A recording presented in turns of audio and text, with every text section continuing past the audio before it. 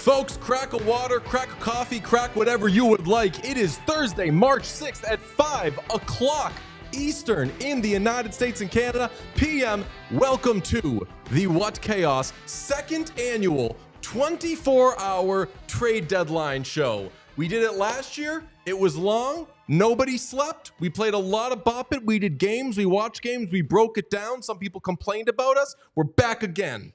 Nobody complained about us. John Butchergross famously he said, talk more about the trades, please.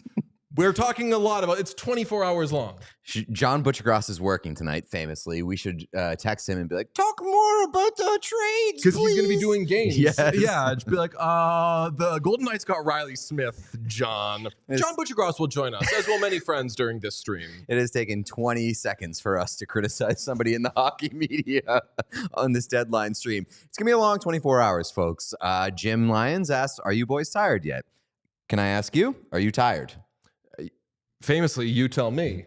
You don't sound tired. All you right. don't look tired, but you tell me.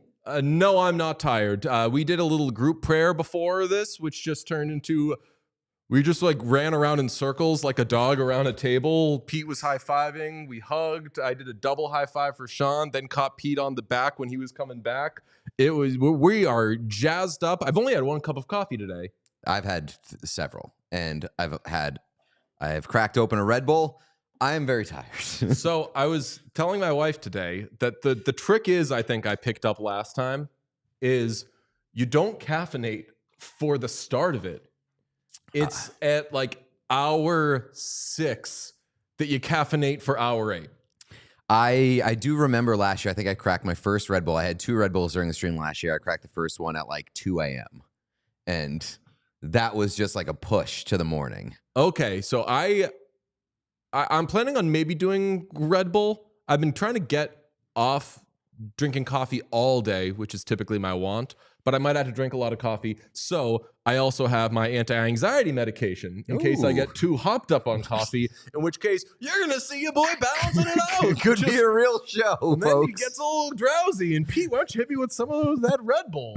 And then it's 3 a.m. and we start making those 3 a.m. texts. You know what I'm talking about, friends. We are getting all sorts of comments in the chat. I like that people are just showing up saying, I want my team to make a trade. We got a Let's Go Oilers in there. It's a 24-hour stream. We won't start by talking about the Oilers, but I'm saying Chris Knobloch starting to piss me off. So why? maybe yes, I think I'm officially like annoyed with Chris Knobloch. Welcome to the club. Yeah. Yes. Famously, I was. Oh, that's true. I'm the only ago. person here who's not a Chris Knobloch hater. The guy doesn't let, and maybe this is them because they're trying to trade him or something. They don't let Jeff Skinner play hockey. The guy you just traded for is hurt. Trent Frederick's not like, you need to have players in there and they're still scratching him. Ridiculous behavior, but we are going. Jumbotron's been at every game. Just saying. Jumbotron has played in every game this year for the Buffalo Sabres. You know what I learned today on that note? Did you know that Lily Collins, I'm going to be really stupid here, Phil Collins' daughter? No. I legitimately had no idea. I didn't know this. None of you know this either? I don't know who Lily Collins is. I was going to say. Lily Collins is the Bonjour Jeff person. Oh, I did never not know understood that. what that even was. I knew it was a show that Skinner liked, but Emily in Paris. Yeah, I'd never heard of it outside of the context of Jeff Skinner. Did not know that she has Russian, Jewish, and English, and German ancestry. Wow. All over the place. Well, there's a popular video of Phil Collins playing his hit Easy Lover in 1990, in which him and his backup singers are like doing a coordinated like pointing thing. Well, you've probably seen it floating around. It's become a meme. And I just was reading up on Phil Collins and it said, children, Lily Collins. Damn, Jeff Skinner. We have Petey, our dear friend, longtime coach of the Arizona Coyotes, joining us in just a little bit. Katie Nolan will also be on tonight. Cam Robinson will be on tonight. Dave Gosher will be on tonight, but I'm not going to spoil all of the surprises. Those are just some of the names that are going to pop in during this day-long stream to either give us expertise, Greg Turkington voice, or in, I'd say, Katie's case, check in on us. Yeah. Just make sure we're not doing anything stupid. I think that's a good idea. Somebody in the chat asked, Mikko gone today, tomorrow, or not at all? I'm leaning towards not at all being the most unlikely of the three. Yes. Which is crazy because I did not think that Mikko was going to move. It sounds like all of the smoke is pointing towards Mikko going at some point today or tomorrow. Yeah, we keep getting Mikko updates, and I'm wondering, like, what is the latest one we've even gotten here? Oh, speaking of updates, can I share a little like insider thing that I got today? Yes. I'm not a reporter. We're hoping to maybe break a trade or two here today, but I'm not a reporter. I will say that. This is just take it for what it is, because I'm a big bozo. But I did have a little birdie in my ear this afternoon Betty Draper saying, hey, birdie, do not be surprised if the New Jersey Devils are cooking something up with the Vancouver Canucks regarding Elias Pettersson. I told you that when Elias Pettersson moves at this deadline, you two are going to have to carry it after minute 5 because I'm just not going to care about it. Mm-hmm. I wouldn't care about that. You wouldn't care about that? I mean, I'm a showman, so I'd be able to get up for it, but like, I don't think I'd really care about that. Sean, you had a How do you laugh not there. care about that? You got to care about that. Well, it's because it's like hot potato. Teams are playing hot potato with Elias Pettersson, and it's like which team ends up stuck with the Elias Pettersson at the end of it. You're basically just replacing the guy who didn't show up at Four Nations with a guy who didn't show up at Four Nations. That's why we got him, folks. Let him cook. Sean DePaz. That it would be very interesting, and I would definitely be interested in that. Would it unsuck off the Devils? And I think we like lightly suggested that the Devils were sucked off this morning. Not me. Pete did, because famously he made one of the craziest gambling moves I've ever seen, and it actually wasn't gambling. The move was to no longer gamble. Was to lose less money than he was, slightly less money than he already did. Which opportunity cost is like the biggest gamble I've ever seen in my life. I don't know how much you could have raked in, but you cashed out for 17 cents. Yes, I'm 17 cents richer today than I was yesterday. Amazing. Steve Peters joins us in 20-ish minutes. We do have stuff that has happened between today's show and now. You have Riley Smith going back home to the Vegas Golden Knights. I imagine this is not the only move the Golden Knights will be making, but I like it for him. I don't really know what Riley Smith's been doing the last Not a lot. year and a half, but put him on Vegas, he's probably going to do a little something. Yeah, I mean, moving from the Rangers, I think Rangers like a point out now because Ottawa overtook them in the playoff standings. But like, if you get to move from New York back to Vegas and go on a run with that team, good for Riley Smith. Yeah, I'm into it for him. Yeah, and let's see how much it can eat into them adding everybody. Let's see. I'm coordinating with the guest right now. Everybody who is jumping in for the first time to a What Chaos thing, make sure you smash subscribe. We do have some nice numbers in here. It's good to see everybody. We also have a couple of super chats, Sean, if you wouldn't mind throwing those up. From Windy City Hockey. Can't wait for Bop It. Yes, we are playing Bop It. Are we still going to do once an hour? Well, I was thinking about that. Right? We also didn't start that at the start of the stream. I'm not saying that we shouldn't, but we could wait until after the games if we wanted. No, Just do it every hour? Top of every hour. I think I don't want to wait that long. Okay, so then there would be 23 then in total? Well, right? 22, Because it's 22 in a final? No, well, 23. Well, I guess we could end it with one last Bop It. I feel like it's something we kind of figure out once we get close to the end. Well, because depending on how close it is. benefit if of someone's running away the benefit of the Bop It Extreme is, as evidenced in the World Championships, they have the handle on either side. You go head to head. Yeah. And I would be this and this. Or you do the whole thing? You do the whole thing. You do the whole thing, and you've like battle. Yeah, you go face to face. Yeah. Okay. I'm not going to express any confidence or lack of confidence in Bop It Extreme. Bop It was good to both of us last year, Sean. I would say it was too good to both of you last year. Like you were getting hundreds almost every time. It got too easy for me at a point. So this is harder? Yeah. Yeah, I mean, you got more things to. The only way I think it would be a lot harder is if they like switch up the beat. If it's not as rhythmic and it's more extreme and chaotic, then you got four. Yeah, you this got is five definitely different way options. harder because there's 5. Yeah, because you got 1, 2, 3, 4, 5. Well, that's still okay, but I'm saying like because normally it's like bop it. Yeah, I think it's the same thing. You just have if more. They're putting it in like. But the thing is like last year I had a strat where like I had my hand kind of hovering over one thing and then I would drop it to pull if I needed to. Not going to work on this one because I've got 5 different options. Right. So it's definitely hard. More for your mind to go through when it gives you the direction. From Jonas Cunnin to the Leafs. Is that a breaking news or is that a? I think it does have a question mark at the end. Yeah. Question mark. Let's see. We're gonna effort all those. Maybe also as it goes on. No, Lukunin is just a scratch for tonight. So. Probably going to be traded. Protected. Yeah. From Vezina Levski. Boys, appreciate the emergency breakdown on the Gord Bjork trade. Who would each of you root for in another round of Battle of Florida? Good question. I am a big-time Panthers respecter. Yeah, like I respect the Panthers. I respect both those teams. I don't necessarily know if I would root for either one of them. I would just watch the series and see what happens. I think the better story for hockey heads is Tampa. Yeah, I think I would root for Tampa just kind of for the vibes. Like, go in another one. It's kind of like when the Warriors came back and then won their NBA championship a few years ago. It was like everyone thought you were done with that. But it would be like if they did that once, let's say like Clay or even Steph left, where you're like, thought it was broken up. It's here. Like, it's the culture. Yep. It's not the guy. So if they were to win one the year after parting with the guy, that'd be pretty sick. To be fair, though, if we're considering just connection to the show, we have more friends on Florida. Yes, that's true. James says, fun but impossible. Rantanen to Edmonton. Elias Pettersson to the Golden Knights.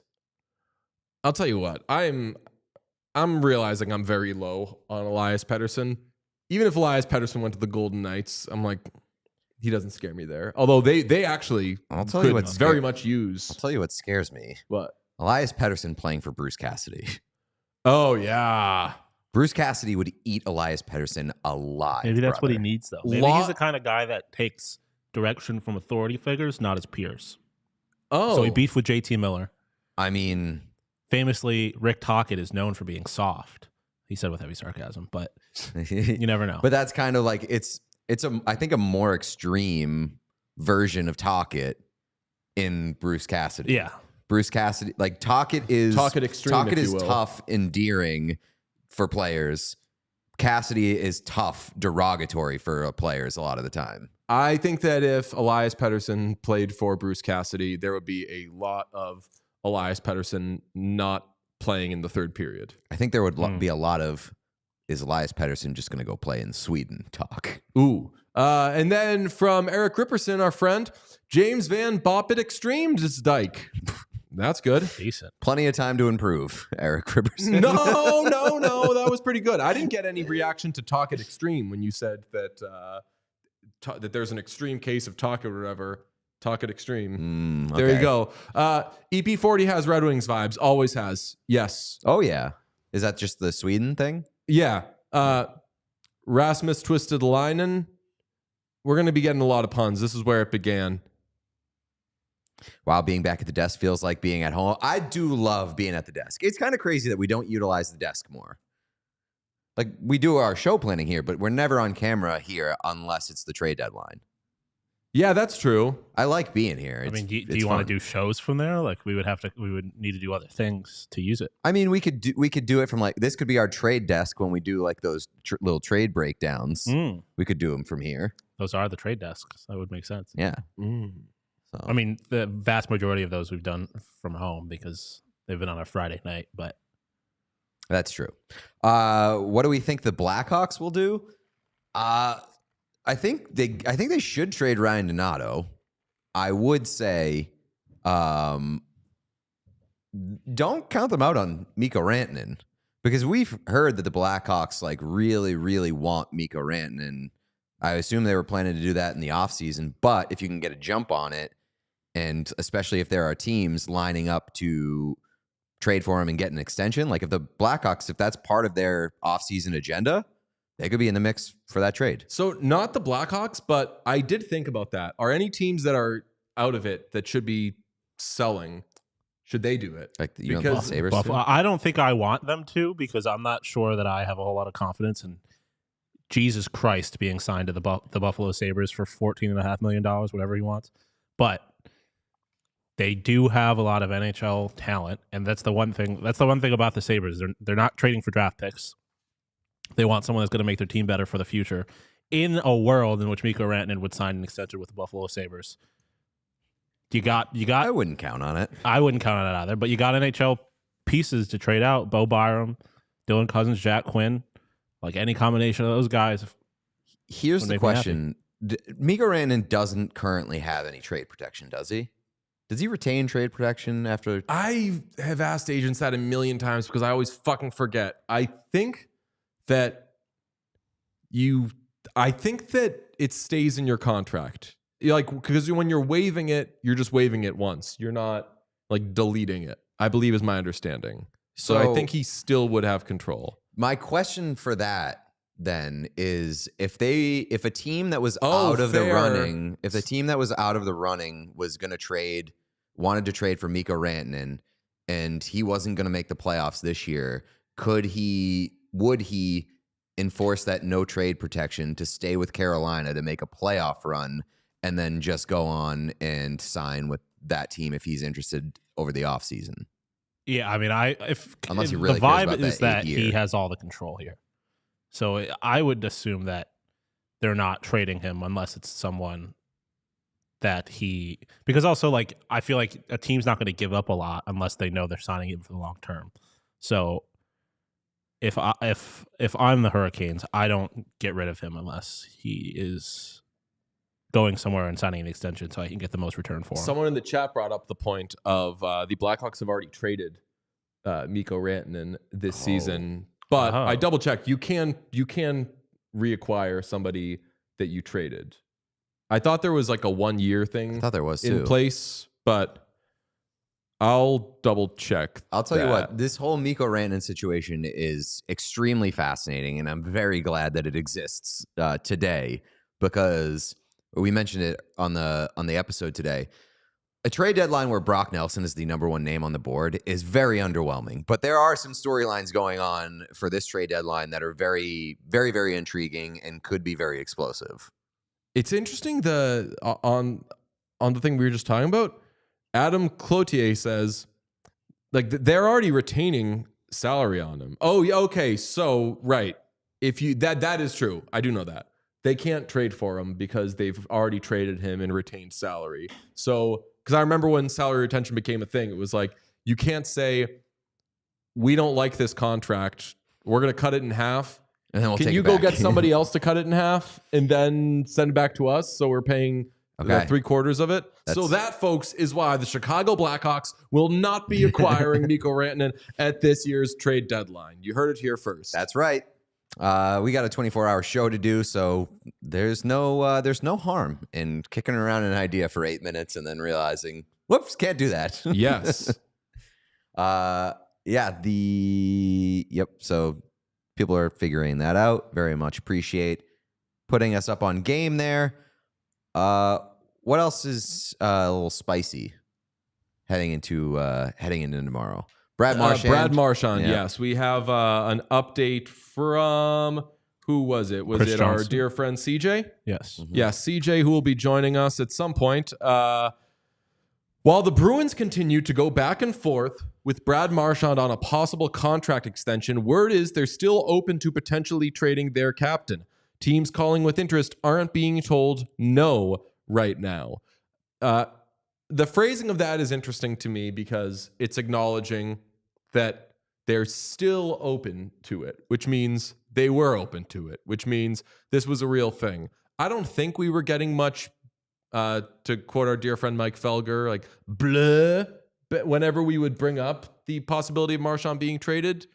But seeing it acknowledged as like, yeah, the phones are being worked. We knew the teams were calling, but for that small acknowledgement that the Bruins are still open to trading him is pretty interesting to me. I say if he wants to do it, you let him go. He's obviously still hurt right now, but I still think that teams would give up. I don't know. I still think you'd get a first-round pick for him. Yeah, I go back and forth because, like, I mean, it depends on, number one, whether he wants to go anywhere. Because if he does, then that opens up the discussion. If he doesn't want to be traded, I wouldn't trade him. Over, yeah. Full stop, done. I would not do it. But I also think that if your intention is to retool and not rebuild, I would not trade Brad Marchand. I really wouldn't, because I just brought this up a million times. They do not have loud leadership behind Brad Marchand. Oh, I thought you were going to say they don't have good forwards. They don't have good forwards. Yeah. They don't have loud leadership. Like, I think if you are looking to retool and be competitive next year or the year after, you re-sign Brad Marchand and you trade like Charlie Coyle. Maybe you trade Brandon Carlo. Maybe you trade Pavel Zacha. I would not trade all three of them. I would trade like maybe one or two of the three. Get a good return in a seller's market, and then either flip the assets that you get or find a way to turn that trade into a little bit of like a younger package with like two players. A suggestion that was just thrown in there, the chat, which would feed families, as they say. Marchand, what about Marchand to the Capitals for Ryan Leonard? I said that today on Twitter. Yeah? I said Brandon Carlo and Pavel Zacha to Washington for Ryan Leonard. If you can get Ryan Leonard from the Capitals, I think you're giving them it does not matter what you give up. Give up Brad Marchand, give up Brad Marchand plus a first-round pick. If you can get Ryan Leonard, that is the building block of the next generation of the Boston Bruins. Sean's going to say I will paint the ceiling. The Washington Capitals would have to be on crack. Yes. Right. That would be the most. Yes. Well, that would be the new Martin Erat trade. Exactly. You would have to any trade that does not. It was the Capitals famously. Any trade that does not include David Pastrnak. I would also would be do asinine. I would also do something like that for Cole Hudson. Like if you can do Cole Hudson for a Marchand, for a Zacha, for a Carlo type combination, it's a step below Ryan Leonard, at least one step below. But if you can get one of those two guys, you've got a piece to build around for the future. I'll say, you fear the absence of loud leadership. You can still get him back. So yeah, but that's such a dangerous door to open. How often? Yeah. Like, I said this to somebody earlier. Like, how often do you get a guy back? Once you open that door and allow them to see the world beyond your walls, and plus get closer to the mountaintop with a team that's competitive right now, you are opening a dangerous door, and you should probably not plan on getting that guy back. Yeah, definitely. Once you trade him, you have as good a chance of getting him in free agency as everybody else does. And I've already played this scenario out in my head. If the Bruins trade Brad Marchand and then sign him in the offseason, they're probably going to have to give him an actual good contract. Like, they will have to be one of the better bidders. I don't know necessarily number one. And then this fan base that's decided they don't like Jeremy Swayman because he waited for a good contract is going to be like, oh, so it was just only about the money for Brad Marchand. And then the Bruins fans will turn on, of all people, Brad Marchand, and I'm going to need some headache medication. Just people in the chat saying the Caps would never trade Leonard or Hudson. I don't think they should. But that's why I'm saying if you're the Bruins, or if you're any team and you are like not competing this year and there is a package that involves either one of those two, you fucking jump so high to get one of those guys that you absolutely do it. If I'm the Capitals, I'm probably not making any real big trade today or tomorrow, because all we've heard about their team chemistry is that it is immaculate. They've been one of the best and most consistent teams in the league all year round. So why rock the boat if you don't have to? I think you can improve without rocking the boat. Like maybe you make a small trade or two. I would be very careful not to rock the boat. And I think that like you can consider Ryan Leonard, who's most definitely coming at the end of the year, like that is your mid-season acquisition of importance. Our friend Brad Marchand, Johnny Lazarus. I was laughing at a thing in the chat. Johnny Lazarus did a story on Pierre-Luc Dubois in the Washington Capitals, in which Spencer Carberry said that perhaps he could challenge for the Selke. Call him a Barkov type. A Barkov type in future years. I would like to announce my return to writing so I can be a PHWA whatever member again and can vote. Just no matter what happens, I'm voting for. We're talking about PLD Selkies? Yup. He's got my. And then I'd be the person. I used to be somebody left Erik Karlsson off their Norris ballot. I'd get to be somebody gave Pierre-Luc Dubois a first place vote. It was the only vote that he received. Didn't receive any second, third, fourth, or fifth place votes. Somebody gave Pierre-Luc Dubois a first place Selke vote. It's me. Like 14 games played, just first place. Yeah, Selke he was injured vote. that game. Yeah. Chaos Memes, what up, baby? Says, would you see Brandon Carlo being a fit for the Caps? Yes, I said that earlier this week on one of our episodes. Brandon Carlo would be a great fit for like one of the big dogs in the Western Conference, whether it's Dallas, whether it's Edmonton, whether it's, what was the other team that I threw out there? I mean, I liked him for the Leafs, but it's never going to happen. Yeah, one of the big dogs in the Western Conference or the Washington Capitals. I think Brandon Carlo would be awesome for them. Avery in the chat, our absolutely psychotic friend from Edmonton, says DJ's confusing Johnny Lazarus for Brad Marchand. DJ saying all white people look alike. Wow.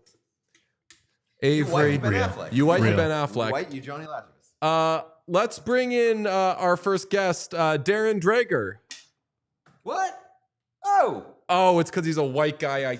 It's Steve Peters. Yeah. How are you? I get that a lot. I got the Elliot Friedman hair going today, so I thought you might have gone that way, but which is fine. I'm good.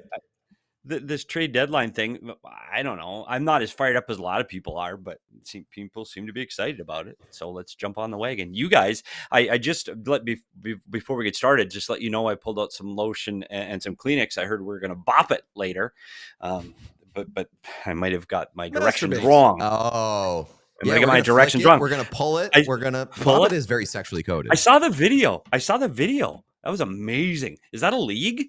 Those two guys? No. Wait, what's this video? Oh, like the World Championships. Sean, the two Bop It guys. Sean did some Bop It research. Yeah, it's 2 guys, 1 Bop It.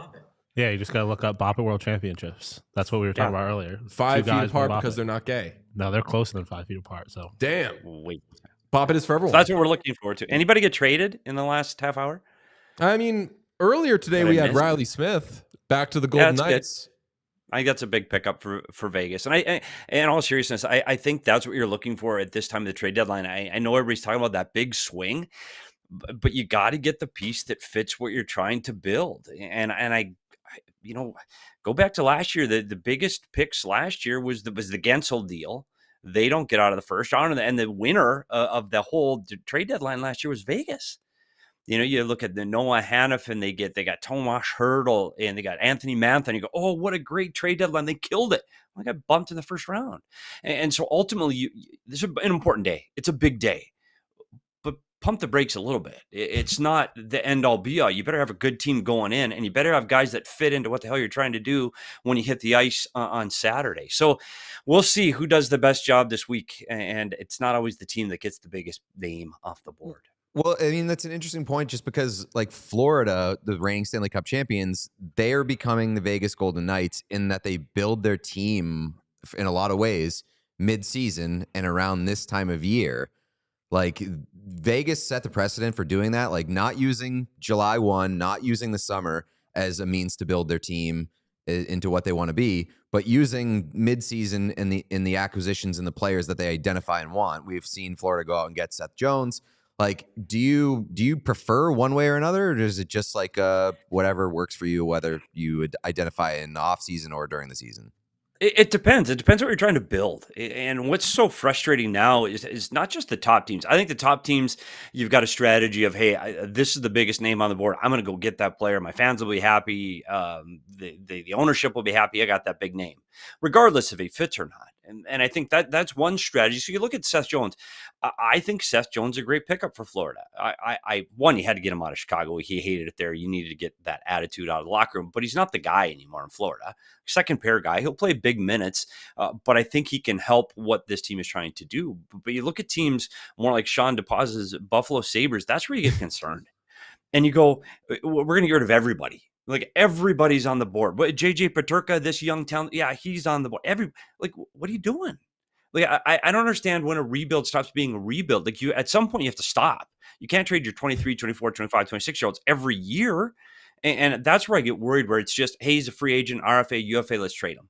I think teams have to get past that sense. And we'll go to Donato in Chicago. Donato in Chicago, everybody, we got to have him.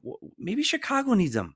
Like, they're trying to build for the future. Why don't you get an NHL player, lock him up for 5 years, a guy that can play middle ice, you can trust him both ends of the ice. Like, I don't understand why, okay, he's the trade bait, he's the guy we should trade, so we got to trade him. That's the guy you want in your lineup and in your locker room, so why don't you keep him? And I think the general managers start to get running away with things, especially when they see somebody else make a move. Oh, no. They made a move, we better make a move. Regardless if it really helps you long term, you just feel you have to keep up with the Joneses, and it's hard. I think that's a good point, and I think that the reason all these guys are available is because the prices so far have been bitching. Like, look what Seattle just got for Bjorkstrand and Yanni Gourde. They got 2 first-round picks and I believe a 2nd-round pick. Trent Frederick, who has done nothing this season, goes for a 2nd, a 4th, and prospects. So I understand that, but I also see the other side of it, where, like, we were talking about Boston, where it's okay, well, trade Charlie Coyle, trade Morgan Geekie, trade these guys. Like, Morgan Geekie is an RFA, and yes, he's that free agent is in RFA, but you have no good forwards. So unless what you're getting is going to knock your socks off and help you next year, then you can't do this without saying, okay, we're selling now and we're going to stink for a little while. Yeah, but stink for how long? Like, Morgan Geekie is a perfect example. A young, talented player, one of their top forwards right now. If you go to the Boston Bruins and say who's their top 3 forwards, he's in it. So what are you trying to gain at the trade deadline? And even if you get a draft pick, and I agree, the prices are ridiculous right now. Like, this is ridiculous, and that's one reason. This is ridiculous. If they can get if you get like 2 weeks ago, we're talking a first for Donato. There's no way. Well, now they're going to ask for first in players. So, yes, could Chicago trade him? The answer is yes, because the prices have spiraled so far out of control. But to what end? And what are you trying to accomplish for your team? Like, draft picks after draft picks. And I can only speak to what we did in Arizona. Man, I got sick and tired of trading players away that were young and talented to get more draft picks. Because then you're sitting there with a bunch of draft picks. And we know, dude, they're not going to play. They're never going to make your team. If you draft 12 guys, 1 might make your team. I'm sorry, unless you're an unbelievable drafting team like St. Louis or Dallas, they don't play. And so you got a guy in the NHL, 23, 24, 25-year-old playing. He's gone all the way through the American League, but we're going to trade him because we can get a 1st and a 4th. Well, the 4th's never going to play. Never. Just never. The 1st isn't going to play if you're the Bruins either. So yeah, but that 14, 15, 16 pick, that worked good. But you're right, and this is where you get so swept up in this trade frenzy that when you look back at it, and we'll look back at it in July, and you go, gosh, I'm not sure. You gave up the farm for again. So how is Carolina going to look? Shit, in 30 days, how are they going to look tomorrow? How are they going to look Saturday? If Rantanen leaves and they trade Mikko Rantanen, what did they do? Like, what did they do? You guys said it. We said it. Oh, Tulsky, what a genius. He went risky. He swung for the home run. We'll see what we say on Saturday. about the management of the Carolina Hurricanes if Mikko Rantanen is not there and they stuck with draft picks. Curious. It's just a really tough time. You're trying to rebuild an entire team and an entire structure and culture and everything in a matter of 24, 48, 72 hours, and you just can't do it that way. I mean, I think that the Hurricanes would be bozos if they took draft picks in exchange for Of Mikko course, Rantanen. but they won't. Yes. You inherited the risk by trading for that player without a contract extension, and that to me says like we're willing to take on this risk for the player that could potentially put us over in the playoffs. So to then turn around when you don't get the extension done, like if the extension was that important to you, get it done as you make the trade. So like, would you hang on to Rantanen if you're Carolina? I think you have to. And everybody, I know the prognosticators have him 50-50. I think you have to keep him right now because I think you're going to look silly. I don't think you can get the return you want to get for a player like that. You know, you hear some of these teams. I heard Utah the other day.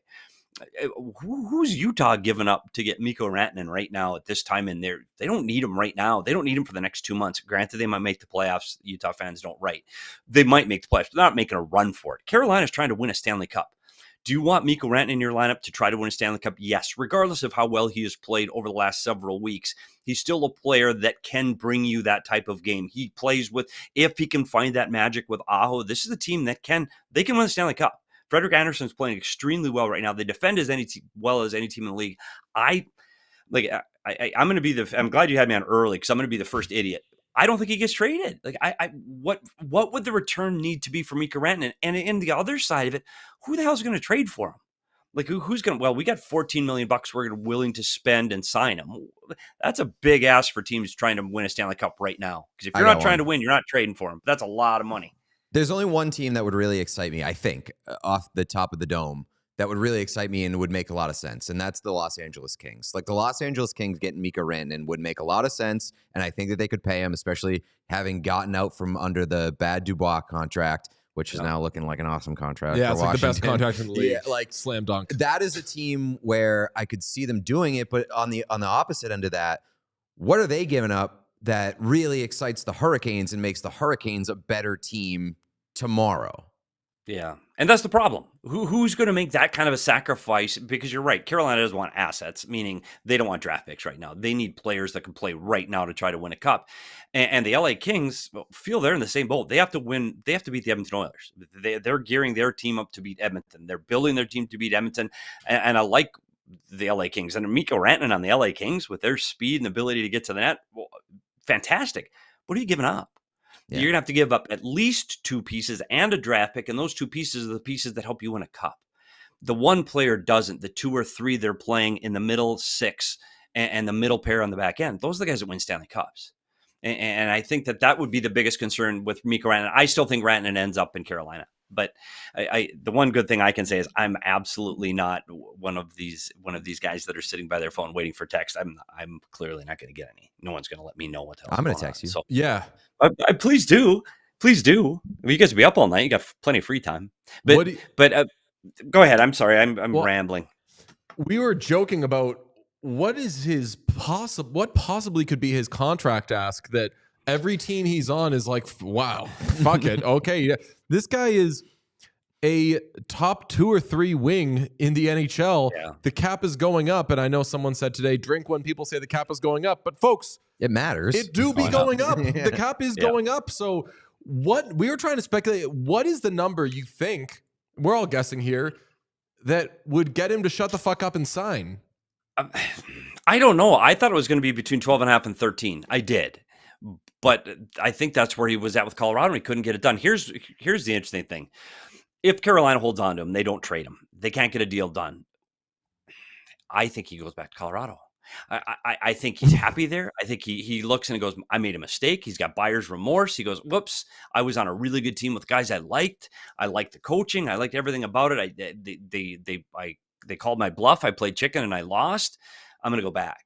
But you're right. Here's where the problem with the cap going up is, because you're going to talk 12 to 14 million for Mikko Rantanen.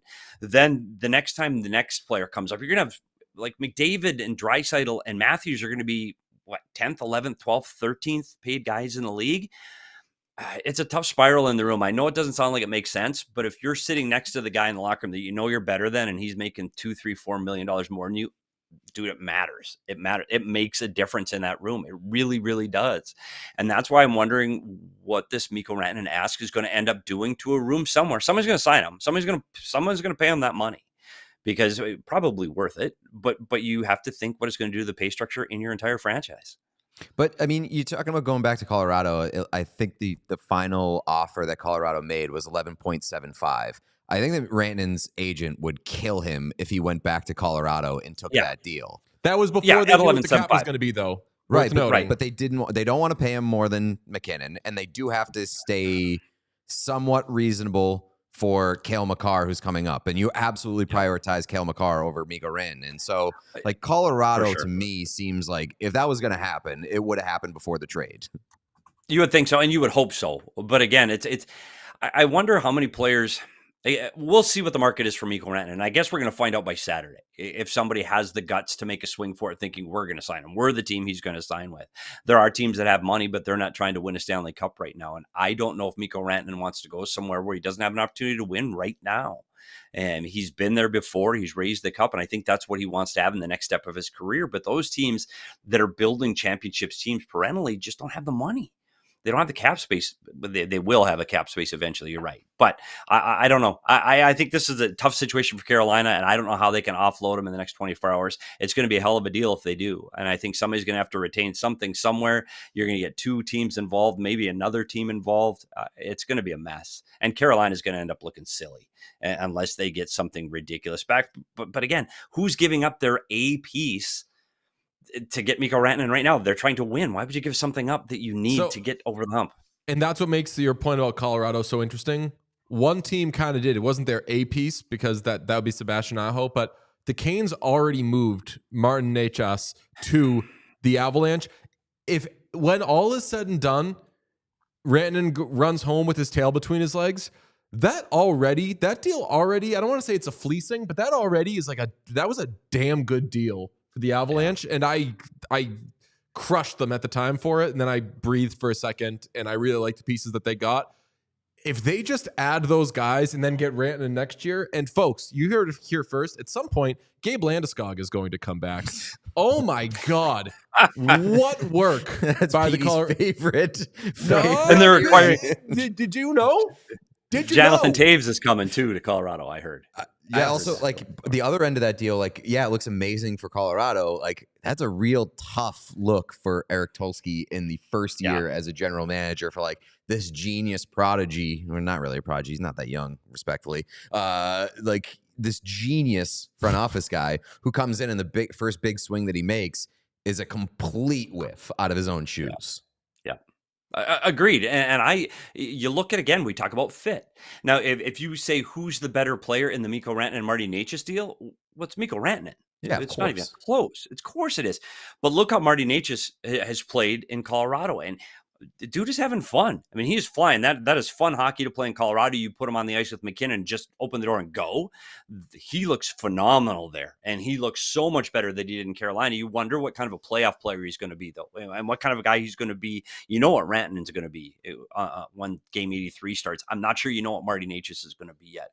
And this is a real important year for the Colorado Avalanche, too. I think they need to get farther into the playoffs this year. Can he be that guy? I know they hope so, but they weren't willing to pay 12, 13, 14 million to find out. I think Carolina has to keep him. I don't know how Tulsky can save face if they don't. I know they're shopping him around. I don't know if they're just trying to keep people interested in him, see what the market really is for Mikko Rantanen. I just don't picture him going anywhere. He'll probably be traded by the time I'm done talking. We do have a massive signing. Breaking news. What do we have? Awesome. 5-year, $100+ million deal for Stephen A. Smith at ESPN. Contract extension, $100+ million. He's getting over $20 million a years. year. More than that. I shit you not. He better be getting more than that. He is worth way more than that. I'm not kidding. The mouse. Wow. I don't know how much money they bring in, but he is worth 95% of it. I mean, if they're giving McAfee that much money, they should give Stephen A. Smith that much money. He should be paid so much more than McAfee. And he goes on like every ESPN show. He plays the game. He definitely on his cap is going up. Yeah, the cap is going up. The cap is going up. But also on Bristol, Connecticut. On his off hours when he's off the clock, he's doing CNN and MSNBC and Fox News and everything. Like he is and teasing a presidential run. He's teasing a presidential run. Although I believe he said on The View recently, he said that he has no intention of running because he's not a politician. But that's what Gavin Newsom said too. Fair. He said he has no intention of running because he's not a politician. But colors don't run. He would win. And I'm like, but I'd win. Fuck yeah. A big budget in Bristol, and I'll leave it at that. And we'll just Crippy says Stephen A. Smith has turn off the TV vibes. Turn his TV off. I disagree. Turn the Stephen TV A. on. Smith is, let's turn it on. See Molly and Steven, and maybe they have dog there cooking. That's when it's the best, when it's the three of them. Hell yeah. Dog talks about taking his gummies. P, I got a question for you. Yes. Little birdie was in my ear this afternoon suggesting maybe Elias Pettersson to the New Jersey Devils. Would you like that? And would you like Elias Pettersson on any team in the NHL at this point?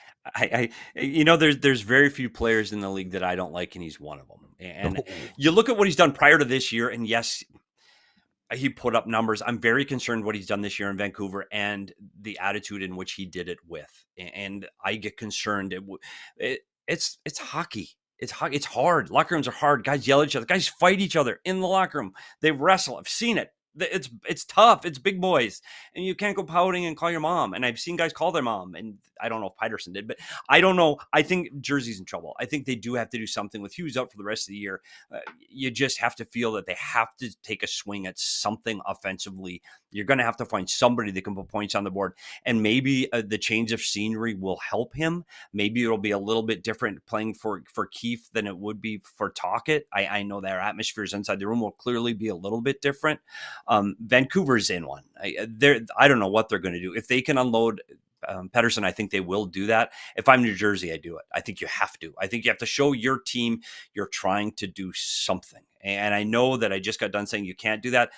Players are in the room going, hey, we're getting to the playoffs. We're trying to get to the playoffs. Help us. Help us get there. And this is a big message that you can send from your GM. So yes, if that's real and he can get to New Jersey, I think New Jersey fans have to accept him.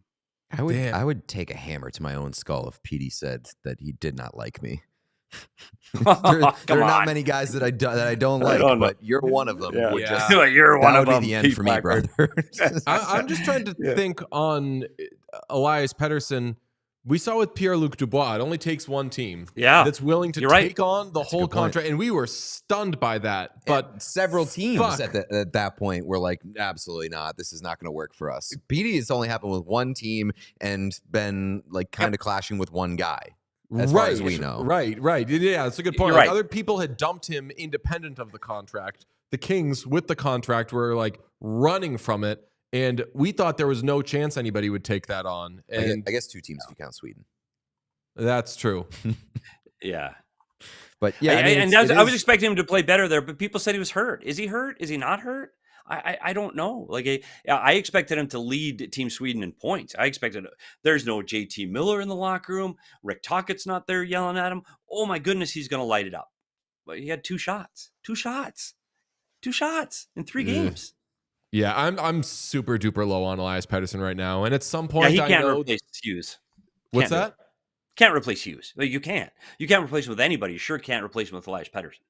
I don't think he's got the jam. I don't think he's got the drive. I know he's had the numbers. We'll see.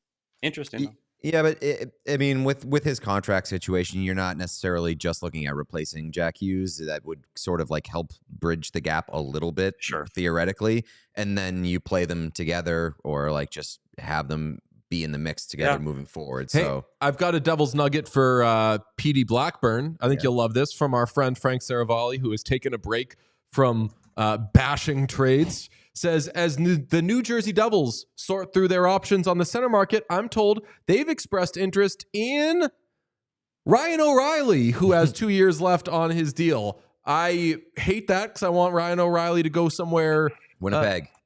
Yeah. I want Ryan O'Reilly to go somewhere that is really there. And I declared the Devils not dead this morning, but they're not on the cusp. I'd like Ryan O'Reilly to the Devils next year. I don't want this year when it looks like they could maybe win a round, but probably not make a deep run. I want Ryan O'Reilly somewhere else. But Petey, how you feel about Ryan O'Reilly, who is so much better at this age and at this point of his career than I thought he'd be? Yeah, and I'd like him in my locker room right now. I'd like him when we're going into a 7-game playoff series. I'd like to put him in my sweater. Absolutely, I'd want him on my team. Again, we're talking about fits, and I hadn't thought about that one to Winnipeg. Boy, would I like him playing in Winnipeg. Oh yeah, like that would be a fantastic team and a fantastic pickup. He's a guy that has those characteristics and things you want in a playoff player. And I do think that that's important when you're starting to look at guys this time of year at the trade deadline. You've got a guy that's been there and knows how to compete and expects to win. And I think Ryan O'Reilly checks all those boxes. I don't know where or how or what he ends up. Is he a Devil? No, I don't think he is a New Jersey Devil either. I don't like that mix either. But I like the player. I like the player, and I like this time of year to see where he's going to end up. I want to see who gets the best playoff players. We talked about Tampa in 2020. They pick up Barclay Goodrow and Blake Coleman, and you pick up who? Those are the guys that win the cup. And we said they won the cup because they had a great bottom six. And I think that's what's going to be incredibly important.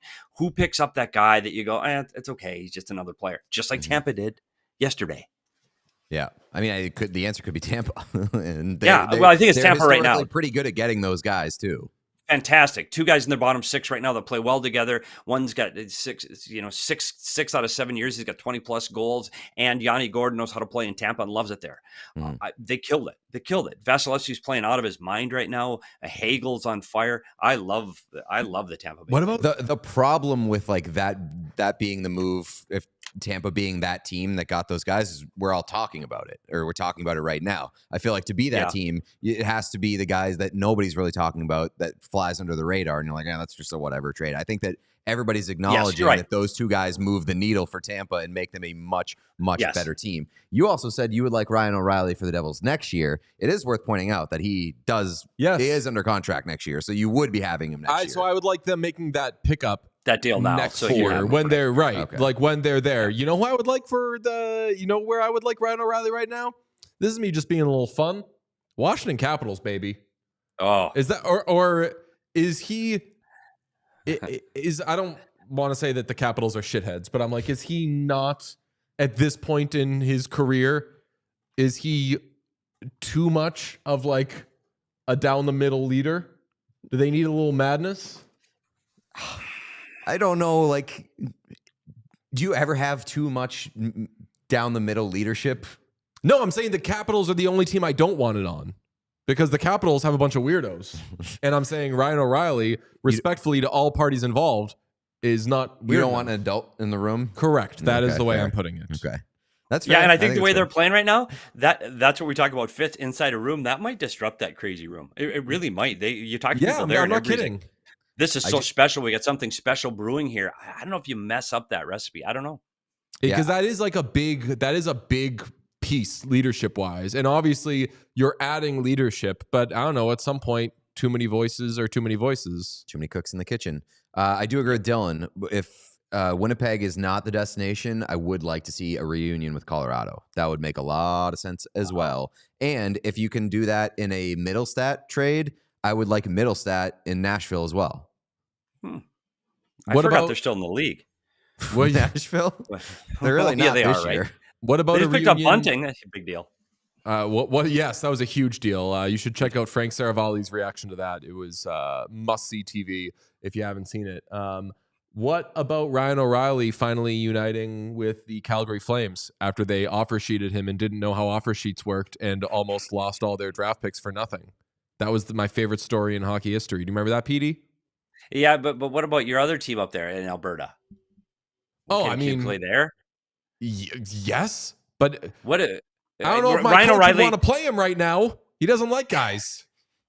I am curious because I do we haven't talked about them yet. Before I leave, I do need to hear what you want to see happen with the Edmonton Oilers. Defense. And are they going to do anything? Defense. Real.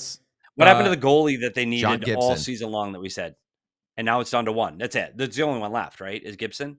Because everybody went they during can't the afford season. Gibson, right? Yes, they can. Mackenzie Blackwood left. So the update from Ryan Rashog earlier today, our dear friend, is my understanding is that Evander Kane hasn't put back-to-back days of intense workouts together, and as the deadline draws near, it's perhaps becoming more apparent that a return at playoff time is more likely. With that said, they'll be careful here, but my sense is we could see them, pages loading because I was only reading the preview, with more space to work with than previously thought. So they would have the space to add John Gibson if they want. My question, as has been the question all year, is that really where you want to allocate that space? I think that right now, defense has looked like at points a problem, which was not the case for the Oilers last year, and really hasn't been since Chris Knobloch's been there. I have more confidence in defense improving the whole goal prevention thing than just adding another goalie when you're saying, okay, so is John Klingberg on the second pair right now? Who's playing next to Darnell Nurse? And you also have to account for Darnell Nurse had a bad postseason last year. He's been the bomb this year. What if he gets a little worse? What if he gets a little banged up? I think defense is where you need to allocate any and all of your resources. Without a doubt, because we talked about it last year in the playoff run for the Edmonton Oilers. Skinner, we were like, I was unsure. You were always sure of Skinner. And then he plays lights out. And he was the difference maker for that team. And if you acquire John Gibson, you're just doing that as an insurance policy for Skinner if he screws up. If he screws up, you're probably out of the playoffs anyway. And you're gonna make a big trade, and your big swing is going to be for a guy that literally is going to sit on the bench for the entire playoff run. Makes no sense to me. No way. Means if you're watching, clip that. John Gibson would be the starter. If they trade for John Gibson, Skinner, he's the starter. He's right now. He's going. You're not getting Skinner, the guy that took you to the Stanley Cup Finals a year ago. You're not giving him the match. So, and I said you're that a guy who hadn't been in the playoffs in 12 years. I said that when we were first talking about John Gibson, which was the second he lets up 2 goals in a playoff game, all the fans and even the players are going to say, we have a guy that didn't do that last time. That's fine. That's fine. And I think that that's a fine strategy to approach it with. There's nothing wrong with that. But I think that if you're taking the swing for John Gibson, he is your game 1 starter for the playoffs. Oh, I agree with that. Don't get him unless you think that he's your starter. If you get him, he's your number 1 guy out the gate. Okay. Yeah, because like DJ then said, make the deal. They have limited flexibility. They have multiple needs. If they go out and get John Gibson and they take that swing, it's because they're saying we need the upgrade at goaltending, or like we didn't find a solution on defense, so we're upgrading at goaltending. And I think day 1, John Gibson is your starter, and he should be. I love John Gibson, by the way. I thought this is a move they should have made in the offseason last year. No, I really do. I love John Gibson. I think somebody should have picked him up a long time ago. I thought the Colorado Avalanche should have gone after him instead of Mackenzie Blackwood. I like him at Edmonton. I really do. I just get concerned about it right now because what you're going to do to that room. If you're saying he's your number 1 guy coming in, then get him. Hasn't played a playoff game in 7 years. He played 6 playoff games in those 2 of those 3 seasons. I get concerned. He hasn't played a meaningful hockey game in a very, very, very long time. Love him, but the pressure is going to be a little bit different on the first game of the playoffs in Edmonton than it is a Tuesday night against Columbus and Anaheim. It's a different game. I really like the guy. I like him, but we're annoying a guy that hasn't played a meaningful game in 7 years. And so I do get a little worried. Skinner played meaningful games less than 12 months ago. So if you're going with him as your starter, then you're sending a message to Stuart Skinner that you're done with you. I don't know how you relive and go back to Skinner ever again. So you're done. And that relationship is now screwed up for good. And if you do start Skinner with Gibson on the bench, Stuart, he knows they'll be booing him in Rexall Place. I know it's not Rexall, but Rexall Place to 2 or 3 goals in, 2-0 after the first period, and they're booing him. I don't know. He is the best and only goalie to go after, but if they needed a goalie, they should have done it in the offseason last year. Yeah, I mean, I agree with everything that both of you are saying, because I don't think Pete is saying that is what you must do. But if you determine that you're in the John Gibson business, it has to be to make him the starter, because otherwise, like you said, Petey, earlier, so you're using all your space on I know we do 1A, 1B and everything, but in the playoffs, there's a starter and there's a backup. So like, if you're not making him the guy, then you're trading all your stuff for a backup goalie when Your backup goalie played in the postseason last year, and how was he, everybody? Good. Yeah. He played well for like... No. What's... Pickard, yeah. No, I'm not saying like he's good all the time, but I'm saying in the playoffs last year, he was good for 2 games, and then they said, okay, Stu, you good now? But get back in there. So that's the only reason. The Pickard thing, like when I said that they need to upgrade their backup goaltending at the very least, people said to me like, well, that's kind of a slight on Calvin Pickard. And no, Calvin Pickard's a really good backup goaltender.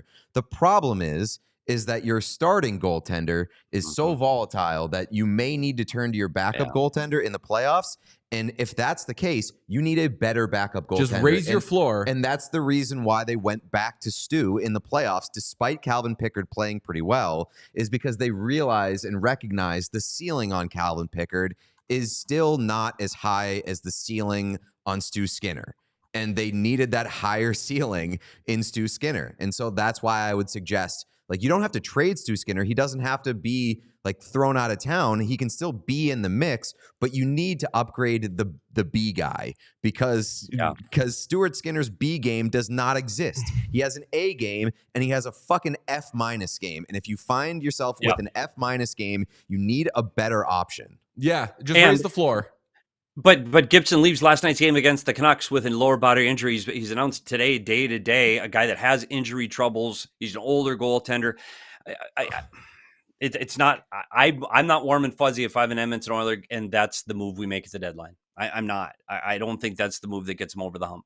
I just don't. I agree with DJ. I think they need to get somebody at the back end. Their defense is where I think they need to be stronger. We know they're going to score and they're going to be able to keep up with anybody. They just got to pray that Stuart Skinner is the goalie that they had back last June, and he's not the goalie that we've seen several times during this season. I don't know. We'll see if Gibson in 24 hours miraculous recovery. Now you're trading for an injured goalie that's day to day on the IR, or not on the IR, but day to day injured.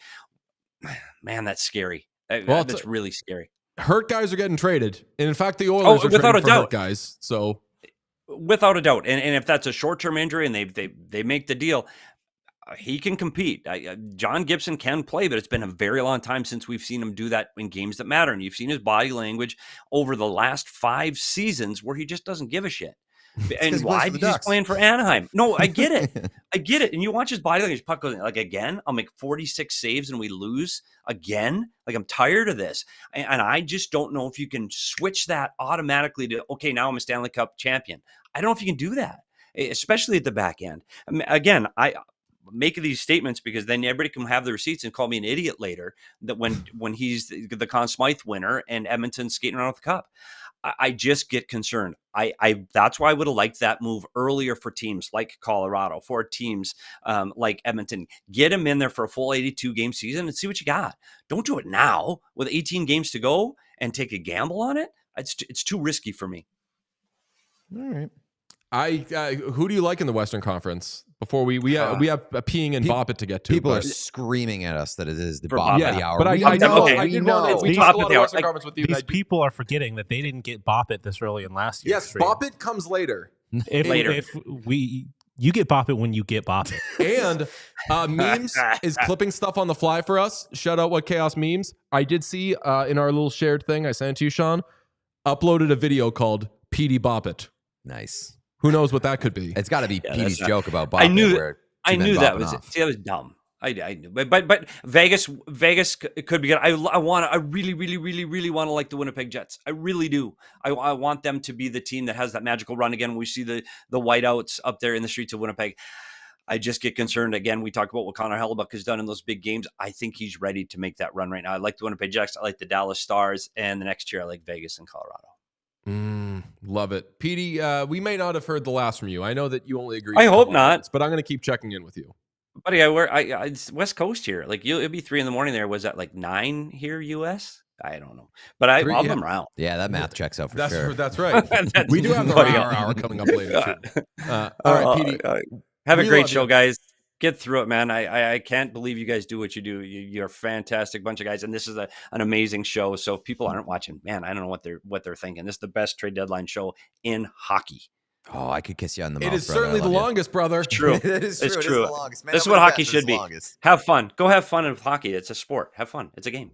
Thanks, guys. I appreciate you having me on, man. Appreciate Of you. course. That's the great Steve Peters. Check out Inside the Coaches Room. It is amazing. And if you have not subscribed yet, press the subscribe button on YouTube. We love getting new people during these long streams. I have confirmed a guest for the 2 a.m. hour, which is going to be huge. Arda Ocal is going to join us for the 2 a.m. hour, which if anybody can energize us at 2 a.m. with his infectious positivity, it is Arda Ocal. Actually, this isn't a bad idea. We should get Arda at 2 a.m. And then, let's see, the Oilers game is 9. So I don't know when he'll be headed home. But we should tell Tony Brar when he's on his way home, just put us on speakerphone in his car and yell at us. Yes. It's like when you're in the car and you call somebody to keep you awake all the time. That's why I do phone stream. calls. Yeah, that's right. That would be electric. Also, wake up. Yes, I've never done cocaine in my life. I never will do cocaine in my life. But I will say, today is a day where I wish that I did cocaine. No, never. Not me. I would have to do so many things to balance it out. Sean, if you could scroll up, I don't know if this is true, but somebody says Empty Netters dissed the 24-hour show on their pod today. Fire the boys up if they dissed us, because they don't diss people very often. I can't imagine this being true. I think I've been in the same room as the Netters guys probably maybe 12 times in my life now at this point. I've kissed Dan Powers on the mouth 600 times. Famously, those two are so nice that I've discussed that I believe they must have skeletons in their closet. That we treat them already as canceled people. Maybe that's why There's they're gonna dissing be us. something. They want to throw us off the scent. Said, oh, they're onto us, that we're too nice. We got to diss them so that they don't find the skeletons in our closet. Somebody says, Moose Cock to Florida? That makes me say, just make up nicknames for players and ask us about them in the chat. Just be like, are the Devils getting Werewolf Boy? And then we have to guess who they're... Gunnar Wolf Fontaine. Gunnar Wolf better. I mean, the Preds should be holding on to that guy for dear life. All right, we got to do Bop It, but I do want to try one of those mountain waters. Oh, yes. So I'm drinking mountain water as we have an interview coming up in one of the coming weeks with somebody who discusses mountain water with us. It is the best. Yeah, Sean, let's get Sean a mountain water. We're doing a mountain water taste test right now. Or not taste test. Yeah, I guess. We are going to do... This is fucking ridiculous. Sean, put yourself on cam. This is so absurd. It's so good. Sean, can we also update the chat in terms of getting Glass Teeth to Minnesota could be fun. Do we have any more super chats? Let's see. From Windy City Hockey, I can't tell where this person lives, but they note, I still say Stan Bowman, they call him something else, is a terrible GM. Love Your Life says Gay Dave with a bunch of flags. Not sure what that's about, but fuck yeah. Gay Dave to the Panthers? Yes. All right, first ever sip of my mountain water. Oh my God. Let's hear it. It's good water. Oh my God. It's water. It's the best. It's good you've ever water. had. It's the best water you've ever had. It's not. I don't know what the best water I've ever had is. Best water I've ever had is Voss, and Voss is awesome. This is definitely higher tier water, but I feel like once you get the high tier water, it's kind of all the same. It's one of those situations. I feel like it's been hyped too much. We've heard several times in the past few weeks how unbelievable knock your socks off this water is. But not just from me. So I'm not like the lone salesman here. I'm not hawking. I mean, Mountain Valley. It's just spring water. Like it's not like it's Fiji water or like glacial water. You get some. It's not holy water. Like Voss is like It's from not Norway. holy water. Yeah. Oh, I'm glad you Could bring be. up Fiji water. At some point on this stream, haven't decided when. We got Poland Spring. We got Dasani. That shit. We got Fiji and Smart Water, and yes, Mountain Valley water. And we will do a blind test and see who can identify which. I'm very not confident in it. I know that I'm not that after saying how much I love mountain water, and maybe it's not the best in the world. I know it's called Mountain Valley. I think I know it's called that. Maybe I'll misidentify it. My only fear is identifying Dasani as something that I like. That was so fucking that embarrassing. would be so embarrassing. If you had Dasani, you would were be like, this poor is for the rest of Fiji. your life. Yeah. Yes. Gross. Yeah, no, that's the only thing that I was thinking about when you were setting that up. Was like, I fucking hope that I don't out myself as a Dasani enjoyer. Yeah, just be like, oh, this is. Oh, wait. Are we gonna like rank them, or are you gonna say like, I think this is this and this is? I think this? you Well, gotta I do mean, both. by saying Right. If by you say saying, this is Mountain Valley, it means like I the like thing I this. like Yeah. is this. I think you give it a number rating and then guess what it is. I like that. Yeah, okay. I like that. Shake that. Eli- I feel pretty confident that I am going to know what the Dasani is. I The feel rest- That's pretty the only. I confident. hope The that all rest three of are- us can know what Dasani is. Yeah. Otherwise, that's so. The only sad. problem I might like, can we go backwards? Because like I might taste Dasani first. You can definitely go backwards. and then be like, I don't know what this is, and then taste other water, be like, oh, this is what real water tastes like. That first one was definitely Dasani. yeah. No, you can check it. You can Okay. go all over Yeah, the place. yeah, 100%. Don't overdo it. It's what's it called? Rules.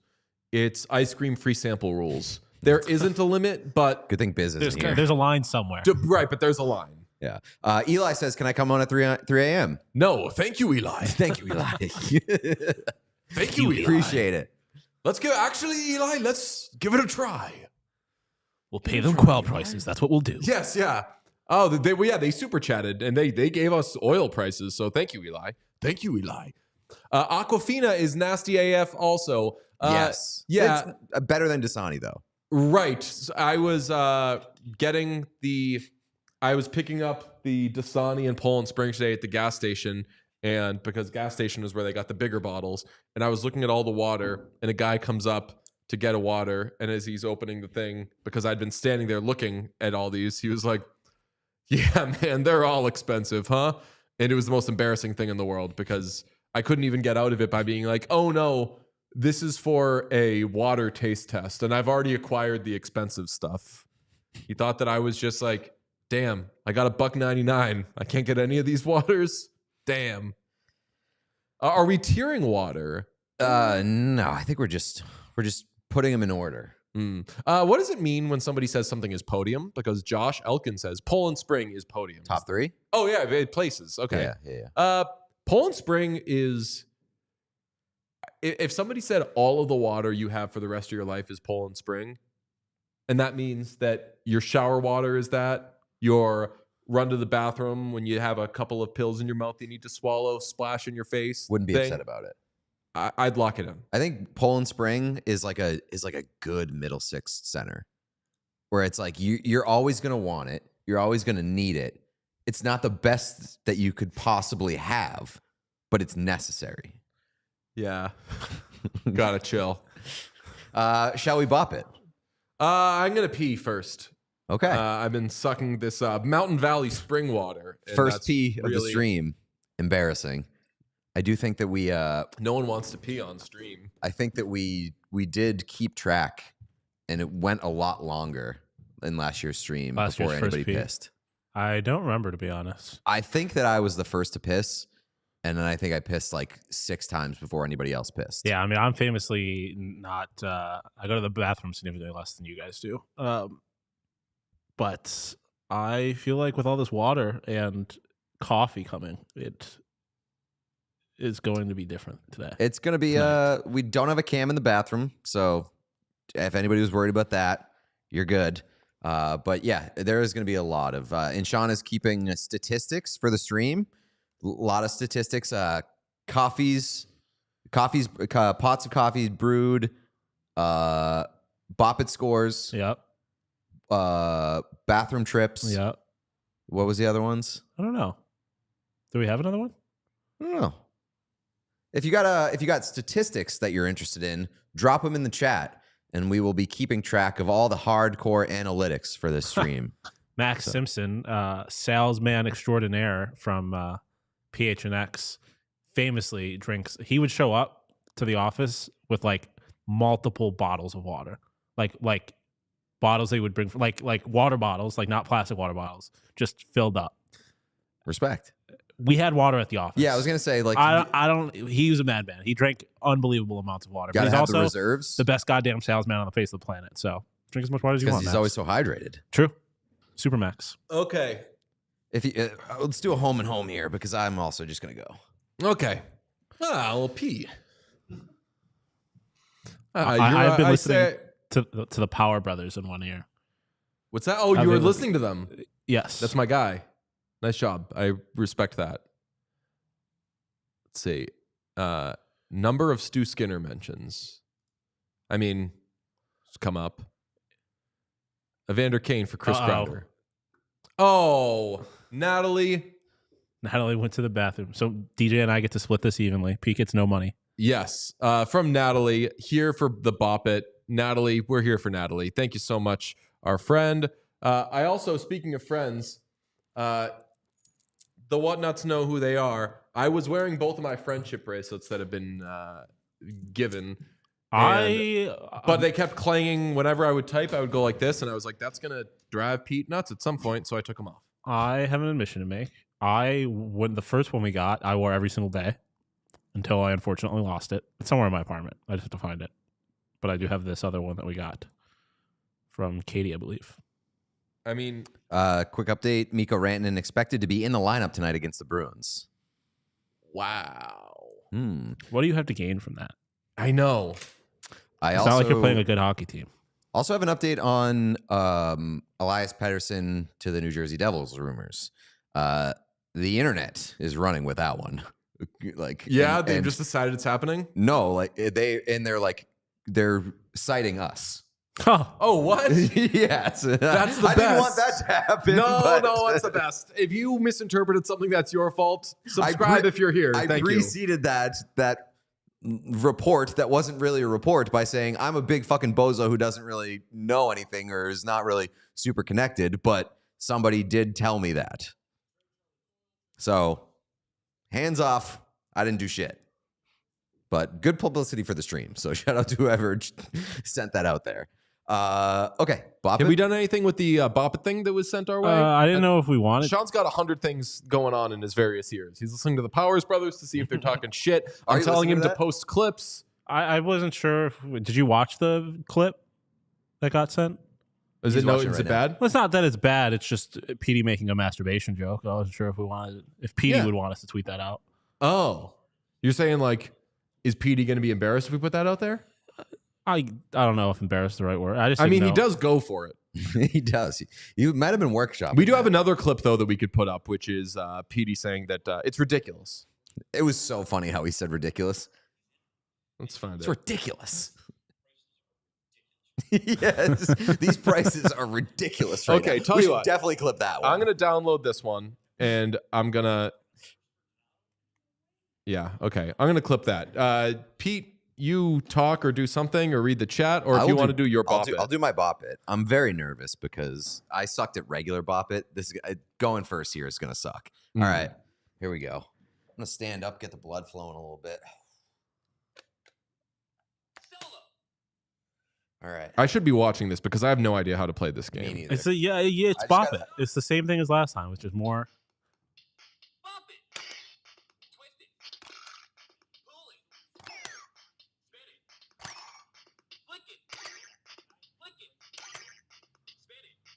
Oh no, that's all right. That's a dry run.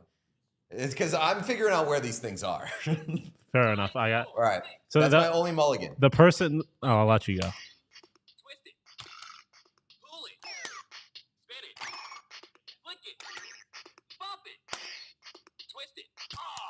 What? Wow, this is gonna be brutal. 6. Yikes! Holy fuck! Oh, wait. Am I crazy? That was a very quick fail. I mean, obviously with 6, but on that twist, it was so quick. Sounds like Breaking news. I just got a text from Dan Powers. Okay, so I was gonna say the person that made the original comment about the Power Brothers, they didn't say anything about us specifically. They said something about the idea of a 24-hour stream. Something tells me if the Powers Brothers were talking about our stream specifically, they wouldn't have the same. This is not like a real 24-hour hard-hitting hockey coverage. Oh, yeah. What the fuck what? Yes, it is. I'm kidding. Also, we have a trade. Carson Soucy to the New York Rangers. Oh, yes. Love that. People wanted Carson Soucy to the Oilers, and I would rather die. So that's I good. feel woefully that's- underprepared for like an actual trade happening. Yeah. Do we have like full screens or anything? Like a template? We probably Full should screens like, for maybe what? consider that, but Of the trade breakdown yeah, Or- yeah, like just like a template, like if a trade happens where we could do like a full screen. of like the trade information. Yeah. yeah. I can, Like the terms. Carson Soucy to the New York Rangers. All right, here's what I'm going to do. I'm going to thank you to Memes for sending this clip. This being a 3-man operation, we're doing a lot on the fly here. But Carson Soucy to the New York Rangers. Interesting that they would be in that they're a playoff team. Yeah. So, Well, no, they're not. Not right now. oh, technically not. But Vancouver just straight up like saying F it. Yeah. Damn. I mean, that's the right call if you're Vancouver. Yeah. Chalk that one up to Darren Drager, by the way. We are watching the insiders during this stream. Oh, we are yes. watching the watchers, and we are going to, at the end of the trade deadline, we are going to be tiering the insider performances. So it is important to keep track of who's breaking what, who's announcing what, who's getting shit right, who's getting shit wrong, who's maybe out to lunch all fucking deadline. Last year, that was Kevin Weeks. So just keep an eye on things. Pete, you also owe Natalie a thank you because you were in the bathroom when we got her big ass super chat. Natalie, the absolute queen of big balls super chats. Yes. Yes. Unbelievable. Thank you, Natalie. We love you. Then we got another super chat. What do we got here? A bad juju to wear my Seth Jones CBJ jersey tonight? No. No, that's never bad juju. I mean, I'm a believer in we as people not being that powerful, not being able to affect a game like that, but who knows? All right. Yeah, I mean, so somebody in the chat said Carson Soucy, Ryan Lindgren replacement. Sure. What's the price that you gave up to get that replacement? For a third? Meh. Okay.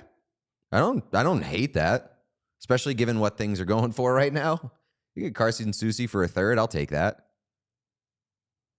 Carson Soucy for a third? It doesn't excite me, but I think it's a fine deal. Yeah. I'll say good news for Connor McDavid's face. That's true. Will not be, or his throat, right? His throat will throat. not be cross-checked. That's that. Soucy to the Rangers, interesting. Yeah. How confusing would that deal have been at the beginning of the season?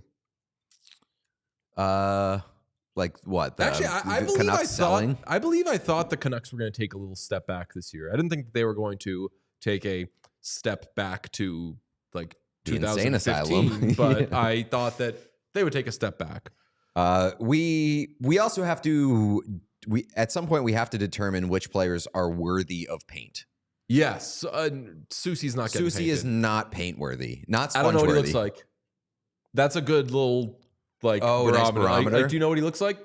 No. No, Looks like a guy. I'll tell you. Yeah? that. I know he's Caucasian. He is Can- That is Caucasian. important for the confirm. painting. Yes. Famously, Pete and I not only paint Caucasians because then that sounds That a sounds little racist. That sounds Do racist not as well. put that- Are- people, we know people are Only taking allowed. things we say and throwing Yes, them out on social only media. Don't say allowed that to shit. paint Caucasian. Yes. Only allowed to. We'll just say we are considerate, given that we are a mixed race show, about who is best suited to appropriately paint. I can paint anybody. Sean, yeah. Sean, get you a man who can paint all. Hell yeah. Thank you very much, Kenneth. He says, crazy. Good work, guys, on the 24-hour stream. I mean, that's a little premature. We're about 1.5 hours in. Don't congratulate us yet. Oh, someone says first round return for paintings. I wouldn't say guaranteed, but I wouldn't say that it needs to be a first rounder return, but if there is a first round pick return, it has to be painted. You think so?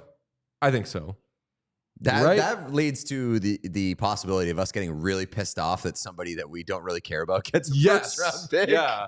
I do. How much do we have in terms of like canvases? We have 6 large canvases. We already have 6 12 by 16 canvases.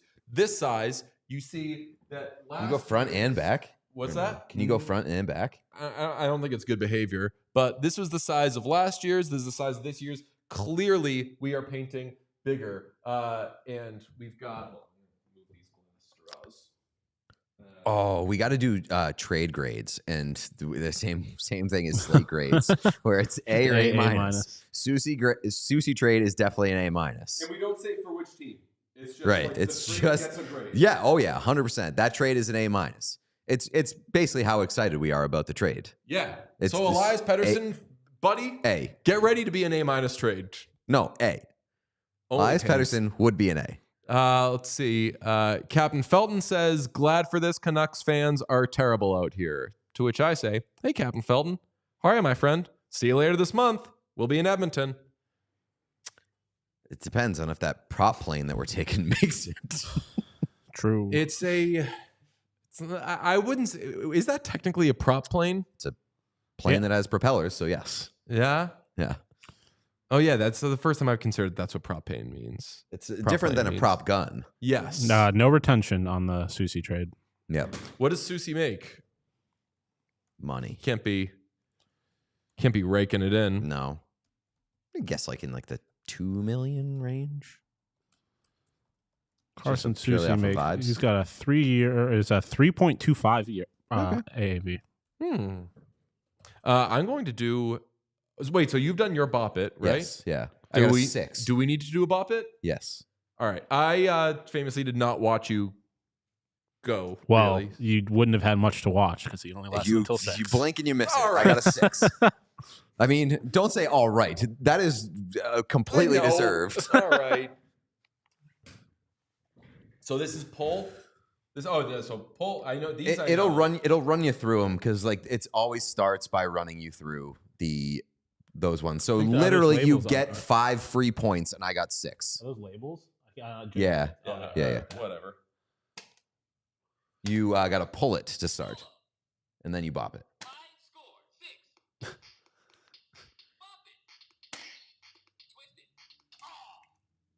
Worse start than me. You got, but he got a mulligan. I got a mulligan. Yeah, you get a mulligan. I feel like this one is way more unforgiving. Okay. Yeah, I mean, I did press the wrong one though because I was used to like pull it here, twist it. Oh, here. you did do the wrong one. Okay. Yeah.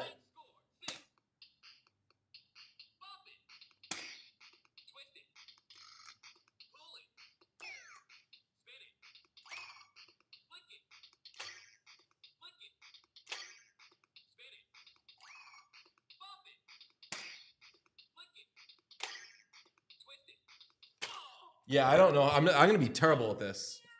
It's going to be a lot What more was the challenging. score? Why did? Fuck. I think it said 45, but that can't be right. No definitely way. not say 45. It ended with. Well, I it's- heard, well, like, yeah. or- It will It'll say the high score. Yeah, you're right. It'll say the high score. So We do have to remember to listen to that. No. You got to pull it and then bop it.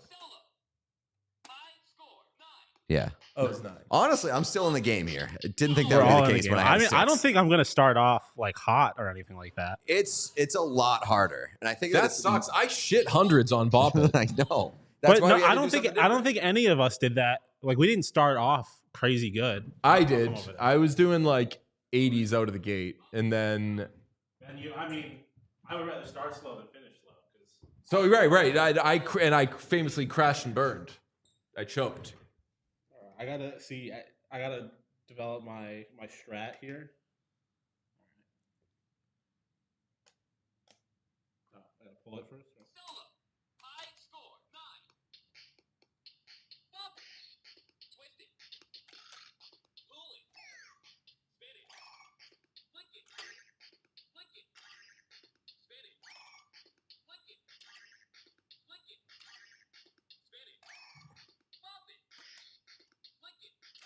What a flex.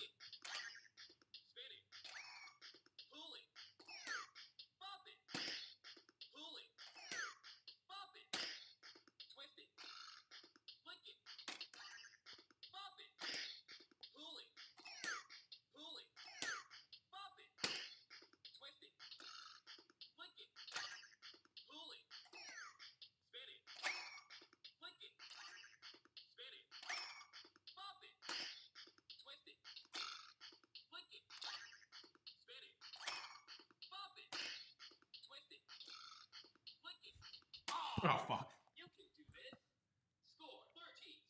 Oh my God. 36. He's I'm not even smoking taking a us. mulligan. Yeah.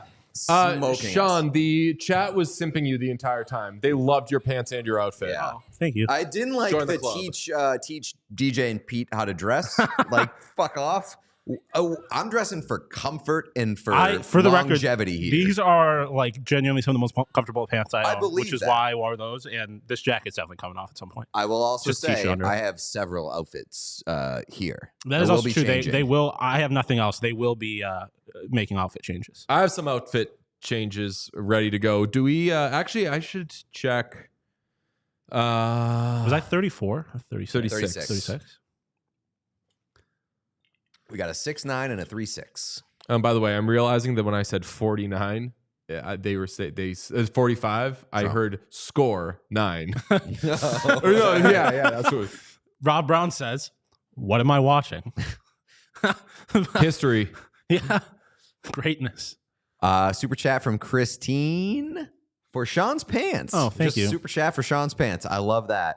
Rusty, the salty optimist, says, the best deadline show on the YouTubes. I appreciate you guys and all the content you produce. Let's go Oilers. Thank you very much, Rusty. We appreciate you as well. The love of your life says, need a toll-free number so that the Whatnuts can call in. I think that's a bad idea, but I was gonna appreciate you, say- the love of your life, especially that since you're asking it, the answer will be no.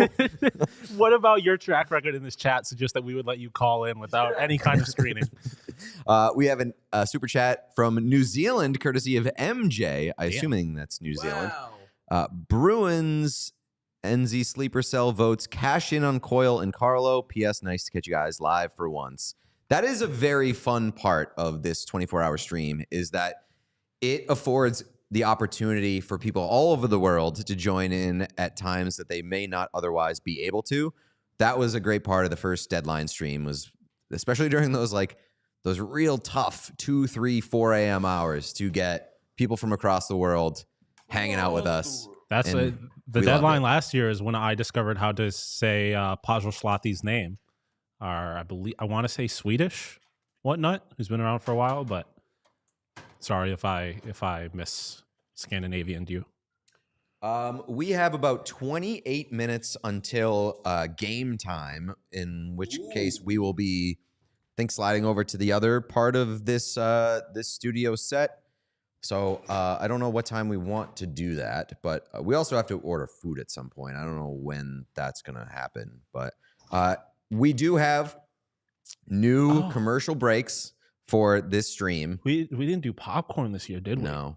I did think about getting some at the supermarket. I ultimately decided against it. I didn't think about it. Got Pop-Tarts instead of popcorn. The popcorn last year was pretty dog shit, if I remember It was correctly. so bad. Yeah. That popcorn, the Stanley Cup popcorn maker was fucking horrible. Oh, Pavel So- Schlotty is Finnish, not Swedish. I apologize. We're Finns over here. I'm Norwegian, fun fact, but Yeah, I gotta decide what we're doing for dinner. But yeah, we will be doing watch-alongs for the games tonight. Slate is an A-, but I'm looking forward to it regardless. And so you can watch the games with us. Scott Lawton and Rasmus Ristolainen taking warm-ups for Philadelphia. Lawton playing tonight is very surprising. what do you have to gain from that? Nothing. Especially when if you're your Philly. Torts is your coach, you'd fucking scratch Connor McDavid for no reason. Go ahead, scratch Lawton. No, Laz is not in the doghouse yet. He has not done anything to warrant that. What put him in the doghouse last time? I don't know. It had to be like an erroneous report. He had to say like he guaranteed that something was going to happen, and then nothing happened. I do Yeah. remember. I don't know if it was Max Pacioretty. Somebody last year said That was Max Pacioretty will be on a different team by lunchtime. Was that Yeah, Frank? That was Frank. Yes. Okay, that was Frank. But Laz must have said something that got him in the doghouse. well because he was like in the doghouse early. yeah, Like he he might was have like just the, started in the doghouse. well, that's why I was like he was the one that I think started with like the first person that got put up on the wall. I'm so happy we're gonna have this actually exist past the stream this year. Oh yeah. Because we have tweets. That's all we have to go off of what happened last year. We are watching the Insiders right now. All we have for an update is that Darren Drager is at the top of the leaderboard just because he's the only one that's broken a trade on the stream so far. So Darren Drager currently in first place. Chris Bishop with a super chat says, what coffee you guys drinking tonight? We have a few different, we got Pete's Coffee, we got Vermont Coffee Roasters. Are those beans or grounds? Those are grounds. Oh, okay. So we are going to be doing pots of coffee. Oh, we got more presents. I wonder what's in that long thing. DJ's just periodically during the stream running out, coming back with several boxes. I wonder what's in that long box. Jesus Christ. Sabres have 7D in warm-up. None of them are Henry Jokiharju. So somebody was saying that they wanted Henry Jokiharju to... I think Eileen said she wanted him to the Stars, and somebody else said they wanted him to the Edmonton Oilers. Finnish superhero. Mookie with a super chat that says, sorry I'm late, just got out of Mickey 17, going to 2x speed to catch up. How is Mickey 17? I'm very excited to see that. Where my hoe bags at? Fresh pots, that's right. I do have to fire up the that coffee. That awfully hot coffee pot. That awfully hot coffee pot. Better believe it. I haven't drank coffee in the studio, like hot coffee from a machine in the studio in a very long time. So I get to use my You don't Cannon like mug. that one, do you? Not really. I tend not a huge fan of the coffee that tends to be in it, to be honest, because I definitely don't have a refined coffee palate. I like the cheap shit. Yeah, I've noticed that about you. You rave about Tim Hortons. Got a lot. I've been hammering $1.29 large iced coffees from McDonald's recently. I mean, McDonald's has Respectable coffee. game. Yeah, I agree. 100%. Where's the bandwagon Oilers guy? Says Jordan S. You could say a lot of things about DJ. You can't say that he's a bandwagon Oilers guy. I think. I can vouch for DJ. If you were gonna call DJ, if you're gonna call DJ a bandwagoner, you might, maybe, but not in the bandwagoner in the sense that Like it's not like he started rooting for him last year. Right. He didn't wait. He didn't wait for them to be good, and he didn't bounce on them when they were bad. Exactly. He did start rooting for them because of Leon, basically, right? But yeah, they were so bad. Yeah. Decade of darkness. Yeah. Drink a coffee in Japan that will change your mind. I would love to do anything. The things Japan. I would love to go. I would love to go to Japan. Also, Ride On, bring it up in the chat. Fucking Roll Up the Rim to Win is back. Finally, they had taken it away for a couple of years. What is Roll Up the Rim to Win? Tim Hortons. You don't know about this? Roll Up the Window to Win? Roll Up the Rim to Win. Is that when Ryan O'Reilly comes to town? No, that's crash your car into the front of a Tim Hortons. Yeah. You know, like on a paper cup, they have like the rim. Yeah. At Tim Hortons, they do a promotion called Roll Up the Rim to Win. When you literally have to, it's the most ridiculous promotion ever because it's not easy. You have to like unroll the the machine rolled rim of the cup, and there will be like a little thing under it, like free donut, free something, and it could be a free car or lots of money. But there was a big scandal where it was kind of being fixed for a little bit. I feel like that's. I think it was a lot. in Canada, which sounds like the most Canadian scandal of all time, rigging Tim Hortons competitions. But Update: Jordan is just very unfamiliar with DJ's game. Thought that he started rooting for them in the playoffs last year. Oh, buddy, Definitely. Yeah. If you started rooting for them in the playoffs last year and you still had the same number of Oilers jerseys that you currently have, you need to be institutional. If you started rooting for the Oilers during the playoffs last year, you're a fucking weirdo. You're rooting for them when they're benching their starting goalie.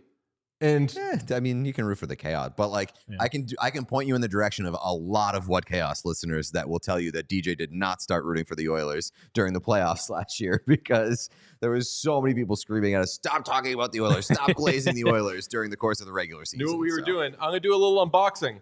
This is Oh yes, baby. Francis Bauer sent the digital reactor stick handling trainer. I fucking love this thing. I did it once in Vegas, was terrible at it, but I learned a lot of NHL prospects were also terrible at it. So this trains you. I'm pumped to use it. And now, what's this one? Also, if you want to hit Bauer's sale page, they got some great stuff on there, and you can use our free shipping code FreeShipWC.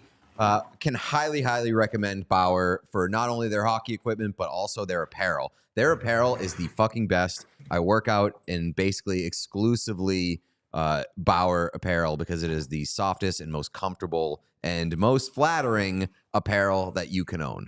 Dead Folks, serious. What do you think this is? That's a stick. That's a dangler. Oh, This baby. is. Oh, yeah. What we got? We got here? another one in there because you're a lefty. Yep, we got Bauer Necas. Is there another one in there? Oh shoot! Wait. The two lefties? Oh, that rules. Oh, that rules for Sounds you. like DJ was just like, we're all lefties, trust me. Are you lefty? No. No, I said no. We do have another one over there. Right. Unfortunately, it is not. I think we do have a Bauer one. I think we have a Bauer to your right, Sean. We have a Bauer street hockey stick, and then we have a CCM regular stick. This is. We don't talk amazing. about those guys. We got the. Which Nexus is this? It's sick. It looks great. P92, 70 flex. Oh, this is the Nexus 40. Do you think DJ was like, yeah, we're all lefties? That's what I'm saying. Oh, No. yeah. Oh, this is good. This is good. I feel like I'm going to react and dangle. I feel like, I mean, using a lefty stick to dangle is not necessarily the hard. Like, it's not, you're not shooting. So you got to kind of use both sides of the stick anyways. Yes, exactly. So it could be worse. That's right, Ooh, Chalmers. this Get a load of this, stick baby. rocks. Man. When I was getting I'm jealous. hockey Mad. sticks back in the day, no way I'd be getting something this I am nice. also mad.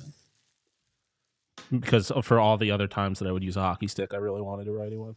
Cam Robinson 6 minutes ago tweeted, I'm hearing once again the Vancouver Canucks are listening on Elias Pettersson. Maybe listening to the Devils saying, done deal. Glad we made that trade. I'm hearing that Cam Robinson is listening to me saying that Elias Pettersson is going to the Devils. So here's the thing. If Elias Pettersson does go to the Devils, you definitely take credit. Even after saying like, no, that's not what we're reporting. Like if it happens, be like, I mean, reported. I mean, if people are going to like quote me out of context in which they leave out the part where I say I'm a dumbass, I'm going to leave out the part where I say that I'm a dumbass when I get it right. Yeah, obviously. Also, I will say I'm going to do Cam Robinson a solid here, and I think it's a testament to how much I respect him. I am going to create a graphic cutout of his face to be included on the insiders board. Yes, call him an insider. Yes. I just hung up that thing, but it's out of shot. That stick is my favorite thing I own, other than the digital reactor. Just got 2 texts from Ellen. One said, tell me more about Sean's pants. And the other one said, if you flash your bicep one more time, I'm divorcing you. From Frank So you got to get Saravalli. married first, don't you? What? You got to get married first. That's a good point. And also, Don't put the cart ahead of the horse. what would you like to know about my pants? Super chats from Mookie. Sorry, I'm late. Just got out of the. Yep, we got that. Did we hit what Yes. coffee you guys drinking? Yep. And Sweden and Suomi already done? Nope. Or nope, from Jager.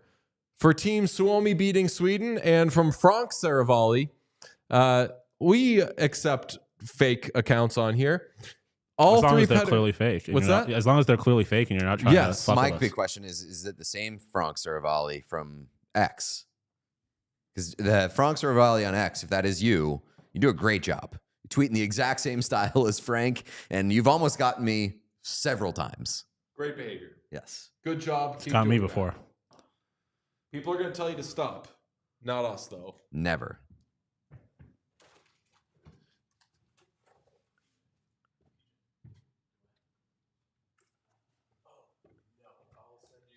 Oh, I was saying we do have commercial breaks. If you remember last year, we had the ESPN nightmare break music that ultimately, I believe, led to ESPN changing their break music. About 10 days after the trade deadline stream, ESPN changed the music after we made fun of them for 24 straight hours. It's hard to believe.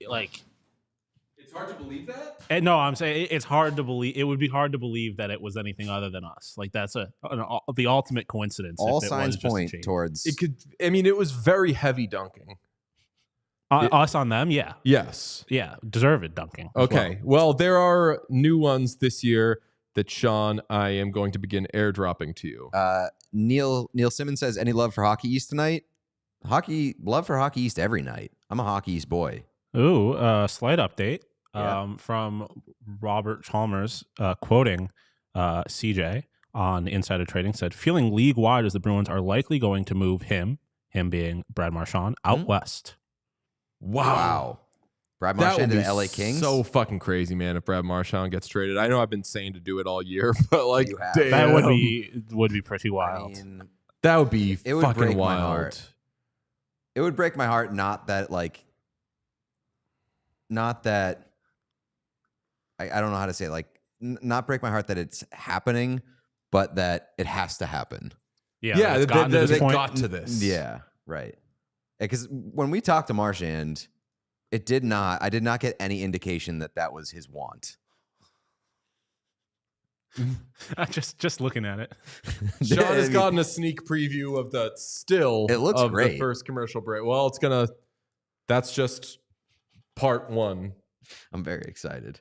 We have a super chat. I don't know what time Super chat from Nico. What a lovely name. Why are Hunter and Pete built the same? What? Oh, okay. Hunter Fair. behind I was gonna say Hunter behind you's pretty jacked. Yeah, no, Hunter is so jacked.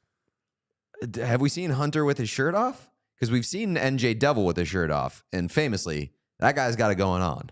True. You ever see when they went to Florida for the All-Star Oh, game? yeah. And he took his shirt off on the boat? For some reason, whoever designed that costume just designed Goosed the most him. ripped mascot, complete with an 8-pack for a mascot that you probably should imagine that it will never have its shirt off. Right. Always wearing a jersey. Damn.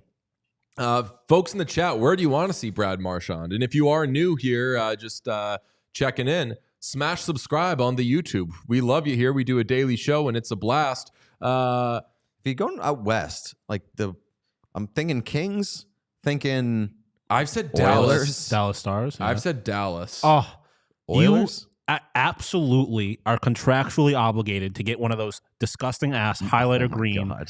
Brad Marchand jerseys. So No. here's the problem with that, Sean, because I've thought about it. No, I'm just kidding. I haven't thought about it. But I do want one of those jerseys I know because you do. I'm saying it with if I'm going to say those jerseys are good, it's a rule on this show. If you say a jersey is good, then fucking buy it. You like it so much. Can- I Boys? did say I would buy a Columbus Blue Jackets Brad Marchand jersey. Oh, dude. Oh man, I wish they were out west. I mean, I would. I love Brad. Like I don't have many friends in this world. I consider Brad Marchand a dear friend. fucking dear. Probably the coolest hockey player I've met. Oh, I'll to say the that. Avs. The Avs would be awesome. Oh my Be god! amazing. And then So when they Avs get, is I think that Avs is the obvious one. yeah, I agree. And I think Stars and Oilers are like the. And I said earlier this season, if you put Brad Marchand on the Stars or the Oilers, I will feel compelled to pick them to win the Stanley Cup. I don't want to do that now because of the Stars. I don't want to have a Stanley Cup pick that isn't my team. But if Marchand goes to either of those teams, how do you not pencil him in for cuppage? From Brad B, Marchand to the Avs, prayer emoji. I do have an update. Ellen clarified. She said that if I show my bicep for free again on stream, Oh, we're getting Super chats divorced. for So biceps. all you got to do is, if you want to see the biceps, you got to super chat for it. I'm sorry, it's not my rules. Ellen makes the rules. She also said she wants to know the fabric of those pants. They're creased. Couch? I don't know. You can Or feel they're pleated, which is interesting. To All right, me. we're touching pants. Oh they're just like so. They're like very Oh, Yeah, they are couch coated. Yeah, they are. Yeah. You ever you know those the covers that go over the arms of like your grandma's couch? Yeah. It's like that. They're so comfortable. Where would you put Brad Marchand on the Edmonton Oilers? Second line next to Leon Draisaitl, and Leon Draisaitl would pass pucks to Brad Marchand. I don't know if you read this one, Sean. Apologies if you did. CJ has an update and says there's no confirmation that he's going to be traded. Is that the one that you read? No, that's not what I read. There's no confirmation that he's going to be traded, but the feeling league-wide is that he is very much likely to be moved by the Bruins by tomorrow's trade deadline.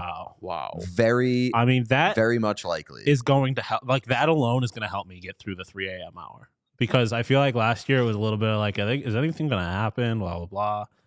You're going to see a drastic vibe shift if the Bruins move Brad Marchand, and I do not like the return. Oh, boy. Oh, The vibe shift is going to be crazy. it's going to be drafted. QP says this is for Ellen and the biceps. There you go, QP. Thank you very much. That's $10 worth of biceps for you, my friend. Appreciate you. When do we want to play this commercial and move on over? Ooh, good question. Did you see what someone tweeted? The pictures of Hunter that were tweeted at the What Chaos account? Answers all the fucking questions you had. Is he ripped? Dude, I'm telling you. Oh.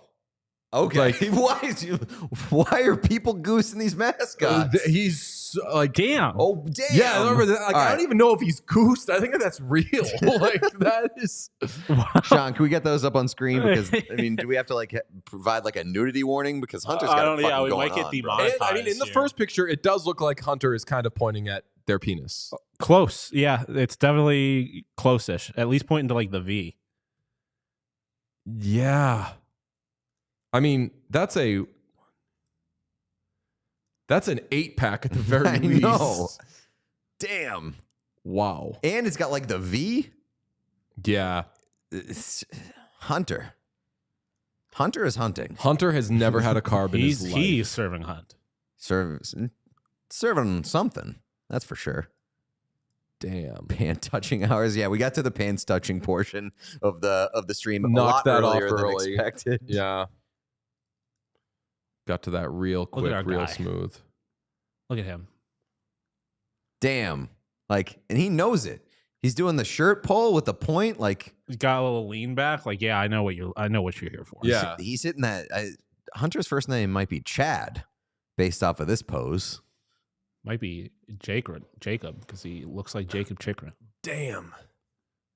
You guys are staring too much. Avery says Hunter talks, and if that's the case, Hunter talks? no. No, he's done way too many interviews with Gene where he has not talked. I've heard stuff about Hunter from my Oilers community. Oh, like that. Yeah. I'll just say this. I don't know what's going on with Hunter. Well, I don't know. I've heard about Hunter, and I don't know what's going on with that guy. Oh my God, I accidentally sent the cutout of Cam Robinson to Ellen. She responded with like a yearbook photo in which she has the same hair as Cam. That rocks. It's the best. I'm confused by that because Ellen is a couple years younger than me, and that looks like it is from the 40s. Speaking of Ellen, we got a super chat. Super chat from Stan towards another couch for Ellen and or couch pants. Hell yeah.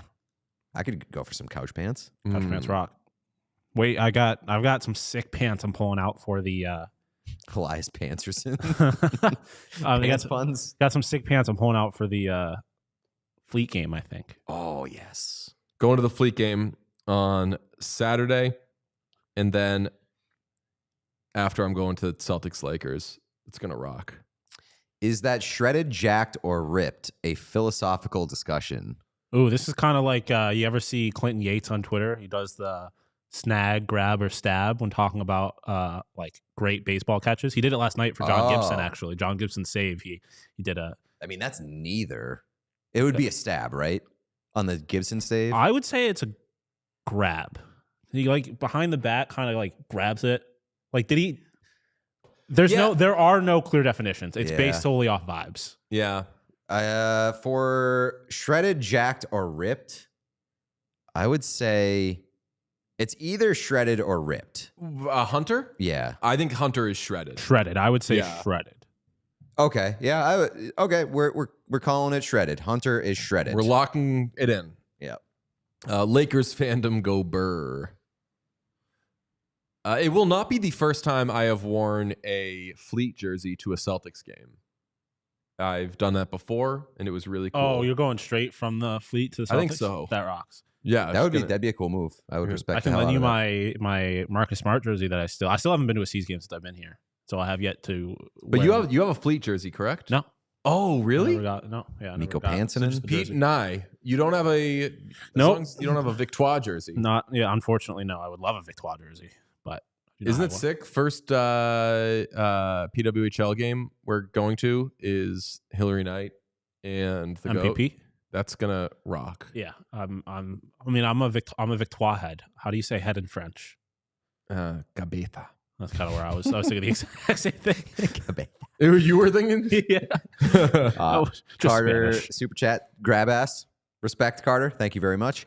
We're probably approaching transition time. Yes. Hold on.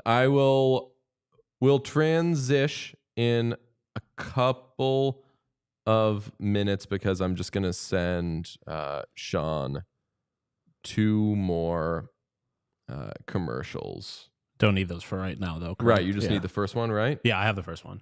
Okay. Cool. We also we do have to decide at some point what we are doing for food. Yes. Tet. I'm guessing it's Tet. Yeah. Tête du Victoire.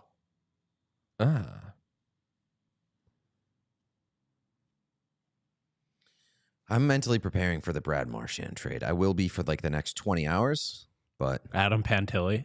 From bad. Kloops, I watch the show literally every night, and I hate that I can't participate in the chat daily. I want to say thank you for being so awesome. You guys are the freaking best. Shout out Sean. Very knowledgeable about the issue. Thank you very much for the super chat. I like that you're saying like, hey, you're all great. I want to note that I'm talking about Sean. I was like, all right, I'll take it. Thank you guys in parentheses, Sean. Yeah, Olivia made a good point. You can join our Discord too. yes. Discord link of to the Discord is in the description of this video. Oh, awesome. Good work, Sean. It's fantastic. It's in the link. It's in the link to the The Discord. question in the description of every is Brad video. Marchand playing tonight? I would assume. Oh, so. no, he's hurt. Oh, correct. Yeah. Duh. That would have been. What if we were getting Brad Marchand? We should tweet something like that. That like the Bruins are protecting the asset from week to week. Yes. Geeky Zaka Pasternak, Tufty Lindholm Coyle, Kepke Poitras Lettieri, Beecher Kastelic Brown. If you are not a Bruins That fan, forward group sucks. if you are not a Bruins fan, you don't know what the fuck I'm talking about. That is the Bruins forward group. They stink, baby. Oh boy. This is one of those years that you're going to look back in like 5 years and be like, how did they play a season icing these forward groups? I don't think I've been debating whether or not I want to do this. I don't understand the conversation surrounding the Bruins.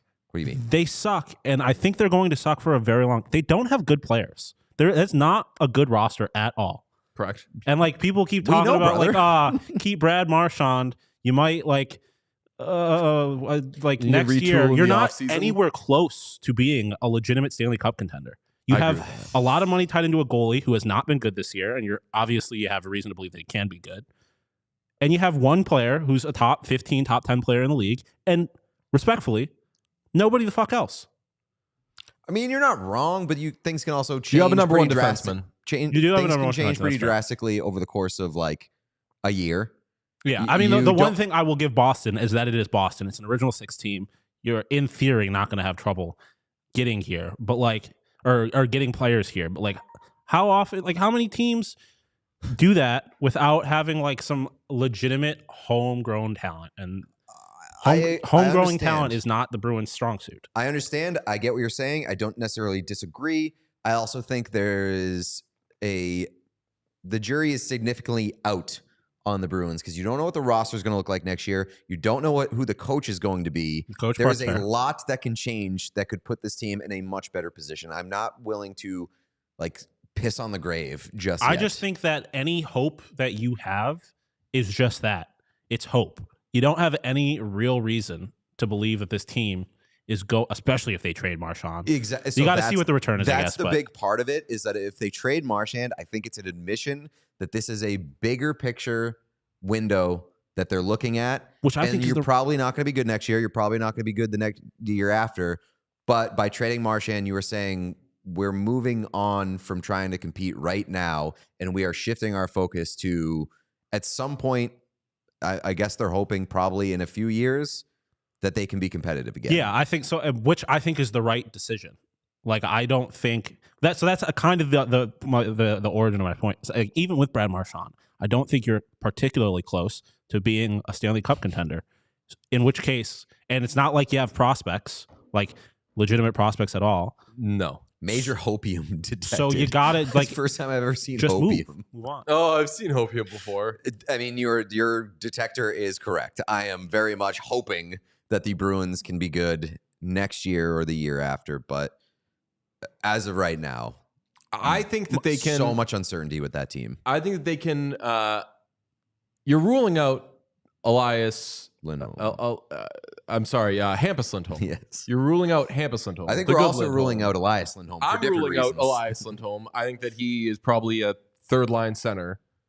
But Hampus Lindholm, when he's healthy, is good to great. He hasn't been healthy in a while. I think that if they do stuff in the offseason, and I mean like really spend, then they can get back to being good. I'm not saying getting back to being a Stanley Cup contender, but next year, if they don't move everybody right now, then yeah, I think they can be good next year. Also hard to say when you have still have a decent core. Yeah, like the problem here is that you don't have the system. You don't have players around the core, and you don't have the system. Like you got nothing beyond like a few players in the core. People are bringing up the Buffalo Sabres. First off, if you know anything about me, you know I kind of fucking hate the Buffalo Sabres. I don't believe in that team at all. And secondly, if they were wearing a different jersey and this season hadn't happened yet, I would say the Sabres are without a doubt in a better place than the Boston Bruins. They just 100%. are the Buffalo Sabres. So you have no reason to believe that it's actually going to pan out. But they have better young players. Obviously, the Bruins have a better goalie. I think that can be marginal, depending on what kind of UPL you're getting. And they obviously have a much better player. Like the Bruins' best player is way better than Tage Thompson. But still, in totality, we've got a better number one D-man, and we have more depth. Bruins more are the players. 2021 Blackhawks? No, they're not, because their key players are much younger than what the 21 Blackhawks had. Are they not? Like The Bruins Say are much again? younger. the Bruins are the 2021 Blackhawks. Bruins have No, because they have defensemen and they have younger pieces on the core. yeah. Like Marchand is kind of where Kane was. Kane was a little better at that point. But then like on top of that, the Bruins have a Pasternak, and there wasn't a Pasternak there in Chicago. And they were adding Seth Jones, hoping that it would be Charlie McAvoy. Yeah, right. So, and I don't know if you mentioned goaltending. I'm looking at a few things at once here, but yeah, Bruins a better position than that. Swayman will be better, hopefully, next year as well. Like that's a important piece to recognize. Yeah. Like if the Bruins are going to get back towards being a respectable team, Jeremy Swayman needs to be a lot better, and it's not going to be hard because he has been pretty ass this year. Yeah. Except for like a month and a half stretch. Oh yes. Somehow we didn't mention Vegas in the Brad Marchand conversation. Would love that. That would be incredible. First off, I don't know. Are we counting the Bop It that we just did as a 6 o'clock hour, or are we That just was the assuming? 6 o'clock hour. Okay, so we're due for a Bop It. Yeah. And what game are we going to watch? Are we just Bruins have to watch the Bruins? Yeah, Bruins, I guess. I'll be honest, I haven't watched a lot of Bruins recently, so I kind of want to see what that looks like. I'll be honest. I've been watching the good watched Eastern a lot of Conference Bruins, teams. and I'll tell you, it's not been good. But yes. All right, Bop It. Let's see if we can beat a 6 this time around. Fucking Oilers are playing Max Jones over Jeff Skinner. That is Like- that's insane. Like, That's insane. High score 13-6. Bop it. Twist it. Pull it. Spin it. Flick it. Spin it. Bop it. Flick it. Pull it. Bop it. Twist it. Flick it. Pull it. Flick it. Spin it. Twist it. Bop it. Flick it. Twist it. Spin it. Bop it. Twist it. Flick it. Pull it. Bop it. Twist it. Flick it. Spin it. Flick it. Oh, I missed. Yeah, I think that's what happened to me. missed. This is 28. 28. All right, 28. 6 to 28 is a pretty good Pretty good jump. Score 13-6. Bop it. Twist it. Pull it. Spin it. Flick it. Pull it. Spin it. Bop it. Twist it. Flick it. Pull it. Bop it. Twist it. Flick it. Twist it. Bop it. Twist it. Flick it. Pull it. Flick it. Spin it. Oh, you can do this. Score 20. I know you guys weren't watching, so you didn't see that. But Bop it. I fucking spun it. And it was in time. It was like and when I say in time, I mean like literally keeping time. Well, we will. I mean, we will have video to go back and look at, but Yeah. Oh yes. Oh, I'm gonna trust the machine. But I'm not. Clip it. I'm better than this machine. Chat, clip it. my turn. I mean, Canadian in the Philippines. Shout out Blueberry's Life. what did it say the score was? At 20. 20. Fuck you, 20. It just. I'm still in the lead. I haven't gone my second round yet. We got a Dabe? A coffee cup with the words tired. It's a super sticker, so if you go into the actual YouTube chat, you can see that it's a little Very cool. coffee cup. Thank you very much. for Okay, the watch super this. sticker. Watch this. Watch this, Pete.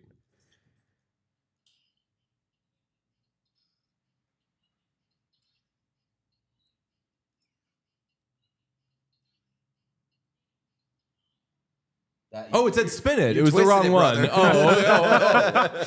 Oh, I was like, I absolutely fucking did it. There you go. That makes a lot more. Okay. All right. All right. Thank God. The sanctity of Bop It has been restored. I was gonna be so nervous the rest of the time. I was gonna be spinning it so hard. Stella.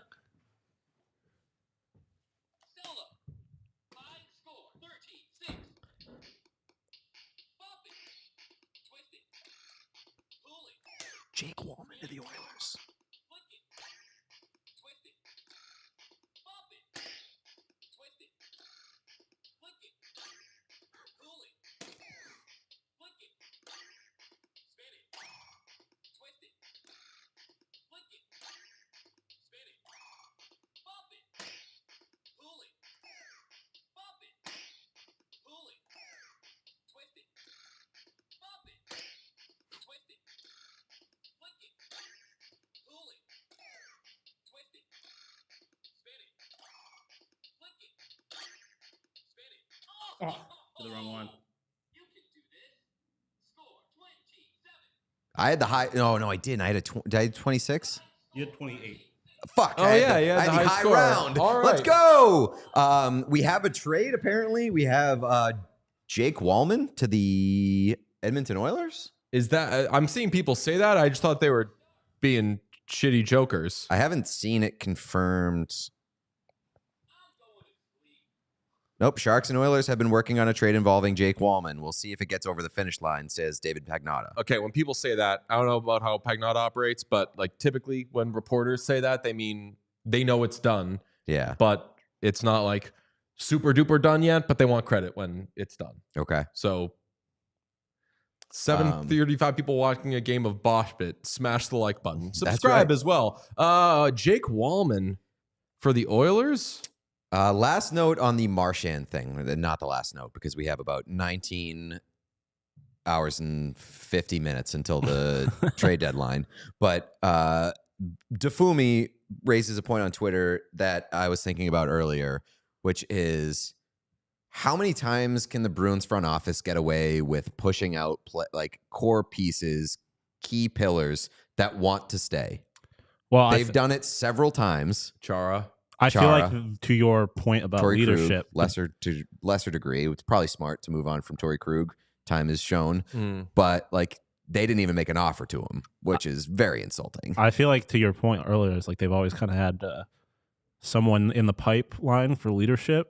Like this one feels different because you can do that when you have a next man up. I mean, obviously there's other ramifications to it, but like it's easier for it when it's like you have an obvious captain next. Trade Brad Marchand. I'm guessing you're finishing out the season without anyone wearing the C.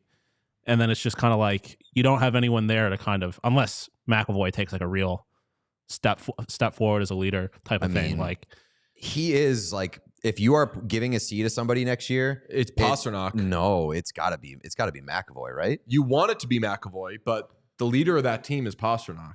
I think you have to give it to McAvoy in the same sense that you had to give it to Rasmus Dahlin, even though like Alex Tuck would have made more sense. But it's just like he really is like the future of your franchise type of thing. I don't know. I agree.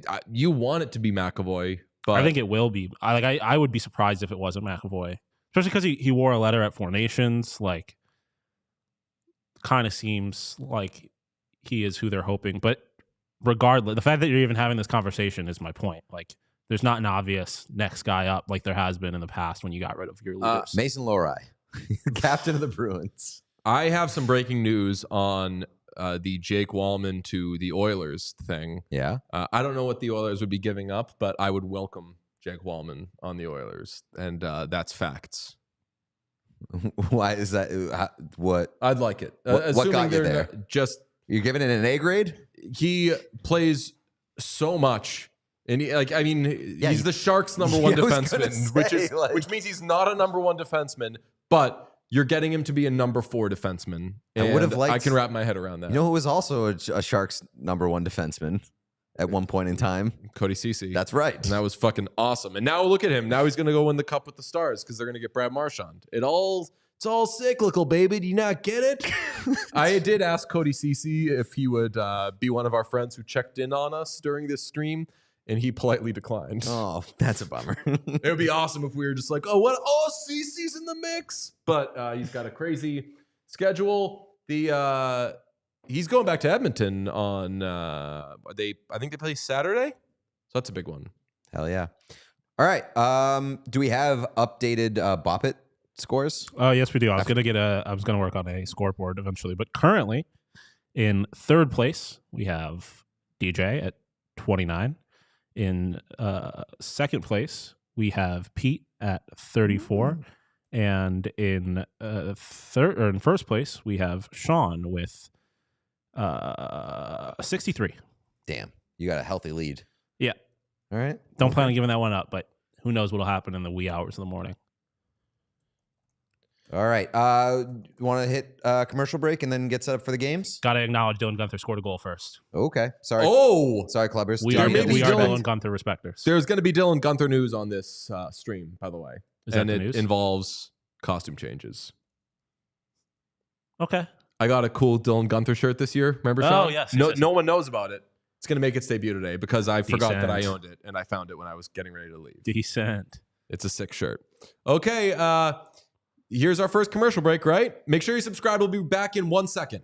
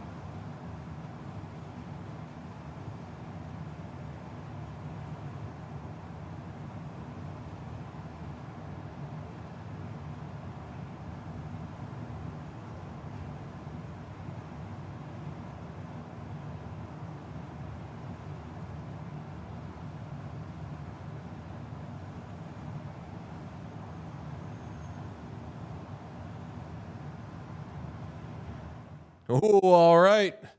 How about that? And if you liked that, it's going to get weirder and weirder. The commercial breaks were a staple of last time. They're going to be psychotic. Pete is efforting food order. It's going to be amazing. Katie Nolan is going to join us soon, which will be absolutely amazing. Yeah, Pagnotta has reported that Jake Walman has been told he's off the team. He's getting moved, getting traded. If he's an Oiler, give it to me. Number 1 defenseman. That's what he is. Over there, you just got to be a number 4. But famously, he's the number 1 in San Jose because they keep trading all their defensemen. But who cares? I love it. Pete got eaten by the birds. I don't know what that means. Sean and Pete are both being accused of peeing right now. I'm looking at Sean right now. I'm checking out those great pants of his.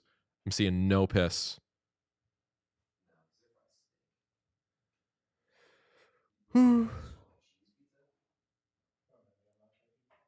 Yeah, whatever.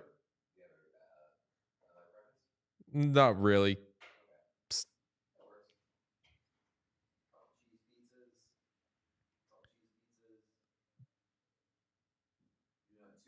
Bunch of tenders.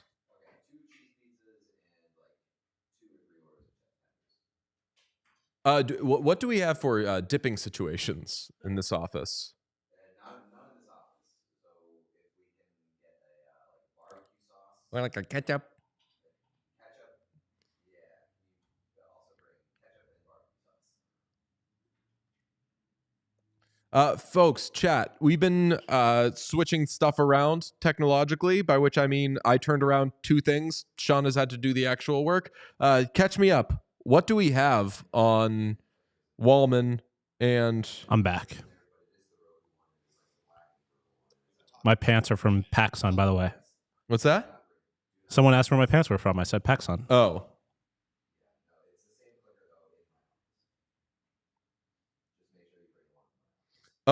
Cam Robinson is going to join us at 8:20 now. That's awesome. Decent. Yeah. For the first time tonight, I am going to the bathroom. Hell yeah.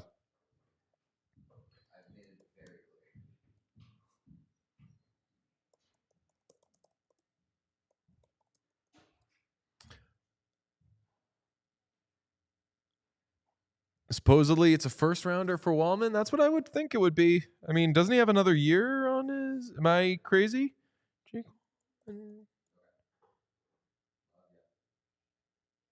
Yeah, Jake Walman has another year after this. He's also a Bauer guy.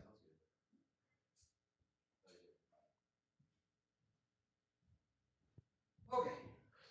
Wait, so yeah, what was the Walman trade for with the Red Wings? Jake Walman, Red Wings trade. It was the Sharks got... The Red Wings gave the Sharks a 2nd round pick to take Jake Walman, which is weird. Very insulting. Yes. Yeah, it was future considerations. The Sharks got Walman and the 53rd overall pick, and the Red Wings got nothing. And now the Sharks are flipping Jake Walman for a 1st round pick. That's crazy. That's unbelievable. Holy moly. Good work. They got a 1st round pick for him? Supposedly somebody, maybe you know what that means. Somebody I was going to say, that means somebody's got to paint. That means Jake Walman's getting painted. Oh, interesting. That's what I was going to say earlier. I feel like doing rules is a bad idea. You got to just do it on vibes. If Jake Walman is getting a 1st round pick, we are setting the table for having to speed order more canvases for... I mean, I think I'm leaving myself out of this. Wouldn't Walman to the Oilers be a paint caliber trade? I think no shot. I don't think. You think no? I don't think. I think in paper, why would it be? I guess I don't think he even comes close to the tier of guys that we have painted last year. Yeah. Yeah, he's not Tyler Toffoli. He's not Jake Gensel. Jake Gensel. You also got to consider we're talking about a trade Anthony deadline that Duclair? could involve Brad Marchand being moved, Elias Yeah. Pettersson being moved. Like Uh, it would be a very bad look on us if we did not have any canvases remaining for like a Brad Marchand trade. I will note that I got sparkly paint this year Ooh. because we will not get burned by the Golden Knights again. Although I kind of went crazy on the Golden Knights thing, but yeah, Oh it would've yeah, been nice. yeah. You're Would have been nice with some shine. Wait, was that was yours, right? Hurdle? That one was so good. yeah. I think I only did Gensel. You only did. I did Toffoli, Oh right, but I think both of us absolutely cooked. I think that all of ours were good. I mean, Sean Sean's crushed. I just went crazy on the logo. Like Yeah. I just put a lot of detail into the logo, and it kind of all came around from there. Some people are jumping in saying, "Hey, I'm new here. What's going on? Why? What is any of this?" The answer is subscribe and try to spend the next year of your life figuring it out. I mean, We are the longest trade deadline show on the planet. and we will. To the chagrin of the Powers brothers, Yeah. apparently. Chagrin is a nice little word. Let's see. E7. We have acquired food. It is on the way. So we haven't acquired it yet, but We haven't acquired it yet, but we have the trade call. Trade call's been pending. put in. We Yeah. requested it be. oh, look who's in the chat. Our friends from Just Dishing. Hey, If you said it, I thought you were going to say it was Cody Cece, and I was going to be like, brother, you're playing tonight. Brico catering tonight, brother. We don't have it like that, unfortunately. Amazing. Oh, no. What? Not to tell you guys to second or third screen something else, but Bergeron is doing his little watch along I know. thing. I mean, Marchand is assuming not with the team, so just have him do the alt cast tonight with Bergeron. Last Oh. hurrah! That'd be cool. I'm waiting to see any sort of return. I mean, I guess we should just be hounding Pagnotta, right? I For- could text him. Well, yeah, we should just have Pagnotta call in and tell us what's going on. I will text him. Pagnotta, 5 minutes ago. Walman is indeed going to Edmonton. The return is not yet confirmed, but chatter of a first-round pick going to San Jose. Insane. Man, Mike Greer is a god. he's good. Classic Sabre to be more successful outside of Buffalo than you are in it. I don't get why the Red Wings did all this. We didn't give them enough shit for that.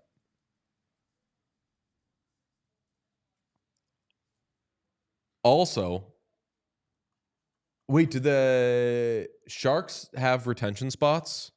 I don't believe so because they couldn't retain anything on the Vitek Vanacek trade.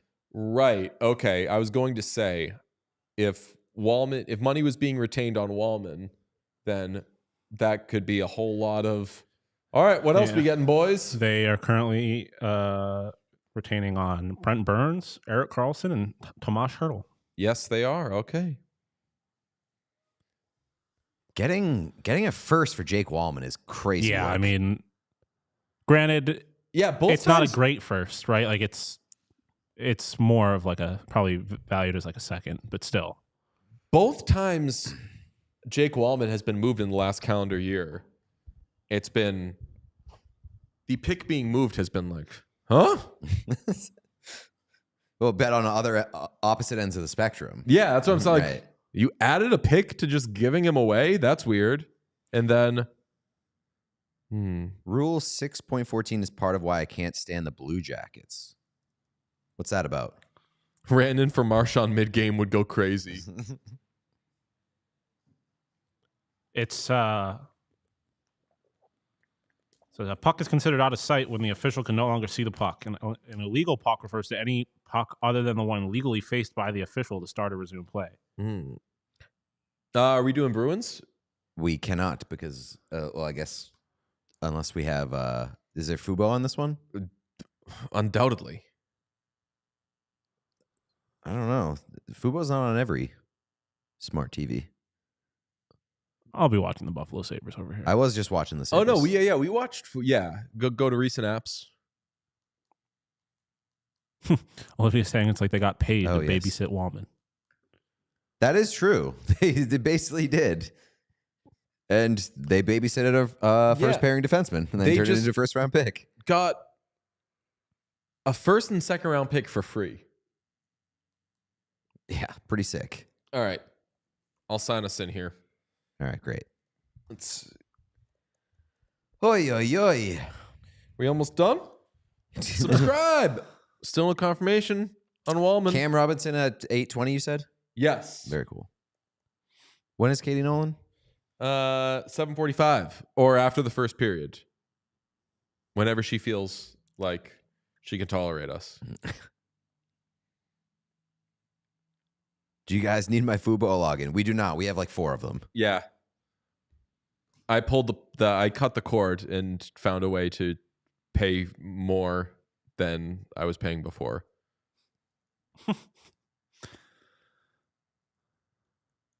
Artemi Pantanarin. Oh, look at that. The Bruins are already losing. Very cool.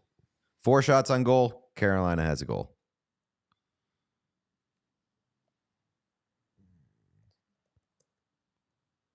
Oh, Sabres yeah, are yeah, tied 2-2 with the Tampa Bay Lightning with 9.5 minutes left in the first period.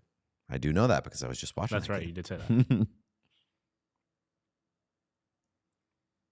I cannot believe the Sabres are going to go 82 games with having the exact same roster. like truly unbelievable when I think about it.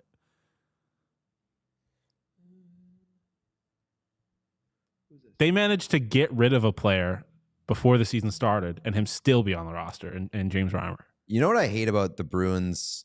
You know what I hate more than the Bruins probably trading Marchand? Is that Brad Marchand's last act in a Bruins uniform is him going to get being boarded from behind into the boards and getting hurt.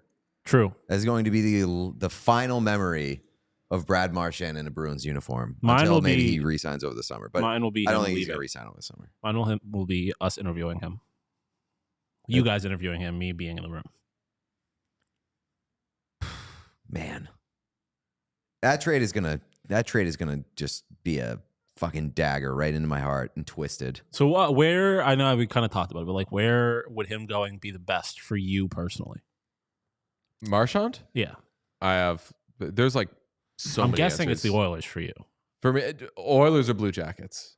Yeah, I mean also Blue Jackets. Blue Jackets for sure, but from what we saw, they are looking to deal him out west. So I'm considering just mainly West teams. Yeah. LA would kind of rock, and Colorado. Yeah. Byfield, Oh yeah. Byfield and Marchand together. Well, not even just that, but just like this as a Brad Marchand jersey. Oh, a Kings Marchand jersey would be Oh, fucking It would brother. be sick. unbelievable. Yeah, I'd get one. Vegas would make sense, and I just don't think it would excite me as much. I was gonna say that's the least exciting Vegas, thing. Dallas, Vegas and Dallas, because I don't think Edmonton could be in the mix anymore. And Vegas wouldn't feel special because Vegas has been around the block. Like, you know that Marchand is just Vegas's new flavor of the week. Yeah, that's true. Like when Vegas gets like the big sexy thing, it's not as cool anymore. No, and like their fans are like, "Oh, guess he's just like the new piece." And like they'll trade for Marchand, and then like 5 minutes later, trade for Tage Thompson, and then Wash your mouth. We have an update from John Evans on the Marchand situation. Most teams are west of Boston. True. that That's is a great true. point. That's a good point. That's a good point. Or is anybody east of Boston? Florida wouldn't be. No, Effort definitely in. not. No, I don't think they're the most eastern team in the entire National Hockey League. Yeah. Next would be Montreal. Montreal, yeah. Marginally, but yeah.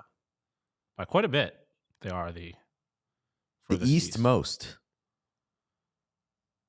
You can take away our players. You can't take away the fact that we are the eastmost hockey team in the entire NHL. Very true. From Jay Fresh, I'm going to read the hockey card on Jake Walman. Sean, you want me to send it to you? I don't know if people care about those. I do. But Jake Walman is Jake Walman, acquired by Edmonton, is an offensive defenseman.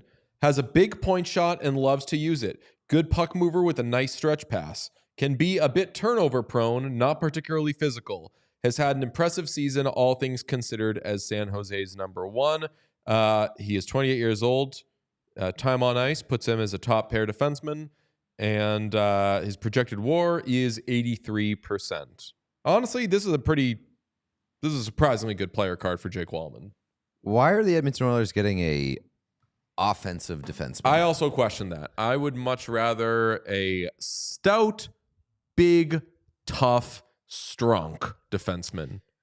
But Can I this interest you in respectfully a Vinny gets John Darnay? Quinn. What's that? Can I interest you in a Vinny Darnay? I did wonder about that. I'm like, is money getting retained when this guy keeps getting moved? Because maybe they could get Vinny Darnay for like $30,000. I know that they play on opposite sides of the blue line, but what if? Just hear me out. I'm in. What if Jake Walman is an Evan Bouchard replacement, and they trade Evan Bouchard in the next day or two? Ooh, I mean, Bouchard doesn't make enough money to make that. Bouchard to worth the it. Bruins for Brad Marchand. Oh yeah. I mean, Bouchard's not going anywhere. Oh, it's Jeremy. Jeremy says the same thing. Shared brain, brother. So they can trade Bouchard. Frank Saravalli says Zadorov to Canucks only if he agrees to legally change his name to Pettersson. Thank you, Frank. Yeah, the addition of an offensive defenseman on the left side is curious for the Oilers. I mean, obviously one player is much better than the other, but they somebody in the chat did note that as the playoffs progressed, they were all Broberg all the time over their more quote-unquote responsible defensemen. I love Broberg. God, life would be so much better if he were still on that team. Wouldn't the world be better, folks? Mo says, I would die if the Oilers traded Bouchard. I love to see somebody who is passionately an Evan Bouchard fan. Pro Bouchard, yeah. Yes, good. Because mainly people are complaining about him, and he's a very good player. Players like him do not grow on trees, folks. We should see if Bob will check in with feelings on Jake Walman. Oh, yeah. But they're playing tonight. True. So we'd have to... Gene's going to jump on tomorrow. I know Bob will come. Bob rules. I'm going to do a pee.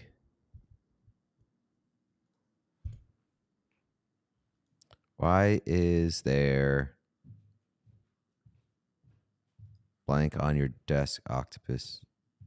I don't know. I give up on that one. Oilers plan to score more goals than their ops. That is usually the case. Unfortunately, the way that their defense and goaltending has been going lately, that's becoming more and more statistically unlikely.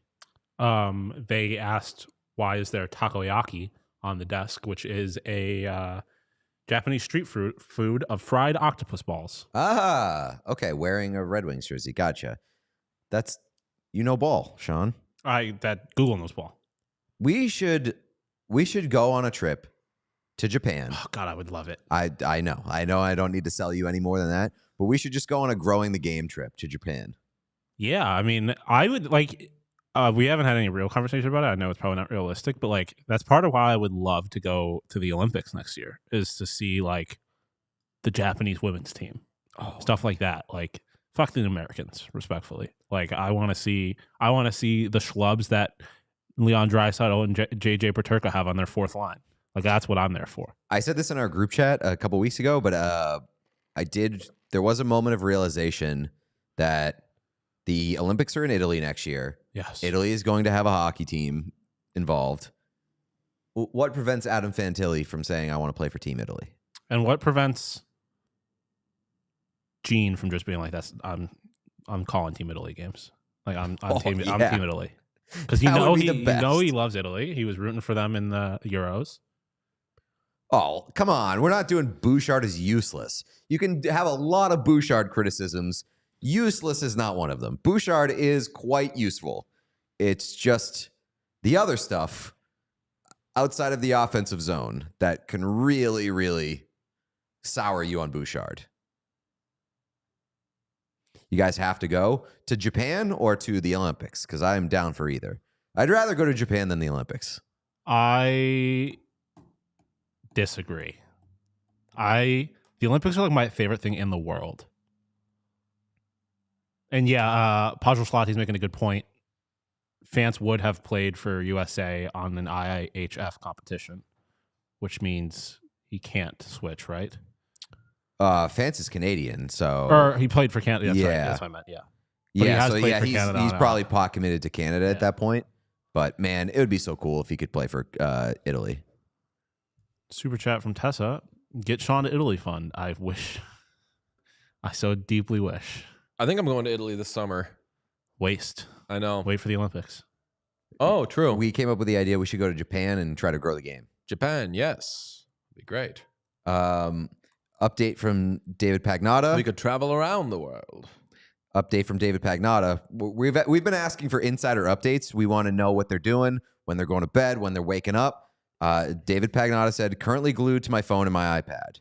And then he said, happy to join later on tonight if that's cool. And I'm going to say, that is definitely cool. He said now. We are running out of time. The show is coming to a close.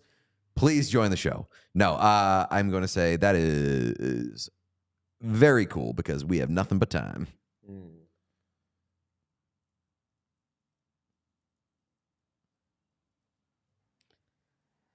Pagnotta and Drager currently atop the Insiders leaderboard because those are the only two guys that have broken a trade as the stream has gone on. So shout out to them.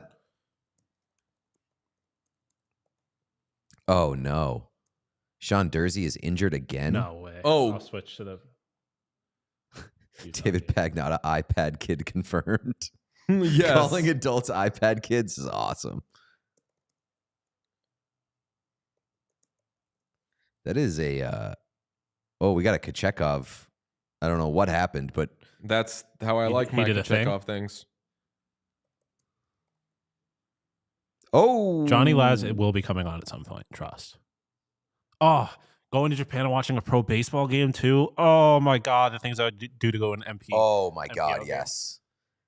There was a Japanese baseball game that was released, like a video game, Like this recently, year. yes, Yeah. and it was like the greatest sports game of all time. Yeah, and Yeah, it looked incredible, and you were not able to buy it in the United States.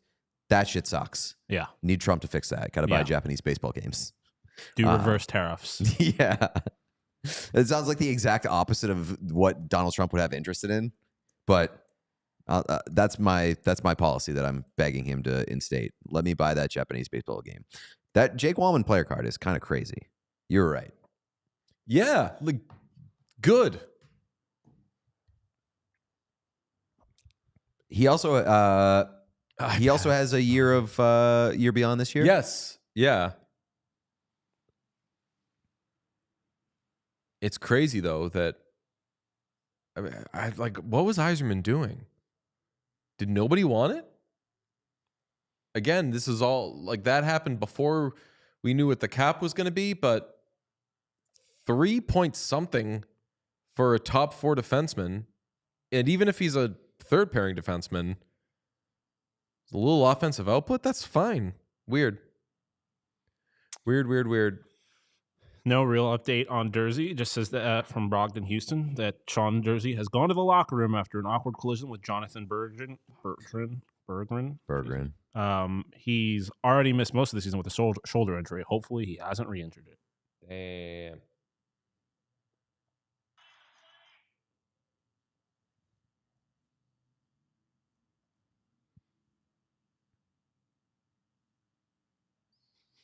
People forget Jake Walman went to Providence College.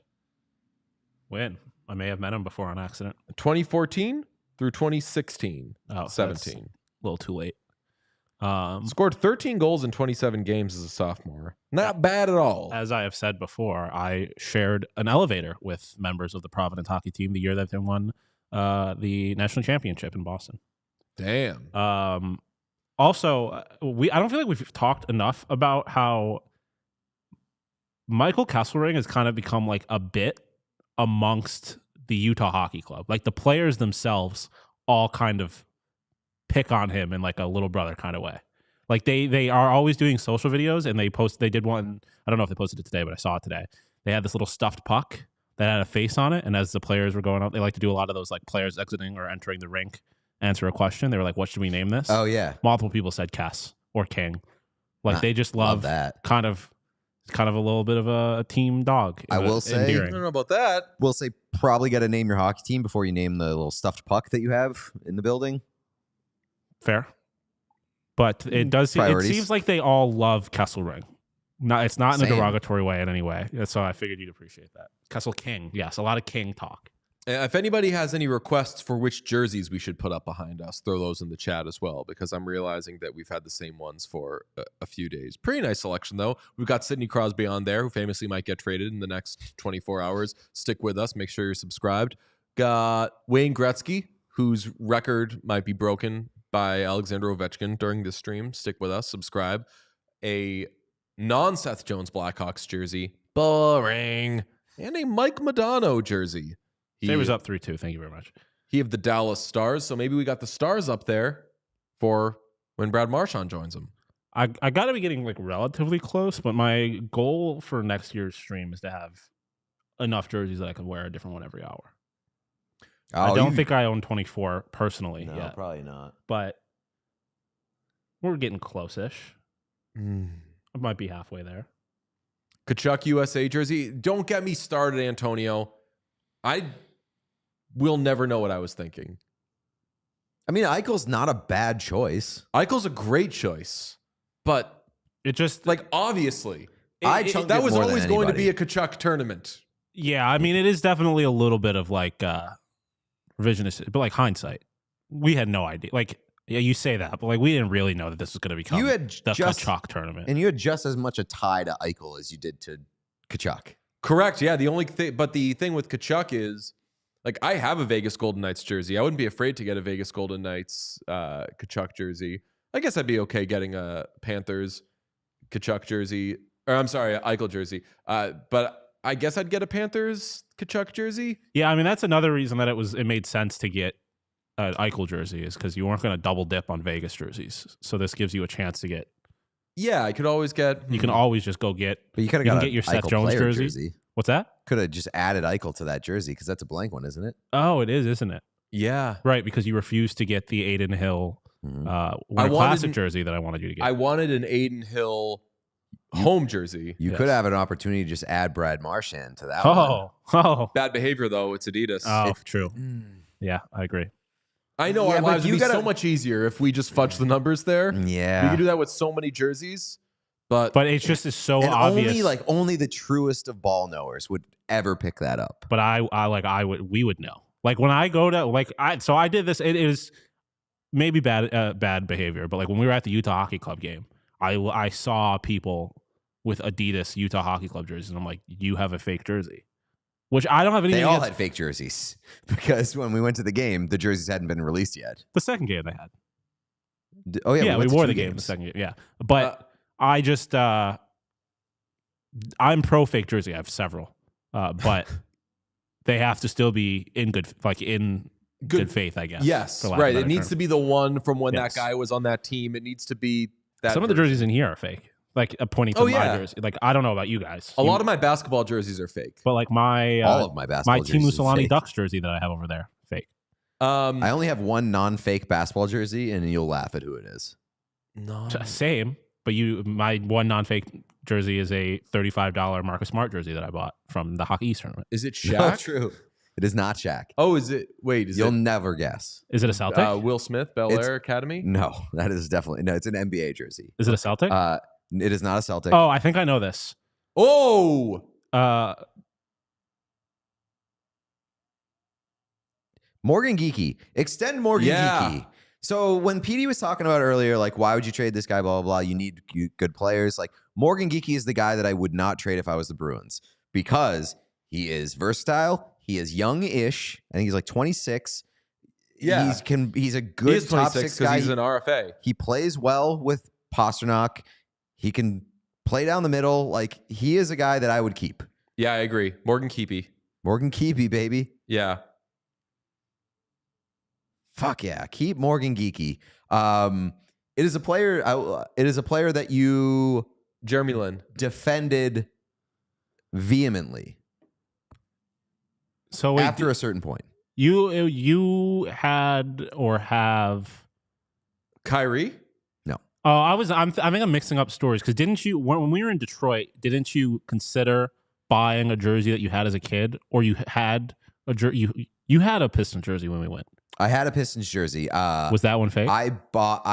Yeah, so The that was Pistons a fake jersey, one. for I sure. had the Okay. Grant Hill Yes, teal yes, yes, jersey yes. as a kid, though, like the weird, ugly horse one. Awesome. One. I wore that all the time as a kid, and I bought it as an adult just to as a nod to the jersey that I wore like every day as a kid. But I bought it from China. It was a fake jersey. I have 2 fake basketball jerseys: a T-Mac Raptors jersey, and a. Maybe I only have one. I think that's my only one, actually. Yeah. Who have I needed to defend? Oh, I like to defend when I feel defending is needed. You were passionate about it, and Like, when I say it, you'll know. Like recently, would I know? Was it something like? Yeah, like it's like this generation. There is a tie to a Celtics player. It is not a Celtics player, but there's a tie to a Celtics player. I mean, the only Oh. player. There's a strong tie to a Celtics player. Strong tie to a Celtics player. So traded for, is it Markelle Fultz? Mm-hmm. Wow. My Damn. one real NBA jersey is a Sixers Markelle Fultz jersey, That's and it's crazy. because I had some relationship with Nike at the time, Mm. and they just sent me a Markelle Fultz jersey. I didn't ask for it. I pray They for just sent Markelle. me They one, fucked up your shot. and I was like, all right. That's amazing. And in hindsight, I love that you remembered that I was a Markelle Fultz defender. Good guy, Dave. Yeah, I know. Everyone was so mean to It was- Markelle Fultz. Yeah, Except you were for just J. like, Cole. you're being too mean to this guy. He's having a very hard time. He's Yes. going through some shit. Jake- This has got to be horrible for him. Stop being so fucking nasty to him. Which, when the Celtics made that trade, when they traded 1 for 3, I was like, Markelle Fultz, trash. He sucks. I We're mean- gonna be 180 on Jason it. Tatum, guys. Then, like a week into the season, I was like, gang, hold up. Whoa. Something's wrong here. Be nice. I mean, I Instead, am we'll say Jason Tatum's only 19. That's going to be the thing. the now. planet's biggest Jason Tatum hater. I know you are. And I'm right. But good trade. Like, good job, Celtics there. Oh, yeah. Good job, Do Boston you remember what Celtics. they got in that trade? Not specifically. Nothing. Protected just- first round pick the next year. They Okay. moved from 1 to 3, Yeah. which in the NBA, like, no guarantees past like Depends on the year. 3 Yeah. sometimes, but I mean, sometimes, sometimes it's not even 1. There's not any Exactly. good players. Exactly. They moved from 1 to 3 in a draft with a clear cut number 1, and everyone was like, "What are you doing?" Yeah. No, I remember that. And who was 2 in that draft? Because it was also Lonzo. Alonzo. right. Yeah, and nobody knew who 3 would be. Yeah. And it was Good job, Kevin there, O'Connor guys. after that trade was like, "Celtics must like Jason Tatum," and I was like, "Guess that's my guy now." No issue with knockoffs, but as a Hawks fan, the numbers are cut wrong. I lose my shit. I will say this about knockoff jerseys.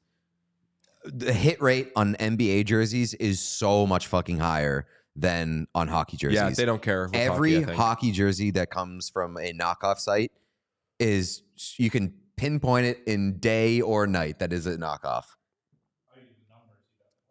Yeah, it's always the name or the number or the color. Honestly, like the shade of like team color is always a little bit off on the knockoffs, and it's for some reason it's so easy to tell. It is not that way with basketball jerseys. Somebody asks Sean, "Is it possible that you're just a hater and not specifically a JT hater?" I'll take that one. Hater as he may be, he has a specific category. He's like severed. Like when he gets to the Jason Tatum floor, he doesn't know what the rest of the world is. Like he is on some I hate Jason Tatum and that is my only purpose shit. I feel like I am definitely a hater. I won't. My hating often comes from like a desire to correct people that have gone too far the other direction. That's what dude, 7 to my office. So like the Taylor Swift thing is the go-to comparison. I don't have a problem with Taylor Swift. I have a problem with the way people talk about her and treat her. She's not that special. She's special and just not that special. Same with Jason Tatum. He's fine. He's very good. Not the face of the league. Like some However, people want to make him out to be. Jason Tatum is one of the conservatively 10 best people on the planet at what he does. So I know that there's degrees to all of it, but you know that the Taylor Swift thing is far more severe. Like Taylor Swift is not one of the top 200,000 people at what she so does. that's fair. Like Jason Tatum is obviously Is actually I think he has the talent to be the face of the league. Doesn't have the personality for it. Still find a way to make it insulting. He's corny. I'm not trying to. He's Pete, fill me in on this. We got Brian Boyle doing Nesson. Is that new? Brian Boyle worked the bean pot first, and now I think he's being mixed into the Bruins coverage. And honestly, I'm happy about that. Brian Boyle has been good for Nesson. I think that Brian Boyle is a good media personality. I think that we don't see enough of him. I've seen little clips of him on NHL Network. He's passionate. He seems cool. He is cool. Yeah. He's like loved him in college. Loved him. He's good. More Brian Boyle, please. Went to school with his sister, one of his like 14 sisters or siblings. Is that so? He's a big ass family. His sister was cool. The Nesson, also shout out to Sofia Jurkovic coming back. We missed you. So yes. Shout out Sofia. Saw her like a week or two ago. Bruins coverage is adding. It's body in, body out. They're removing players from the team. They're adding people to the coverage. So that ought to do it. I'd say that ought to do it. 24 hours is wild. Are y'all going to sleep? The answer is no. We still have not nailed it down, but we think we're going to watch Severance in chunks. The Sabres are currently winning. Yes, 3-2 at first. Ryan McLeod. Got a point, right? Was it Ryan McLeod? To Peyton Krebs. Yeah. Peyton Krebs now tied with Jack Quinn, all-time points, Sabres history. Shout out Sabres stats on Twitter. Is that right? Custo Hockey says Sabres fun stats. Brian Boyle does a New York Post podcast with Larry Brooks. He does. What's that about? I don't know. Did we try to get Sarah Palin on the show? We should have. I would love to have Larry Brooks on the show. That guy's fascinating. I'll just say it officially right now. I would have Sarah Palin on the show. Did we discuss this? Like, if we would have her on to talk hockey? People would get mad about it. Probably not. People would get mad that they would. My least favorite word in social media is platform. Why would you give this person a platform? I know that we would get that if we got Sarah Palin. If she came on, started acting a fool, we'd say, fuck you, Sarah Palin, you're gone. But if she wants to come on and start crying about Matt Rempe, talk about how she can see Russia from her house, God bless, Sarah. You're fucking weird, man. But as long as you're not hurting nobody. That's right. I feel like the crazy shit that she would say would be just directly tied to hockey. Yeah, I don't think that she would have time to get to hate speech. No. And I don't. I also think she. I feel like she compartmentalizes. Like she, maybe not entirely, but she wouldn't be coming on here to spread any kind of. She doesn't have like. She doesn't have an agenda other than pushing Matt Rempe into the Rangers lineup. Yes. You ready to screen grab, Sean? Yep. Joining us, I believe, right? Yeah. Katie Nolan in the house. Hi, Katie Nolan. Hi guys. Sorry I'm late. No, you're not late. It's a 24-hour stream. Yeah, I know, but I said I'd be here at a time, and then I wasn't because I was. Do you want me to tell you why? You want me to tell you what happened? Yes. Give it to me. Did you trade Brad Marchand? Yes. Oh God, they're not. They didn't, right? They're Not going yet. to. It sounds like it. But go on. Sorry. No, I just was. Well, now my day's ruined. I was just playing Fortnite with an 8-year-old, and I told him I had to be done at 7:30, which is usually when he has to go up to have a bath or whatever 8-year-olds do at 7:30. And I was the reason that we lost. We got like 75th, and so I told him we could play one more game because I felt bad because I'm a gamer. I'm a good team player. That seems fair. As a gamer, I do respect that move. Is this like a specific 8-year-old that you play with? No, just a kid. It's my friend's son. It's just we're gonna see how things go. No, How's Fortnite these days? Yeah, I was gonna say, does that happen? Dude, I don't know anything about games. It's a completely different game than it was when it first came out, and I don't even pretend to understand it. I make him play the type where they can't build. Yeah, hell yeah. Because I don't know what the hell any of that building. is. Yes. Yeah, I don't have the dexterity, but it is crazy to watch like a little kid that grew up with a controller, like how cool and calm he stays when shit hits the fan. Not me. I get stressed out. Well, And then Try we to die. pass over here. that's because you're an adult, and kids Yeah. just don't get stressed out about anything. I Nothing's know. real. God, we took that for granted, huh? Oh yeah. Yeah. How's the Big show time. going? How's the new Oh, show you know, going? It's good. Thanks for asking. It's a podcast, so it's it's work and also not really. I don't know if anybody likes it, but we're gonna make it and keep making it, and I like it. So I think that's all that matters, right? Yeah, I mean, I think it rocks, but I would say that no matter what. But Yeah, I it's know. you leaned into when you started it, like it's going, like you'll get it. Okay, you're not going to be intimidated by it. And the first episode I put on for my gal pal who's not a big sports person, who's getting into sports, and it was ahead of the Super Bowl because we were going to watch the Super Bowl, and she was like, I don't know anything about this game. And I was like, you know what? My friend Katie just started a podcast that is for people who think that sort of thing, which is like, I'm interested in this sports thing, but I don't necessarily want to fucking like go through tape right now. And it was awesome. And your guests are amazing. Obviously, your Rolodex is insane. So if people haven't checked out Casuals, I highly, highly recommend it. Thank you. It's so funny you say Rolodex. I just bought What? a Rolodex. Isn't that crazy? Isn't that nuts? Oh, Like a real life. It's very satisfying.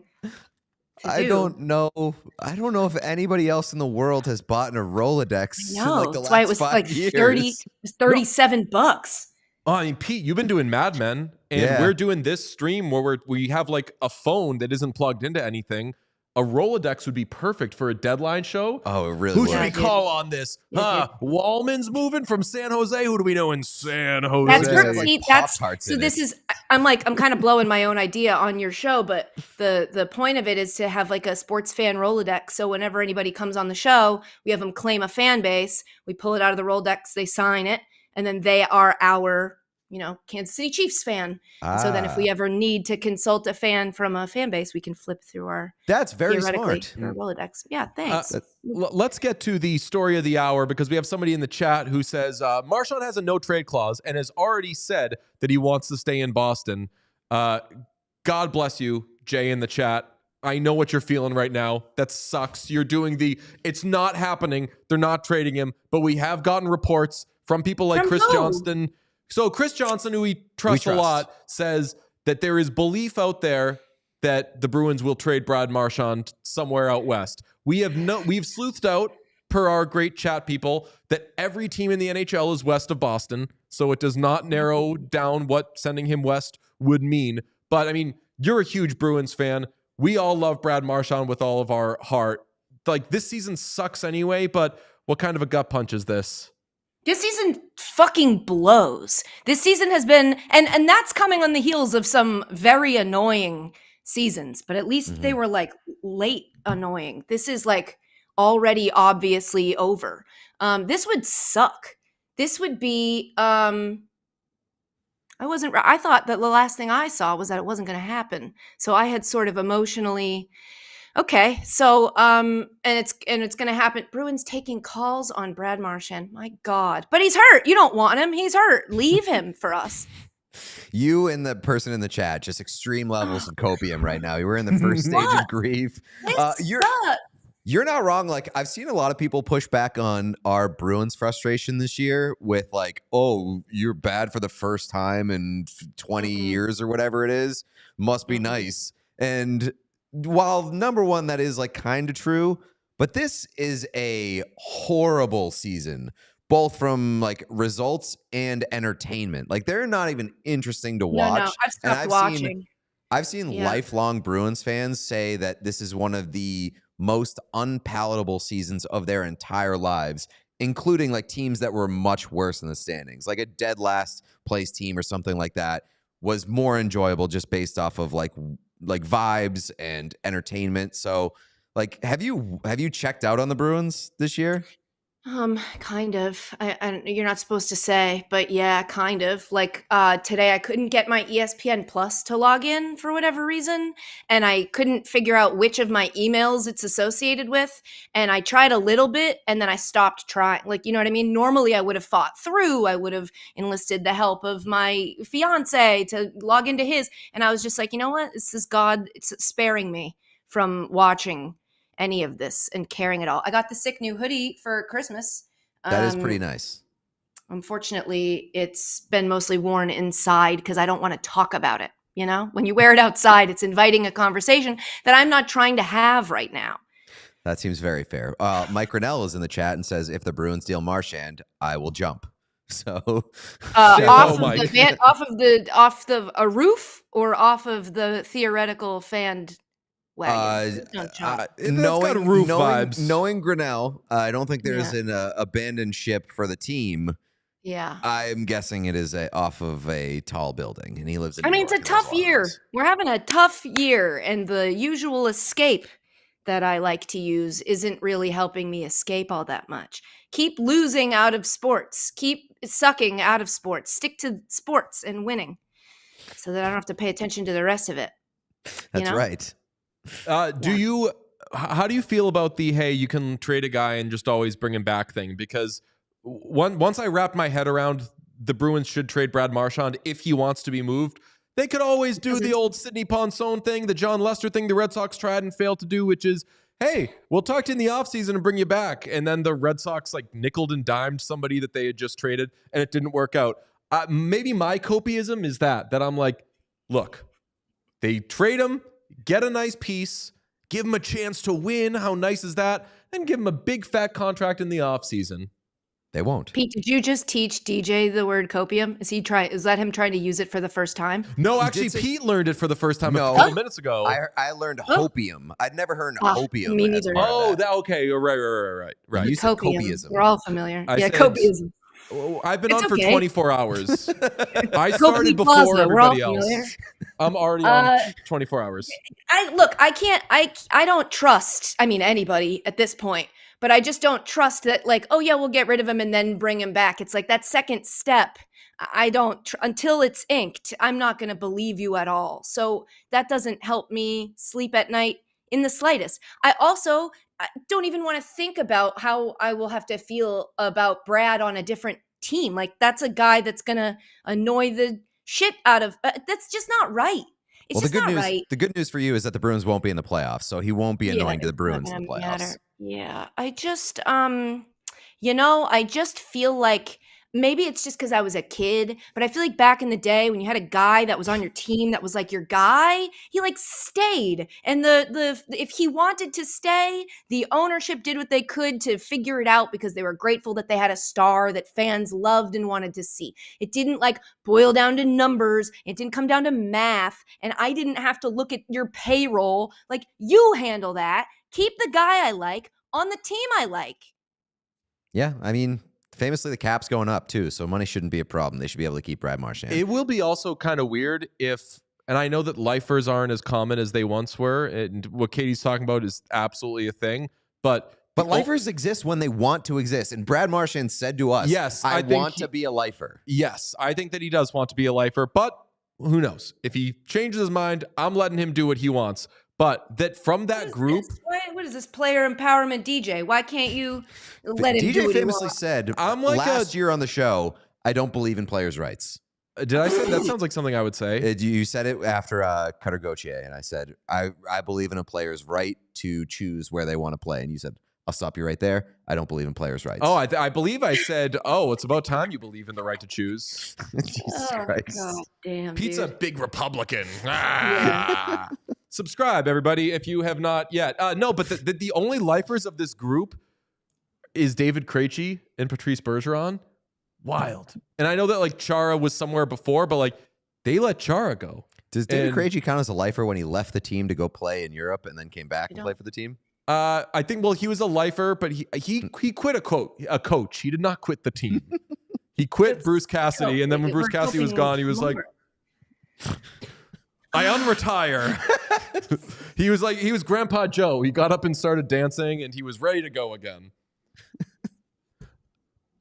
If the Bruins do trade Brad Marchand, Stop saying it. All right. If the Bruins do trade player X, are you fully on board with a tear down, like blow up, just like trade everybody else that they're considering trading? The problem with me is I never am like that. I never go like, well, here it is. Get rid of, like, I always kind of want my team to be watchable. I'm spoiled in that way, but I like my team to be enjoyable to watch every now and then. It doesn't have to have a ton of stars, but I would like it to have some talent, somebody that I like the way that they play. I would like some of the guys we thought were going to turn into something to start turning into something. You know what I'm saying? Mason Lohrei would be nice. Put a lot of stock in him. Doesn't seem to be working out for me. I got to say, while we're like bringing up my old takes and how dumb I've been about stuff, I do deserve a point for giving you sure about that on Mason Lohrei when people were very excited about it. I was like, it looks like a kid who likes just jumping around. That's what I'm seeing. I agree with Katie though on like, you don't want to just get rid of everybody. If the Bruins want to get rid of everybody, I'll say do that. God bless. But know that you're not going to be in good shape next year. You're not going to be in good shape 2 years from now. Sean has noted the Bruins have nobody on the way. So if they're like, you know what? We had a bad year, so we're selling everybody. Bye, Charlie Coyle. Bye, Brandon Carlo. Bye, Morgan Geekie. It's like, those were like all of your good players. You don't have somebody. So if they do a soft sell this year, which is they've already moved Frederick, if they move Marchand, maybe one other guy, then in the offseason, you can reassess, you can spend money, you can try to make a trade or two, and then you can be better next year than you were this year. If you peel off too many guys, you suck too much to say, okay, whatever, we'll just bounce back. So that's what I caution with the Bruins, because some teams can do it where they're like, we're not making the playoffs this year. We'll trade our pending UFAs. We'll even trade a couple of guys who have another year beyond this. Bruins aren't good enough to do that. They can move a couple of pieces and then try again next year. They're basically forced into position where it's either they retool or they don't, or they like have to blow it up to smithereens, like, because they have nobody in the system coming. So like you either have to retool and get like, you have to recoup assets for the players that you're trading and then flip them into current pieces and then sign players to stay in this window. Or like if you're trading those 4 guys, you are committing to like a 8-year to 10-year rebuild, basically. Ugh. I know. We'll be dead by then. What are we doing? I would like to see this team be good. What did Come Michael Scott on. say? What did Michael Scott say? I don't even know if I'm going to want a baby in 8 months or whatever it was about the like the wait list. Like, Katie, what's the longest show you've done? What? What's the longest show you've done? We're doing 24 hours. Probably like an hour or 2. I don't think I've ever done a marathon of a show. Nice. My podcast used to be like 2.5 hours, and they would always be like, "Get that down," and I was like, "No, but 24 is a lot of hours." When they first launched, ESPN Plus or Disney Plus, I don't remember if they were at the same time. I think it was Disney Plus. I pitched at ESPN to let me live in the green room at the building in New York where it was like First Take and all those shows. And I was like, let me live in that green room for 24 hours and just watch nonstop and just show all the stuff available to stream on Disney Plus. And then talent can come in and out as their day, when it's the morning and the morning shows here with Get Up, they can come into the green room and they were like, yeah, it's too much of a liability. And I don't know what that means, but it would have been a good idea, I think. Damn. No, that would have absolutely rocked. I could have advised you, but I don't. Just describing an entire idea as a liability without specifying further. No specificity. I was like, can I get incredible. a meeting? Could maybe somebody explain to me what maybe I could alleviate your fears by letting you know it wasn't going to be. And they were like, this just seems like too much of a hassle. Can we go back to not doing this? And I was like, sure thing. Sure thing. Yes. While we're talking shop, you've always been a remote guest on this show, which is proof that remote guests can be amazing. But unless I am mistaken, you do no remotes on your show, right? Well, I'm trying to do no remotes on my show, but it is that is tough. Yeah, it's a lot easier to book remote. But my producers are remote. So the whole reason that we started doing guests is because I was like, I want people in the room. I want to like banter. Like if you two were remote with each other, it's tough. It's not as easy as if you're in the room. There's just something more special about that. But it's harder because now that this is doable, it's like, why would anybody come all the way in? And we can get people that are in like LA. And so we will probably do more remote guests. I like it happening in person.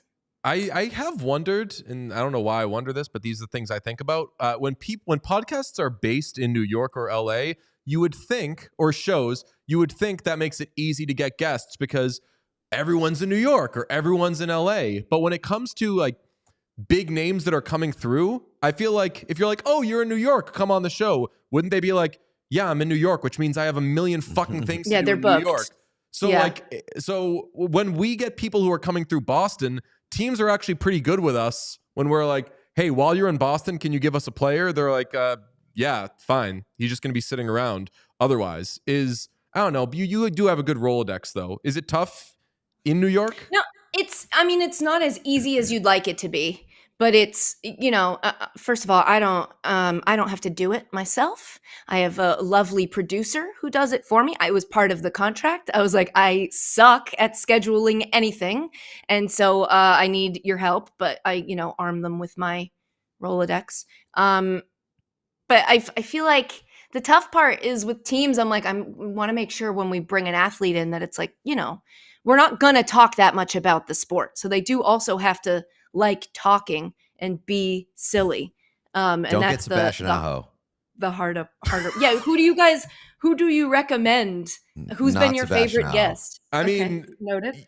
If you've seen the announcement for the next season of the Amazon Prime or the Amazon hockey show, Oh, they're yeah, getting Seth Jarvis. Oh yeah, Great pick. Yeah. very on much their your part. vibe. Like, Already on my list. Nice. yeah, recommend. Yeah. He would be fantastic with you, and because we joke around about whatever, but you're also a great person to talk about life with. To be like, hey, you know what?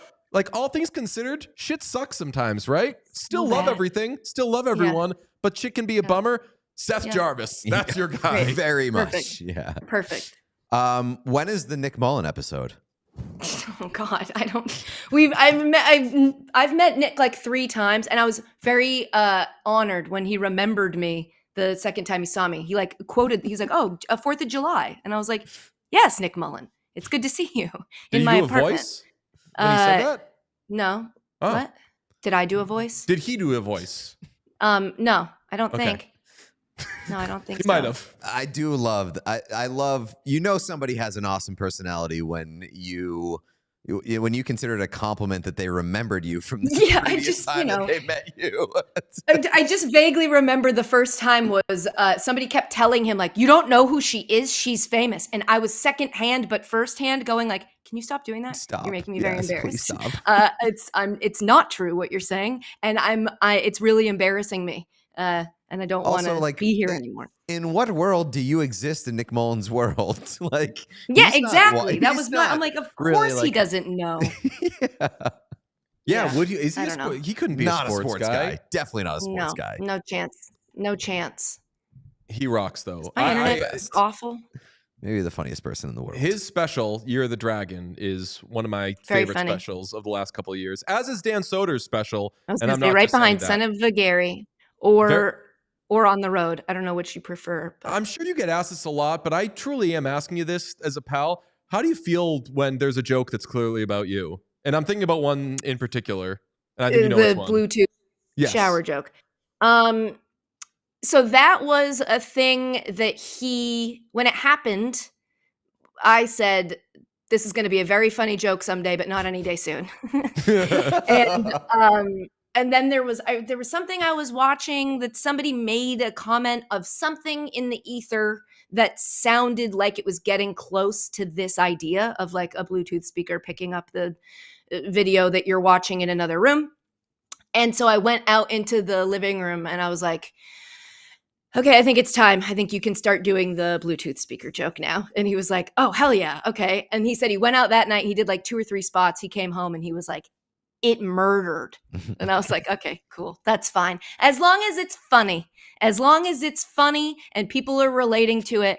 I like it because he's making a joke about it's like he's making me laugh at my pain. You know what I'm saying? It's like, that's what comedy's supposed to be. It makes you feel better about something you feel bad about. And I felt pretty bad about that. It's an absolute banger of a joke. It's a great special. How is he on getting into hockey? We joked last year we would get him a Justin Brageau jersey, but I think he's going to get traded too. So that is not on the way. Oh my God. This is such a tough season for him to be fully involved. So he's, watching less games than would normally be acceptable. But I told him it's a hell of a season that noise is my dog drinking water. She just got home. I don't know if it sounds like something nasty's happening over here. She's just chugging and slurping. It's a Bluetooth speaker. I was going to say, can I ask what kind of water? Because I've become a real Mountain Valley head. Okay, so I have a bottle of that here in the kitchen, and we almost gave it to her today because when Dan was sick the other day, he drank it and he said it tasted bad. But it was just because he was sick. It was just because he was sick, and then he took a sip of it today. It is literal dog water, according to the Soder Nolan household. Yeah. But not anymore. No. He almost gave her that, but now it's back to being human water. We're doing a water blind testing later on. We're gonna have this. We're gonna have Fiji. We're gonna have that shit water Dasani. We're gonna have. Oh my God. Yeah. No Dasani. Our fear is that we won't be able to identify Dasani, and that would be horrible if we couldn't. Yeah, that'd be pretty embarrassing. That'd be bad for the brand. Be very bad for the brand. Great for the brand is getting to chat with you. Thank you very much for joining us, Katie. You freaking rule. And hopefully for your sake, the Bruins announce an extension with Brad Marchand. Oh my God. If he goes, I'm going to be really upset. I might get a little fucked up and then join your stream at like an ungodly hour. And we can talk about it. So that link is good for the next 20 however. Expire. We gave you a lifetime link. So click it whenever you want, my friend. Okay, I might. Very funny. I just saw in the chat that they said her dog just got home, like from work, and yes, that's exactly correct. Myrtle just got off a long shift, and I got to go cook her dinner. Amazing, Katie. You're the best. Bye, friend. Love you guys. Mwah. Bye, Katie Nolan. Katie Nolan. I said it like it was Brad Marchand. Nolan Springs. What Cam a legend. Robinson is here. Before we get to him, or I guess you can get to him, but I have to add to the piss counter. Okay, Pete is going to pee, and we have Cam Robinson with us. Hello, buddy boy. How are you, my friend? It's good. What's going on, pal? Nothing. That's not true. No, well, nothing. I hate to start every conversation we're going to have with what are you hearing, but you've brought up that Pettersson is sort of in the mix-ish. What are you hearing? What do you know? Man, so, I was told a couple weeks ago from some teams that were like interested in moving for him before Miller got dealt. And so one guy told me, he's like, I'm just going to keep making offers until they tell me to stop. And then they told him to stop. And then they said, we're going to hold on to him. We're going to let, the dressing room drama fade, and hopefully he can go to the Four Nations and have some fun and come back and be his old self. Obviously that hasn't happened. Now, he did kind of have like a come to Jesus moment with the media the other day, and like, recognize he's not playing well enough. He has higher expectations for himself, and had a really good game against the Ducks last night. Didn't get any points, but dominated, the shot share and in the dot and stuff like that. And so a good sign. But, I had someone reach out to me and just say like, hey, we're hearing Pettersson's back on the block. And so I reached out to a couple of those teams that had previously been interested, and one flat out just said yes. And then the other one said like, I think so, but we're not interested anymore. And so it does seem like the Canucks are back to listening on Pettersson. I mean, it's not shocking. He has a full no move clause that's going to kick in on July 1. And so an opportunity to maybe shop him to the entire league or to a larger swath of teams before waiting till the summer, and then, having a small window that you have to get his approval for. So they'd be derelict in their duties if they weren't listening, but I think that they are actively listening at this point. Pete, did you hear what Cam just said? He said that he checked with a bunch of people on whether Elias Pettersson is on the market, and one of the teams said, yeah, we think, but we're not interested anymore. Love that. Rocks. That's so sad for him. But like, I mean, do you agree with seemingly his stock plummeting in the way that it has? Because when this Miller stuff first emerged, it was like, they might get rid of Pettersson in all this? Damn. Wow. And now it's, what are they, like, who are they going to get to take Pettersson? I mean, I think there's enough interest in him that I don't think the value has fallen out. I do think that there's a number of teams that would still like you would if let's say if he was dealt before tomorrow or if he was dealt at the draft in June. I think that the returning package would still be quite noteworthy. And I'm talking probably like two strong young roster players plus like picks. I think that he's still valued around the league, that people still see him as a 26-year-old who he left for the All-Star game. Pete, we were hanging out in Toronto last year. When he was there, he was playing at like a 45 goal, 110 point pace. That was a year ago, right? Like he hasn't forgotten how to play. So, he's not a full reclamation project at this point, but he does make 11.6 for 8 years and he's not producing right now. And so if Vancouver is looking to get out from under that, but can you imagine, like, it wasn't that long ago where they had Horvat, Miller, and Pettersson. I know. We could be looking at we could be looking basically like a year later and they have none of them.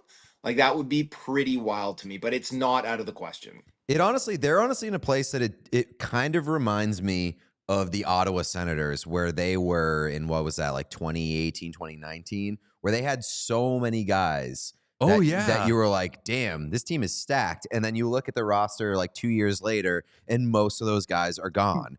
So do you think for Pettersson, it's more a product of the no move kicking in this summer more than it is a belief that like he can't play in Vancouver anymore? I don't think the team thinks that. I think that they are, and this is purely an opinion. I think that they would prefer to keep him because that's the best chance you have at getting the most value, is that him becoming himself again versus trading him for parts. You don't really like to trade a loony for, a couple quarters and a couple dimes, right? Like you diminish your value throughout the lineup where you can maximize it with a player like his. So I think Vancouver still believes in this player. It's just, it's becoming harder to do so. And I think that there is a little bit of baggage there at this point in Vancouver too. But I do think that they would be happy to keep him and have him turn back into the Elias Pettersson that we've seen in the past.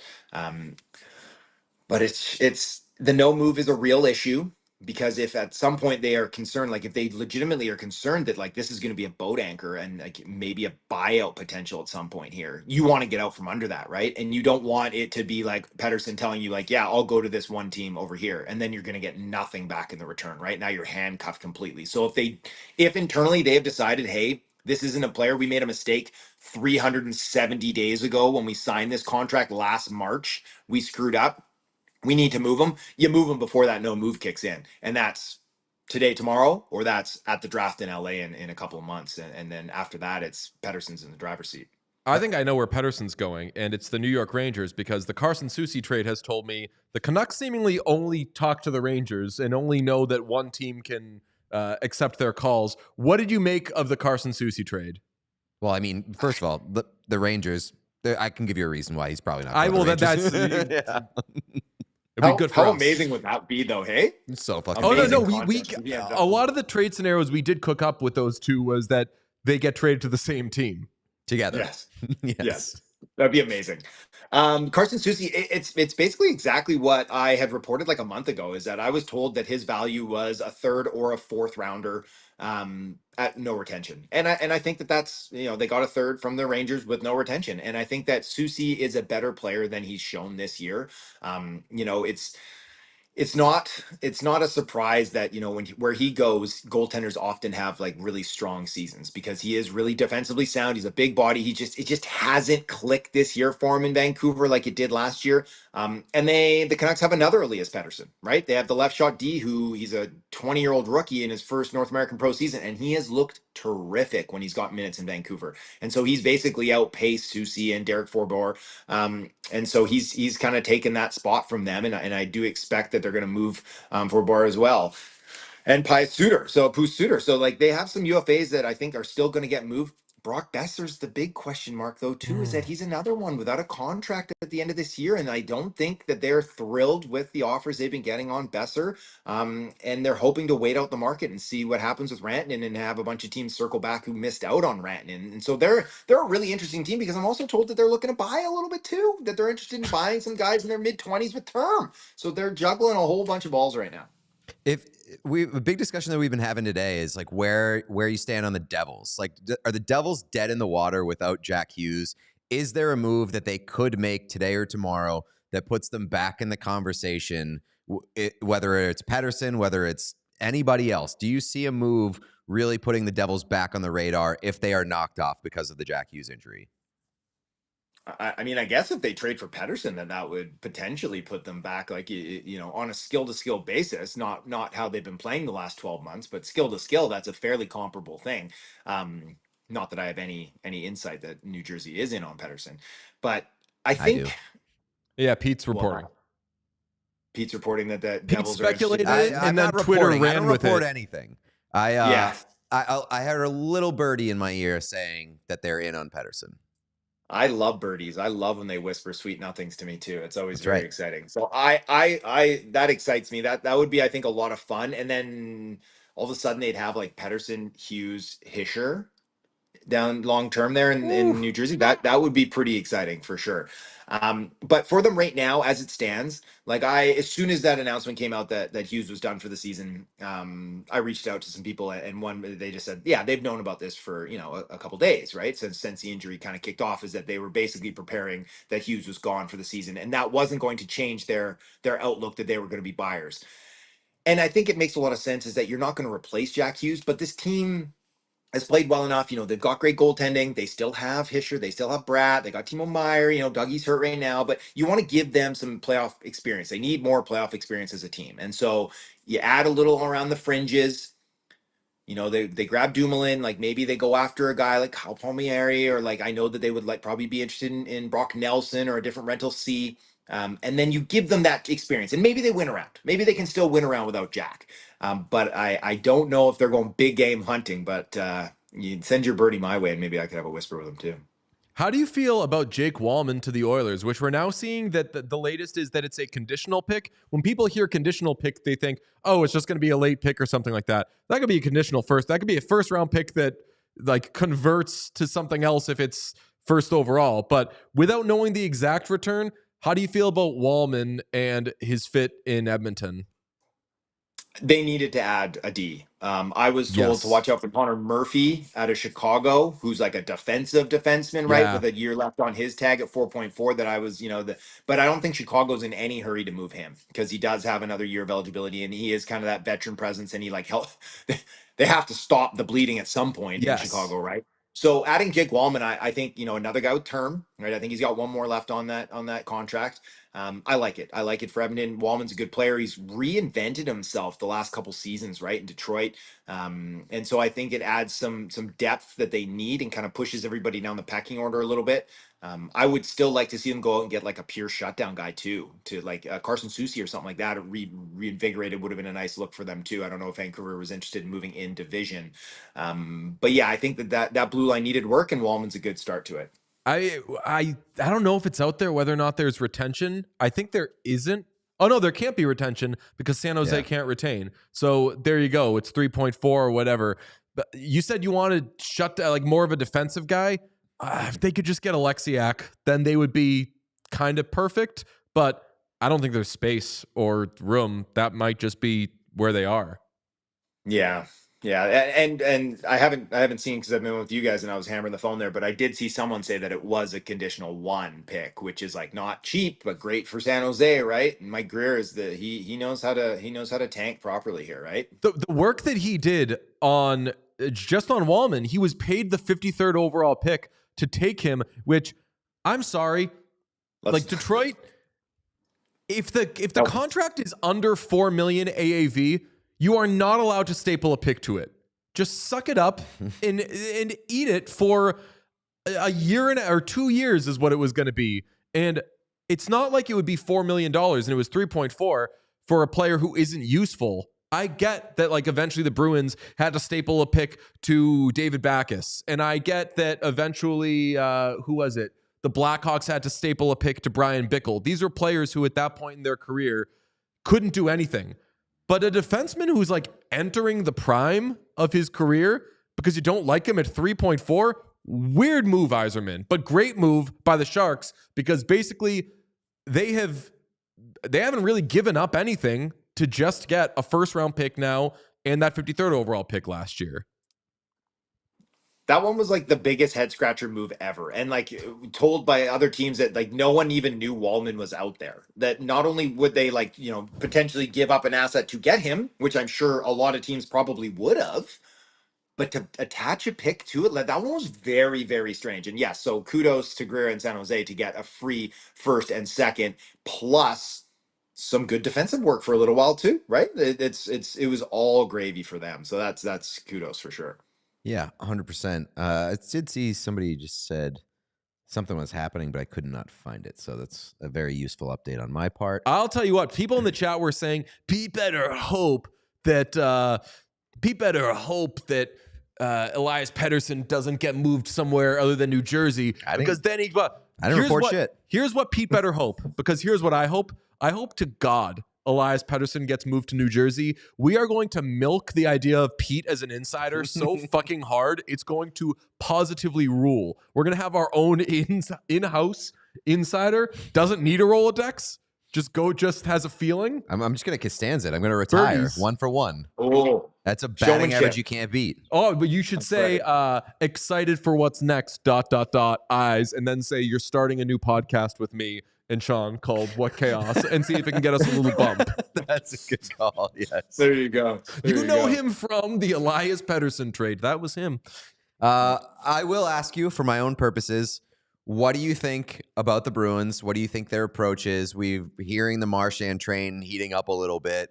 You think he gets dealt? You think the Bruins go full sell?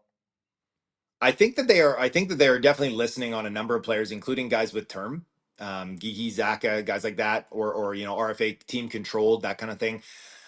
Personally, I know Chris Johnson said it earlier that it feels like, temperature around the league is that Marchand is going to get moved. I talked to a couple teams who kind of said the opposite, that they don't think he's going to get moved.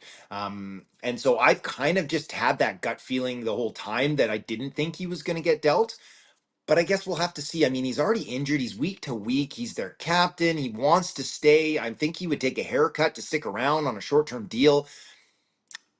And I don't know how much value they're going to get for him in this position right now. So it's like, yes, if a team walks up and was like, here's a top prospect and like a first or a second, you move him. But if it's like, let's move him for a second and a third or something like that, it's like, I don't know if that's worthwhile to the Bruins right now. So, it all depends on the offers, but my gut says he's sticking around, but that's purely a gut thing. Do you have any big proclamations? We like asking the insiders if they have big proclamations, because on this show, we watch the watchers, we watch the insiders, we keep a ranking. So, like, don't be scared. Tell us something. Okay, here's a couple of my just feelings. I'll proclaim them to you now.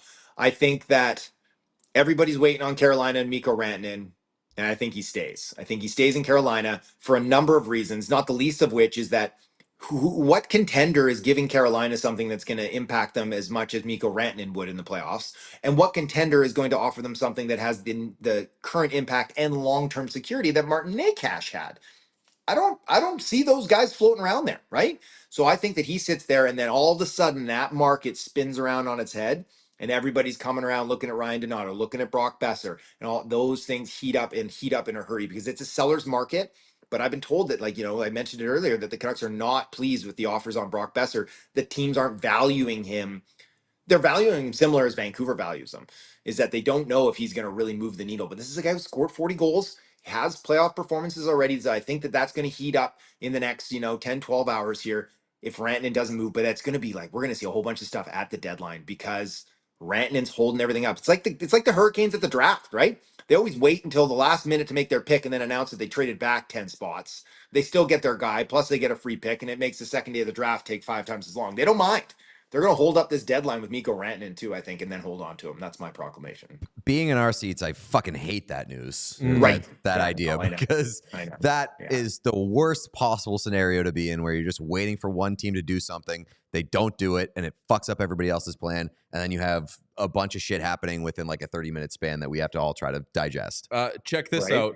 A new move I'm taking for a spin. Give me a short answer on this, Cam. What are you hearing on Sidney Crosby? Yeah. So that's what I was going to line that up. Actually, my big proclamation is Sid's going to Toronto or something like that. That would get things cooking. Sid's going nowhere. I gotta trust that they're just like that. It's not smoke. I will say this though. When we were in, actually, you guys, when I was in Montreal, I did have someone who was very, very tapped in, very, very knowledgeable. Just say, if he was ever going to move, the only way it would happen is if he came back from the Four Nations and he went to Dubas and he said, I really liked playing with Nate Mack. I really liked playing with Nate Mack. That was so much fun. Send me to Colorado. That would be the only potential chance. And I know somewhere Paul Bissonnette, his nipples are erect right now. Just me whispering this out into the ether. But I don't see Sid going anywhere. Or he could say, Kyle Dubas, that Jacob Slavin guy is incredible. I would love to play with him. Rantanen for Sid. The trade is 1-for-1. Body in, body out. What you think of that, brother? I think, Rantanen goes and plays, 15 games in Pittsburgh and then bounces. Yeah. Yeah, great deal for the Penguins. Great deal. Yeah. But the Penguins just like accumulating guys. Like to be like, hey, like we have this guy on our team. That's what they did with Erik Karlsson. And Sidney Crosby's got terms, so they dump that cap. The Sidney Crosby cap dump would rock. The move I was going to do, if you had said like Crosby, I'm not hearing anything on him, we would go, things seem awfully quiet on the Sidney Crosby front right now. So we're gonna do that throughout the night. We can do it with any player. So you're not hearing anything on Connor Hellebuck. Okay. Quiet on the Hellebuck front for now. Hell yeah. I hope you guys are drinking. Is there any? What am I drinking? I said I hope you guys are drinking. I'm on my second beer. I think I may tap out at 2 just because I don't want to get too sleepy. We got a long night ahead of us. I'm on my first coffee, and I'm telling you, people who have been here the whole time, they've heard this song and dance, but this Mountain Valley spring water, you gotta have it. It's right from the glass bottle. Your lips to God's glass. Delicious. What time do you plan on going to bed tonight, Cam? Oh, well, see, I'm lucky. I'm out on the West Coast. So everything shuts down a little earlier, right? So I'll be up till my normal 11, 12, and everything will be quiet by then. But I like a fool, I didn't plan this out too well. My kid's got a tournament out of town tomorrow morning. Oh. So we're up early. We got to be on a boat, but that's okay. I've already set it up. I'm getting a ride. I'm jumping in with a car so I can just be on my phone, be like completely antisocial. Someone else is going to watch my kid on the ferry, smash up mini sticks. I'm going to go to the rink and I'm just going to sit on my phone until the deadline and then I'll coach and it'll be a good time. Well, if you're behind on things and if you get anything wrong, we're on your ass, pal. And we say, not committed. Loves his family more than the game and the grind. So that's on you, brother. Cam, thank you for joining us. I know that you do have a very, very, very busy next however many hours. So you rule for checking in with us and for enlightening us. We love you, my friend. Appreciate it, fellas. Good luck the rest of the way. Keep that caffeine rolling. All right. We'll do our best. It's the great Cam Robinson who, I just really like him on Canucks stuff. And I know there's a lot of good Canucks reporters. There's a lot of good national reporters, but there's just something with, like, I trust the word of Cam on the Canucks, and he has not steered us wrong yet. What a legend. It is always funny to me that, like, the people that are closest to the Canucks hate the Canucks more than anybody. At least this version of the Canucks. Like, I don't know if there's a person on the planet that really enjoys the Canucks experience so far. You know what? That's very baseball of, like, people who cover baseball teams hate those teams. Oh, yeah. Well, that's, I think, because they hate their lives because they cover baseball. Sure enough. Yes. Yes. That makes more sense. But yeah. Everybody, make sure you smash subscribe. We've got a great group in here. A lot of people watching. We would not have it any other way. You can get our stuff regularly in the form of 1 hour long shows every day, Monday through Thursday, except in the playoffs. We do 5 shows a week. We're going to be headed to Edmonton soon, doing a lot of content there. We've got some stuff with the Blue Jackets that, of course, we do stuff with the Blue Jackets because we love them so much. Have a lot more things coming out, but on our YouTube already, we've got name the player you like who seems cool. We've had them on the show. So that's a little plug for us. Make sure you are subscribed. Pete and I are tied. Sean, Bop It Wise. Oh, okay, never mind. Sean's updating the Bop It scores. When is Bop It time? Asks Tokyo Sex Whale. Nice. Bop of the hour. It's at the top of the hour. We did miss the 8 o'clock hour. Did we miss the 8 o'clock hour? Yeah, we could double bop. We have Dave could, Gosher, voice of the Vegas Golden Knights, joining us in 18 minutes. So we could double bop in the meantime. I do want to check in on something. Yeah, we could do. We don't. I mean, real. This is our show. Oh yeah, We can bop it whenever we fucking feel like it. correct. So We don't as long have as we to. do 1 per hour, I think we're covered. Well, even if we don't, like, we've got a lot going on right now. We didn't start it until after the games last year. Like, the people clearly want Bop It, so we are. We can not do Bop It for the rest of this fucking thing if we didn't want to. I usually say that's my friend, but this is a moment where I do feel compelled to say that's my producer. That is Sean producing a fucking show, saying, "Off my dick, please." Like, And we just had back-to-back guests. back to back, like Be very happy. good guests. But I do I'll want shut to this make shit sure down. that we stay on top. Like, personally speaking, I want to stay on top of the Bop It. Pete's like, yeah, I totally get all that, but when do you think we could play Bop It next? I mean, I'll Bop It myself by myself if I have to. I just want to make sure that I don't lose the Bop It momentum that I currently have. That is, oh yeah. So, fair. all right. So we'll do it for Pete. We're not doing it for all of you. We're doing it for Pete. I'm going to, I need to stop announcing that I'm going to piss. No, you need to announce it because I'm keeping Declare up on the stats. that I'm going to piss. At least I need to know at least. Yes. Piss time for Dave. All right. As it were. I will. I'm gonna Add watch it to the you- list. Actually, I'm going to watch you bop it, then I'm going to bop it, and then I'm going to piss it. Okay, I'm not going to add it to the list yet. All right. A lot can happen. Well, in now that this time. is a change because we're sitting down. You can stand up. I know, but I feel like it's a weird camera situation. I mean, stand in the back. Yeah, you All right. are good. I mean, I'm just. There You is know no what? excuses. I'm If gonna- you I'm- want to, if I'm you gonna want try. to, I'm gonna try sitting down. No, I'm not. Oh, he still fits.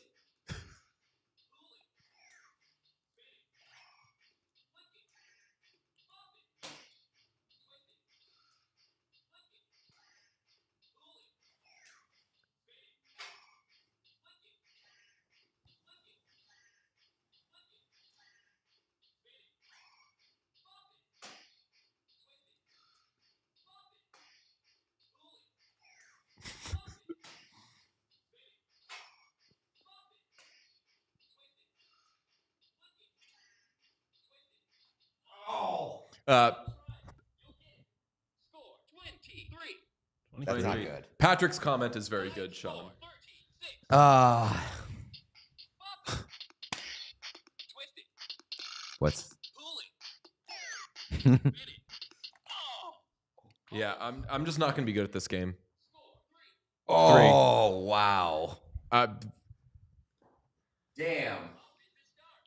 thank you. This is more interesting than the regular Bop It though, because the scores are all over the place. Yeah, I mean, I have a lot I want to say, but I should just get better at that. you should definitely get better at that. You got plenty of time. I should just get better. I should not say You can, what I think we're all thinking. You can say Bop It Extreme sucks. No, not Bop It Extreme sucks.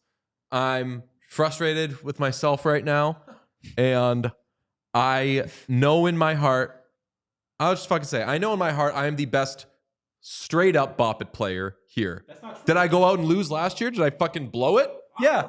Yeah, we all saw it. Yeah, you won. That's crazy.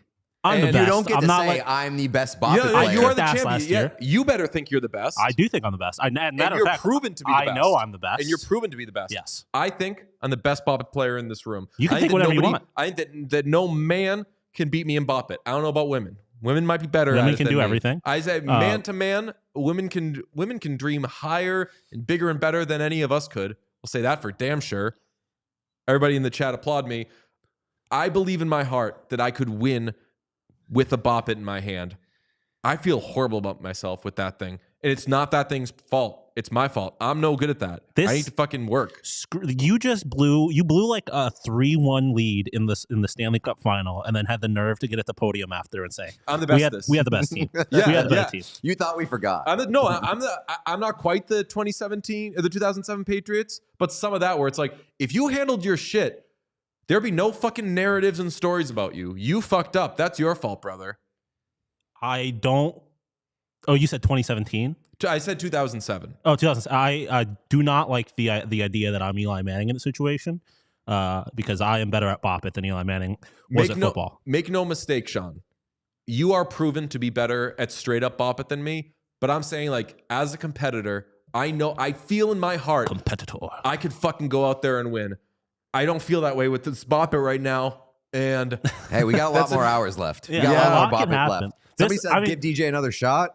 He'll have another shot. I'll He have another doesn't, shot get, he an doesn't get a hour. redo on that one. I will say that like this one definitely has a higher likelihood that like my mental state at like 3 a.m. like destroys my ability at this. Yes. So I by no means feel confident in my lead, but I do feel confident in my skill. I'll say that. Somebody said- Delusional JP. no, the best one is DJ is Rob Brindamore right now. We got swept, but we didn't get swept. That wasn't, if you watch that, nah.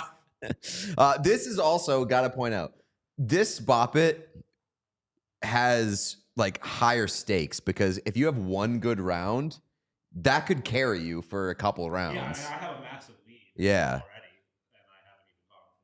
Whereas, like, if you didn't get 70 or above on the original Bop It on any of the turns last year, you were fucked. Okay, Dacky says DJ's like the sun was in my eyes. When have I haven't blamed anything on.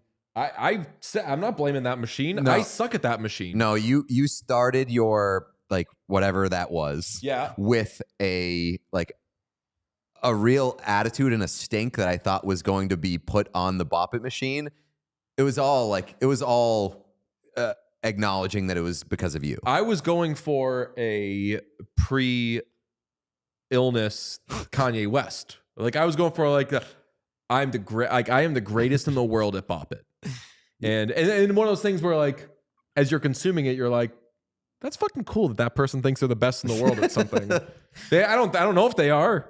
I was at least happy that your issue was more about how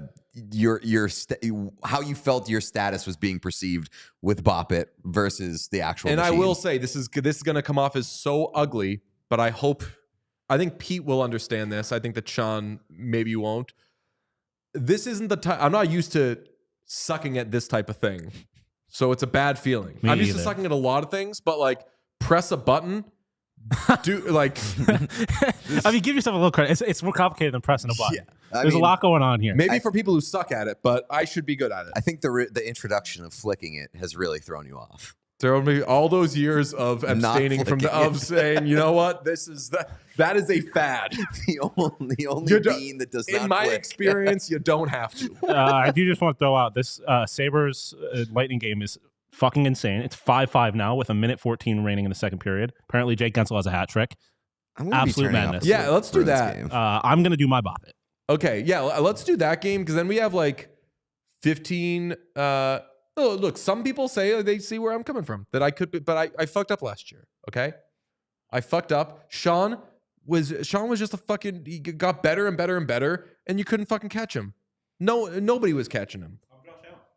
Yes. But you won. You won a Yeah. championship, though. You also won a championship. He's Josh Allen if the officiating was good. We were doing a good job of keeping score. Okay. Love you, Sean. Get it.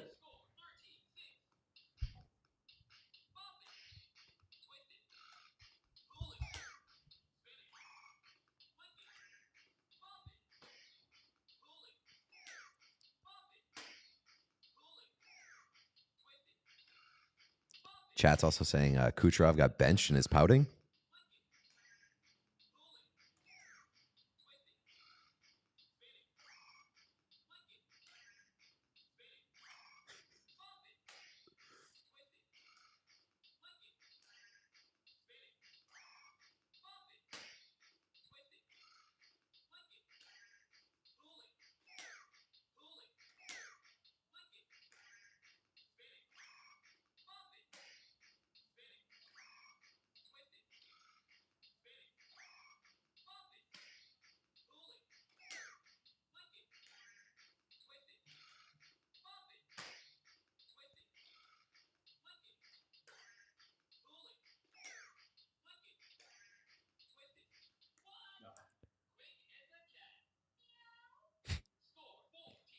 Forty-two. 42. That is the current Very good high on the job. stream. Couple takeaways from that.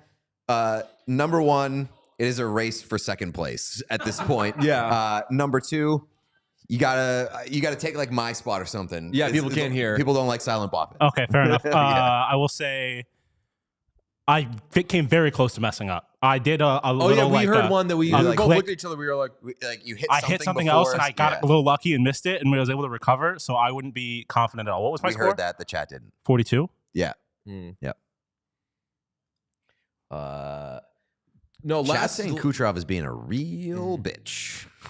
Last year, I brought a condenser mic for any sort of stuff that we are going to be doing that would be the whole room, but I don't think I have that here. Actually, I might.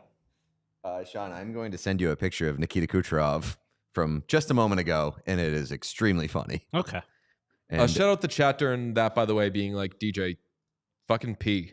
Thank you for reminding me. Were I have you to pee. struggling? Yeah, no, like I was sitting You forgot? there, like, you said, like, no, I wasn't scoring. No, I was saying, like, didn't you say you had to pee a while ago?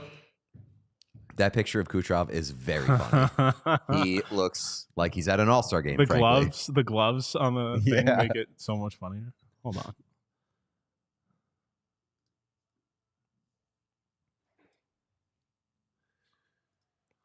That scoreboard is wild. You're like 50 points up on me. Yeah, I mean it's a massacre. I mean, like I said though, one good Bop It round. Yeah, I mean, listen, yeah, I think I've started off very strong, but I think the chance that I drastically fuck up is very high still. Here's the Kucherov picture, by the way. The gloves on Very the funny. It looks on the like, ledge there are so fucking funny. I don't want to Yeah. play anymore. That's I'm not playing anymore. I think his hands are just cold. I'll give him a break. Hands are cold. But did you keep the no gloves no on? gloves in sight. So what is he supposed to do? I don't want to play anymore. Trade me right fucking now. We have a new name at the top of the trade block. It is Nikita Kucherov. Kucherov. I'll tell you what. Our pal Petey said earlier tonight, not many players in the league I don't like, but Elias Pettersson is one of them. Not many players in the league I don't like, but Nikita Kucherov is one of them. I don't know. The All-Star game thing I didn't like. I didn't necessarily enjoy, but I also understood and respected where he's just like, especially if you're in the mindset where like, this was just a McDavid competition. He designed this for him to win. Like, I'm showing up being like, this is bullshit. I'm not beating Connor McDavid at his own game. But it's like, it's one of those things where it's silently agreed upon that nobody gives a shit. Yeah, But you no, have to I agree. pretend like you give a shit. That's why, like I said, I didn't like it because it was just like, you got to put in a little Also, effort. My Kucherov disdain is not about anything about him as a player other than the fact that he's also like pretty sneaky dirty. He's kind of a Kucherov? yeah. Big time shit. Yeah. And he's also just kind of an asshole sometimes. So I enjoy that screenshot of him acting like a big fucking baby. Yeah. Oh, I didn't see it. AB is right. He's a rat and an MVP. Both of those can be true. And That's so cool. good. Yeah, great job. I did a voice. It's like, I don't want to play anymore. Yeah, Just it does taking look your like ball and going home. it does look like Bernie at the 2016 inauguration where he's just sitting in a chair, Yeah. mittens on. Oh.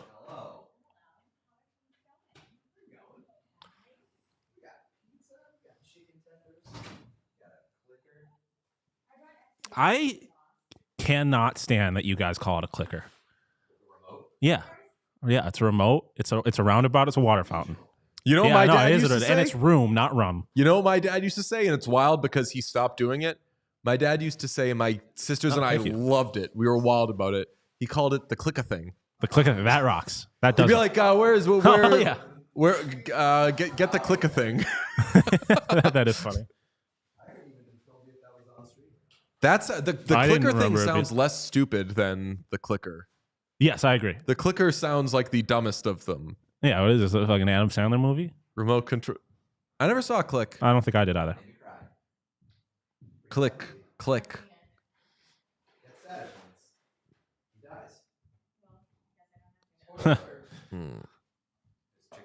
Oh, thank you. Ellen, have you ever had the Mountain Valley water?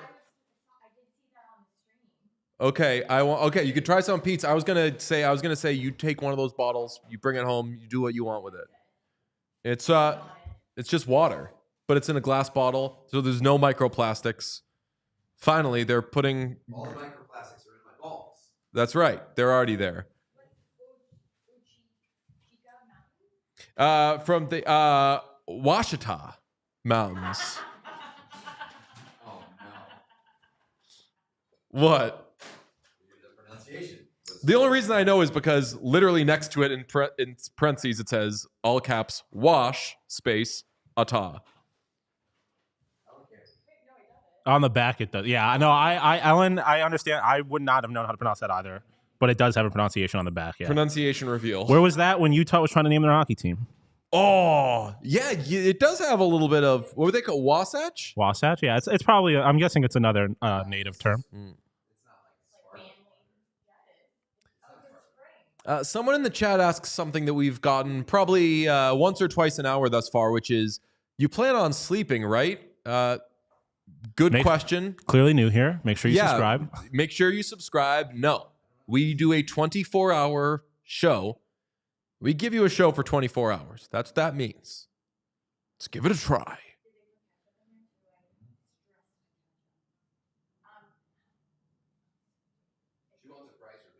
Oh, price reveal? This is going for, at your local grocer, $2.99 a bottle. Not bad.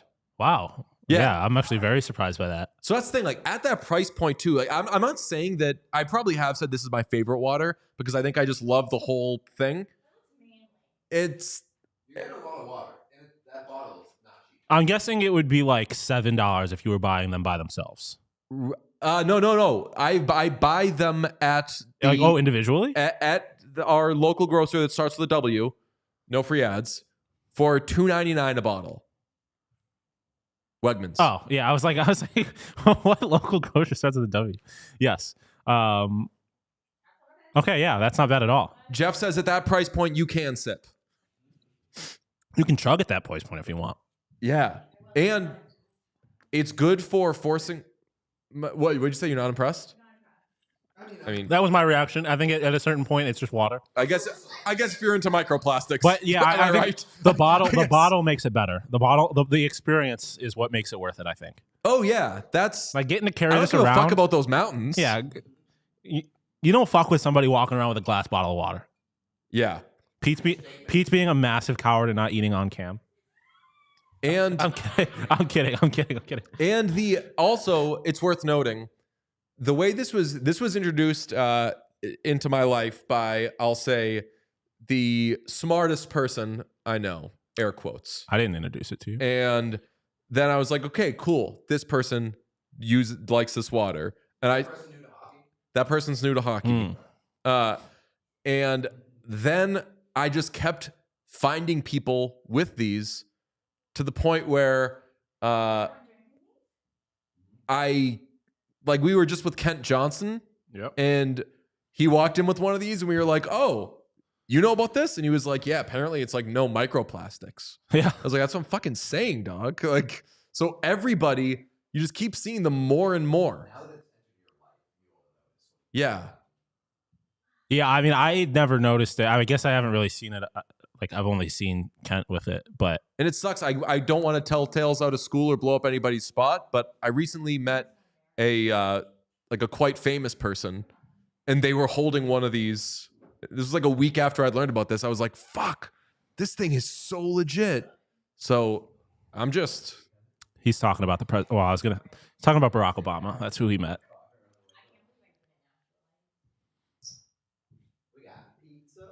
Jay says they're not going to announce a trade at 2:30 a.m., bro. LOL. They might. 2:30 a.m. is still today in Western Canada. That's right. What's it called? That somebody asks. It's called the Mountain Valley Spring Water. This stream, by the way, is not sponsored. We're just raw dogging it. Yeah. Mountain Valley. You want to step up? Right off cam is my fiance touching Sean's pants. Yeah, Sean is giving a pants reveal to Ellen. It's a yeah. Yeah, I can see that. It was a good pants reveal. Speaking of pants, I don't like how interested you are in Sean's pants and potentially getting in them. Somebody in the chat said, "Why is DJ dressed like Ross from Friends?" I have a bone to pick with that because the Ross slander is stupid and annoying. Thank you for watching us. Subscribe. That is not this character looks way more like, or this costume, I should say, looks way more like something a different character on Friends would wear. It is definitely way more Chandler than it is Ross. I would agree with that. And it's even a little Joey. You haven't mentioned, well, you're going to mention dinosaurs quite a bit later, so. It's also, I mean, we can do it whenever we want, but it is the top of the hour, so we're due for a Bop It. Oh, we're due for Bop It? It seems like you want that redemption now. I do want it. Go ahead. All right. Ellen, I'll catch you up on Bop It. We're doing Bop It Extreme this year. And I don't know I don't know that machine, and I am so bad at Morgan it. Geeky has scored again. Morgan Geeky. Morgan Keepy. Rocks. Morgan Keepy. Sean's on it. In on it.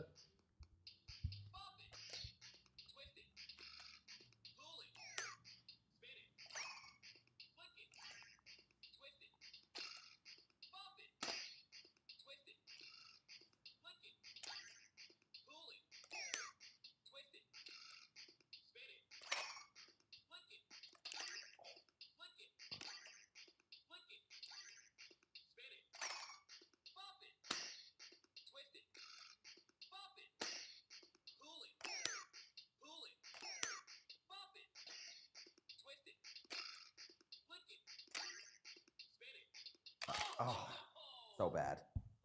That's bad. Score 24. 24. 24. It's not the worst. not the Marilyn best. Reichgub over here. You thought I'd go Kiefer Sutherland? Oh, God damn it. All right, well.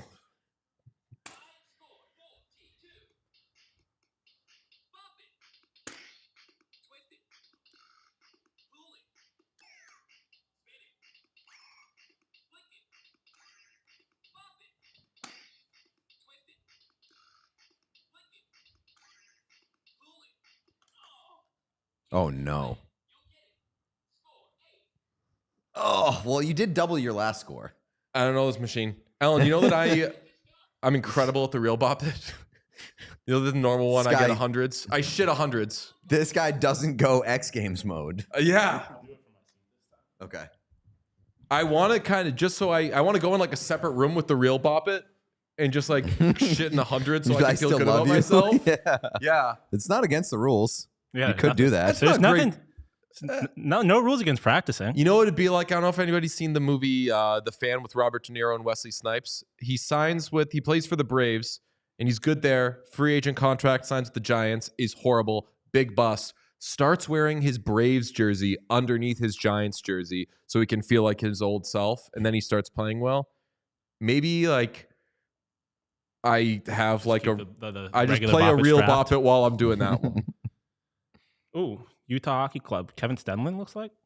Just put the Utah Hockey Club up on the. A little bit of a snipe there over. JM Oh, says fine. DJ knows in his heart he's the best. Thank you. You get it. All right, I'm running my Bop It round. First ever time doing this sitting down, so we'll see if that fucks me up. Oh, wait. You got to pull it first and then bop it. I need to get. Also, I wanted to point out that I feel like we had this conversation last year. DJ and I differ in strategy in the sense that DJ tries to do it to the beat. I do it. I Yeah. do it. I rip that shit as fast as I can. Yeah. So like at the beginning, I'm. All right. Oh, the Red Wings did a tribute for Andy Isaac. Yes, they did. Also, shout out Andy Isaac. R.I.P. I love that guy. He was incredible to me and just an awesome person, awesome personality. R.I.P. I'm going to miss him a lot. Bop it. Twist it. Flick it. Pull it. Flick it. Spin it. Flick it. Pull it. Pull it. Flick it. Spin it. Bop it.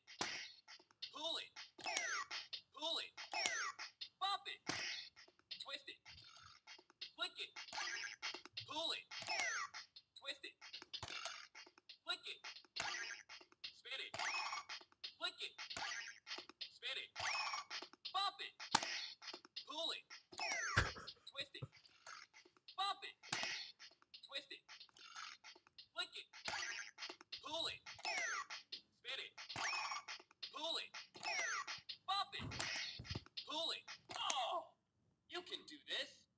Score 42.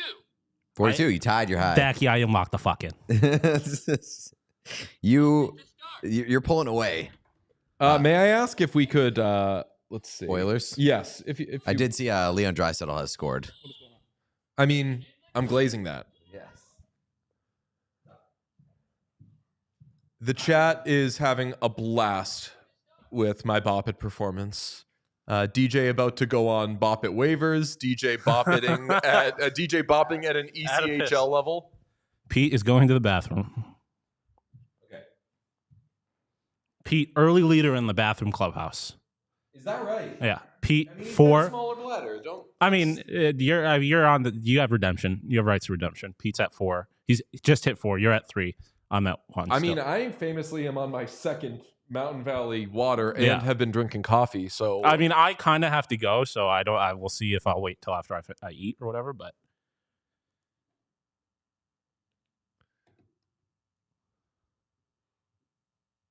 someone said enough chit chat. Tell me more about the water. I did beat the standing merchant allegations. That is huge. I was worried. Yes. Yeah, I did feel Pete was given like a real heartfelt tribute right as I started my Bop It thing. Andy Isaac was the first or the oldest just like dude on Twitter who everybody, like people who only followed their friends also followed Andy Isaac and was just friends with him online. Like that. And that became a very common thing, but no, I was just pointing out that you started giving your tribute there like right as I started playing Bop It. Oh, yeah. Sorry about that. No, I mean, It was mentioned that he was honored at the Red Wings game. no, yeah, I wasn't worried about it. Okay. I was just more like you were trying to do something nice there, and you had Bop It, flick it in the background. No. Yeah. So Andy Isaac, I worked for Andy Isaac at Uprocks in my early writing days on the internet. And DJ's right. Like he is like an OG Twitter personality where like pretty much everybody who was into sports followed Andy. And I can say, like, knowing him personally, he's just like one of the nicest people that you could ever want to work for and like know. Like when I was at Uprocks, I was young, like I was like early 20s, and he would always reach out to like give me advice, to help me along. I had some like issues with people that I worked with at Uprocks, and he facilitated there, and then like he would constantly check in and like try to help me even long after I left Uprocks. He was just like the nicest person, and he'd been dealing with cancer for like 20 something years. So for him to be like as positive and as funny as he was online over like the last 20 years and as helpful to me on a personal level, and I know I'm not the only one. There are a lot of stories about people that he's helped in the media sphere, and there's so many of them. Like everybody loved that guy. So for him to be that big of a personality while going through the stuff that he was going through just says a lot about who he was. And obviously was like a diehard Detroit fan, Red Wings, Lions. He said, fuck the Bears. He did Fatterday for years that people loved jumping on that, where he would just go to restaurants on Saturdays and call it Fatterday. And it became like this big movement. He was just the best. And I love that guy. I will be forever indebted to him, and I will miss him. So shout out to Andy Isaac. yeah, and like all the Detroit people who saw him regularly, like the Kelly Rose of the world, are just like crushed by this. Like it's just wild that like in addition to all the people who had this like cool online relationship with him, that then he had like a shitload of like IRL best friends, which the man. Yes, sir. Shout out the Red Wings though for giving him his due. And they did it also while he was still alive so that he could see it. Like after he had announced that like he was going into hospice care a couple weeks ago, I think the Red Wings, the Tigers, I don't know if the Pistons did it, but I know Red Wings, Tigers, and Lions all did like a tribute, which is very cool when somebody can actually see it. Like, I know a lot of that stuff only comes through after somebody passes. So I'm sure it meant a lot to him. It did absolutely gut me this year when the Lions lost in the playoffs, knowing that it was like probably his last chance to see them win. It was just like, it was so disappointing. Damn. Chat is giving you a lot of shit for not opening that box of pizza, as they would as you give a nice, beautiful tribute to a beautiful man. Pizza reveal? Actual bit of hockey news. We're eating, Sean. Via Lance. I just gave a heartfelt tribute. Someone died, Sean. Then you transferred to the pizza, so I figured it was a good time. Per Lance Lasowski of the Buffalo News, the New York Rangers are among the teams trying to acquire one John Jason Peterka. Rangers assistant coach Michael Pekka. No! I quote tweeted it already and said I will start an actual war. Yes, If JJ Peterka is a New York Rangers war. tomorrow. He pointed out that Rangers assistant coach Michael Pekka, Sabres great, worked closely with JJ Peterka during their time with the Rochester Americans. Good for him. Yeah, go fuck off though. He's got a man. Fucking hell. If JJ... Dude, first off, it'll be it won't be JJ's fault. I will hate every German hockey player. Like I'll be out on full 180 on German hockey at that point. And I'm already so primed to hate New York teams and the Rangers. Worst team, least favorite team of all time, and it's now 6-5 Tampa Bay. So everything's Chat going says, Sean, quote, oh no, ... Anyway. I was not gonna be. It was not gonna be the first thing that got brought up. You brought up the pizza. Yep. So then I brought up Good behavior. I think I'm gonna... Do I do a Fresca? Do I get into... I haven't had Fresca in 1,000 years. Yeah, why not? What's the word on this? Iced tea you said you got? You said you got iced tea, right? Oh, I did not. I said I got tea. Oh, tea. Oh, okay. I don't know why I thought Sorry, that must have been a tease. No. I mean, a little bit, I guess, but I'll keep the people entertained. Oh, we had like a Sean time last year, didn't we? There was like a thing near the end of the stream where it was like just me. Because one of you, or like one or both of you had to go do a hit or something. So I was just sitting here all Sean all the time. Bye. Thank you so much. Seanception. It's not usually this bad. It's usually worse. Yeah, I was going to say. No. Maybe. Did you see we unboxed some hockey stuff? I saw the left hockey stick. Yeah. Amazing.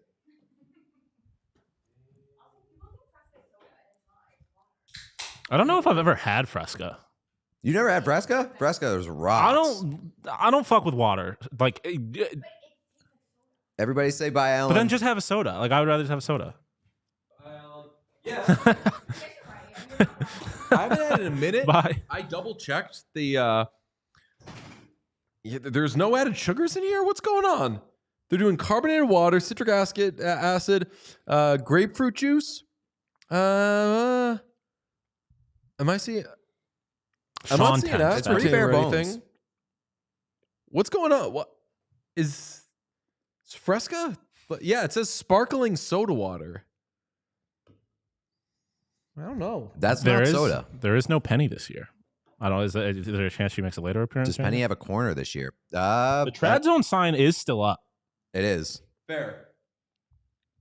Isn't Fresca just Sprite? No, it's not. It is. I think it's just as delightful, but it is not the same makeup of Sprite. What time do we have? Oh shit, Dave Gosher. Yeah. We're supposed to, let me check. I probably texted saying what's going on. Detroit is eating shit a little bit. It is 4-2 Utah. Shots are 15 to 34 in Detroit's favor. So Detroit is more than doubled up Utah shots. Damn. Garrett Chat didn't hear me say any of that. Fresca is basically sparkling water with grapefruit juice. Yeah, pretty much. Well, if that's the case, just have a squirt. Goated soda, by the way. You're gonna flick it and then you're gonna squirt. Mm-hmm. You gotta flick the top. Then, You bop it Enjoy for a a little bit, squirt. flick it, and all then right, I'm adding to my bathroom total. enjoy a squirt. Patrick Laine just got robbed by Stuart Skinner. email. Yeah, what else is new? Stu's the fucking man. Everyone's saying it. Everyone's freaking out for him.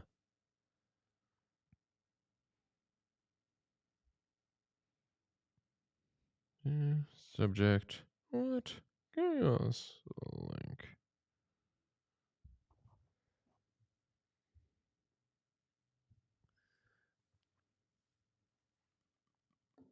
Fresca is delightful. Yeah, Fresca's where it's at.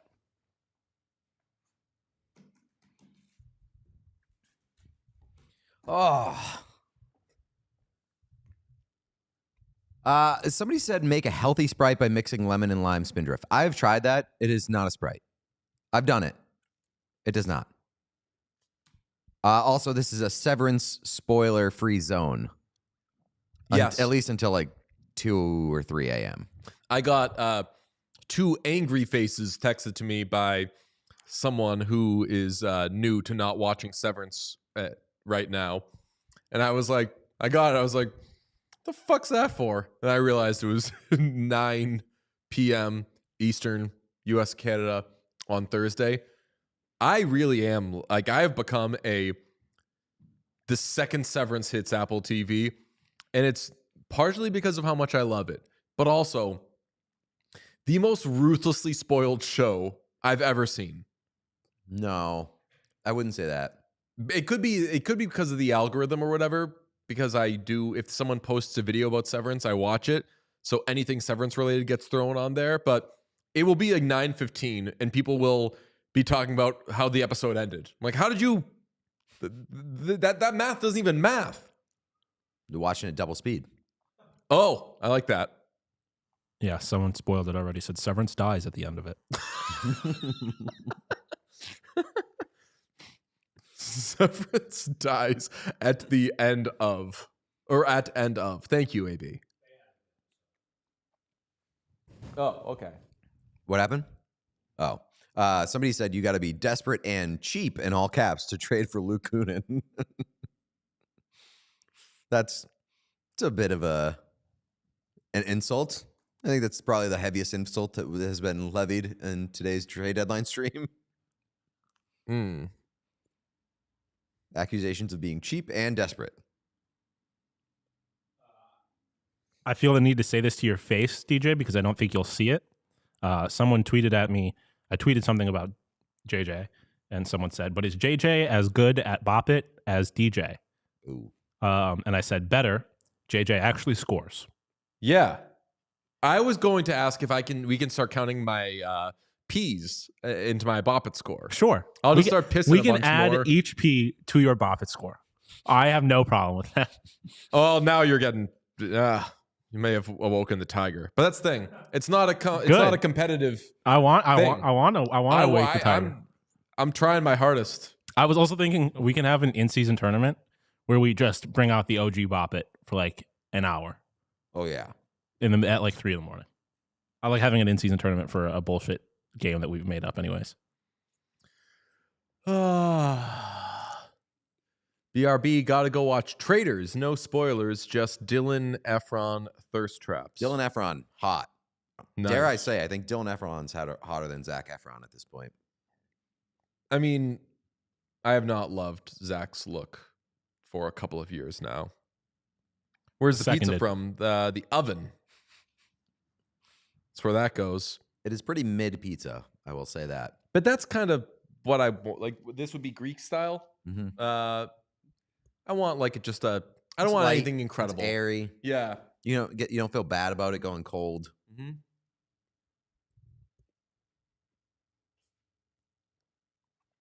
It is from B&F Pizza in Waltham, Massachusetts.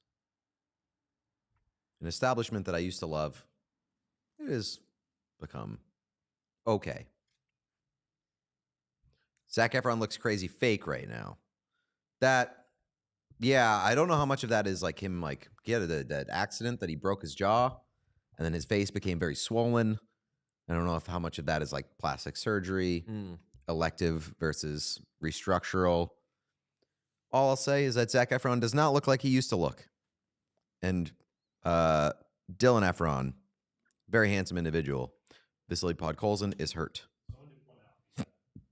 The Need the left wing? Bruins game is actually good. It's 2-2 with 5.5 left. Oh, yeah. No, it was. In the third? Yes. Hey, you weren't hating it. Oh, didn't you switch it off because you were hating it? Yeah. Did you guys like Ricky Stenicki? No, I did not. No. That's a very bad movie, but it did use the Lemon Twigs song in my head in the closing credits, and I love that because Lemon Twigs are amazing. I believe Brian has a solo album coming out soon. I should have gotten Frank Pepe. So that's if we were getting dinner. Yeah. I think that when Pete threw out pizza, we could all tell it was like, let's get pizza. Not like, Let's get pizza. yeah, like let's have pizza for dinner. Mm-hmm. We were getting pizza. How do you know this much about the Efrons? Asks PD. That is right. We have only known PD for like a year. If you'd known us for many years, you would know that when it comes to the Efrons, Jack talk tie. Well, how well versed are you on Dylan Efron? Not at all. So Dylan Efron. But I know everything about Zac Efron. Dylan Efron has entered my ball knowers realm because of Traders. He's a cast member on Traders, and he's a pretty important cast member at this point. So I'm a huge Dylan Efron guy.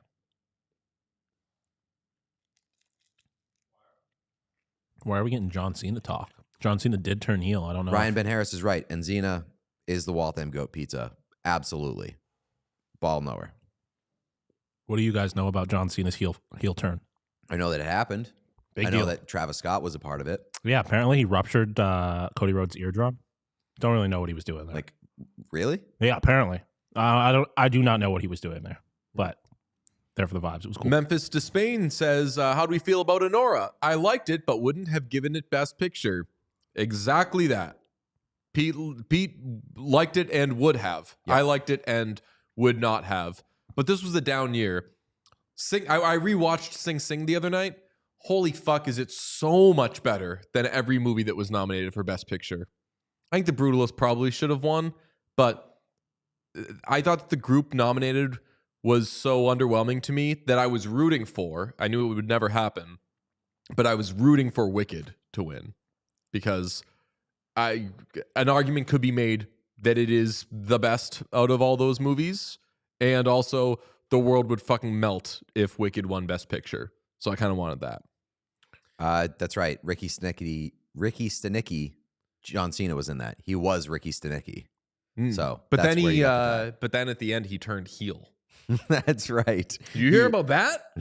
He became a different person. Yeah, That is like what turning heel is. He's like, kind of. Yeah, Go against your- it's go the against who original you were, John, yeah. the original John Cena heel turn. yeah, dare you to tweet. That could be a good like 2:30 a.m. tweet. Is I liked it better when John Cena turned heel and Ricky Stenicki.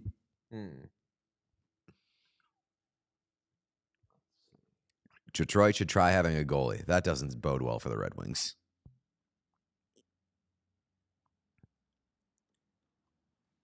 Yeah, I mean, Lions giving up 4 goals on 15 shots. So Who are they playing? the Utah Hockey Club. Oh yeah. I can't believe the Bruins are running with the Canes tonight. Although, if I know anything about the Bruins, they are going to give up just a miserable goal with like 2.5 minutes left. Lion was just almost the biggest asshole on the planet. Like, incredible save. And then decided to drop the puck at his feet to play it. Immediately got taken away by a Utah defender. Wow, Corey Perry goal assisted by Max Jones. Ah, Jesus and Christ. that's why you don't play Jeff Skinner. I mean, Jeff Skinner could assist on a Corey Perry goal as well. Yeah, you could also score a goal, do a bunch of stuff. Gotta let him play. They're not really into that though.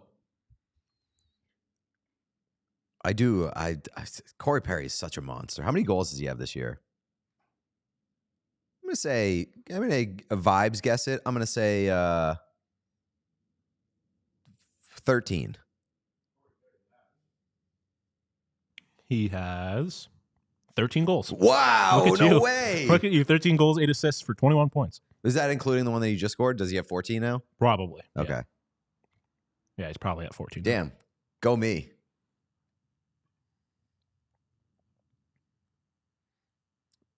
A potential guest just asked, how long are you on for? Because I might need to do a little later than the intended time.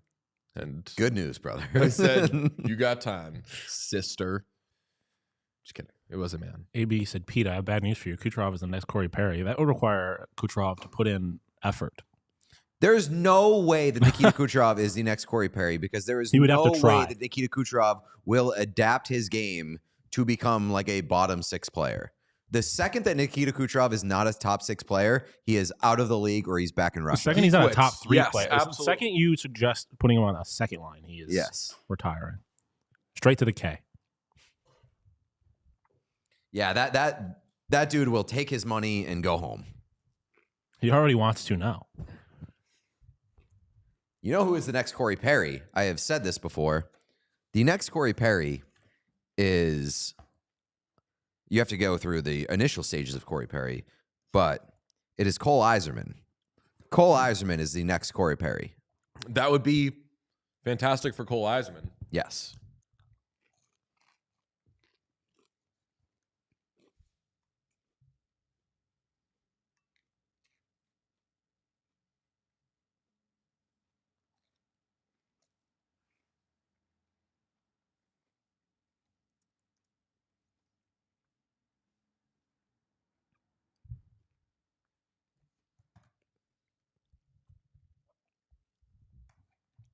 Can we get a chicken tender grade? Chicken tender grade. A minus. Yeah. They're good, but they're Yeah. not like right home about. They're much better than the pizza.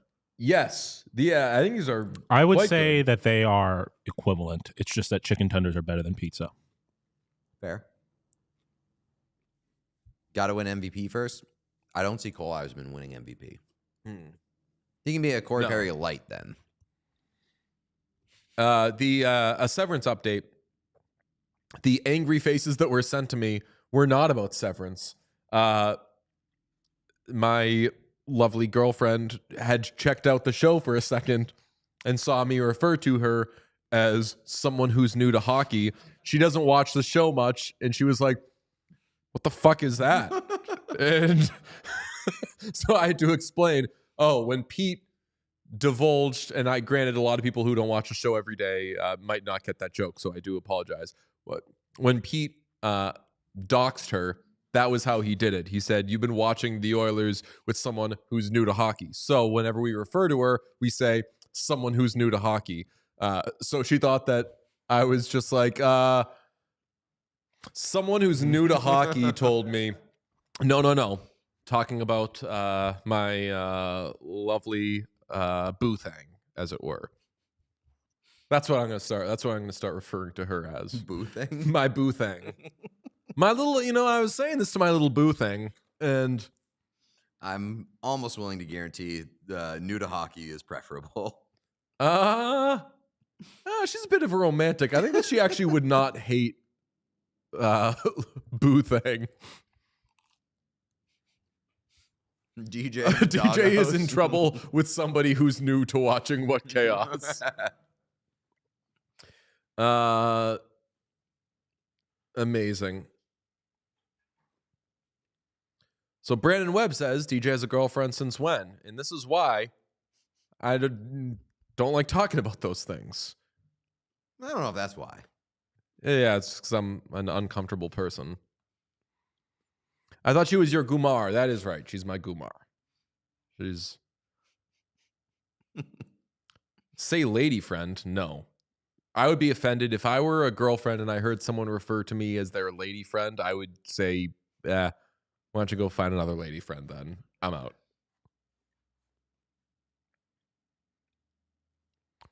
Tacky says, good thing you can't sleep on the couch tonight. Smart move. I should refer to her as Big Dog, says Memphis. Yep. What was the thing that Big boss. No, what was the thing that Johnny said he like? What's up, Beast? Beast, yeah. Beast. What's up, Oh, Beast is good. What's up, Beast? We should have see if we can get Sarah Palin on in the early morning hours. Oh, there it is. What did I say? 75 seconds left. What did I say? Hurricanes take Or the final lead. 5, baby, without fail. I said they're going to give up an asshole goal with like a minute and a half left. Minute 15. That was There you 15 go. seconds off. There you go. Just DJ dating Lauren Boebert made me laugh.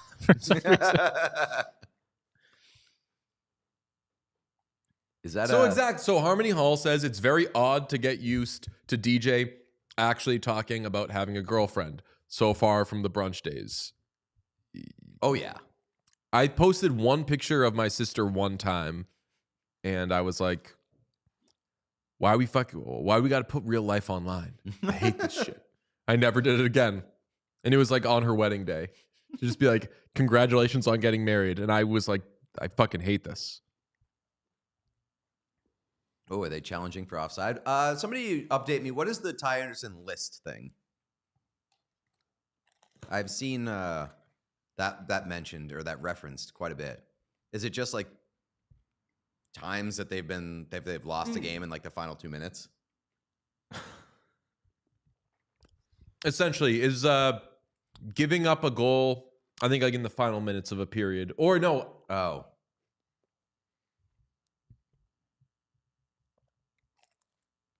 It was something like that.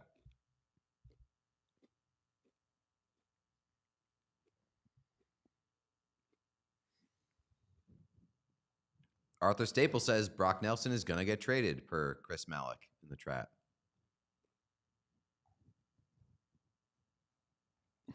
No goal. No goal. Wow. I'm going to go ahead and guess the Bruins are going to give one up in like 14 seconds. Taylor Hall, the Hurricane, is still so weird to me. Sabres have given up 25 goals in the last 5 games. Oh, that's so tough. He entered in himself. Oh, he before beat the gaining puck? possession. Mm. That's so tough. Oh, yes. I know what Ty has a list of all of the times the Bruins have given up a goal in the final minute of a game. And it is quite long. It wouldn't be in this case, though. Maybe final 2 minutes, something like that.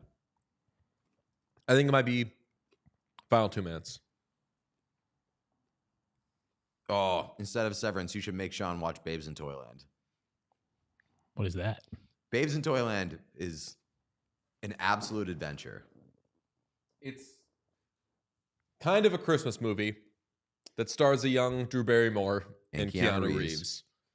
And they are like children. It is the biggest. I think it might be the biggest like trip movie Right. that It's I've like seen in my life. it's the druggiest non-druggy movie Interesting. in the world. It's very good. Mm-hmm. Yes, for the record, the list is a goal allowed in the final 2 minutes of a period this season, and the list is long. This game's in Carolina. We get Ty at some point. Tell him to come on True. and just read the list. He has 2 lists: the final 2 minutes of a period and within 2 minutes of scoring. I think he has Both of those lists must be so fucking long. Babes in Thailand, I want to watch that. Or Toyland, Thailand. Babes in Thailand is just a list. Way cooler. He's making the list and he's checking it twice. Utah Hockey Club has won a hockey game. Not good for the Detroit Red Wings. I'm not like out on the Red Wings, but I don't care about them as much I'm as a I care little- about some other yeah. bubble teams. I just like. I'm not going to have time for you if the Blue Jackets are also in the playoffs. Right. Respectfully. Like I want more of like their individual players to get playoffs more than I want the Detroit Red Wings Yeah. as a team. I think I agree with that. We have some super chats to get to, don't we, Sham? Yes. Yeah, we do. some of these are a little older, but still. Okay, from super correspondent E. Tell my fiance Rachel to hurry up so we can go for dinner. That was like 2 hours ago, so hopefully Hopefully you're at dinner All right. or had dinner. From Nico, Hawks fan here, interested to hear your guys' opinion on Ryan Donato. We'll do that right after we run through these super chats. From Neil Simmons, it all goes back to trading Nomar. Neil, don't it? The Bruins have given up a goal with 18.6 Let's seconds left in the game. go. That's so fucking awesome. Add 2 to the list. Seth Jarvis, game-winning goal. There you go. Wait, would that be game winning? In 18 seconds. Oh my God, Nikita Zadorov. I guess his stick broke. It's not technically his fault, but Wouldn't that would make it 4-2? no, it is 3-2 because they took that goal off. The Oh, board. right, they wiped it off. Okay, yeah, you're right. Oh my God. Phantom Number says, seeing DJ in a button-up shirt. Here we go. Makes me realize. Oh, this is a nice one. Yeah, I was gonna say. Makes me realize DJ would absolutely serve C in a suit. Please tell me those pictures exist. There are pictures of me in a suit. I love wearing suits. Thank you very much. From CTOD Ghost. Just got 3.99 super Just chats. money. Yeah. See, I don't. And then we have a Clubbers person saying Clubbers. Yes. Clubbers Till We Die says, Kendrick Lamar voice, Clubbers. Turn his TV off.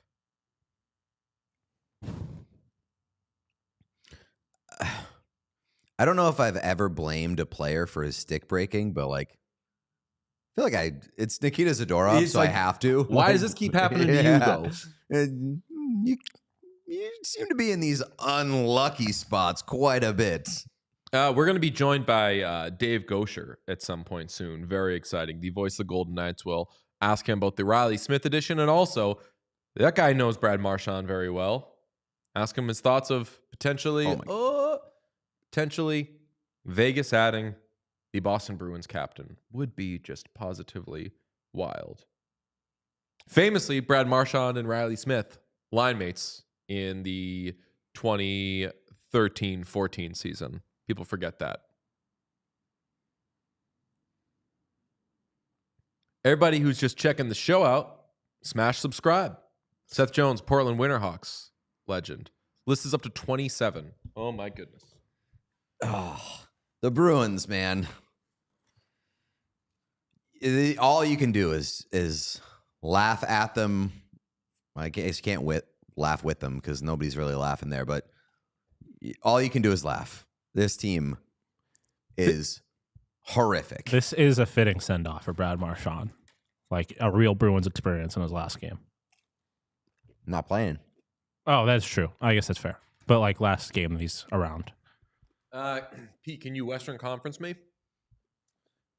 Sabres, Lightning, a banger. Sabres down 1 with 3:55 remaining in the game. 6-5 right now. At least it was Seth Jarvis. Like if Sebastian Aho scored that goal. Didn't celebrate at all. Yeah. Kind of boring. Yeah. It'd be nice, but like it'd be fine. It wouldn't be that bad, but it would be We wouldn't talk about it much. not afterwards. as. Yeah, I'm not like telling people about it. I Is that believe Jarvis? you. Hey, Jazz is in the chat. What's up, Jazz? Oh, Jazz, go Cuse. I believe you owe a super chat or a Ryan Donato conversation. Oh yes, that's right. Very good. Thank you, Sean.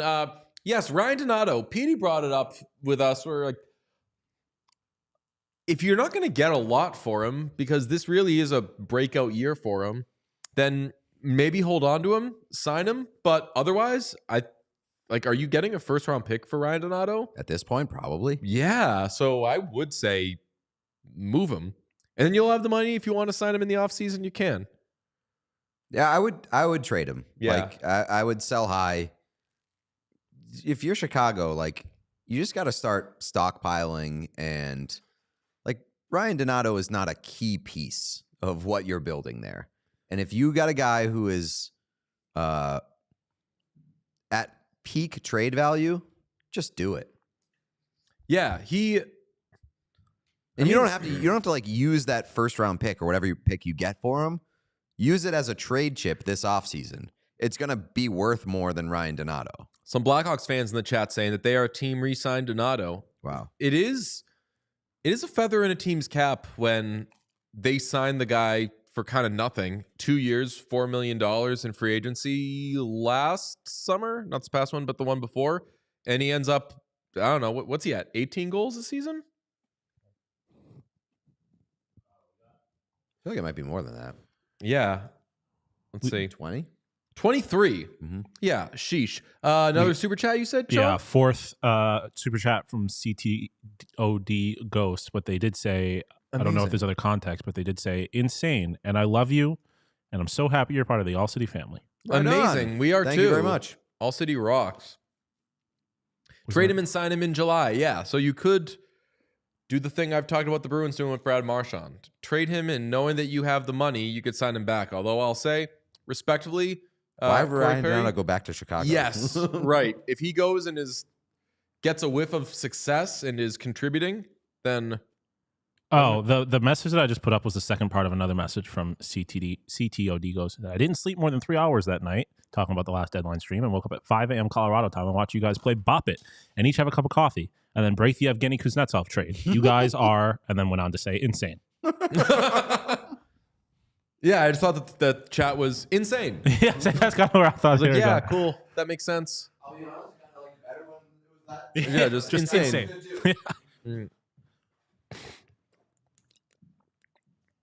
AB, what's AB saying? Why do some of these come in chunks? Bedard listened to Brat before the season and decided to become one of the blank. Sean says, other Sean says, Ryan Donato back to the Bruins. Do that? I joked about that the other day. Bring him home. First, bring Dan Heinen home, but the gang's all here. We brought back everybody. Want to say I've been listening since the brunch days and are so happy for you guys in the show. You deserve this so much. We hope to see y'all in Vancouver one day. Oh, Jordy. Jordy, you've rocked with us forever. So yes, thank you very much. We are headed west, but Not quite that far. not BC west. We're heading to Alberta in a little bit. If you like Vancouver, I bet you love Edmonton. Oh, Buffalo Sabres are going on a power play with 1 minute, 54 left. Oh, dang. Down a goal. Tage Thompson wants to rip one from the dot so bad. I can feel it. Been dreaming about it. Wants it like it's hot chocolate. All right, 6 on 4. 6 on 4, yep. Yeah, 6 on 4, I yeah. might have to, if you don't mind, switch away from this for like a minute and a half. Tage of Thompson game just time. got... Oh, that wasn't Tage. I can't tell who that... Ryan McLeod literally just got dumped at the face-off, and then they barely missed a full-length empty netter. Did we do Mad Libs last time? Don't think so. No. Mad Libs was a big brunch thing, though. It was. Okay. Sean's the Andy Bernard Uh-oh. of... Oh! Paterka. That would be the worst. Yeah, no, that would suck. It would mean we could never have a relationship with him. Oh, no. And if a mid-team is going to trade for JJ Paterka, make it the Bruins. I know. No way. Oh, Ras.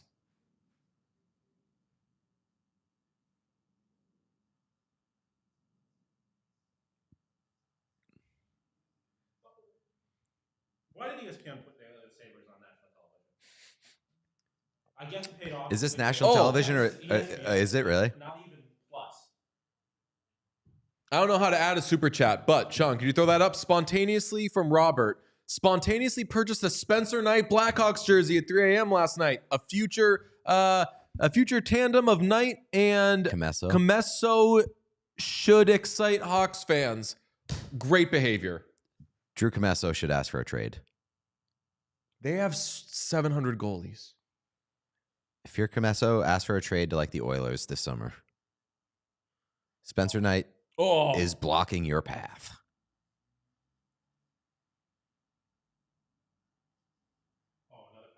Wow. Just give it to him. Give them the puck. What are we doing? Oh my God. Yeah, you bozo. Oh, Throw no. it on net. All right, offside. What the fuck are we doing? Tuck just You wasted legitimately like 10 seconds. Lob it to the goalie. Fucking idiots. Jack Maloney, you can only laugh. You can cry, laugh, but as long as you're laughing. Don't let the Bruins make you cry. Clubbers says Utah wins tonight. We knew it was a sure thing because the Clubbers are 16-0-1 when Gunner scores. Wow. We made it. I know Clubbers Till We Die gave us a little shit, but actual respecters. Oh, friend of the pod. Yo. Here for the off-camera plumes. Oh, right. That's right. That's where we originated the idea. Yes. We're smoking cigs on this show. Yeah. Or off this show. We're going to... Preferably on. Like, DJ's idea years ago was it sports with cigarettes? Sports talk with cigarettes. And it's just that. this or whatever sports talk thing you first take. We or would like, be the perfect people to do that because you see something like that and you're like, these guys are definitely racist. And then they're like, no, actually, we want players to kiss each other. Like the expectation versus what we actually would talk about would be great. We'd trick so many people and get them to the good side. It is true. Sports talk with cigarettes does sound somehow like the people are racist. Yes, absolutely. Because it's you're aching for a bygone era. Right. Oh, okay. Sabres lose. That is a... Who saw that one coming? Who blocked that? Austin, yeah. Wow. Jernak's a dog, man. Michael Misa, you are a Buffalo Sabre. Man. Daniel, how you thank like you very that much. Sabres game? Thank you, Daniel. We love you. God, that night in Columbus was Did rock. it was great. Shout out to German Village. Yes, That's right. German Village. Shout out Columbus. Shout out Columbus, man. Columbus I've said rocks. it many times off camera. Midwest, Northeast, best. If you're along a body of water, that's where it's at. Columbus is like a Barkov territory at this point, where like you can't keep saying that's sneaky Nowhere's good no. or like underrated. Yeah. Like you have to max out at a certain number before you can no longer say that. But if I haven't hit the quota yet, Columbus, underrated city. Once other people start saying it, that's when you have to. I think we're still kind of on the ground floor. I don't think enough people really know that Columbus rocks. I remember, I hope I'm not telling tales out of school because this person was not besmirching Detroit, but in 2015-16, the Bruins were, I believe, the President's Trophy winner, and they were going to play, I guess it was 2013-14 maybe? Anyway, they were going to play the 14-15. They were going to play the Red Wings or the Blue Jackets in the first round, and I really wanted it to be the Red Wings because I'd never been to Detroit or Columbus. And Steve Conroy, the Boston Herald, was like, oh, no, you want the Blue Jackets. And I was like, why? What's going on in Columbus? He was like, Columbus, awesome town. I had no idea. And I didn't know for years until we went last year. And we couldn't see it completely because Ohio State was on break. But we knew that it had cool areas and the bones of something nice were there. We also didn't try to see it at all. Yeah. We went to the same bar 3 times. Right. We were just there. We were there for like a day and a half or, yeah, like 2 full days. What's going on with this? Oh. We got Gene. I saw a Mascot off to the side. These look like maybe Girl Scout? No, these are It's an Oil Kings bobbleheads. thing. Do they have Girl Scouts in Canada? I don't know. I I feel like they have like Girl Scouts, but they probably call them something like I was just about to say, like, marginally they probably different. don't use the word scout. There's just like a different word for it. Girl Mounties. Girl Mounties. And then the Mounties of Canada, formerly known as the Boy Mounties of America. Columbus is awesome if you're rich, yes. We are not rich.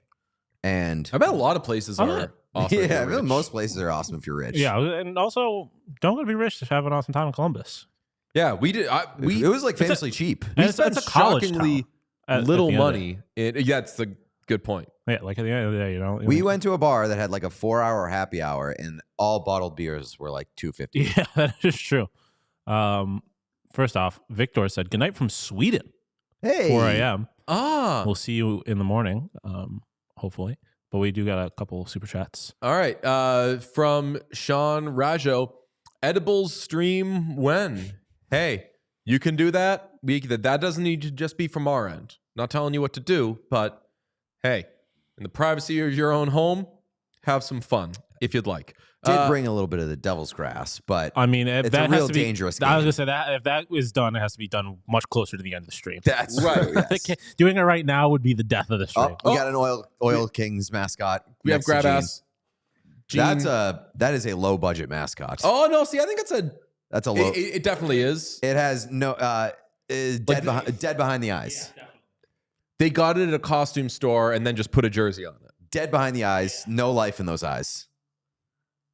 Oh yeah, that's a little creepy. I like, but it looks good. I think It's a good high school mascot. it would. Oh, it's hugging Gene. Another Should be super me. chat, by the way. Another super chat from Windy City Hockey, who has just been pumping them in. We appreciate you. I might buy a White Knight jersey tomorrow. Respect. Amazing. Get ready for the jokes, though. I think I am exclusively going to refer to him as the White Knight. White Knight. Yeah. Like he is. Well, only when he's on the road. no, but he's also white though. He's always the True. White Knight. Do we have have we decided what we want for the jersey assurance on the Seth Jones jersey? To catch anybody up who is new, make sure you subscribe. I have a Seth Jones Winter Classic jersey that qualifies for Fanatics jersey assurance, which means that because he was moved in within 90 days of me acquiring the jersey, I can replace it with either a different Blackhawks jersey or a Seth Jones Florida Panthers jersey. We're deciding whether I should A, send it back for a Panthers Seth Jones jersey, B, send it back for a Spencer Knight white Blackhawks jersey, or C, just keep that Seth Jones jersey. Give your answers in the responses or in the chat. Do you lean any way? I mean, I think if we're leaving like the bit out of it, like a Spencer Knight jersey would rock. I think the funniest option is you getting a Panthers Seth Jones jersey. You've been a Seth Jones guy. You're like the OG Seth Jones guy. You were thinking about buying Columbus gloves back in the day. Yeah, one Columbus glove. One Columbus glove. Like I feel like having plus like Seth Jones going to be there for a while in theory. So I guess thought that when he was signing with the Blackhawks, but still, like I don't know. Plus we don't have a Panthers jersey. I'll say this, as I've thought about the options, not once have I considered a red Seth Jones jersey. It would You be were thinking white. I was thinking white the whole time. Yeah, that was just kind of in my mind. I'm still waiting for that black Connor Bedard jersey. Yeah, I mean, bro, I love the white one. DJ's mentioned that before, but We got a White Knight and a Black Betty. Come on. Spit it. Thank you, cooked Bruins there. Luchador, for the super chat. Always appreciate you. Bruins Luchador. Shut out. Mm. Having bad times, I'm assuming. Bruins Luchador was a Twitch stream god in my Twitch stream. Yeah. So the long dead Twitch stream that I'm hoping to bring back at some point. Girl Guide? Is that an actual thing? No way. They do not call them Girl Guides. That's got to be a joke. That's so lame. If it is I Girl think Guide, that's got to be a real thing because I saw multiple people say Girl Guide. all right, Canada, you have between now and when Sean confirms this to change it. Already confirmed it. Oh, no. So Girl Guides is a worldwide organization for girls that teaches citizenship, good conduct, and outdoor activities. The Girl Guides movement began in 1909 when girls asked to join the Boy Scout movement. And they said, no, but you could be I mean, Girl Guides. they hadn't even given women the right to vote yet. So I can't say that I'm surprised they kicked them out. But honestly, I think the Girl Scouts are better. Girl Scouts of America were founded in 1912. So like 3 Girl years Scouts? later. Yeah, so Yeah. okay. So So Girl like 3 Guides is years OG. later, they were like, no, you can't be Girl Scouts. And then 3 years later, they were like, okay, now you can be Girl Scouts. I guess so. Girl Scouts are the knockoff. Girl Guides are the OGs. Right, So but the that's Girl what I'm saying. Scouts are 3 the years, pops. 3 years Yes. after the Girl Guides. Guides are the symphony orchestra and Scouts are the pops. We do need to Let's start the Guy Guides. Guides. Guy Guides. Guy Guides. We're Guy Guides.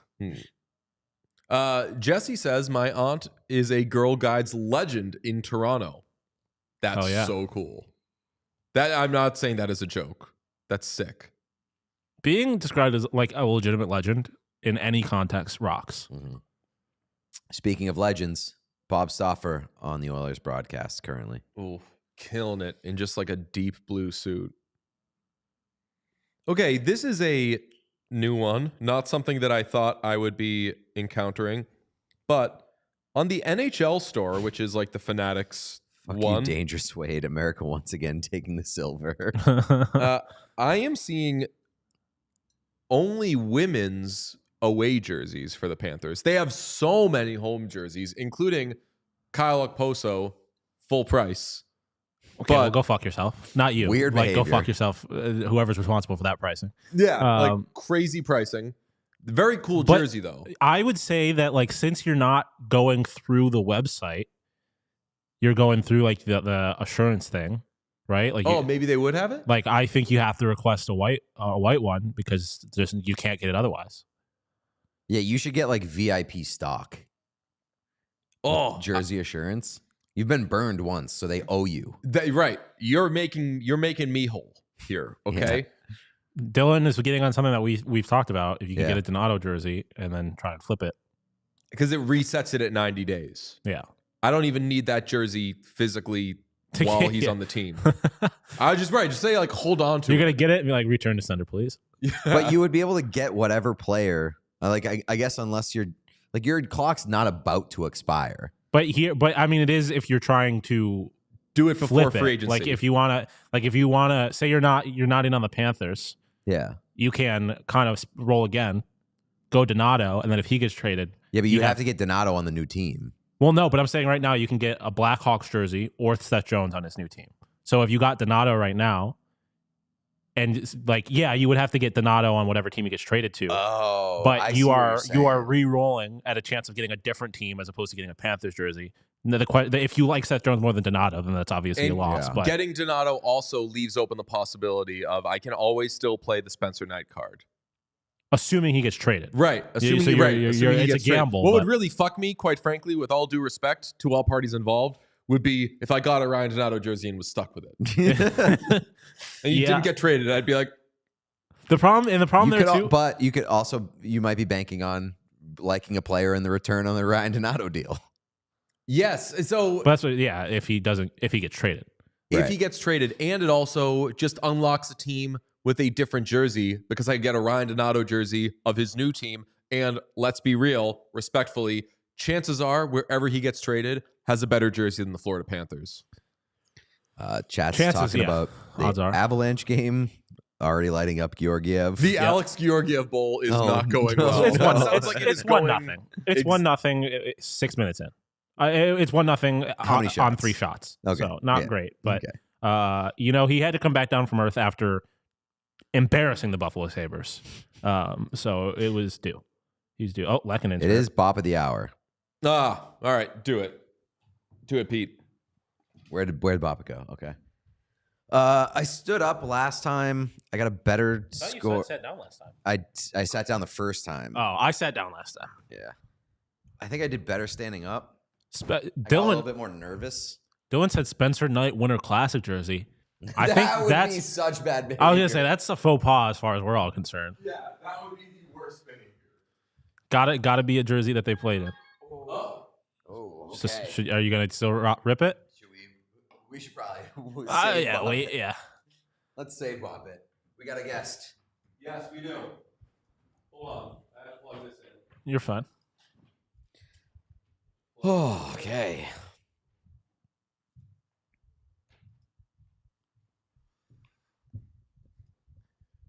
Oh, how lucky are we to be joined by, I believe, yes, Sean? Do we have him?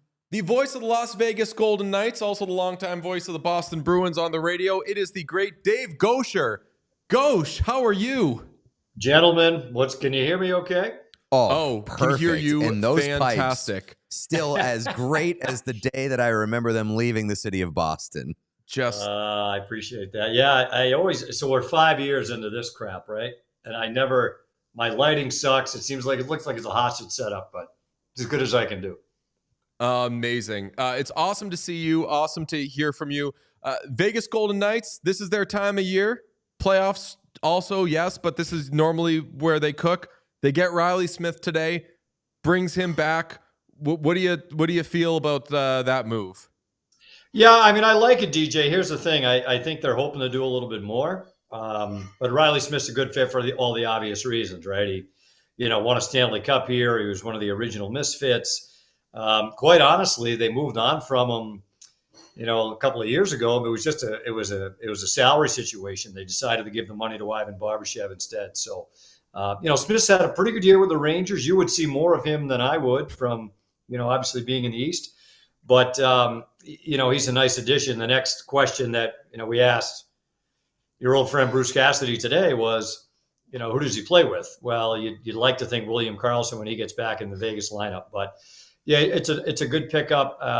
They added Brandon Saad here, too, about a month ago, who's another guy that's been there, done that in terms of winning a Stanley Cup. So I don't know if you can have enough of those guys at this time of year once you get into the playoffs. Are you already envisioning what it will look like to see Brad Marchand in a Vegas Golden Knights uniform? I don't know if that's going to happen. Let me ask you a question. What's the buzz there? Are they actually going to move him? Getting more nervous by the second, because every report that is basically coming out since we started this stream has been like, oh yeah, brother, get ready, brace yourself, Marchand's moving. So I'm choosing not to believe it, but I'm bracing myself. And it does sound like he would be sent west. I heard something. Did you guys hear the thing today that it was going to be he and Sidney Crosby were both looking at Colorado? I did see that. It was from Kyprios. That was from Kyprios, which respectfully, we love us some Kyprios, and we love us some where'd that come from, but that was like the fourth craziest thing that Kyprios said this week. So maybe one of them hits and he gets credit for it, but respectfully, until it happens, not holding my breath. Yeah, and it'll be interesting to see guys in Vegas. I mean, their history has been they're very busy at the trade deadline. Last year was Tomas Hertl and Noah Hannafin. A couple of years ago, they added Alec Martinez, traded for Mark Stone back, I guess that was 6 years ago. So they've never been shy at the deadline about trying to improve their team. But they've added a couple of pieces. I do think they'd like to add somebody that's got a little sandpaper to their game, that can score up front. Who that is, I don't know. They don't, they don't have any. Their first round picks went in the Hannafin and Hertl deals last year, so they don't have any first rounders for a couple of years. But I don't. It was a Julian Brisebois said yesterday that I'd rather have a roster full of good players right now than all these. And there's all different ways to do it, and I get that. But here in Vegas, all their first round picks are gone with the exception of one, Trevor Connolly, who they took last year.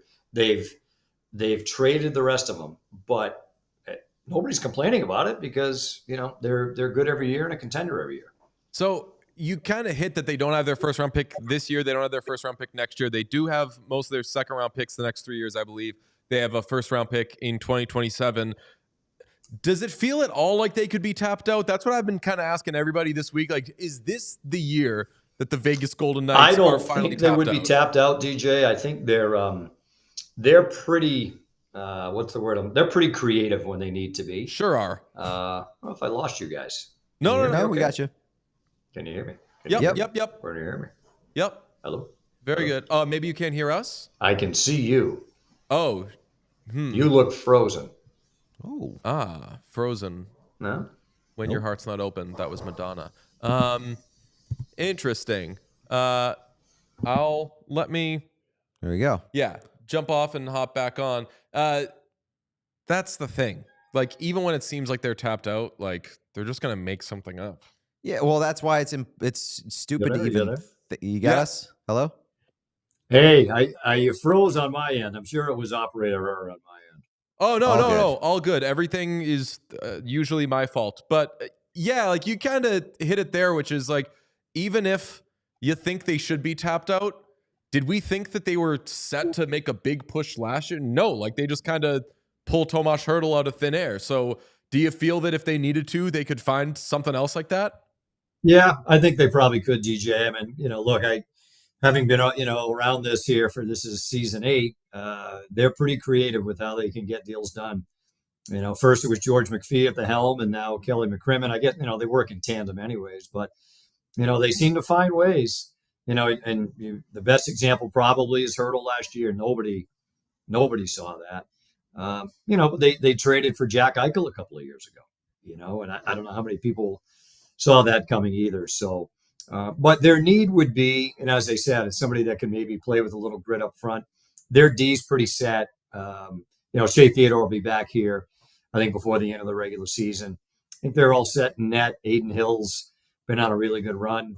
And as I say, they've added a couple of veteran forwards here already, but they learned this a couple of years ago. If they're going to make a deep run, you're going to need a lot of guys. It's the attrition in the playoffs, and we remember that from some of the Bruins' deep runs. You need as many quality players as you can get. So let's say somehow they do pull off a Brad Marchand move.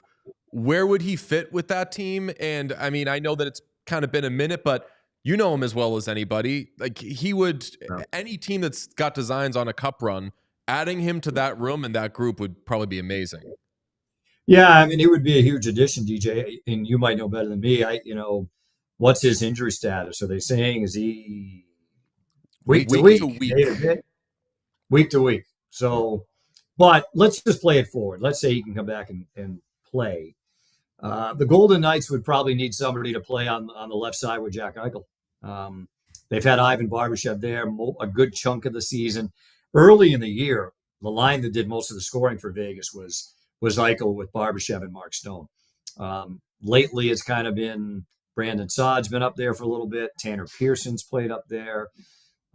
They think they found something in a line with Barbashev playing a little bit lower down in the lineup with Brett Howden and Keegan Colasar. So you could maybe see, play it forward. Would Marchand look pretty good on Eichel's left wing? Sure he would. Jack's had a great year. Him and Stone have had real good chemistry, but that I could see that. And I don't know, guys, maybe it's just from my old job.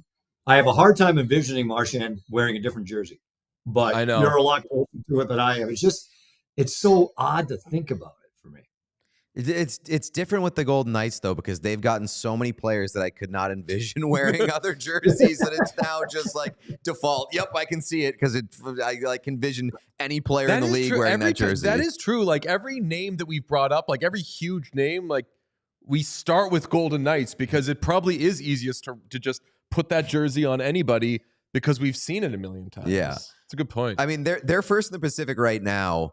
When you look across the West, I think the West is the stronger conference. Is there a particular team that stands in the Golden Knights' way, or are there a few teams that are maybe on the same level in your mind? Like you see those teams more often than a lot of people do.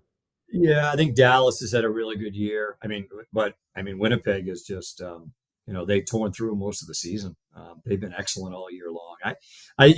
Edmonton. There's something going on there. They're missing some. I don't know. Something's not right. They've gone in the other direction. I will tell you guys. The Golden Knights went through a stretch from about right after Thanksgiving through into the new year, where they had the best record in the league, and they won 13 of 15. When the team was in Boston a month ago, they were right on the heels of losing 11 of 14. So. They've had swings either way, but I will say since that they beat Jersey and then the Bruins before the Four Nations, and they've been a much better team here over the last, I'd say 8 to 10 games. So, but back to your question, Winnipeg's been fantastic. Could Colorado go by Minnesota in that Central Division? I think so. If Colorado's active at the deadline. I think Dallas is another team that, they knocked out Vegas last year in the first round. They were the best team in the West last year. So I kind of look at those teams of that ilk. LA seems to be going the other way right now. Edmonton seems to be going the other way. Those are kind of the teams that, Dallas, Winnipeg, that would catch my attention the most. I know that he had some good years in Vegas, but are you surprised by what Logan Thompson has been in Washington? Because I remember the beginning of the playoffs last year, I was like, I think I'd still be going Aiden Hill over this guy. And right now he's an absolute stud. Yeah, I think he probably needed to change the scenery, though, DJ, to be honest with you. This is out. He wanted out. Yeah. He wanted a fresh start. And, lately it's kind of gone the other way on him. But your larger point is he's been excellent all year. So I don't know if I'm surprised. That Washington team is better than I thought they were.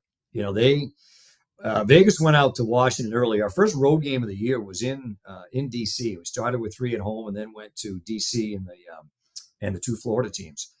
And the Capitals beat Vegas, and it wasn't that close. And came to Vegas and won again, and it wasn't overly close. So, but I'm happy for Thompson. I think he probably needed the change of scenery. I think he's benefited from it. And the thing I kept joking about here was, and it got some life before the tournament, was why was he not part of Team Canada? And I was like, he had 2 or 3 regulation losses until recently all year. And then there was some talk about, Bruce Cassidy would have coached him here. Pete DeBoer would have coached him here. 2 guys that were on Canada's coaching staff. And I think it was Steve Alliquette, the Rangers broadcast, that kind of said that might have been a couple of the reasons why Thompson wasn't on the team. But he's had a hell of a year. But I think, would he have done that here in Vegas? I don't know if that's the case. I think he was ready for a change, and I think the Golden Knights were ready for a change. Yeah, I did like I got to say, I liked the spite roster management, though.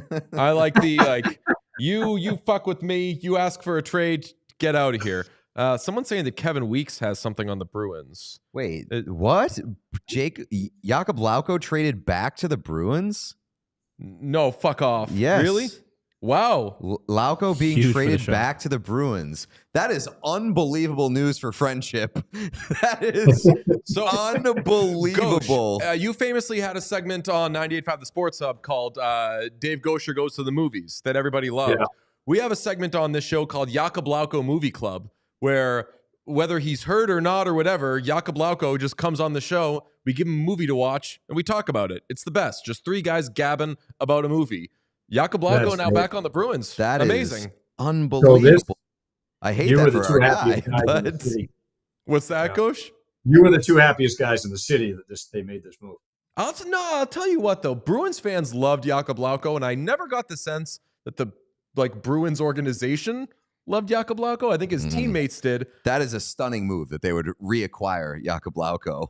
But I do absolutely love it. Maybe they just realized that he was the glue guy. That's it. So they're definitely not. Or is Jakub Lauko the Brad Marchand replacement? Oh, no. Could be. Who knows? Yeah, do we know what's going the other way? Is it maybe Marchand, is it Marchand for Lauko? Body for body, Marchand Could be for anything. Lauko? Gauche, you are the best. So good to see you. So good to chat with you. You are absolutely killing it. When you jumped on, everybody in the chat was freaking out because you've got the greatest pipes and you're just a mensch. Thank you for joining us. All right, guys. So is this an all-nighter thing for you guys? It's 24 hours. We do. It's an idiotic show. We do 24 hours from 5 p.m. Eastern Thursday to 5 p.m. Eastern on Friday, and it devolves and it gets horrible, but it's the best. So this is on purpose. Yes. Intentionally. Yes. Okay. I just wanted to make, Godspeed. This is great. You are the best. Thank you so much. All right, Bye, take it Gauche. away, guys. Take care. See you now. He's fantastic. I can't Briefly, believe that before Jakub Lauko is back. before on you the actually Bruins. get into the Lauko thing, Frank has now tweeted, sources indicate the Rangers have had advanced discussions. I saw that, and I tweeted it. That's going to drop hour 18 of this 24-hour stream, and something tells me the stream's not going to make it 24 hours. Sean's gonna walk out. In Sean's gonna cuffs, walk out. probably. What's that? In cuffs, probably. So you know what's gonna happen? Do I have your permission to do this? Because Depends on what happens. Depends what you're going to say. if JJ Peterka is traded to the Rangers, may I calmly call the police and just say, you got to come get Sean? Yeah. Yeah. Be like, hey, I'm just going to do this guy, I've got a friend here who is very unhappy and said we better call the police. Why don't you come on and get Sean? Treat him well. Dude, I'm going to fucking lose my mind. Dude, I cannot believe Jakub Lauko Movie Club every month in person from now until the end of time. That does rock. Good tweet. What, mine? Yeah. Oh, yeah. Oh, my goodness. Dude, That is truly stunning. I gotta say, I love Jakub Blako. I don't get this move at all. That's me neither. do we have any idea what the return is? No, Like, what's don't going on care. It could be anybody. Dude, oh my God. Also, if Kevin Weeks is wrong on this, dead to me. Dead to me. He did thousand say times over. in his tweet that he's fresh out of surgery, so he's not the sharpest right now. I mean, it is a kind of druggy trade. Maybe he's so high that he is Just like, imagining he got things? news from last summer. And he's like, the Bruins trade Jakub Blako to the Wild. It was a good Weeks video. He just crutches in there. He was doing it like in a Yes. reflective window, so you could see his camera in the reflection. I'm telling you right now, you can joke about it as much as you want. I'm not fucking painting JJ Peterka on a New York Rangers jersey. One of you guys are doing that. Uh-oh. You think you got it, though? From Renaud Lavoie, Oh, God. JJ Peterka and the Rangers could be a thing soon. Oh, boy. Frank Saravalli sources say that the Minnesota Wild are acquiring Justin Brazeau from the New York Rangers in for Jakub Blako and Kuznetsov. Love this. I gotta say, shit bit of work for the Bruins. Like, from where you had Brazeau at the end of last season to now, What were you going to get that for you're him? trading him for somebody that you personally did dirty, treated like garbage, like kind of get what you deserve. Okay, but you got back a guy, great vibes, friend of the show. Don't care. Good return. Should we get a Jakub Blako jersey for assurance moves? Man, if we had gotten a Lauco Wild jersey, we'd be swimming in it right now. I can't believe That he's is crazy. back. Didn't see that one It's coming. crazy. That's crazy. I understand that you're having a good time right now. I'm in such a dark place right now. I am in like a I will very- respectfully tone it down. No. I don't want you to. I like enjoy yourself. I don't know if it's clear to the people that I want to die a little bit right now. I mean, I also, if it helps you feel any better, I also fucking hate JJ Peterka to the Rangers. yeah. And to be clear, someone said, "Wow, the JJ hate." This is not JJ Not hate. This JJ is hate. no, It's JJ Rangers hate. love. I hold JJ so close to my heart that I want the best for him. And him going to the New York Rangers would be the worst thing. Probably It's- good for him, it's but the just worst like- thing that's ever happened to me. It's like removing him from the league for our purposes. We're never going to be able to have him on the show. And yes, that's being selfish. But I don't want him moving at all. I want JJ to be part of why the Sabres end up being He's good. so good. Like, Yes. I don't understand what the point is. What are we trying to do? I thought we were trying to win hockey games next year. What are you getting? I don't From the fucking know. Rangers. Artemi Panarin probably, and he's a shell of himself, and then it's going to be worth fucking nothing. Jonathan Quick, because we need a backup goalie for the rest of this year that doesn't matter anymore. Some dumb shit. Tessa, thank you for the hugs. I need a gun now. The love of your life is like, I need them to trade Marchand immediately to bring back down the vibes. yeah, I need it. I did wear lederhosen for JJ. Ellen just texted me, bring our boy home. Let's go. Yes. That is. I did, amazing. yeah. Shout out James Nichols, who just tagged me in a tweet on Twitter. He's the Devils beat reporter. Tagged me in a tweet that said, "Been told that the New York Rangers are not in on JJ Peterka," sources say, according to Arthur Staple.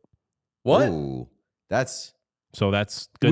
We stand with Staple. Yeah. Oh boy, I needed that. Wait, so take note of all the insiders. Yes. We watched the Watchers. So Take Frank, note of the insiders that said that Peterka was Frank. to the Rangers. The other one is close to the Rangers. the other one is Renaud. Lance Lasowski, so he's not really on our list. He's a Sabres guy. Yeah. Somebody also Renaud. noted, and I'm not saying this to toot my own horn, Frank being heavily dismissive of the. So doesn't this look like the Oilers are getting a defenseman? No. Yeah, that's right. James Nichols is a beat reporter. He's the chair of the New Jersey chapter of the Professional Hockey Writers Association, and tweeted at me, "Step back from the ledge." He's a whatnot. I know. I appreciate it. I just love an actual writer telling me to step back from the ledge. My friend. All indications are. Wait, who says that? Someone joked that Laz was saying all indications are the Rangers. We should. This would be a great time for Laz. Oh yeah, I mean, oh fuck me. Is that Joel Armia?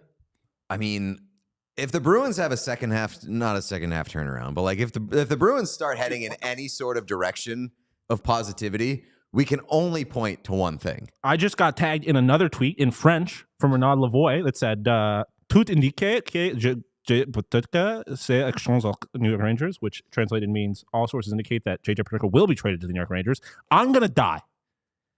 I think I'm gonna die. I think this might be it for your boy.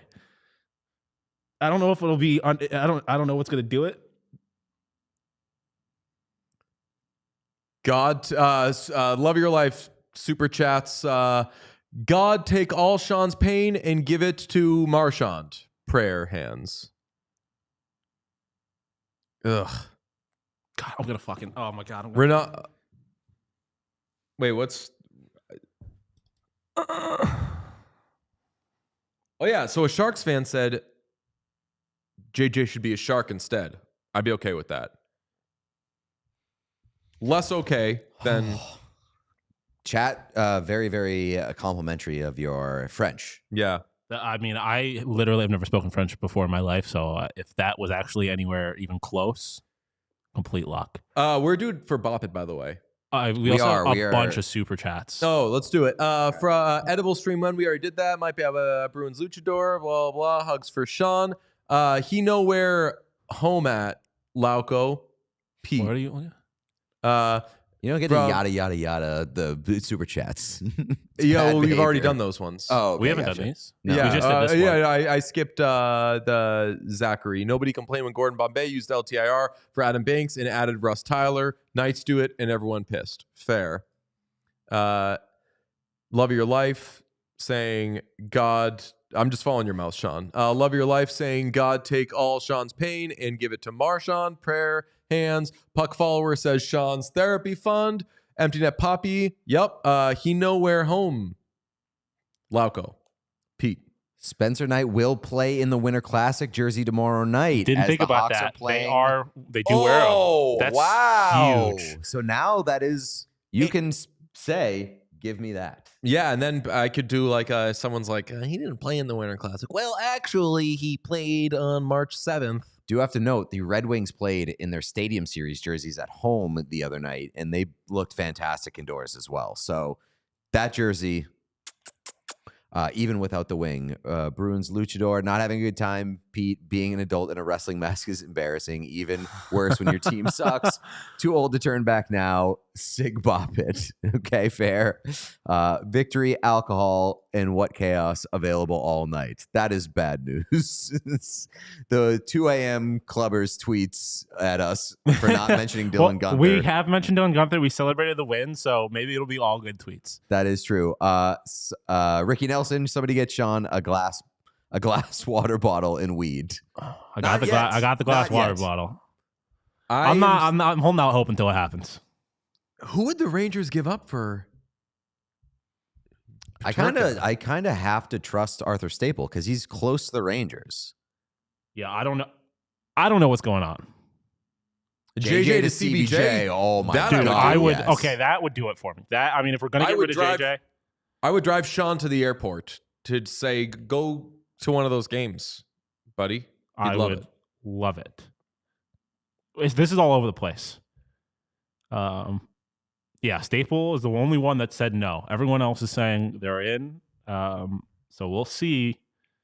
Blackhawks are 0-3 in the Winter Classic jersey. Shocker. The fact that they've worn it 3 times is kind of wild. I mean, they've lost most games. So. Right, that's what I'm saying. Yeah. Like, just play naked. Maybe you'll win. Per What Chaos Insider Johnny Lazarus, he quote tweeted the Lavoie tweet and said, "My guess is that Buffalo would be targeting Braden Schneider as a part of this."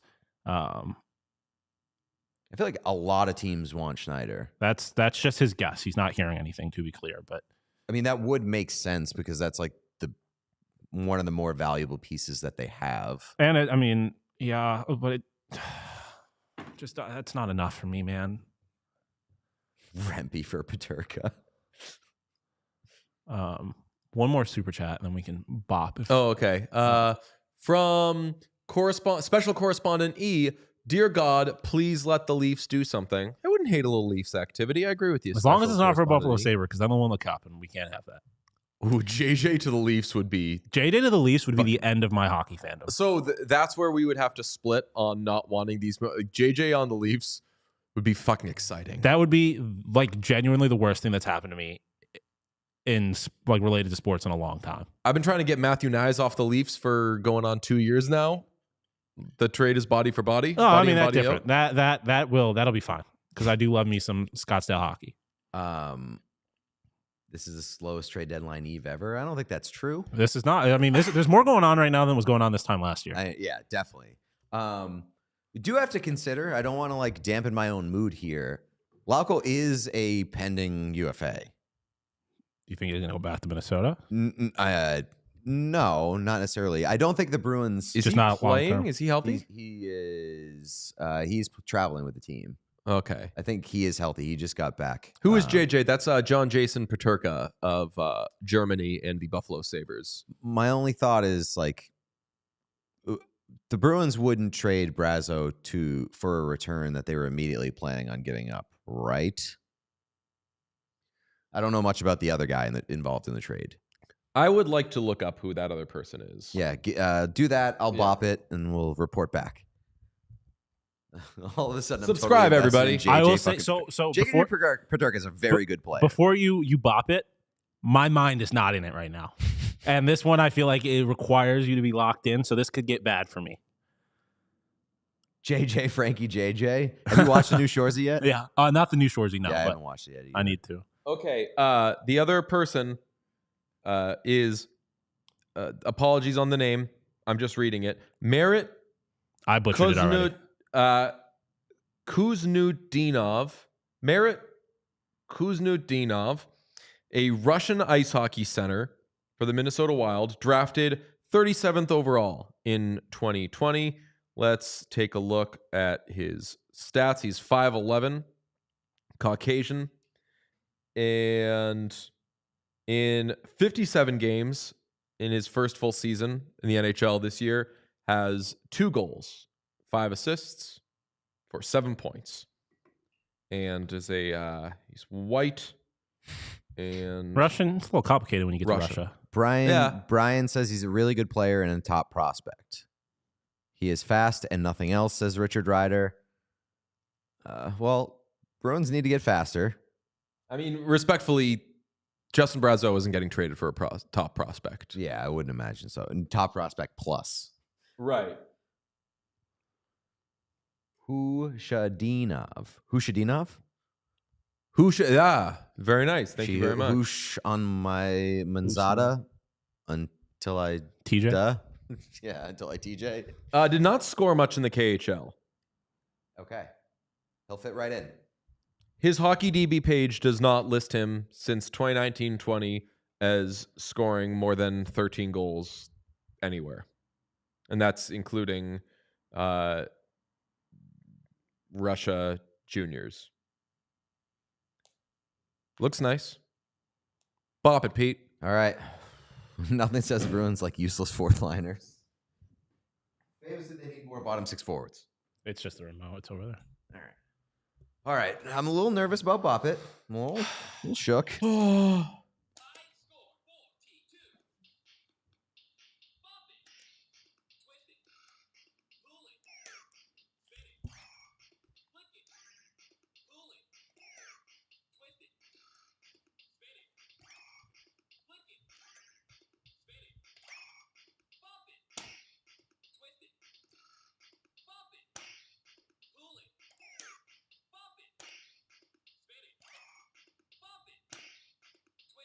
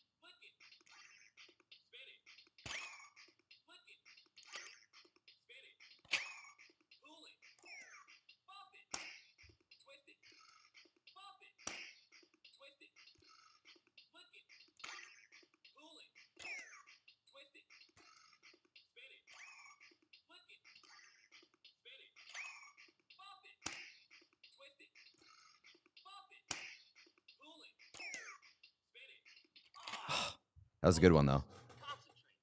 Score 56. Wow, new high 56, score. baby. New New high score. record! Woo! All right. I'll tell you what. I'll be honest. Like, once I hit 20, my hand was shaking like crazy. I was Yeah. real nervous. Yeah. I don't know So- why. Got Lauco back to I here. was playing along in my mind, and I realized what my problem is. I don't know what twist it and spin it. I don't know what they are. Yeah, well, we figured that out. Like, third turn. 100 second turn. times. I don't know what they are. I would have. This is where it's going to go wrong. All right. Is the Bop It on mute? No, you couldn't hear that? No. Quietest Bop It of all time? You can turn it up. Use this spin it. I think you can. I think it is on loud setting. I mean, but unless it's here, it's not going to pick it up. I guess you could move the mic to like face that then. I thought Yeah, it I was mean, like- it's more important that you're not talking during the Bop It, so Yeah, you can right. push the mic out. All right. I mean, you're not going to hear much anyway. It's going to end. Solo. Georgiev beaten 5-hole on a pass. Nice. High score 56. Bop it. Twist it. Pull it. Spin it. Flick it. Bop it. Twist it. Flick it. Pull it. Spin it. Flick it. Flick it. Flick it. Oh! You can do this. Score 12. I mean, your hand was on the flick it. But I Bop it to start. don't know if someone wants to. Can we get a replay? Somebody clip that? I'm going to sleep. I'm not going to complain about the refs when I'm getting outscored. We're all playing with the same refs here. It's right. But if that looked confusing to you, I will agree with you. I'm confused by that. Because it went flick it and then it immediately was like, There are times when it ends the turn very quickly. all right. So people in the chat are also confused by this.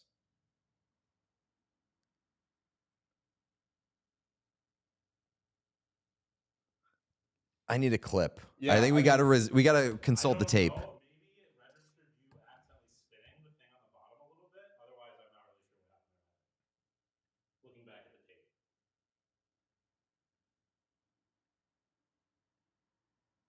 Okay, Chad, do you miss this saying that it's not happening? The Paterka trade? I'm coming down. Wow. And I realized what my point. This is where it's going to go wrong. I don't know what they are. All right. Is the Bop It on mute? No, you couldn't hear that. Why is Bop It all time? I don't know what they are. Use the spin it. I think this when it's unless it's here. Play. Somebody clip that.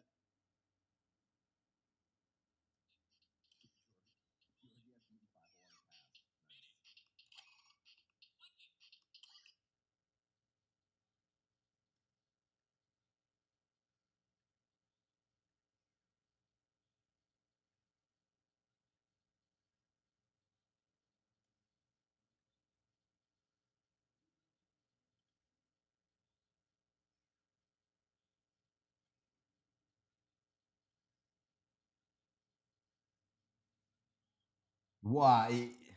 Okay, That is. I just clipped it. Let's see what it looks I like. mean, Like I'm saying, my only guess is clip the spin it on the way down, and it registered that. Otherwise, I would say let's redo it. Let's redo it. That was crazy. Let's see.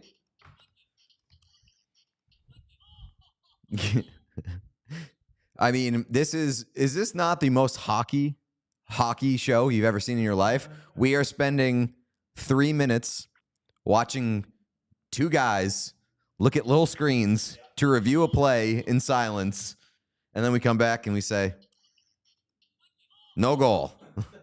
No goal. All right, Sean, I'm going to send you this clip so you can put it in a tweet saying what happened here. 24-hour trade deadline stream. EJ, how are we doing with our? I feel like you're getting regular tweets out there. Yeah. Yeah. Yeah. Oh, whenever we yeah. have a guess. I will hand this back to you for a redo. Which really is my nightmare because I feel horrible playing this because I'm just so bad at it. Well, you gotta stop being Elias Pettersson. Yes, exactly. Empty your skull and approach it with a I'm here to play Bop It. All right. And I know that I can play Bop It. And I want to be able to blame myself. Like I'm going to get a bad score. I'm probably going to do worse. I'm definitely going to get a lower score than I got before. But it will be my fault. And that I can live with.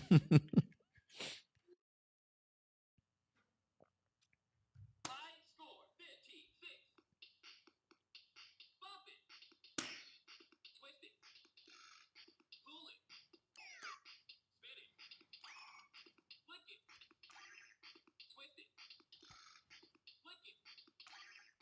Flick it. Pull it. Twist it. Spin it. Flick it. Spin it. Oh. Yeah, I fucking stink at this. I'm in my head. I do think Was it 12 again? there is something about I think that you're approaching it from like a tempo standpoint. Yeah. And you intentionally like wait a little bit Yeah. to do your turn. You're right. I try to do Whereas- it on beat. I think that's for some reason this just doesn't. I don't do it as well on here. Or I did say what I feared on this was the beat being different, but the beat doesn't seem different. I don't think it is. I think You just it's got more not to bad, think this about. one. Yeah, it's a Space Squirrel saying that too. Trying to stay on beat too much, you just got to go for it. You just got to. But the thing is, like, I haven't missed any because of staying on beat. I've missed them because I've just done the wrong one. So I don't know. So you got more recovery time if you Right.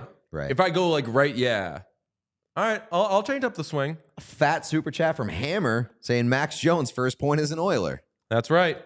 Love that. It was sick. I didn't see it, but it was a Corey Perry goal. We got some other ones from Neko. Is there a worse logo downgrade than the Panthers? I don't mind the Panthers shield. I mean, what the logo. Ducks did was the worst logo. Like not this recent one, but Yeah. the original from Mighty Duck to the web was the worst. The Panthers shield logo is fine, and I think that people didn't like the Leaping Panther when it existed as much as they yearn for it now. Yeah, a lot of things tend to go like that. I feel like. Sean, are you able to hide the chat? Yeah. Okay. I wanted to save this for late night because last time we were asking ourselves some good trivia questions. I saw an Instagram post the other day that planted a very good question in my brain. Pete and I at the bar in Columbus. What were we doing? We were doing some like logo trivia. Yeah, like which Ooh. NHL teams have I a love- puck or stick in I their love this logo. kind of stuff. Yeah. Okay, so mute the chat, please. Honor system for you, Sean. I trust you. This idea was planted from an Instagram post that was wrong. I still have to bop it, by the way. I don't know if you would. Oh, you can bop. Okay. I don't mind waiting. I just don't know if you want me to. No. You can bop, and then we'll do this trivia after. Okay. And the people in the chat can have fun with it as well. That's what we call a tease, folks. Yeah. Also, let me get to those super chats first. Yeah, before we hide the chat forever. Subscribe. From Zachariah Covert. Breaking, the Sabres have acquired Ray Whitney, Mark Denis, and Manny Fernandez Fernandez. for Tuck and Darlene. That's 99 from from LeBron. Cheddar. Greetings from Columbus. Was crazy actually meeting you guys. Made my week. Fuck yeah, Columbus rocks, and so do you. Bruins Luchador. If Bop It review fails, it should cost you 10 points. Oh. Yeah, Is it That's a challenge? good. I like that one. Yeah. Yes, All right. good idea. I'll bop. Bop off. I was thinking I might do a slight switch up to my strategy. So there's a window here if I fuck this up. All right. You got a big third coming up in Edmonton, by the way. High score 56. Bop it. Twist it. Pull it. Spin it. Flick it. Whoa, crazy move. What? Ah, You can Did I do fuck it. you a up? little bit. I didn't hear it, but I was also in my own head. All right, go ahead. Start.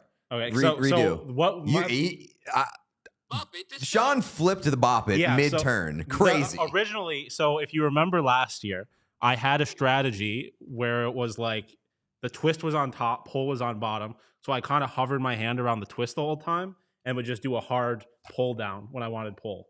I couldn't do that originally because I was holding the pull and twist on my left side. So I tried to turn it around, but it just fucked me up. So on this one, I'm trying to play it the same way as the old one, which is I keep my hand on pull, and normally because it's just 3 of them, I just either keep it where it is or I move up. Yeah. Very easy. Yeah. This, I still haven't mapped in my brain where everything is. So yeah, there's plus like twist and spin are kind of the same motion, just in different directions. yeah. So like, that like fucks me up a little bit, but all right, I will give this a go. Solo. High score. 56. Bop it. Twist it. Pull it. Spin it. Flick it. Spin it. Bop it. Oh! Keep trying. You'll get it. Score. Same thing happened I to didn't you? even touch anything. Yeah, I literally, you won't be able to see it on camera. I literally had I know. What's going on with this Bop It? Start. All right, go ahead. Spin it again. This No. is crazy. now I have trust issues. Yeah, right. I'm also starting to really question this Bop It's integrity. I don't know what just happened. I didn't buy a used Bop It. I bought a brand new Bop It. Can confirm. There were some battery issues though, There right? were, yeah. Well, it was a skill issue. I did not know how to turn it on. Be that as it may, Happens. we don't want to get into the muck and the mire. I mean, it's kind of ridiculous that this Bop It has a two-step turn on process. I'd agree. I mean, I'll just say this is 2 of the 3 people this round have experienced difficulty. I genuinely don't know what That just one happened. was too quick that for you to even fuck up. Yeah, anything. I literally just took my right hand off, and then it was just like, go fuck yourself. Well, that's how it did with mine too, where it was like I forget what it was, but it was like spin it. yeah. Yeah. All right, I'll try this for a 3rd time. All right. OG, but people are saying bring back the original. Yeah, if this continues giving us problems, I think we go back to the original. Bop Oh It. my God, if the original Bop It makes a return, I mean- I am going to be, I don't know what the fucking wrestler's name is. It's got to be The Undertaker, the one where he gets up. Yeah, That'd be me. respect. I mean, I still think even if this does work, we should do an in-season tournament with the OG Bop It. But, Okay. In-season tournament, yes. all right, 3rd time's a charm. Solo. High score. 56. Mike Pence help. Bop it. Twist it. Pull it. Spin it. Flick it. Twist it. Flick it. Spin it. Pull it. Bop it. Pull it. Bop it. Twist it. Flick it. Pull it. Flick it. Twist it. Flick it. Spin it. Flick it. Spin it. Bop it. Pull it. Twist it. Bop it. Twist it. Flick it. Pull it. Twist it. Spin it. Flick it. Flick it. Pull it. Spin it. Flick it. Spin it. Bop it. Twist it. Bop it. Pull it. Bop it. Spin it. Bop it. Twist it.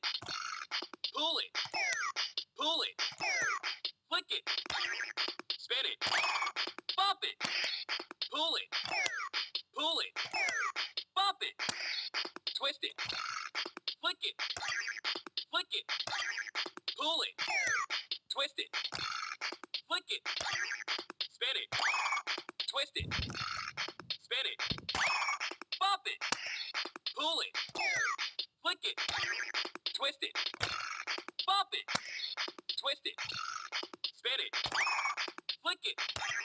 Spin it. Bop it. Pull it. Spin it. Oh, Focus. locked in. Concentrate. Score 72. Wow, 72. Holy. Sean said, broken Bop It or no broken Bop It. Fucking smoke you folks.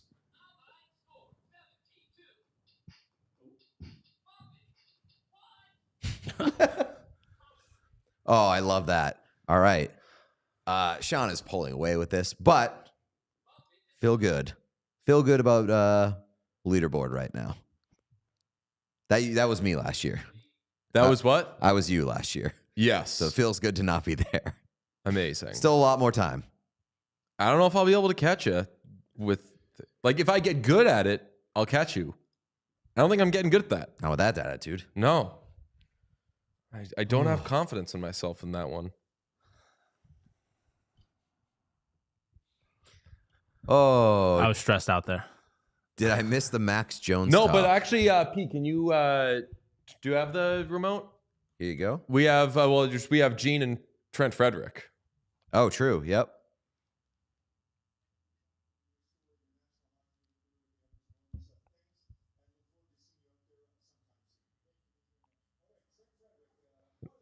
Trent knew who he was dealing with. Oh yeah. Big smile on his Trent face. knows ball. Yeah. Number 21. I like it for him. Yeah. Somebody asked, is no one getting a Trent Frederick Oilers jersey? No, because my Corey Perry jersey is in the mail. I love that, but I'll say when we're in Edmonton later this month, the DJ Bean Memorial Ice District Authentics is not going to know what hit it. I'm going to be tossing around so many Canadian dollars.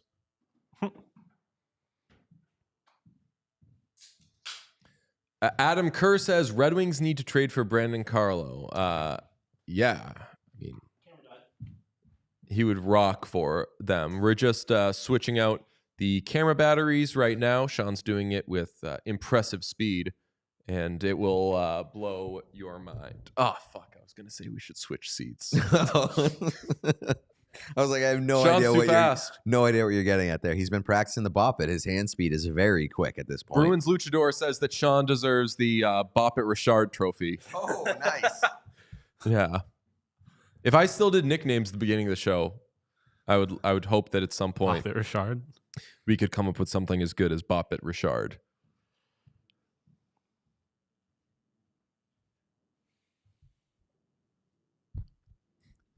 RG says every day is a bad day to be a loony nowadays.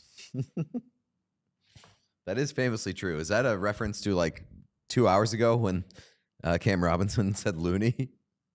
Yeah, well, yeah, he said you don't want to trade a loony for Two quarters. 2 quarters. That's right. Ooh, Frederick Oilers jersey within 90 days of free agency could make for some fun jersey swaps. That'd be nice. Instead of just buying a Connor McDavid jersey in the playoffs, buy a Trent Frederick jersey. Get a Connor McDavid jersey later. Olivier says, why aren't we talking about Paterka to New York? It's not fucking happening. Because it's not happening. Because we will talk about that horrible thing when it Only goes if we official. have to. Yeah. It's not happening. We've already sniffed that one out. Let's Chad, talk about let's talk about Elias Pettersson to the Devils instead. Chad DeMonissus did tweet out. He was like, I asked a source about it, and they said, and his exact quote was Rangers ? No. Which Ooh. read to me like you got the wrong team, buddy. Yes. Which there's a handful of teams that I guess would be slightly worse than the Rangers, but the majority of the NHL teams would be better than the New York Rangers as far as my personal is concerned. So I mean, if you are the Sabres, you cannot trade one of your better players to the New York Rangers unless you not are the Rangers specifically, man. That's what I'm saying. You like cannot Drury? trade them to the Rangers unless you are crushing them in that trade. Yes. I agree wholeheartedly. Ottawa going to get... I would do JJ Paterka on Ottawa, although I'll do the thing right now where... Brady? What's that? Said for Brady? I would rather him on any team than the Rangers. Legitimately. I mean, I cannot sleep at night if he were a Senator or Bruin or Leaf. Outside of those big three, Rangers are fourth on that list, I think. Has anyone hit the chat with a Sean denial yet? Not in denial because it hasn't happened. Oh, damn it. I meant to ask when Katie was on with us, I meant to ask her about Dochi because she tweeted about her earlier. And Dochi fucking rocks. I am so late to the party, but Dochi is amazing. Dochi Cat? Yes. I'm looking up this Russian fella that the Bruins got back. Doing a little digging. Yeah? His draft profile in his draft year, he was a second-round pick in 2020. It was 5 years ago at this point. He's only 22 years old. Plays the full 200 feet of ice with one of the best motors in this draft class. He'll relentlessly backcheck as play transitions toward the defensive zone, and his ability to track developing plays while skating at full speed really impressed us over the year. He's also proficient at carrying the puck into the offensive zone. Small two-way center, great skater, uses his quickness to win pucks all over the ice, showing skills and smarts once he gets possession. That's not bad. The rest of his life begins today, right? That's right, brother. Yeah. We have a Forgiev sighting. Oh, no. Is Isn't that every is that a game? literal Forgiev? I did see it was It is 4-1. It is 4-1. Colorado on 16 shots. Love of Your Life Classic. says, Dochi is so goated. I love her music. Yes. Forgiev's facing off. I love that. Yes. Chat, the future is teal. Don't worry. I agree. JZF1.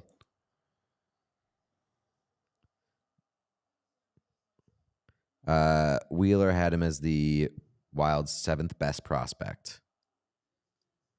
If there are any Wild fans in chat, let us know what you think of that guy. I'm sharing the rest of the commercials with Sean, and I'm kind of mad at myself that through 6 hours, we've only gone to commercial once. Making terrible time because the commercials that I made for this year are, it's a 9-parter. So we're not making good time. I mean, we definitely did not go to commercial that often last year. You sure about that? We did it. We kinda did. We did like 3 times. I Yes, thought. right. We did it for other stuff when we streamed.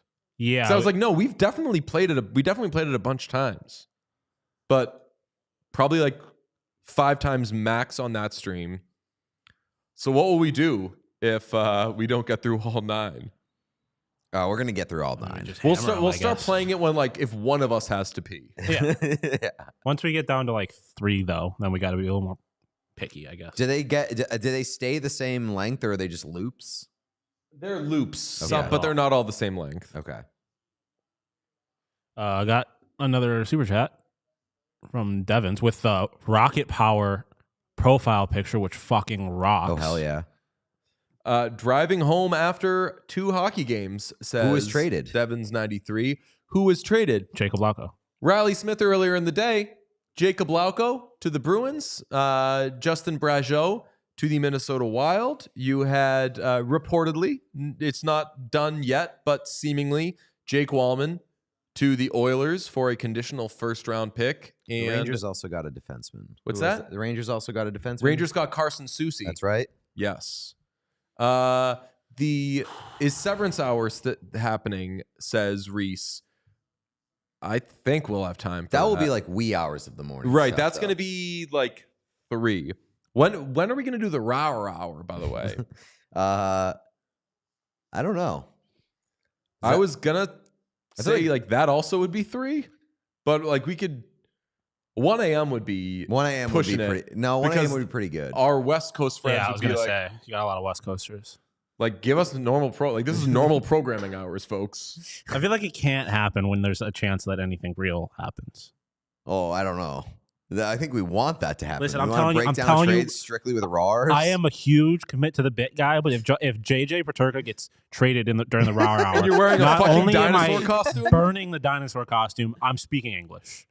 You're going to speak English. You're going to try to kill us while we have our car. We're going to be like, The second extinction of the dinosaurs. We're going to call the police on you only being able to roar. Yeah. I mean, yeah, if JJ trade goes down during the roar hour, that would be the best. Chandro says roar hour, 2 p.m. That would be incredible. That's some 4 a.m. shit, says Tokyo. Huh. I'll tell you what. I'm seeing some clips of this This wild Russian You're that the Bruins just got. coming around on. He can make some plays. Undersized, but looks pretty strong. Nice.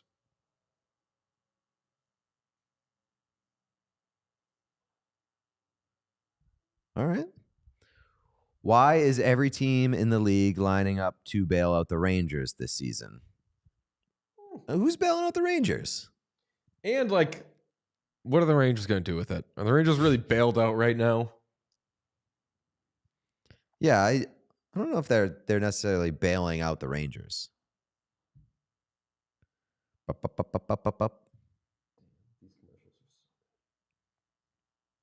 Laco deserves a painting. Need to see what he looks like in a Bruins uniform. Oh, that wouldn't be horrible. Huh. I feel like we got to have Lauco. Lauco can come in and paint himself. Yes. Rantanen, welcome to the Sabres. Loving that.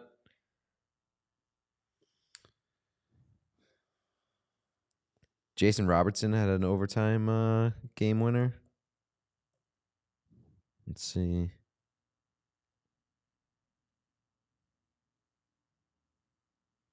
Was the Humpty Dumpty? No, I don't think the Humpty Dumpty thing was from a show, wasn't it? Yeah, Yes, it was from it a was not show. TDL. And then started saying Humpty Dump Nuts. that's right. Why do the Wild want Braz? Rude. I mean, respectfully, I think they were kind of asking the same questions about. Like, I love Lauco, but I'm shocked that the Bruins wanted him back. Can we get the Frank sound on like this is the dumbest trade? Why are those two teams talking to each other? I don't really get it. From what I gathered or from what I surmised, the Bruins were not particularly fond of Jacob Lauco. I mean, they didn't play him a lot. Oh my god! Hide it. Oh my god! I don't know what's going on here. Robert Chalmers says the Bruins also get a pick back in the deal. Wait, what? Believe it's late round though. Robert Thomas? Robert Chalmers Oh. said that the Bruins get a pick back in the deal. I thought you Believe said it's late Robert round. Thomas to the Bruins, and I was like, hey now. No. Tokyo Sex Will. The difference between a bowl and a revenge game is a player on one team playing the last team that he played for. Yes. And a bowl is just a player that has played for both teams at any point. A revenge game obviously has to be a current player on one of the rosters. Right. Revenge game involves a player in it. But I think it doesn't have to be their last team. Yeah, it has to be the last team. And I think we might have even gotten a little loose with it because I don't feel like it's not just like your last team in general. Like it can't be like if Alex Tuck played the Vegas Golden Knights. Like that's not a revenge game anymore. It's got to be like somewhat recent. Yeah. It has to be Was it a Monty thing? No, I don't think so. I'm speculating. I would guess no. We can bop again if. Oh, that is That true. is true. What did We I do want to to. you, Michael? What's that? Michael said, Sean, you can't do that to me, my heart. I don't know what I did. I think. The Robert Thomas thing, Oh. maybe? Somebody said we are 1/3 complete. That is not true.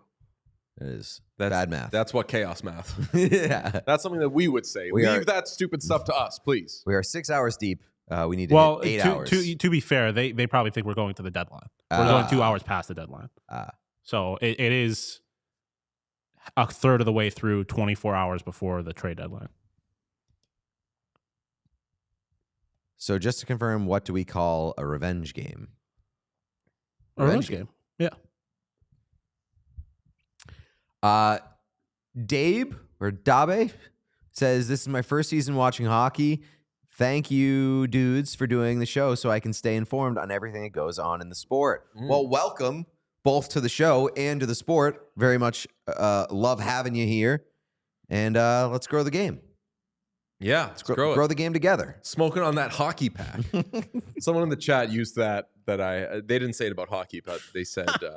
You want to hear something funny? The Bruins did get a late pick. It is the 2026 sixth round pick, originally owned by the Boston Bruins. So they got their pick back. Ooh, let's try to Preparing an figure offer out sheet. what was that. It'd be the best if that was in the Lauco trade. I believe the Lauco trade. I think that was body in, a body hockey out. trade. Yeah, I think that was body in, body out. Him for Vinny Lettieri. How could that? Oh, What? what does Lauco do about his apartment? Because his apartment is currently occupied by Vinny Lettieri. They just house swapped. He has no recourse. I've seen this happen before. Squatters' rights to Vinny squatter. Lettieri. Yeah, Vinny Lettieri's gonna. I've seen a few Red Wings fans hop in talking about the Winged Wheel podcast. Yes, shout out Winged Wheel. Went on that podcast this past weekend. Had an absolute blast talking about the Wings. Tell you what they didn't love is the end of that Stadium Series game. I would imagine They weren't crazy about it. They said somebody in the chat said that the 6th round pick was in the Maroon trade. You shouldn't be allowed to get that pick back. You forfeit you forfeit the right to ever have that pick. Play stupid games, win stupid prizes. Yes. Like if the Bruins could have gotten the Zach Ronaldo 3rd round pick back, the league just takes it away from them. They're like, no, you don't. You trade that for Zach Ronaldo once. 3rd round pick. Ugh. Okay. MFs did a return.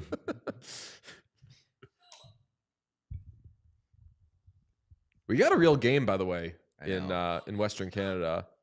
I did say it had Game of the Year potential. Yeah. Score 7-2. Bop it.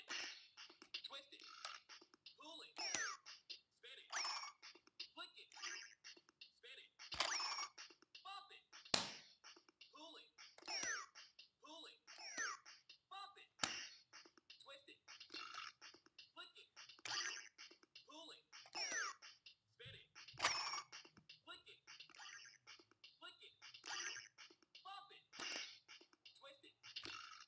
Bop it. Twist it. Oh. Ah. Pull it. Flick it. Flick it. Twist it. Flick it. Spin it. Flick it. Spin it. Bop it. Pull it. Pull it. Flick it. Spin it. Bop it. Pull it. Pull it. Bop it. Twist it. Flick it. Pull it. Spin it. Spin it. Bop it. Pull it. Spin it. Bop it. Twist it. Flick it. Pull it. Pull it. Flick it. Pull it. Flick it. Spin it. Twist it. Spin it. Bop it. Pull it. Flick it. Twist it. Bop it. Twist it. Spin it. Flick it. Flick it. Spin it.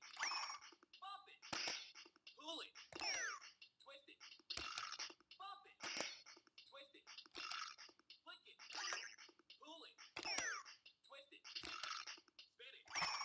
Flick it. Flick it. Pull it. Bop it. Twist it. Flick it. Spin it. Spin it. Bop it. Pull it. Flick it. Twist it. Oh! Dude, you were doing so well. Score 8-7. Okay, great job. Great job. But I was watching that though. Do you not refute how that ended? No, I think that I touched this a pressed one? little bit. I think truly the most dangerous part of this is you can't touch the spin it whatsoever, or it will register. That was my original theory on what happened to DJ, which I still think is ridiculous. Yeah, that still stinks, but at least we have an explanation. Yeah. 87? Yeah, watching that, you not being pissed, I was like, what? You both missed, and I know I yelled during it. Yeah, that was like scoring a goal on a delayed penalty there. Yeah, all asshole shift from Matthias Janmark. I did see Tyler Yaremchuk tweet Janmark ... Shorthanded breakaway, lost the puck, and then got checked and dove right in front of the official who was like, I'm looking at you. Someone in the chat said, you scroll up, Sean, somebody had something about it. Shit, where is it?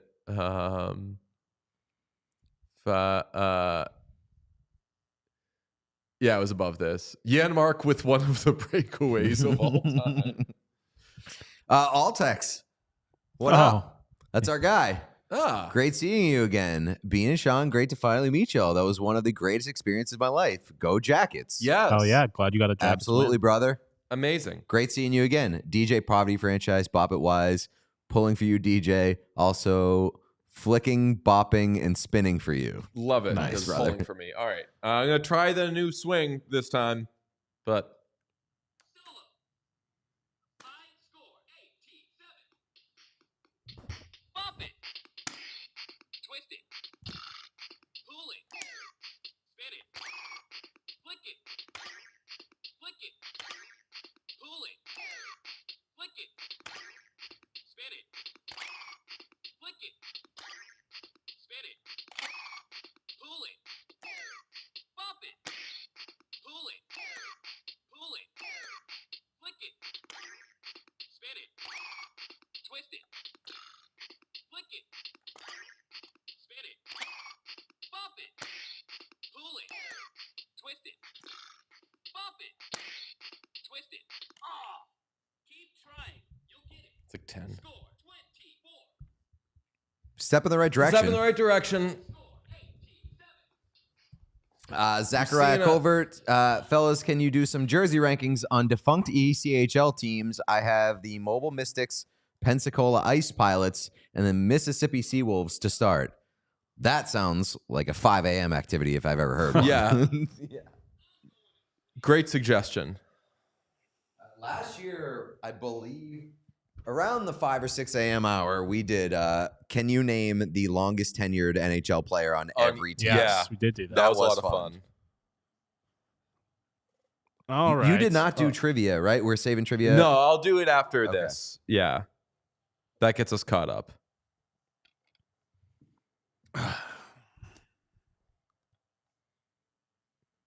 That is upside down. It's weird. I initially got Bop It last year to make sure we stayed sharp every hour because there'd be something that we needed to focus on. And now I just, at the beginning of every hour, I just feel bad and question I'm like, should I even be like leading conversations here? My confidence just evaporates at the beginning of every hour and I slowly build it back and then I play again and I want to die. Bop It being the thing that like saves the first one and like makes the first Just one, and then being the incensed. thing that destroys the second one. Breaks the would second be one. Incredible. Oh, How was worst that part- stream? Bad. DJ really lost his mojo and could not get it back. The worst part is that, like, there is no getting rid of Bop It. Like, the people clearly want the Bop It.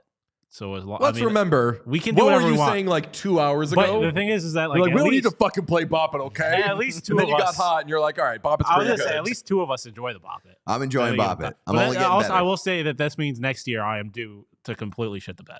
That is true. Yes. I did say it's frustrating because someone commented, they were like, seeing DJ's Bop It numbers, did he paint as a child or something?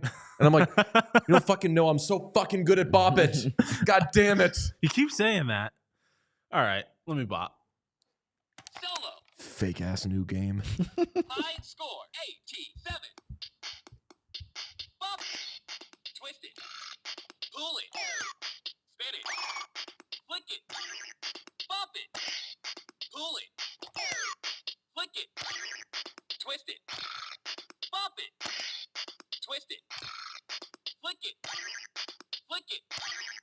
Flick it. Spin it. Twist it. Spin it. Bop it. Pull it. Flick it. Twist it. Bop it. Twist it. Flick it. Flick it. Pull it. Flick it. Spin it. Flick it. Spin it. Pull it. Bop it. Pull it. Bop it. Twist it. Twist it. Bop it. Twist it. Flick it. Pull it. Twist it. Flick it. Spin it.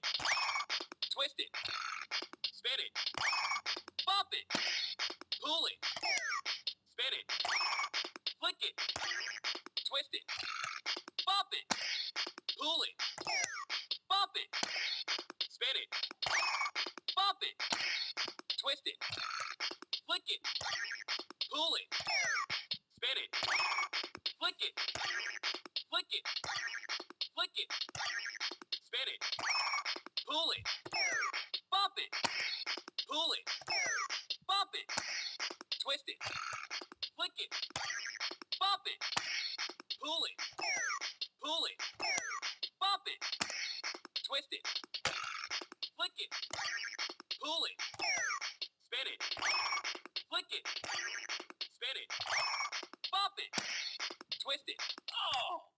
Oh, too bad.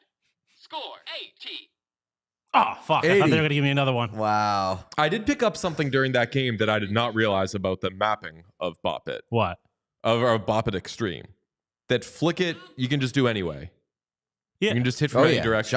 Sean's been fucking right. slapping that thing around. Yeah, you're just so you can basically just press it. Yeah. Like treat it as a second Bop It. What did you think you had to do? Like, what were you doing?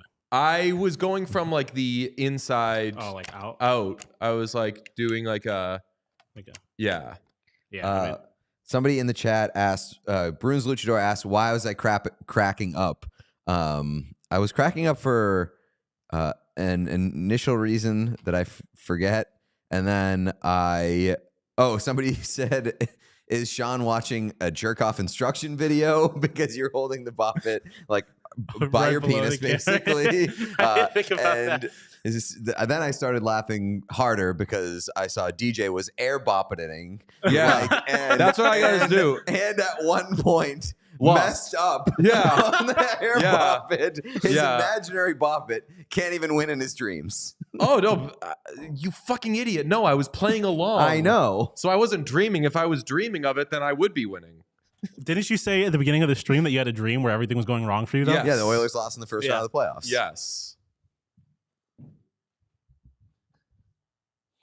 DJ picking up something every round while the score drops precipitously. I will say, you could, I don't know what the Where was award- all this attention on Bop It when I was the best at it? That's all I'm asking. weren't the best at That's it. but was the best at it. weren't- This time last year, no. I was smoking you guys. Okay, and this then time yes, last I year- fucking melted down. when it was all said and done, I was a DJ goat. suffering from writer's bop. I will say that, like, at the end of the day, I think there will be something to be said for who ends up with the highest score, like individual high score. So even if you are a little bit out of it right now, if you end up with the high score in an individual round, like you improve throughout the day, you still have something to take away from all this. Yes, definitely. Definitely. Yes. Job's not done. Most improved. Yes, MIP. Let's see. This reminds me of trying to go from the pentatonic scale to the Dorian mode. Yes and no. I'm yen marking it. Yeah. I don't know. You can't. I fucking gave gaslight this us world into Bop It. remembering I'll us. take it away. You can't gaslight us into remembering you as the Bop It goat. I mean, I was the original Bop It goat, and I choked.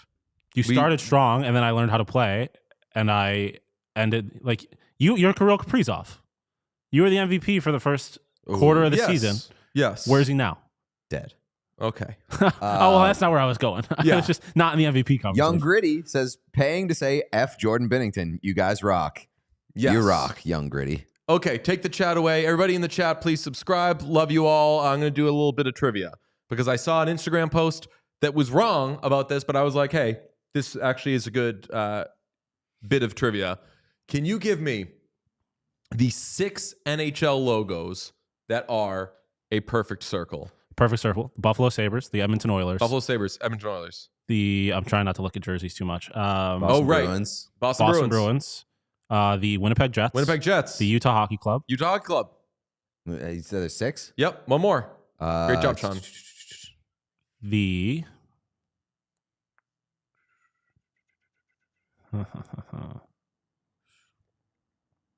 Thinking.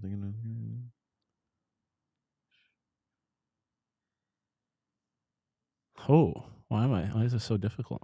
Damn, I thought you were cruising to it. I was, and now I feel like I'm blanking on something obvious. Perfect circle.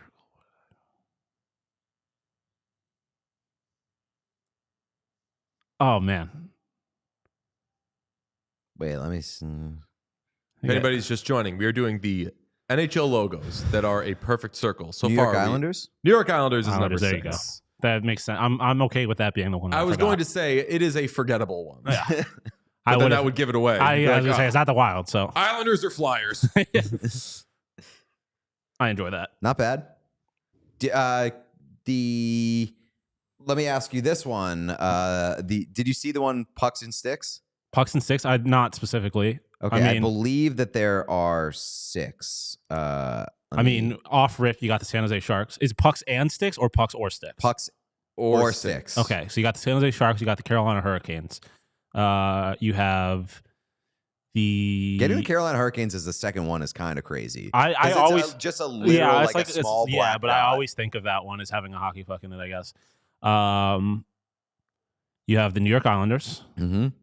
You said there are 6. Did you confirm? 1, 2, 3, 4, 5, 6, 7.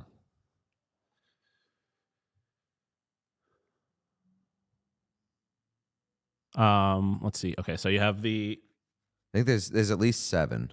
Okay. You So what did I say? I had the Hurricanes, the Islanders, the Sharks, I just had one that I lost it. The Avalanche. Mm-hmm. You have the.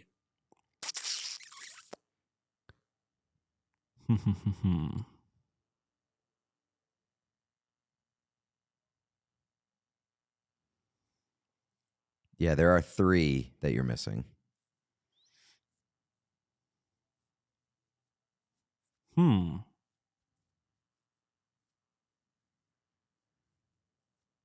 Oh, the Caps. Mm-hmm.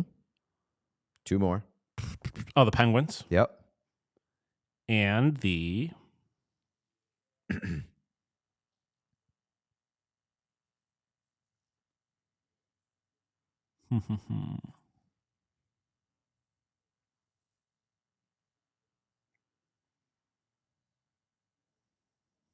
I don't know.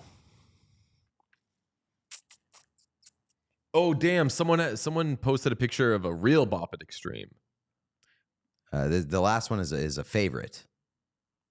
Oh, the Anaheim fucking Ducks. Yeah, Jesus. there you go. Obvious. I was Bang. thinking for something that had cross sticks behind it. And I'm like, I guess no logos are that fucking obvious, are they? But I guess they are. What is the real Bop It Extreme? Is it a little heavier duty? Yeah, right. Yeah, so that's the one that I grew up with, like in my aunt's house from the 90s. I'm guessing they don't make it like that It's anymore. more black, right? Yes. Yeah. Yeah, that's what I was looking for, and I don't think that they make it like I'm guessing anymore. that was something. But they I'll did in tell the you 90s. what, that Bop It was probably $10 or something. Yeah. And Back in the day, I was probably like $25. And those things were like heavy. Yeah, and they were like real. Yeah. This is shrinkflation. Do you have more trivia, or can I bring the chat back up? Bring the chat back up. Bring the chat back up. You're not going to like it, so you guys are going to hate this. The Isles logo isn't a perfect circle. It is slightly wider than it is tall. Oh, fun fact. interesting. So the thing on that was the incorrect one. It said there were 5, and it didn't include the Oilers, which I was like, fucking idiot. And then one of the comments was like, well, because the oil drop, there's there's It's a in a white circle. It's Yeah. in a circle. Yeah. Doesn't matter what's going on inside That's the like circle. saying the Jets don't have one Exactly, because there's a plane point in at it. the top of the jet. Yeah. We did say Colorado with one of the Bucks. We did. Clever propaganda from Clubbers Till We Die. Paying my hard-earned Skrilla, say Keller is tied with Rantanen for top 10 points in the league right now. Underrated. Talk about it. Keller is not being talked about enough. What I want to talk about there is I can't believe Rantanen's still top 10. Also fair. Yeah, I feel like Keller doesn't get enough love. Yeah. I also am confused that Rantanen is still top 10. He was. I mean, you got to remember he was like 3rd for a while. He was like in the by points. He was like in the Hart race. The Isles can't even do a circle right. Announce Bop It to VGK trade. Tampa have a circle with the Bolt. No, the Bolt is crushing through, I believe. Yeah, because like same thing with it's similar to the Hurricanes logo. It's like just skewed. It's a skewed circle. Yeah.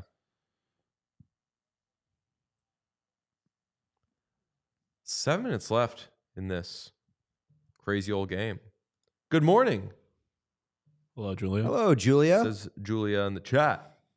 Where are you where it's good morning? Yes, people, in addition to subscribing to YouTube, press that subscribe button. Tell us where you are when you jump in, unless you don't feel like doing that. You don't have to do that. Don't divulge anything that you don't want to.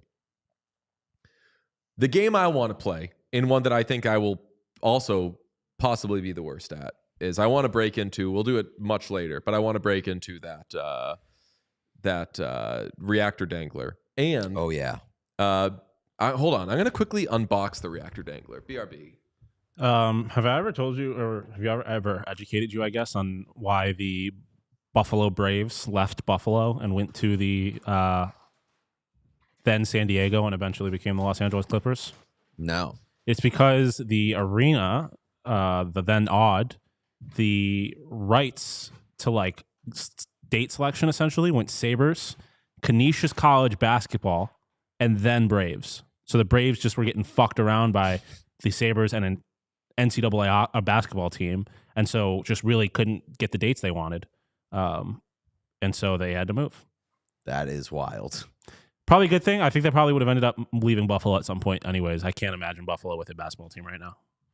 Can't imagine Buffalo. I guess, the Bills pretty good, but like Now, the fewer sports team in Buffalo at this point. I mean, see, you say that, and I understand why, and I also something I would say, but Buffalo sports teams are like wildly successful without history, minus the fact that they can't win a championship.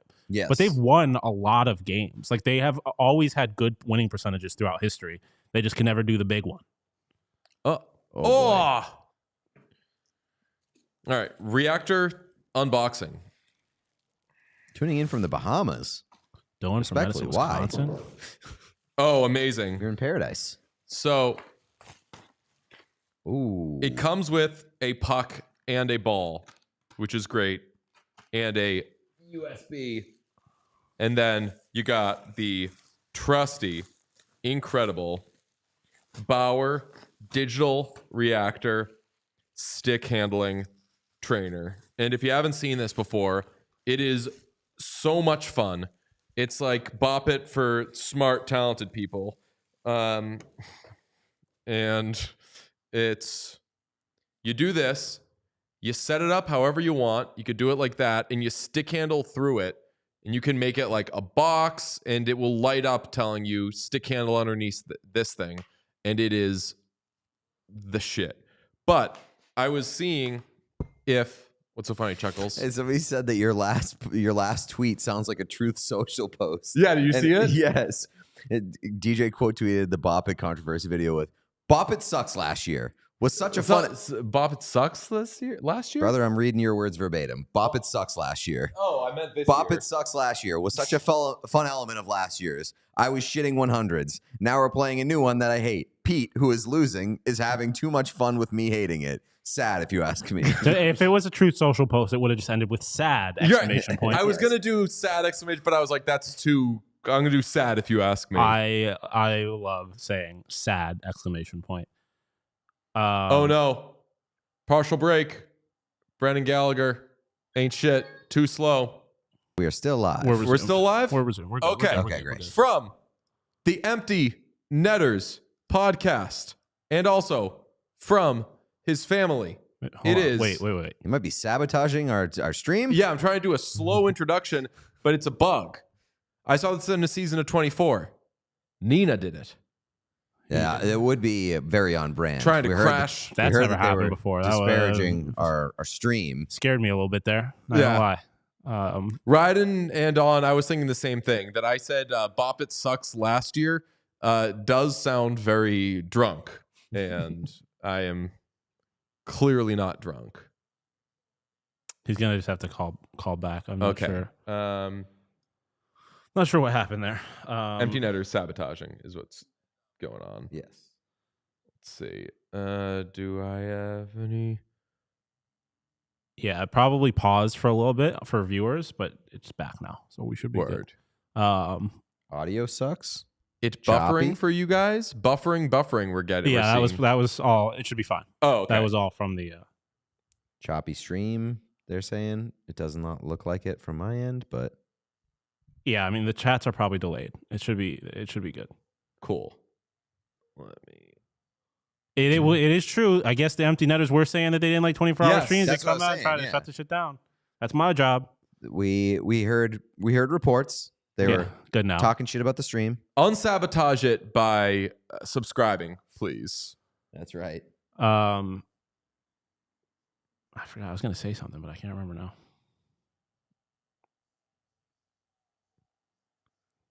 Unless maybe somebody sabotaged Dan. And maybe we should be more worried about Dan instead of we were just checking on is everything okay for In the us? meantime, we got a super chat and a trivia question from Altex. Ooh, from Altex. Name this player based off their team history. I think it's easy. Anaheim, Vancouver, Zach Cassian. Arizona, Of course. Edmonton, Buffalo, Montreal. I mean, I don't, Zach Zach Cassian Cassian. makes sense just because it's Altex. I don't know if that actually makes sense. Oh, yeah. Um, And also, Altex is a Zach Cassian head. Yes, nut. that's why I guessed it. Um, Well, I know Zach Anaheim. Cassian, certainly Buffalo, Edmonton, Arizona. Vancouver. Yeah, Anaheim, Montreal. I'm going to say Okay, let's try this again. Please don't shut our shit down, DP. no. All right. Wait, yep. All right. Wait, I don't see a Montreal. Oh, no. Yeah, he was on Montreal. Did he Because I get- think that was did when he- he went into the program. Did he get any official games played? I can't remember. From the Empty Netters podcast and his family, it is Dan Powers. Hello, Dan. Boys, it is just an absolute joy to be joining you on this endeavor that you are currently on. Thank you. Quick question. Do you remember Zach Cassian ever being on the Canadians? Because I do. Pete does not. Is this true? Did this happen? I don't. I I thought don't. that- Like, my knee jerk is that I don't, but I could be wrong. I thought that when he, and not to bring up dark days from people, but I thought that when he went into the player assistance program, it was when he was with the Canadians. I could be completely making that up, but He played parts of 4 seasons with the Canucks before being dealt to the Montreal Canadiens in 2015. and then he went. He never played for the Canadians, however, as he was suspended for substance abuse issues. That's what it was. He was suspended when There he was you on go. them. Okay, so he was there There and you he go. went away. How's your trade deadline going, buddy?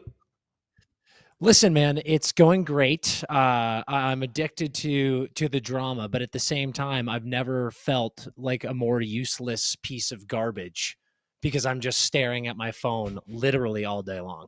Like, I'm at the Minnesota State tournament for the first time in my life, trying to enjoy this whole thing, and the entire time I'm just on Twitter. The whole time.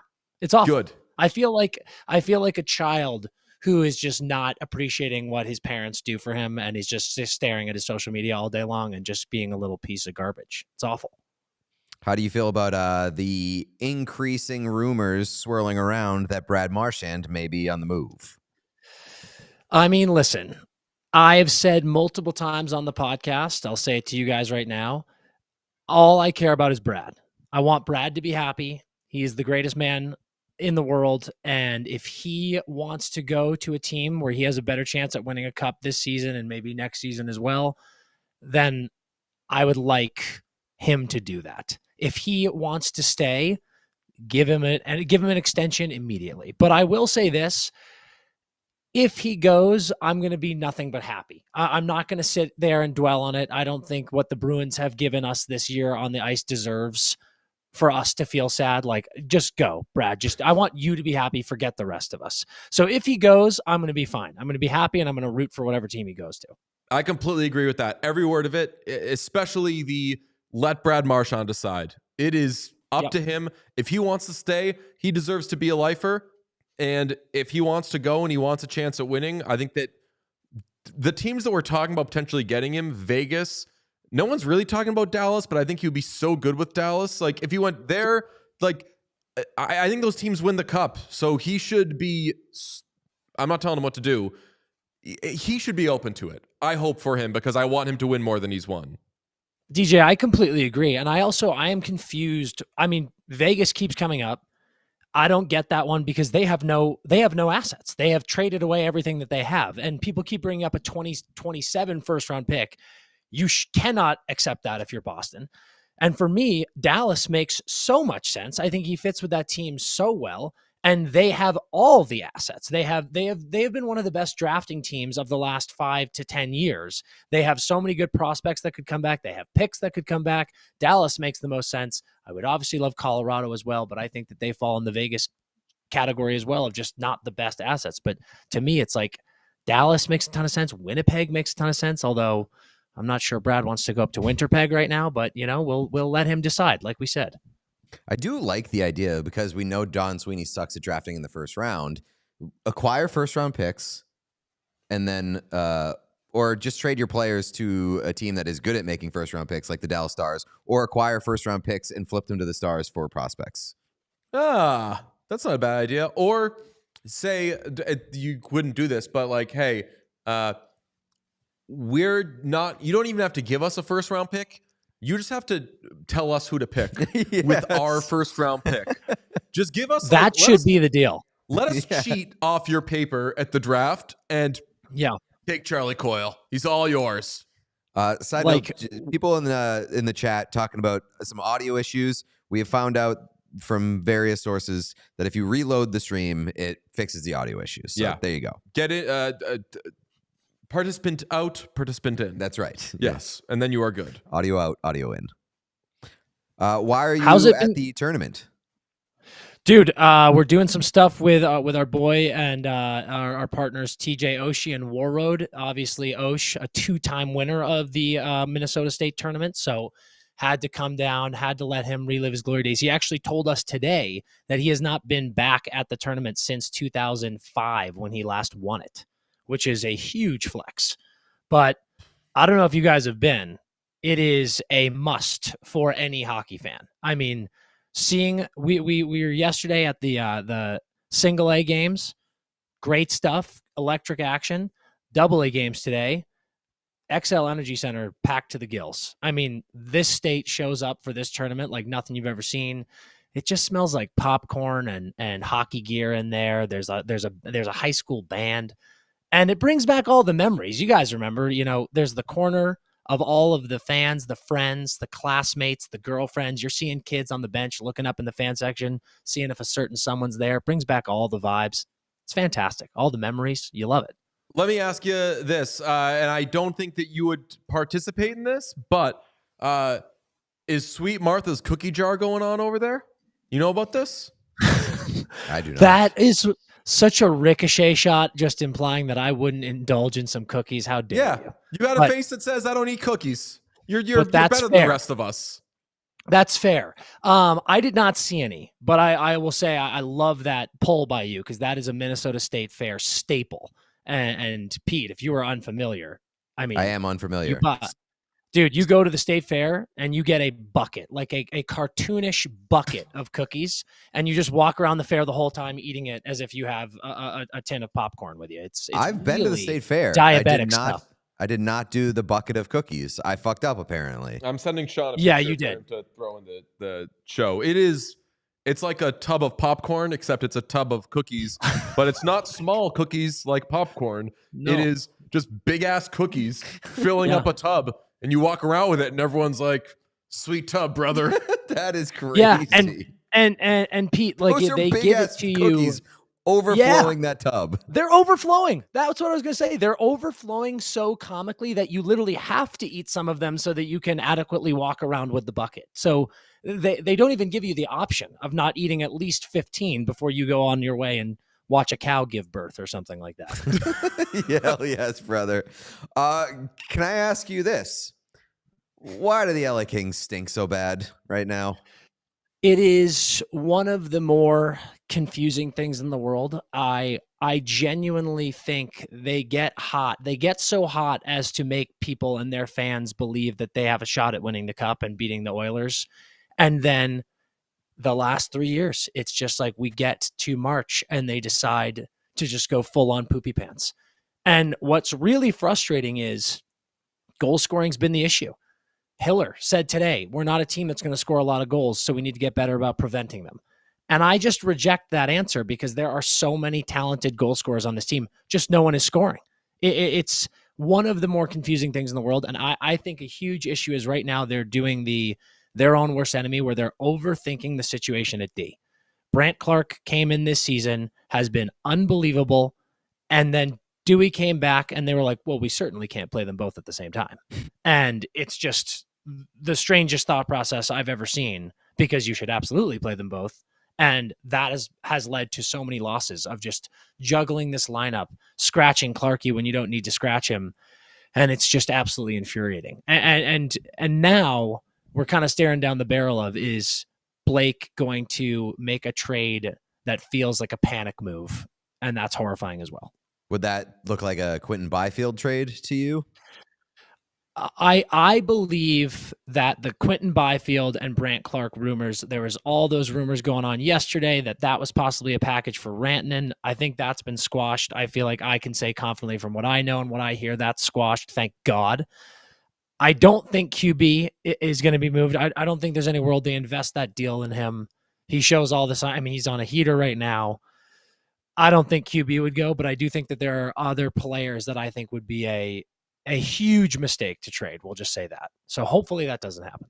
If I'm making faces, I apologize. There's 90 seconds left in this overtime of the Canadiens and Oilers, and they are going end to end. I did see a tweet from Empty Netters saying we might be getting some Brock Nelson news at some point. Do you think we're close to getting it? I do. From what I'm hearing, there's a deal in place. Both parties have agreed. And the final deets are being worked out. But I will say, from what I'm hearing, that Brock is going to a very serious contender, like a very, very good team. And for me, this is going to be the trade of the deadline so far of like, holy shit, a very good team just got a lot better. So very good we'll with see the capital V, GK? I would say a capital VERY. Like they are a very good team. But not a capital V. I wouldn't go GK. EGAS. What about would it be a big W as in like Winnipeg? Nice, subtle. Or Washington. What about would it I like be that. the Capitals? Yeah. Would it be the Jets? We'll offline. But okay. You guys aren't far off, is what I'll say. I know you're a Sharks head. How do you feel about the Oilers getting Jake Walman? I like the move. Oh, I gotta say.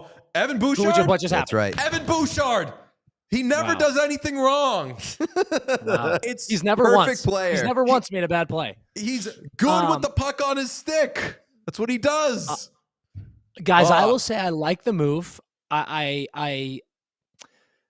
This is what, like we've said, the market, this is an interesting market. I think prices are high right now, and I like that teams are paying prices to get better. I like the move. I think this is arguably the best decor that the contending McDavid era has ever had. I will say the only thing that I can think with this trade is just how brutal it looks for Yzerman. Yes. Dude, that was our reaction. We were like, it's this literally the only thing I stapled thought. The 53rd overall pick to this guy, and they ended up being able to trade him for a first-round pick. Yeah, like and also look at Walman's year. He's been fantastic. He's got over 30 points. Like he's a really good, effective player. And it's like all season watching him with the Sharks and now seeing this trade happen, I'm just like, ooh, God, like I trust in the Yzer plan, but this one did not go well. This one looks brutal. One of our favorite early storylines of the season was when people were like, Jake Walman and or Cody Soucy are having a tough time and like preventing goals. And we're like, yeah, they should not be the number one pairing of a team, and they are of a bad team. So like, we're not going to learn anything about these guys. But yeah, they end up moving both of those guys. The Sharks were paid kind of because they gave up Emberson in the Soucy deal, but they were sort of paid to take both Soucy and Walman, and then they go flip those guys, and there they are. Mike Greer, way to go, buddy. Those are some of my favorite stories of like GMs taking on somebody and being paid to do it and then turning around and flipping. Sean Monahan. The Montreal Canadiens famously got, 2 first-round picks or 2 second-round picks or something like that? One to take them, one to flip them. It's what what GMBA did with Shane Gostisbehere. Yeah. Hell of a player, too. That's right. You guys brought up the Sharkies. Can we talk about, have we ever seen a team with a worse record but better vibes in our entire lives? That team has the best vibes I have ever seen. And like, it's people legitimately don't give a shit about their record.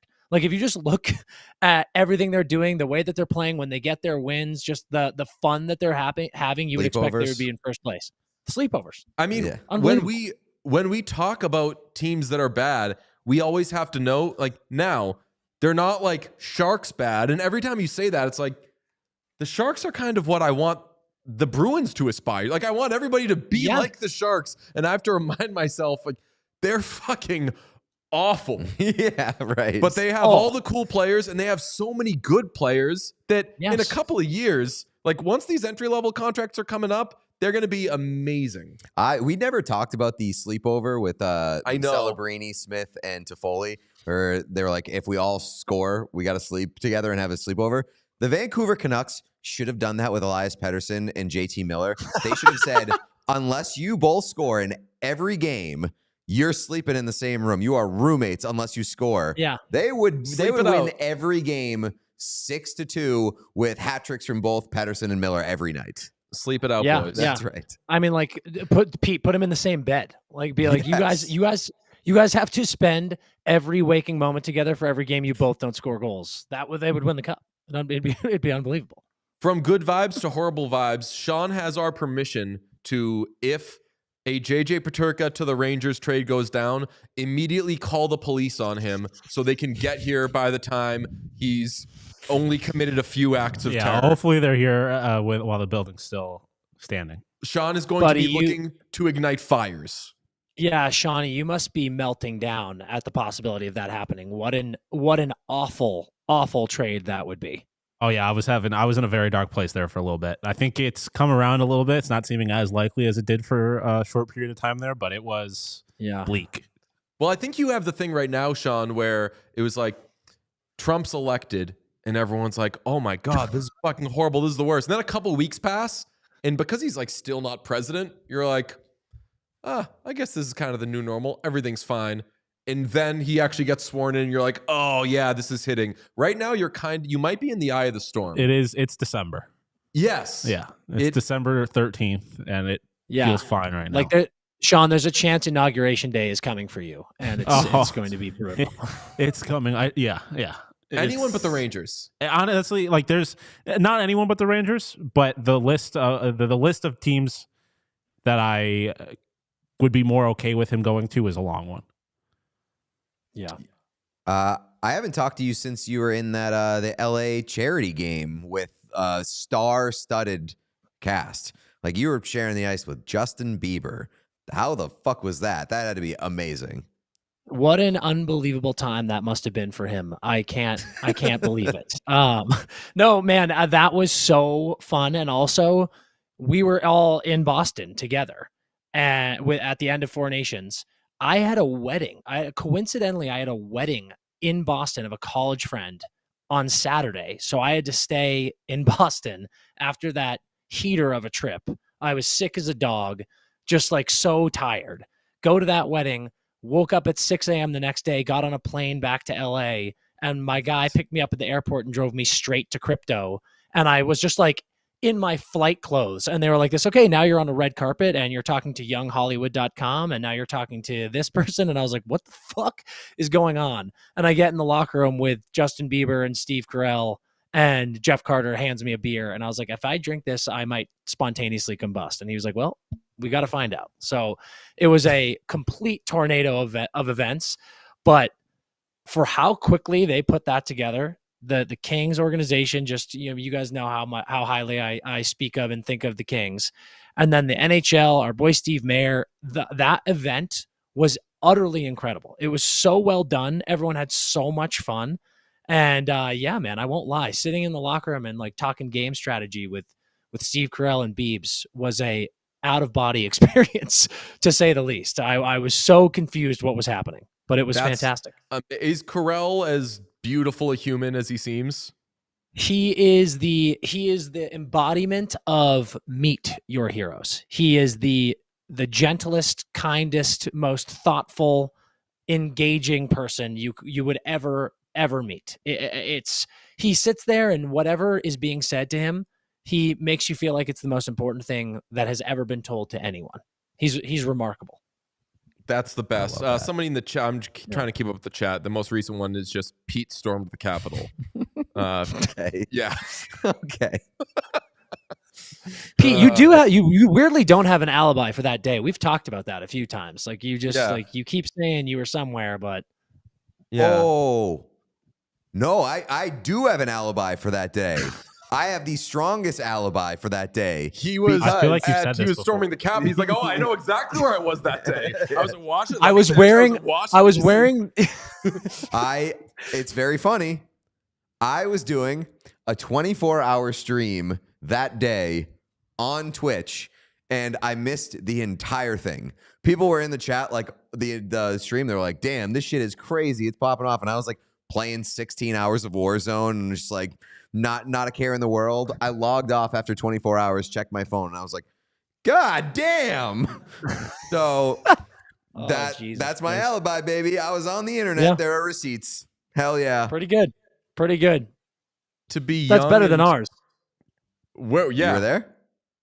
Where were you? No, like I was at a bar with a buddy who had like this weird like wolf skin on his head and his face was painted, and he was like, I'm gonna go to the bathroom real quick, and then he left for like 8 hours, and I didn't see him again after that for a while. But I was just at a bar. I know a guy who knew the Jan 6 shaman. Like apparently that guy was an actor in Arizona before all that happened. I've actually heard that too. And I've heard that a too. kid I went to school with was also an actor in Arizona, and they said they like would compete for roles. Trade. Brock Nelson trade. Brock Nelson trade to the Avs. With the How about capital it, V in the boys? middle. Is that what you were How sitting about on it? there, pal? Told you, a very good team, a very good contender.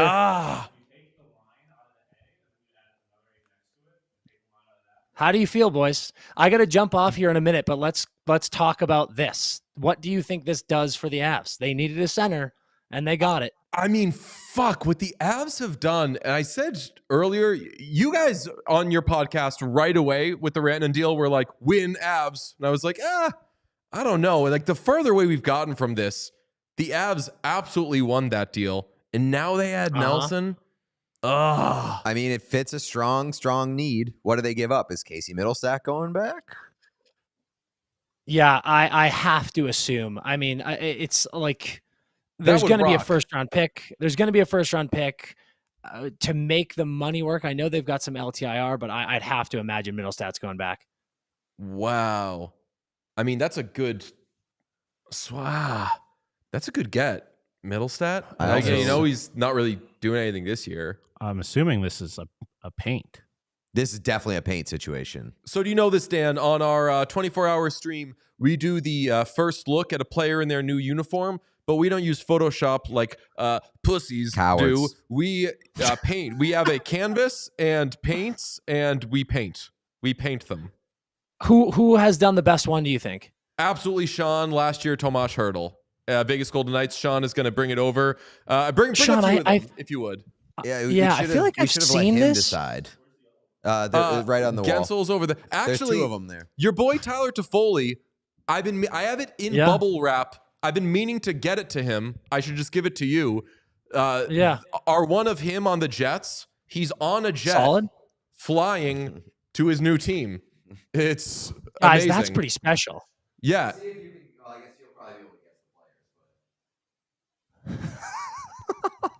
That one's good. I love the palm trees. Do you know who that is?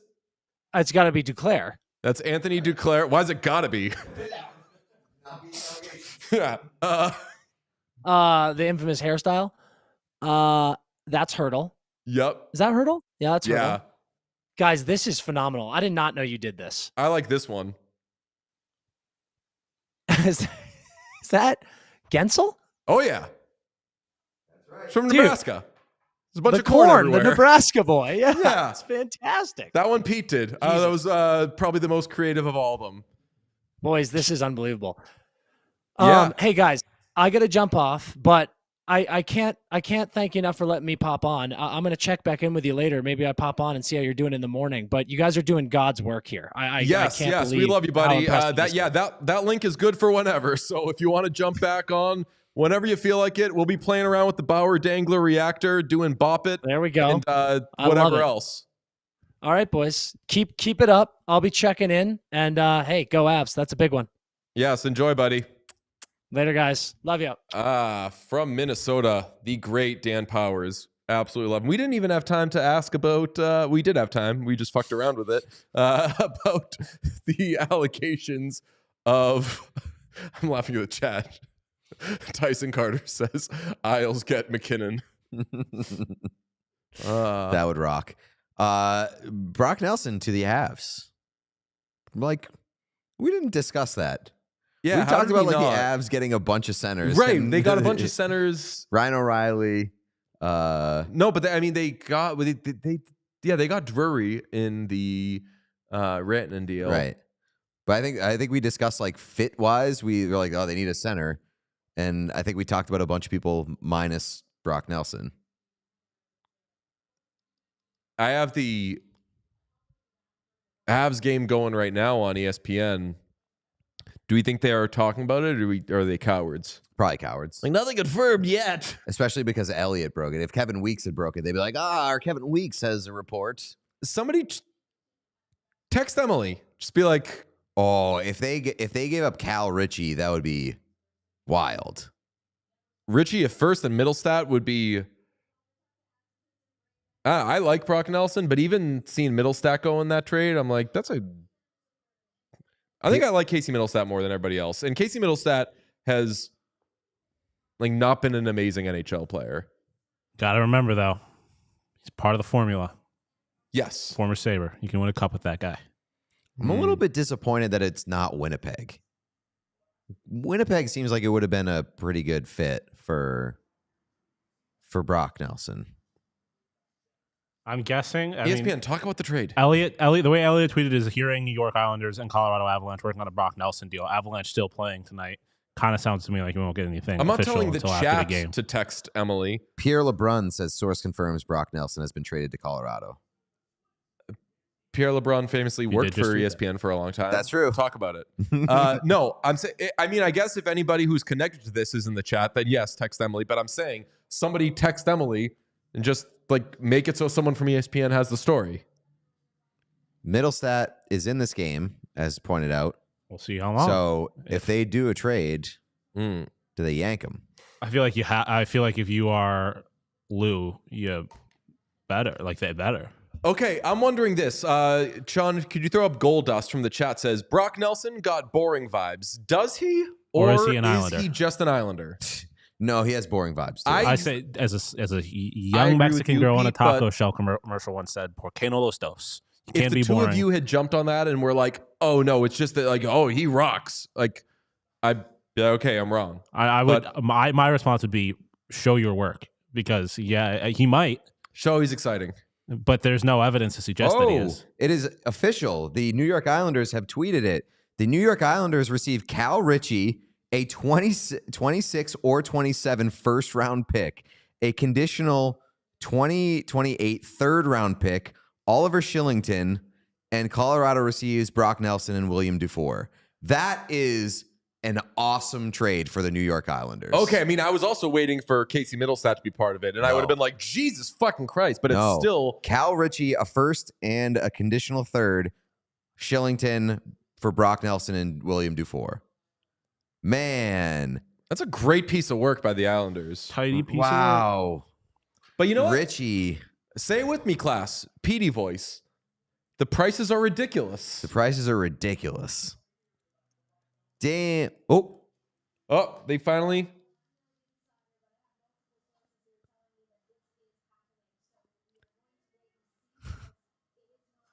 Leah Hextall has multiple sources telling her that it is happening. I hope that one of those sources That's is not the what New she York said? Islanders. Yes, it is. She said I'm no insider, but she said multiple sources? Yes. Yeah. Okay, good. I didn't want us to put words in her mouth. My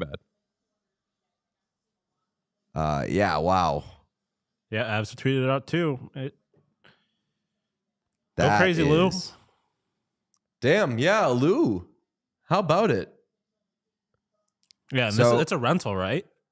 Yeah. Damn. Assuming that they don't resign him. Damn.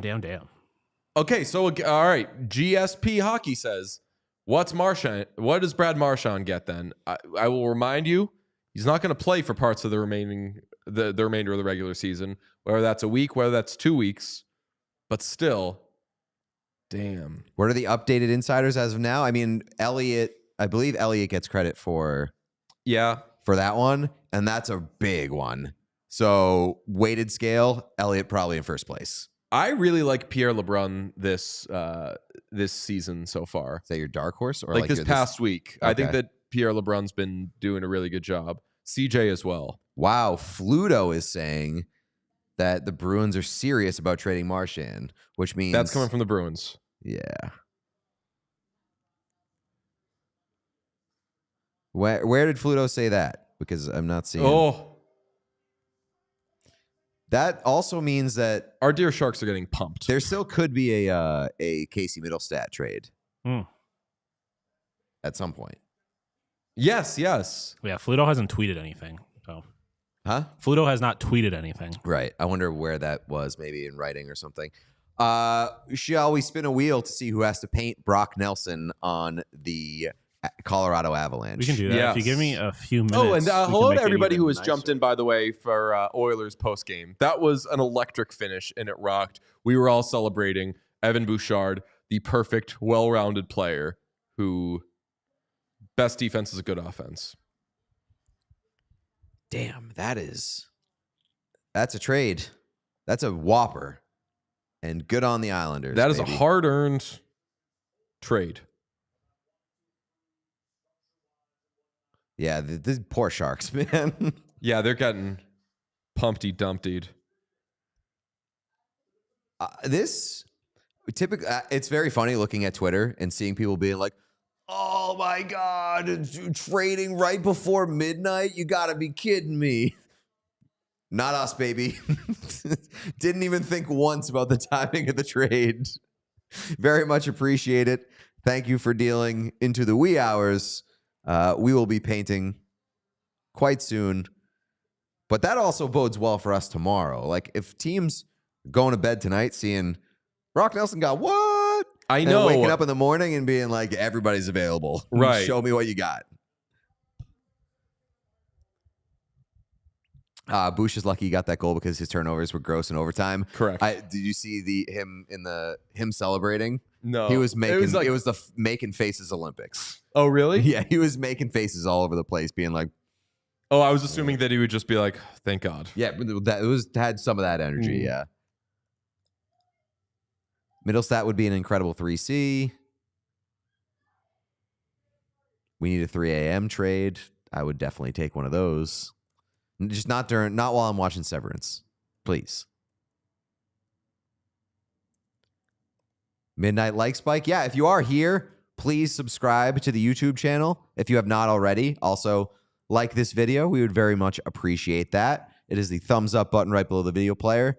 Appreciate y'all very much. Also, we're not only on YouTube, we're on audio platforms as well, 4 days a week, Monday, Tuesday, Wednesday, Thursday, every week, talking about the issues, talking about the games, talking about the players. So if you are not subscribed on audio, you can get us on Apple Podcasts and Spotify and everywhere else that you get podcasts.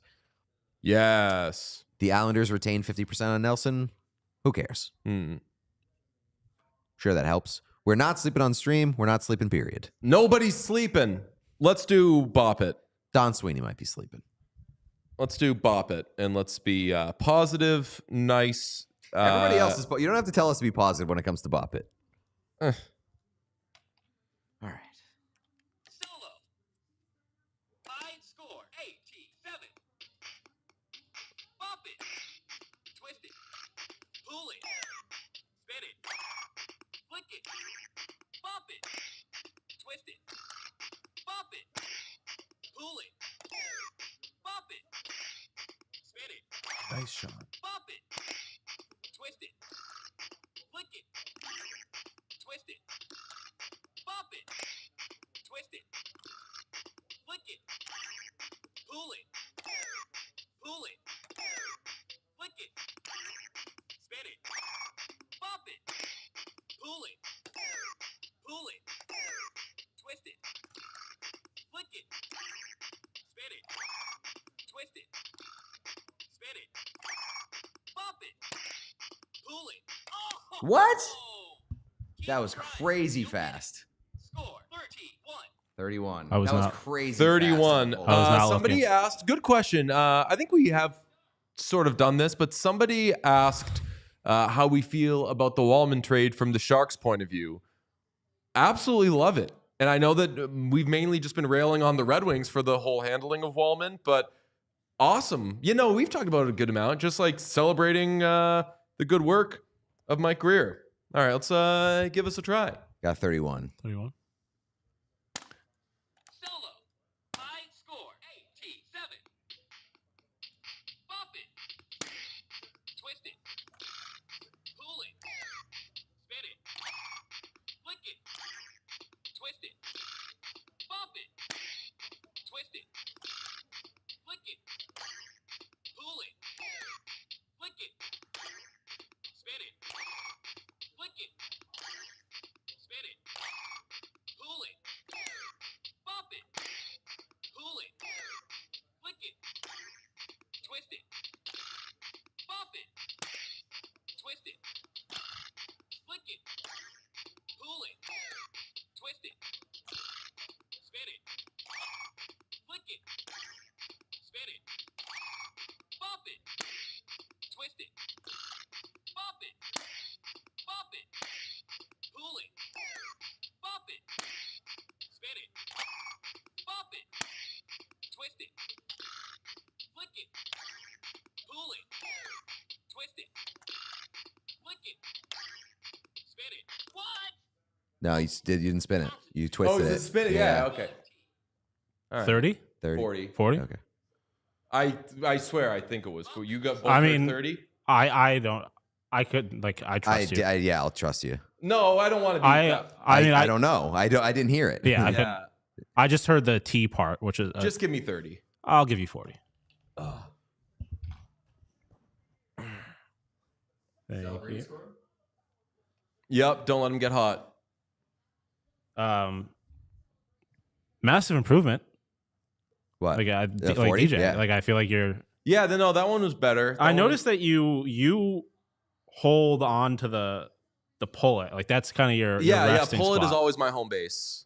But that's my strategy for Noel Bop It, so maybe I need to get with the times. I mean, you're so moving in the good. right direction. Oh yeah, somebody said. All right, so somebody said they heard 40, but somebody's saying just do 35 to split the difference. I would do No, that. I trust that it's 40. No, I guess yeah. we could, I mean, we Yeah. could really go back and listen to it if we wanted to, but I trust that it's 40.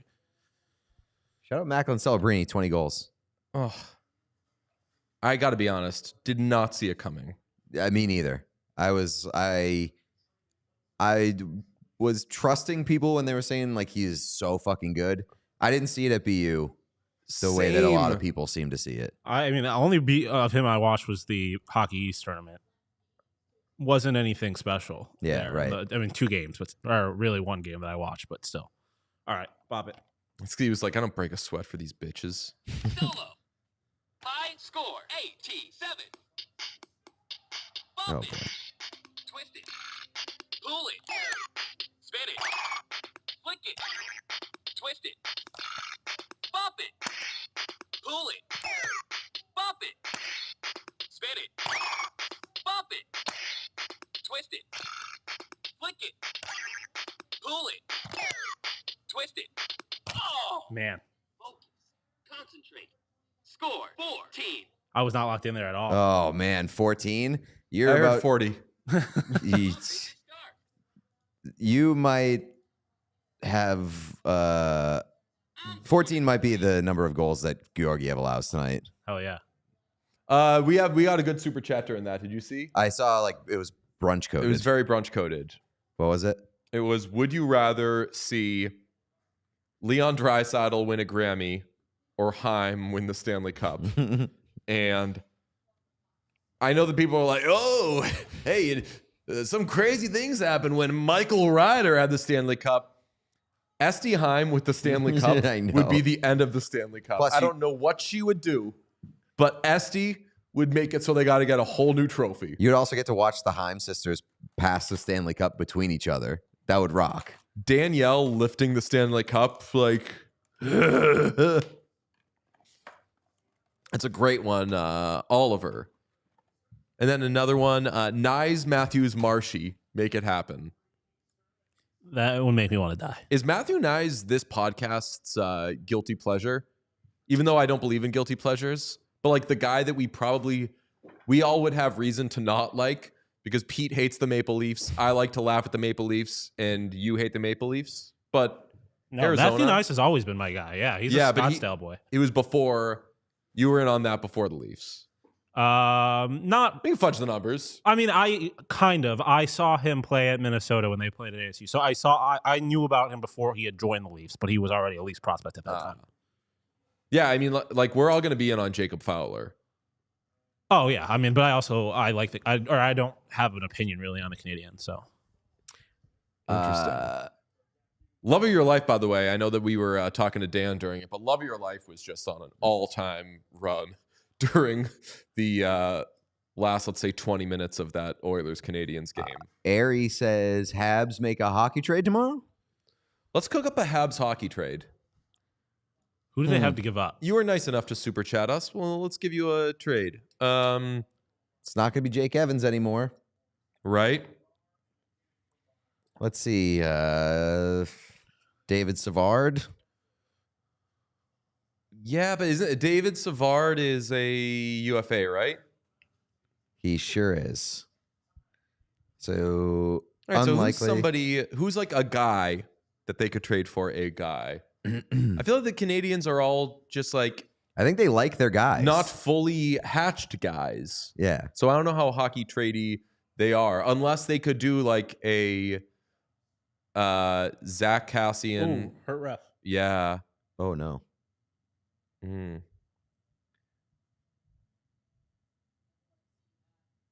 Did he hit by a puck? Not sure. Ooh, Josh Anderson, anyone? Line A. They're not trading Line A. Yeah, puck, I guess. Oh, puck to the head. Someone in the chat said. Yikes. Damn. Shall we spin the wheel to Yes, see who let's has to spin the paint? wheel to see who paints Painting Brock Nelson. on the Avalanche. Yeah, Yoel Armia. It's a great wheel. Oh, all right. Painter Pete. All Painter right. Pete. All right, do we want to set you up here or over there? Yeah, over there. I liked where we did it last time. If that's... Should we run a commercial while we... Yes, because I have to pee anyway. All right, in just a little bit. And if you've been watching, you saw the first commercial.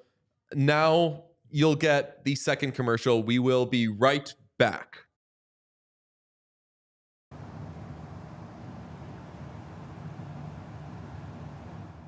Hold on. Whoops. Not We'll be sure- right back. Not sure what... The- We're glitching out a We'll little be... bit. It's all good. All right. Dude, what is going on? We're just going to set up the painting situation for Pete. Hold on. I will... Should I stay here or should I move back over there? I mean, the games are ending, so I wouldn't hate moving back over there. Yeah, we'll readjust. But you want to see these commercials because I don't want to spoil anything. But 1 sec. Check it out.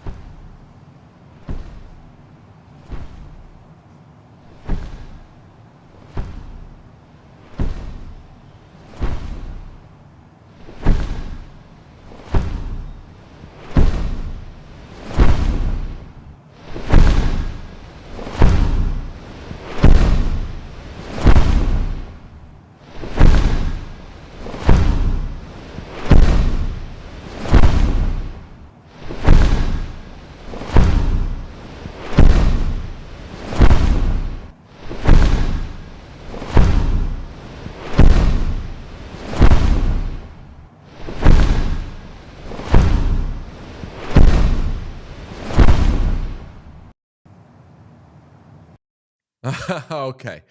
Cool off, folks. It's done.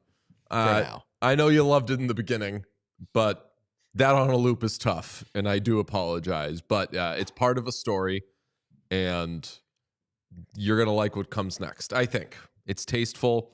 And yes, somebody did put in the chat, I love how we could just be muting this, but we're keeping it up You and don't want to suffering miss any through part it. of the story. Yes, that's right. The next part, DJ, you such and should feel terrible. First of all, you don't even know that I made that.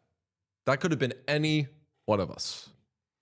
I will say it would be funny if you had done that for whoever made it, had done that for like 20 minutes of the stomping noise, and then it did eventually. Like that wasn't a loop. We just didn't play the video long enough. Yes. There was something coming. Yeah, we just cut it off. cut it So if short. you want to see it, we'll have to restart it from the beginning. Yes. Yeah, Ambassador to Greece says, yeah, what if there were different footsteps? There's more stuff coming. Why you playing us sounds of robots jerking off? It's a good question. I don't know what that means. Lauco tweeted. Let's see. What do you say? Let's see. Jakob Lauco says, and by the way, the reason we switched things up was because we needed to set up the paint thing. It was a good tweet.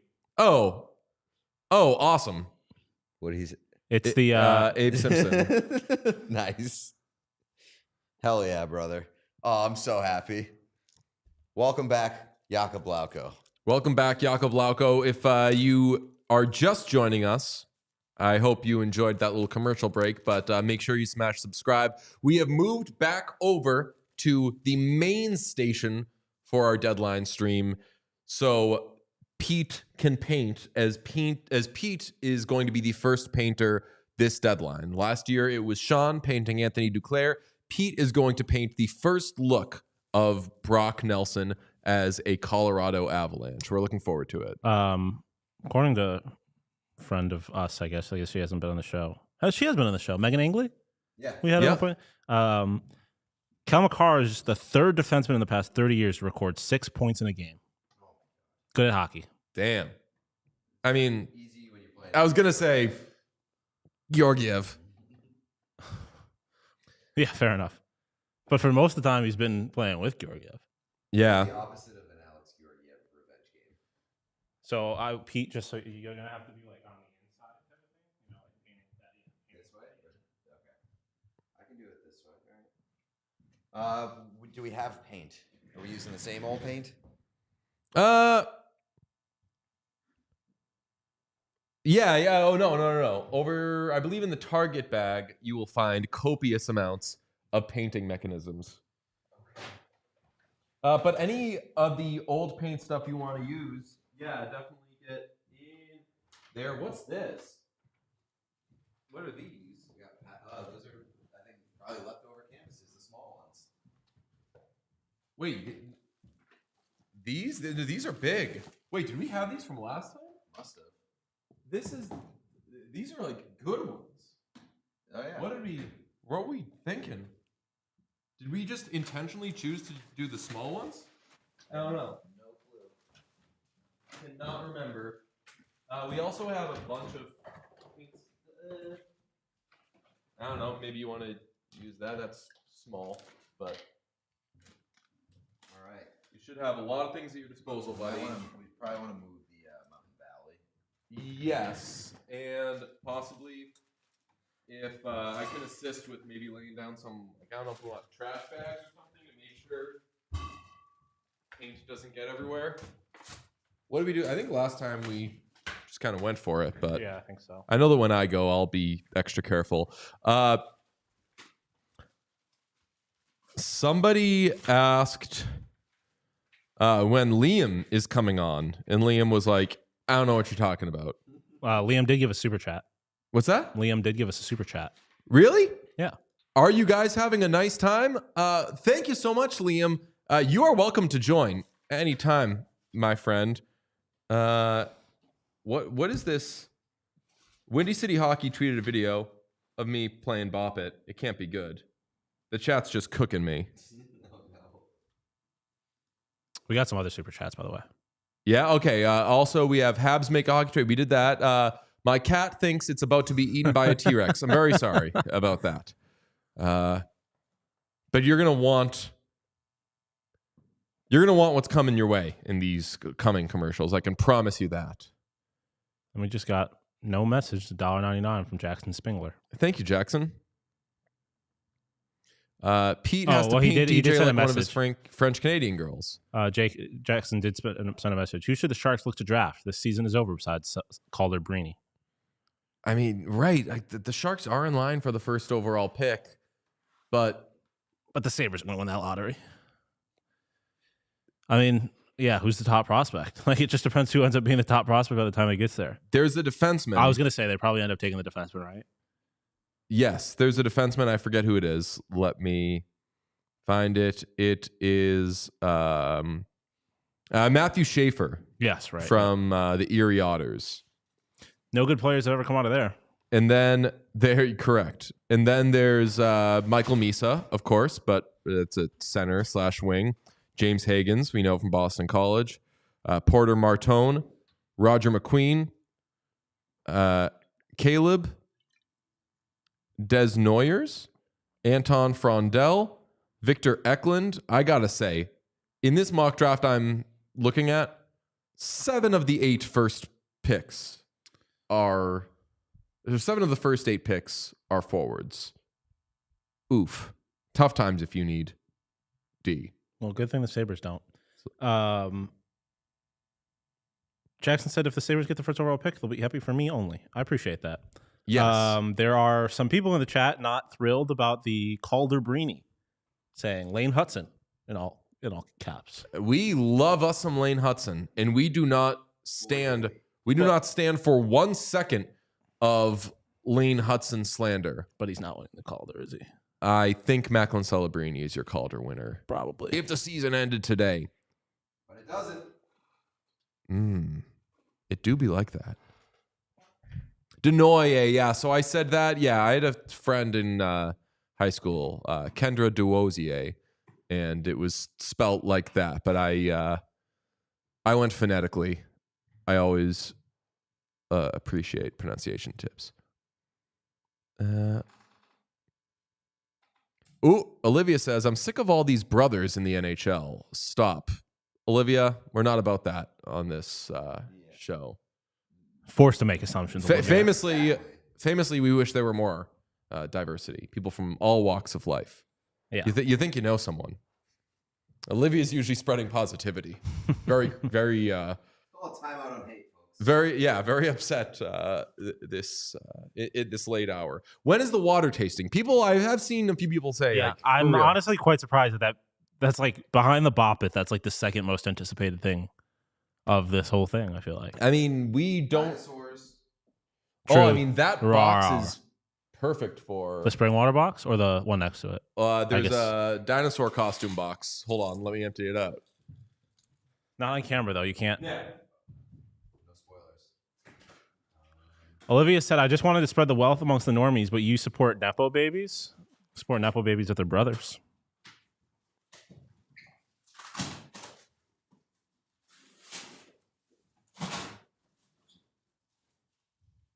I guess this I feel like this calls for Sean time. Or I guess I could just go full Pete paint can.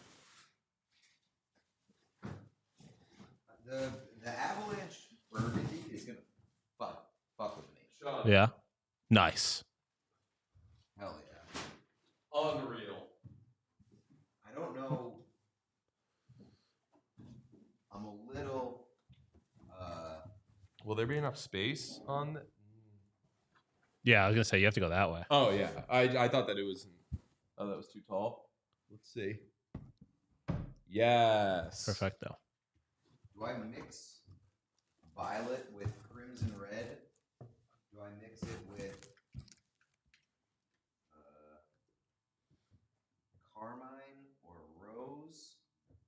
Because like I gotta get like a maroon burgundy for this. Wow, where'd you get that from? Is that from last year's? Yeah. Thing? Oh wow. Yeah. I think rose and violet. I mean, maybe? you should have some. Do you not have purple in there, or like a? But it's like a burgundy. Have you checked the have you checked the oil pastels? You can go mix mixed that'd be media. good.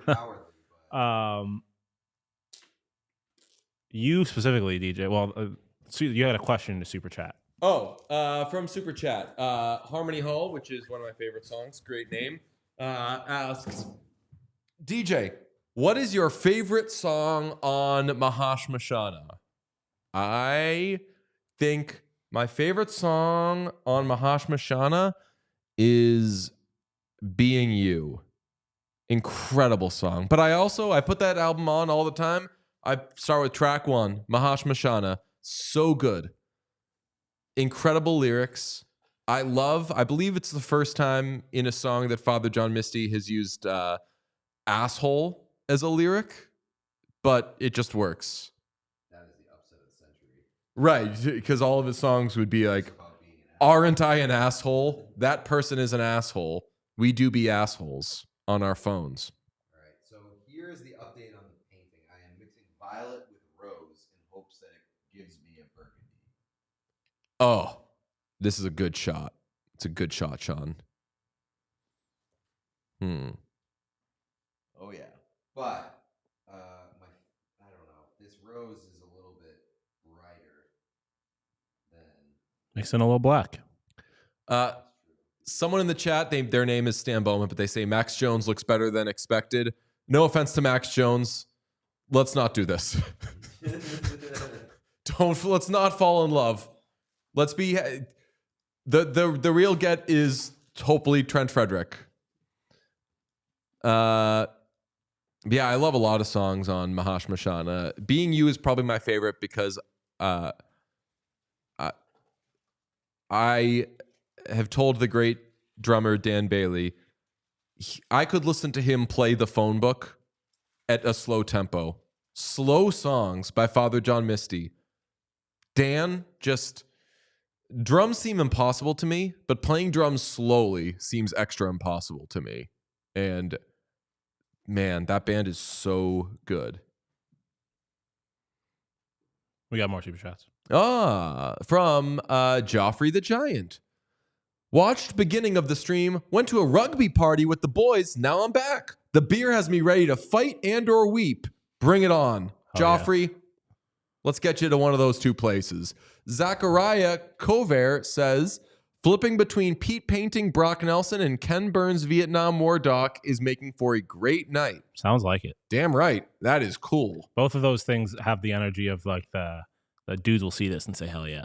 Yes. Just hell yeah, brother. Oh, we have not, by the way, I got Rubik's Cubes for all three of us. I'm jumbling mine up now. Sean, have you jumbled yours? I have not. I think that it would be a neat thing if we futzed with them throughout the night. Tried to. I mean, I'm jumbling mine so good right now. Yeah, mine's like crazy jumbled.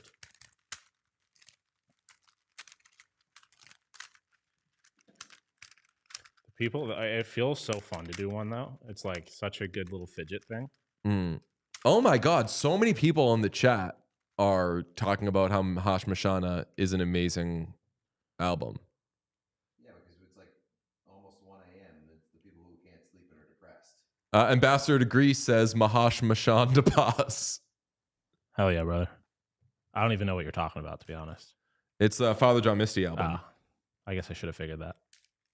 Okay, I think I have arrived at a serviceable Color update. All right, Pete feels good about the color. color, but that could pose a problem here. I know we got folks to entertain, but Josh Rice in a super chat saying, as a fellow dude, I got to say, hell yeah. nice. Hell yeah, brother. Oh, hell yeah. Memes is locked back in. Olivia says, I love my Rubik's Cube. It fucking rocks. Oh, damn. Got a bunch of videos that have been sent to us from the great What Chaos memes. I'm blown away at how fluid these things are. I know. They just They're roll. greased, huh?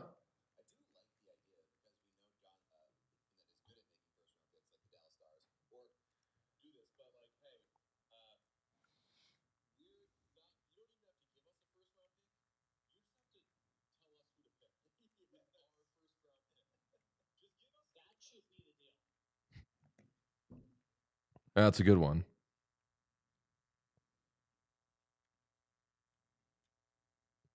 Mahash Mashana. I will.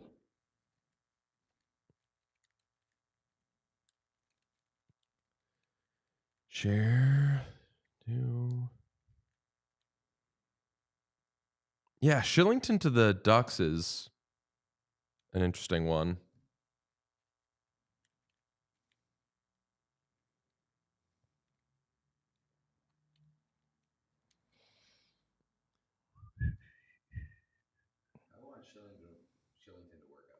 Yeah, just like to play. Got another super chat. Super chat from Jay Montague. You probably have answered this to death, but do you think Marchand gets traded? And if so, where? I keep going back and forth on this. Similar to the JJ Peterka to the Rangers thing, it seemed for a second like, oh, damn, so it seems this is happening. And then you don't hear anything for a little bit, and you think, okay, maybe it's not happening. Vegas, it seems like Vegas or Colorado would seem like the most likely, but not after the Brock Nelson trade, right? One might think, but if you're the Boston Bruins, does Casey Middlestat not interest you?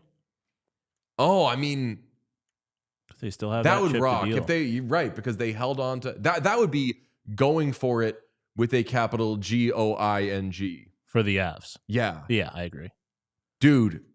If I'm getting Casey Middlestat for Brad Marchand, abso-fucking-lutely. I mean, I'm guessing. Well, I'm guessing anything else that the Avs do will probably involve Casey Middlestat. One has to assume. Also, someone asked me this specifically, but I think it's an interesting. Someone asked, "What would I be doing if I am not producing?" I give engineer vibes. That's crazy. My two best friends are engineers. I'm definitely not an engineer. What would you guys be doing if you were not working in sports media? Valid.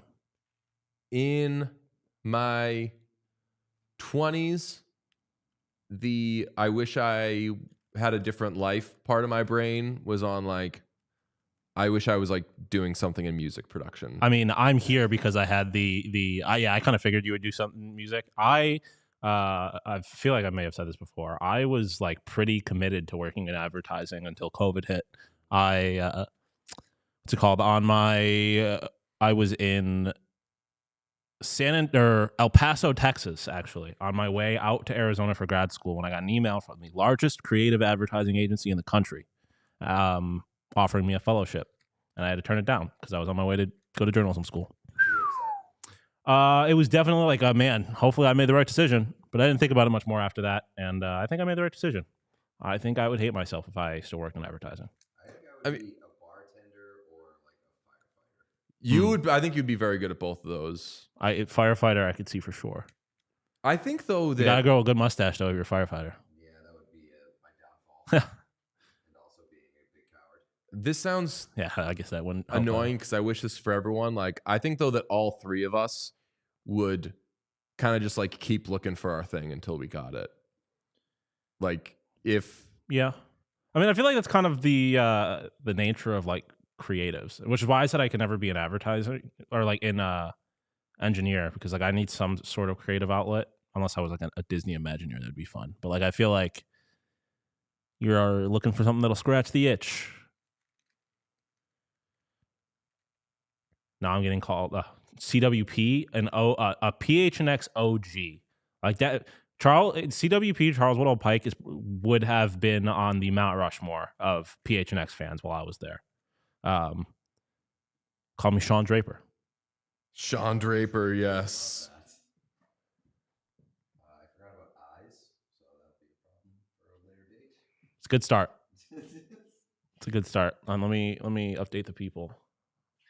Good start. It's a good start. Brock Nelson kind of has. Oh, that is kind of, yeah. He is exciting. What's everyone's favorite flavor of ice cream? Oh. I saw a thing. Meme said you would be a cop, by the way, Pete. Pete's definitely more firefighter than he is cop. I know we do. Well, first off, I've shot a gun and that shit rocked. Pete, But this looks so good. This looks so defined. yeah, I like where this is a good start. We make a lot of jokes about Pete being a Jan Sixer, but I definitely think he, in reality, gets much more of a firefighter energy. Definitely. Like, is a good guy where if you hate Pete, there's something probably wrong with you. Yes, exactly. That's showing your personality. But ice cream flavors? Okay, ice cream flavors. I have like complicated answers and like basic answers. Yeah, like if we're going basic flavors, my favorites are going to be Listen, coffee. I'm not a coffee ice cream strawberry. guy. Wow. Yeah, cookie dough. Okay, cookie dough doesn't make sense. I love mint chocolate chip. A thing that I do now with, because I apparently can't lovingly refer to her as somebody who's new to hockey. What? Elliot Friedman hearing talks are intensifying to send Mikko Rantanen to the Dallas Stars. Whoa now. Oh my fuck. Wow. Whoa now. Oh. Wow. And that means that's happening. Again, talks are intensifying means this is going to happen. Elliot doesn't do that. He doesn't he doesn't intensify. He reports. I love respect to Elliot, but what a fucking something else I'm hearing tonight. Yeah, right. Like, it's like, by the way, biggest player at the deadline is getting moved to a top 3 team in the West. Are we going to have dual painting? Yeah, very much. Okay. I think we might. I think we gotta wait. I think we can. I don't love think that we the can chat stack right here. now is a mix of reacting to Rantanen and also being like, no, but I also like coffee ice cream. Elliot, like it's got stop changing the subject. I'll get back to ice cream. I think Elliot's already won the night. Like I don't think anyone. How can anyone touch? If Elliot gets Rantanen, I mean Rantanen and Nelson, it's Rantanen and Nelson. That's a lot of delegates. Curtains. I don't know how you. Yeah, that's Florida. Yeah, you've won the swing states. You got like you're basically anybody else is hoping that somehow Arizona goes blue. Otherwise, you're cooked here. Right. And Rantanen's probably Florida, right? What do you mean? Nelson is like. Nelson's Wisconsin, or what? You know what? Nelson might be like Michigan. Yeah, We're Nelson's talking about like which trades if you get, you're probably gonna win. Nelson's like Pennsylvania. Yeah. Nelson's Pennsylvania. Damn. Okay. Oh boy. Save some for tomorrow, though.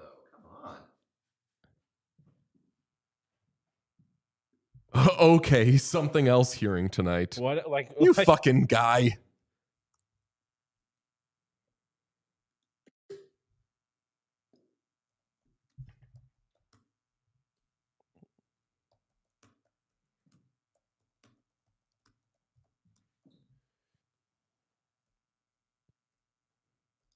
Okay, I mean, Pete is busy, but let me let's see.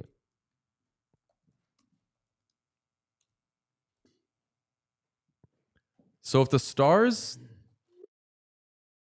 could do what Dan said, which is like they can give you young guys, and you know what else? They can pay Mikko Rantanen without salary tax. Oh, that's in Texas. Yeah. That should be a team where he should want to go. Very good, Sean. I mean,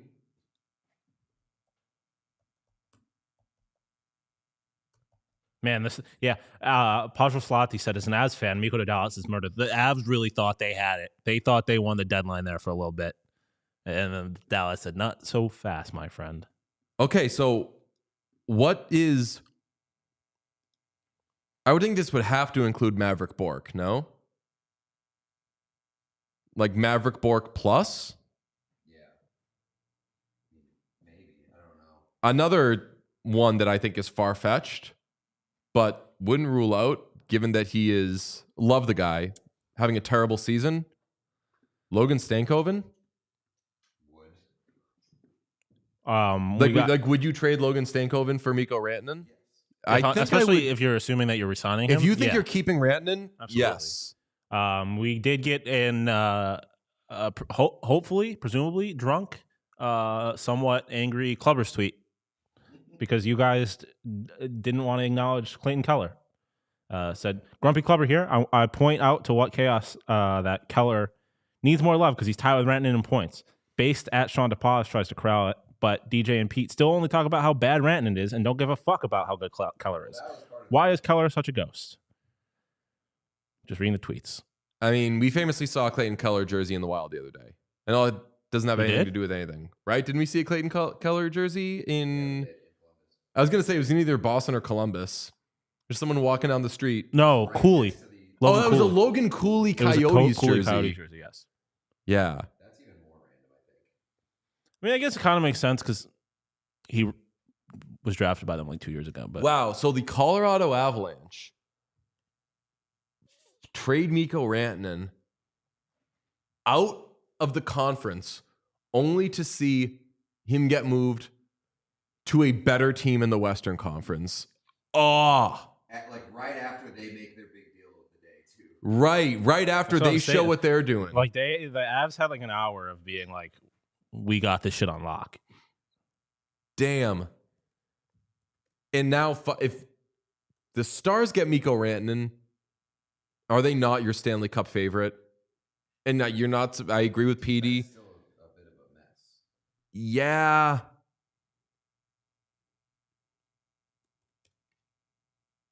I mean, it's those four teams. It's Dallas, it's Vegas, it's Edmonton, and it's Colorado. But I still don't love Colorado as much as those other three teams.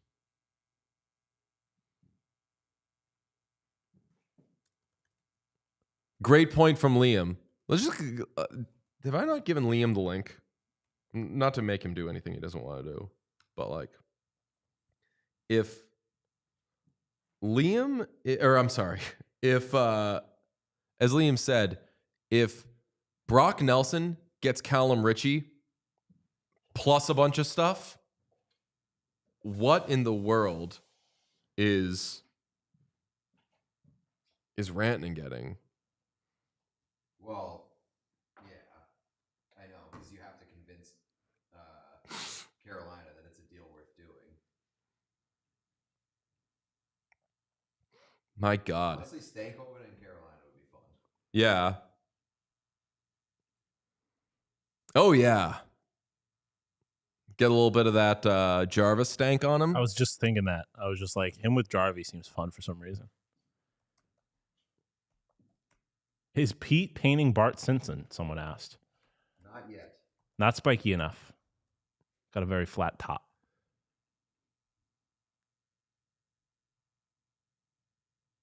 Okay, Katie so said this is a worst case. Yeah, this really does suck on a lot of levels for Avs fans, huh? Oh, yeah. I'm loving how much space we have to work with on these enormous canvases. I do like that you were going Headshot. like portrait. Yeah. Oh, it would be so cheap if we just did headshots, and so just basically did like the collar. Yeah. And just like I mean, can't that's draw kind of where Pete's at.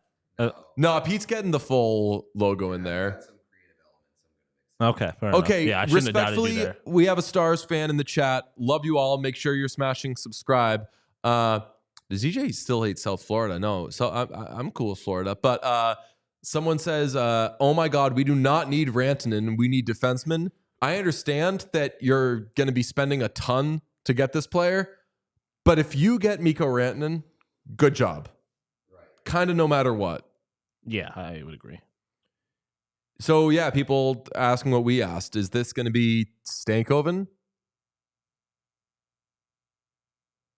Oh wait. And David Pagnotta added, said there was talk earlier today that Rantanen would be open to an extension with Dallas or Florida. Clearly wants his money.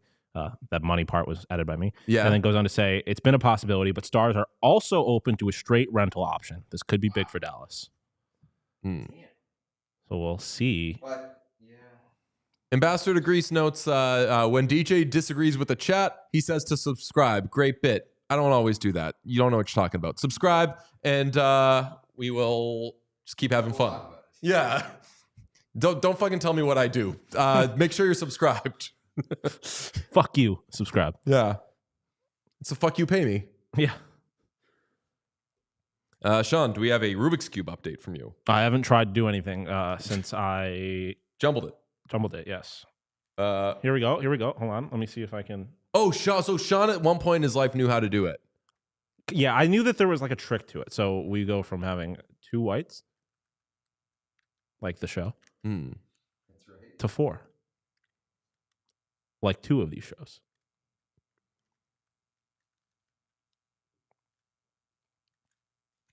And also, somebody noted this, that if Dallas gets Rantanen, he's making so little because it's retained against the cap that Dallas can still get more stuff. They can still go out and get a defenseman. Brandon says, Pete paints like an autistic Bob Ross. Thank you. What does that mean? And also, like, Bob Ross wasn't autistic. I was going to say. That guy was a legend.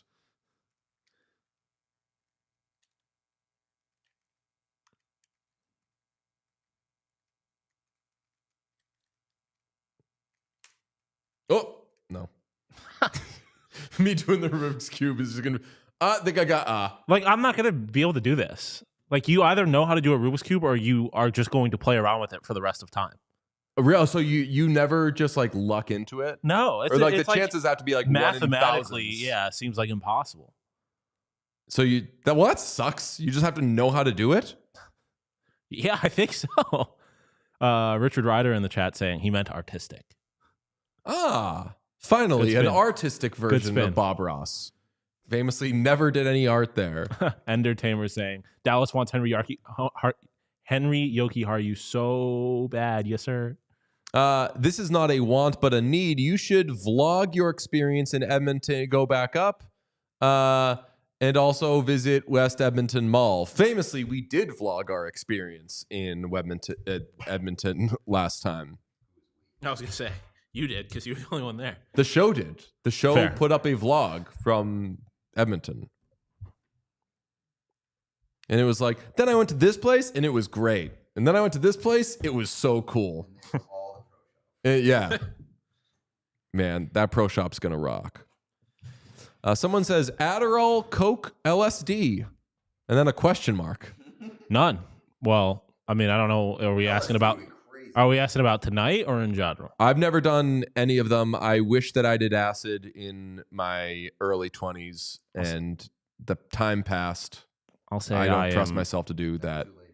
No, I think it's too late. I think that I'm done doing. I might be done doing like anything. Acid is pretty fun. Yeah. Yeah. I've done Adderall, but I didn't like consider it. Yeah, I don't consider doing Adderall. One of a the worst drug. nights of my life was on Adderall. Yeah. Yeah, it was. This is gonna sound like a flex. It's not. I'm not trying to. I once went. I had like a final or something that I needed to spend all night in the library for. So I went to this girl's apartment that I knew to get Adderall from her. Sick flex, bro.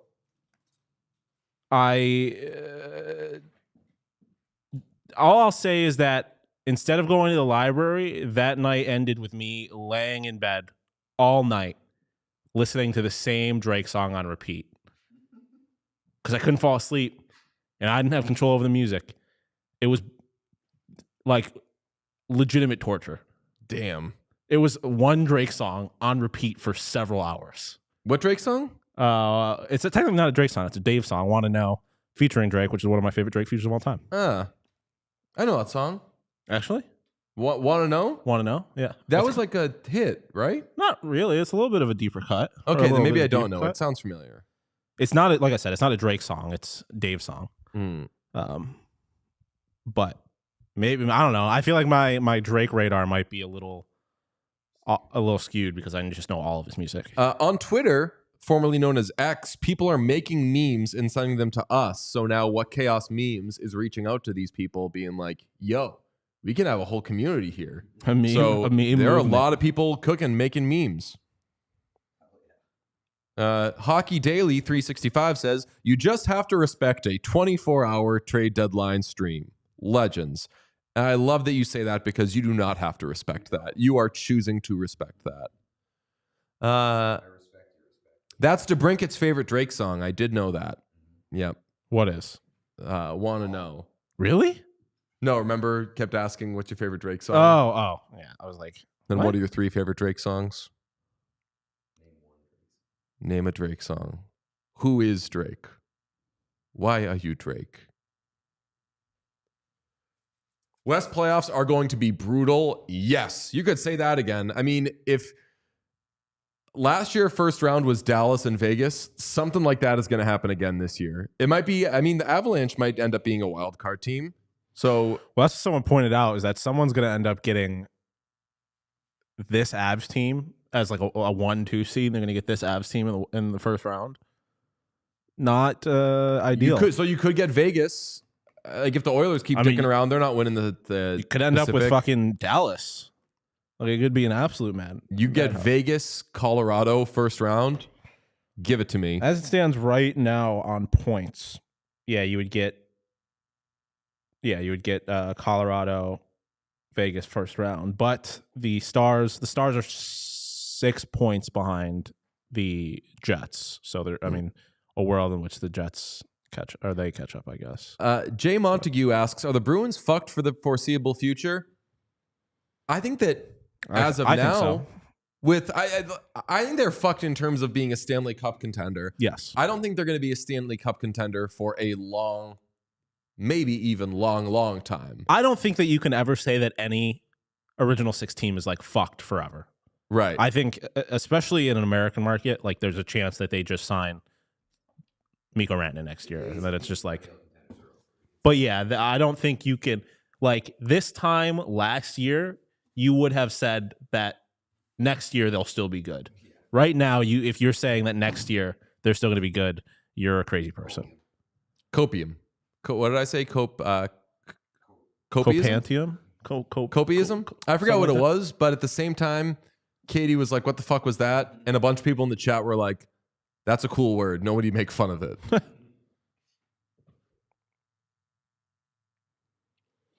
West looking mighty scary. Yes. Liam Horban, by the way, is going to join us in the morning. Nice. Arda Ocal said that he is available at our disposal. Oh, fantastic. I'm going to Jake Gensel hat trick earlier tonight. I'm seeing was 4 hours ago. We've already talked about. Yes. Nice job, DJ. Sometimes I see something on Twitter and I see it as breaking news because it's at the top of the list. And I'll be like, most hockey games are over. Riley Smith. Yeah. You seeing this? Robocall's game for Dallas? You seeing this? We should, it's a fun game we could do, which is look up hockey Twitter accounts, read the caption of a video, and have the other people guess which account it was. Which account tweeted in all caps, Robocall's game for Dallas? That is very much Bleacher Report open ice. So Pete, good job. You're practicing for the water taste test. You're sharp. You are locked in. If it's in all caps, it's probably Bleacher Report open ice. Yeah. Eric Tulsky has to be fired. Don't even know what the return is yet, and you're asking for your. You don't even know if the trade is done. Yeah.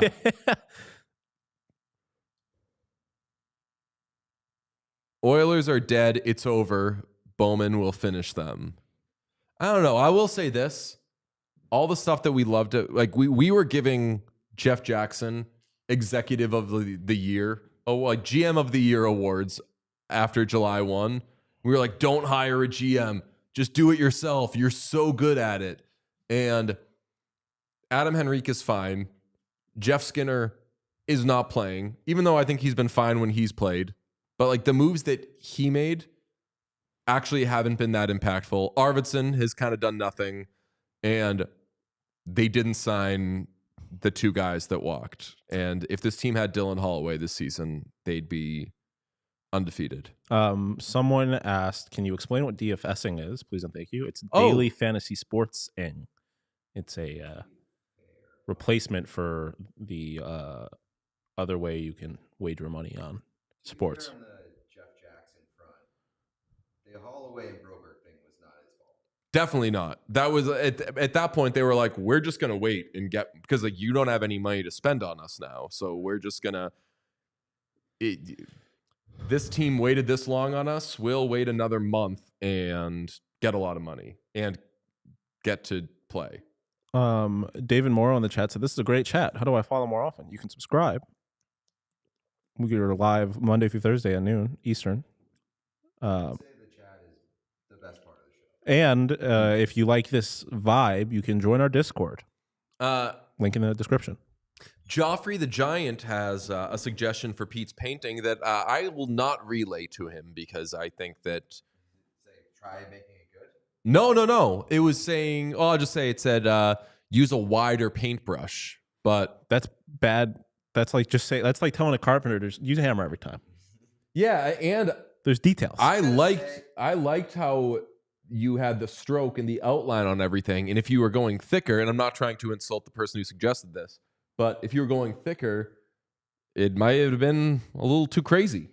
This Avs logo is so complicated. I'm fucked. Yeah, I will say, like, it's looking pretty good so far. The fact that you have no facial features or hair or anything leaves a wide range of how this can end. Yes, exactly right. Like you could choke at the end, and I don't think you're going to, and I don't want you to. I have faith in you, yeah, but Sean, add another.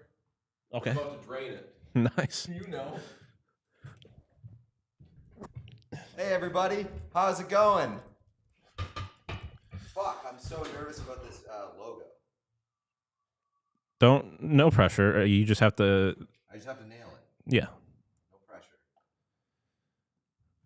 For those interested in the bathroom break race, we got a tie for first between DJ and Pete at 4 bathroom trips apiece. Is it first or last? That's up for you to decide. Yeah, we could go golf with this. I am currently at 2 bathroom trips. Director or what's your title technically, Shane? Director of production at PHNX, Shane Diefenbach, the OG, my first friend at PHNX. Just said goats. Call this goats. Hell yeah. What up, Shane?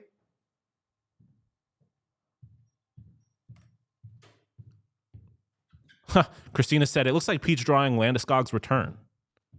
That what a title that would be for a piece of art too. Landeskog's return. If you didn't know who Gabe Landeskog was, like that just sounds like kind of a bar. Yes. Should I be wrapping up and refrigerating? I threw my attendees in the refrigerator already a while ago. I don't know how much room we have. Oh, I mean, you know what the smart move could be for. I see what you're doing there, DJ, and it's ingenious. Really? Yeah, it was like good thinking on the fly. Head of production, I knew that. A smart thing would be, depending on how cold it is, to throw the pizza outside. Oh. But then we're just giving it to the animals, kind of. Yeah, probably. We can go smoke cigs out there and watch it. Yeah. Gotta be right back. Gotta keep an eye on the old Shane said, or someone called me. Making sure no. 4 times this hour. Yeah. Really important to me. This is for nobody other. I'm talking to one person in the chat. Shane said, someone called me head producer the other day. I did not like that. One time I called Jacob, I called him Jake one time ever. And that was weird for me. That's just for Shane and Leah, I guess. Now I'm wondering, can I put that outside? Where can I put it? But I could. I mean, I feel like the likelihood that an animal fucks with it is relatively high. It's also it's pizza. I mean, that's the thing. Like, so I guess there's another full pizza, isn't there? I'm not that worried about it, right? Like, but as long as I would have friends like this in college, where, and I love my college friends, but like they'd be like, 2 hours. That pizza's been out for 4 hours. You're gonna eat like it could be out for 13 hours. I'm probably gonna care. I'm probably still gonna fucking eat it. If I died, if I'm hungry. Yes. Worst case scenario, final meal is a slice of pizza. Good way of putting it. Let's go Oilers, says Lance Kane. Hey, I can't disagree with that. Why aren't you discussing the Rantanen trade, or did you already? Yes, we have already, but we will continue to discuss it. The Stars getting Rantanen freaks me the fuck out because I've spoken so much about the Stars potentially getting Marchand freaking me out in making them the Cup favorite. Rantanen, given that he is healthy right now, is famously a lot more effective. Yeah, than Brad I mean, Marchand. Jay Fresh tweeted out his card, like the underlying numbers for Rantanen. Suggests that he's still pretty fucking good. Didn't have the production in Carolina, but underlying numbers were still quite good. Clubbers Till We Die has a super chat. This should be good. Put you boys on blast, but like and subscribe. Thank you. Clubbers is a real one. I love Clubbers. I can't remember. Did we meet Clubbers? Yes. I believe we met a lot of Clubbers Utah. was the one that we took a picture Yes, with. that had a and kid. That was going to be their Not Christmas dogs. card. Yeah. Yeah. Pete was going to be the kid in the Yes. I forget my man's. I DM with one of those people. Yes, the guy that we were waiting in the jersey line with. Yes. Yeah, I know who you're talking I about forget too. their I'm so name. bad with names. But they are a season ticket holder of both the Utah Hockey Club and the Utah Jazz. That is my kind of party. Yeah, I mean, that would be me if I lived in Salt Lake City. Yeah. And I had the Amazing. money for it, obviously. What tricks will Vegas have up their sleeve tomorrow? Western Conference is going to be insane. I mean, that Marchand is the for Middlestat. takeaway. What's that? Marchand from Middlestat.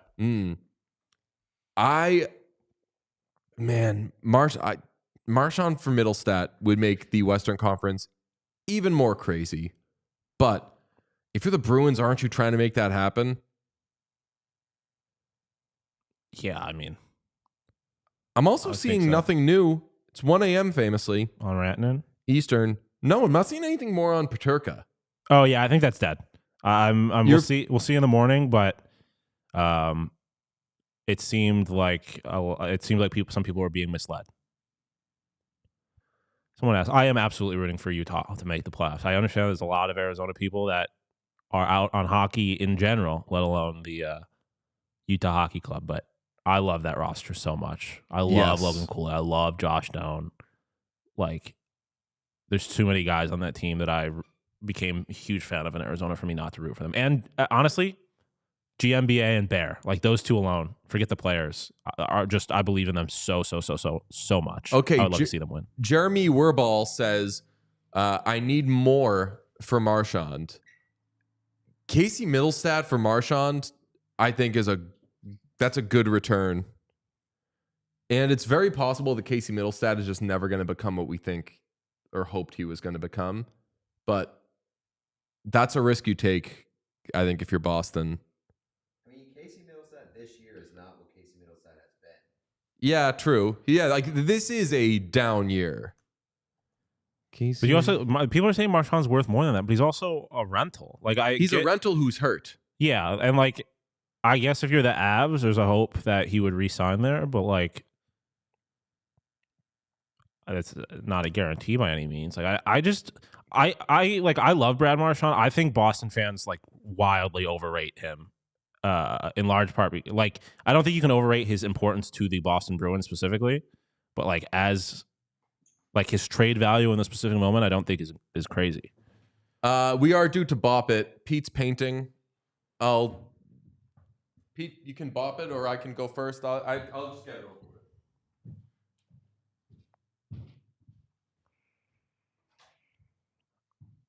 And as to why the Sabres would trade JJ Peterka, that just feels like because we got to do something kind of move. High score 87. Bop it. Twist it. Pull it. Spin it. Flick it. Bop it. Twist it. Bop it. Pull it. Bop it. Spin it. Bop it. Twist it. Flick it. Spin it. Bop it. Pull it. Pull it. Bop it. Twist it. Oh! I just Quick as a cat. twist and spin. Score 19. Twist and Twist spin. and I'm just spin, fuck never yeah.19. Gonna get. Yeah. Maybe I will at some point, but Bop it to start. Not today. yeah. Oh, someone in the chat, don't get me started. They said, damn, that's a different Bop It. I know. You've If missed this a were lot. the other one, I'd be shitting hundreds. That's what I do with the regular Bop It. And then I choke.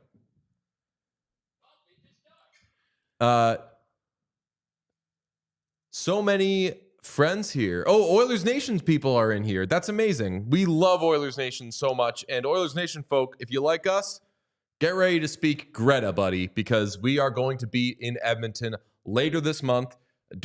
We do have the details, but I don't think we're sharing the details quite yet. But we will be in Edmonton. We're going to go to a game. We're going to go to Greta. We will be, I mean, when we are in the Oilers Pro Shop, that is going to be some like hard days night type of shit.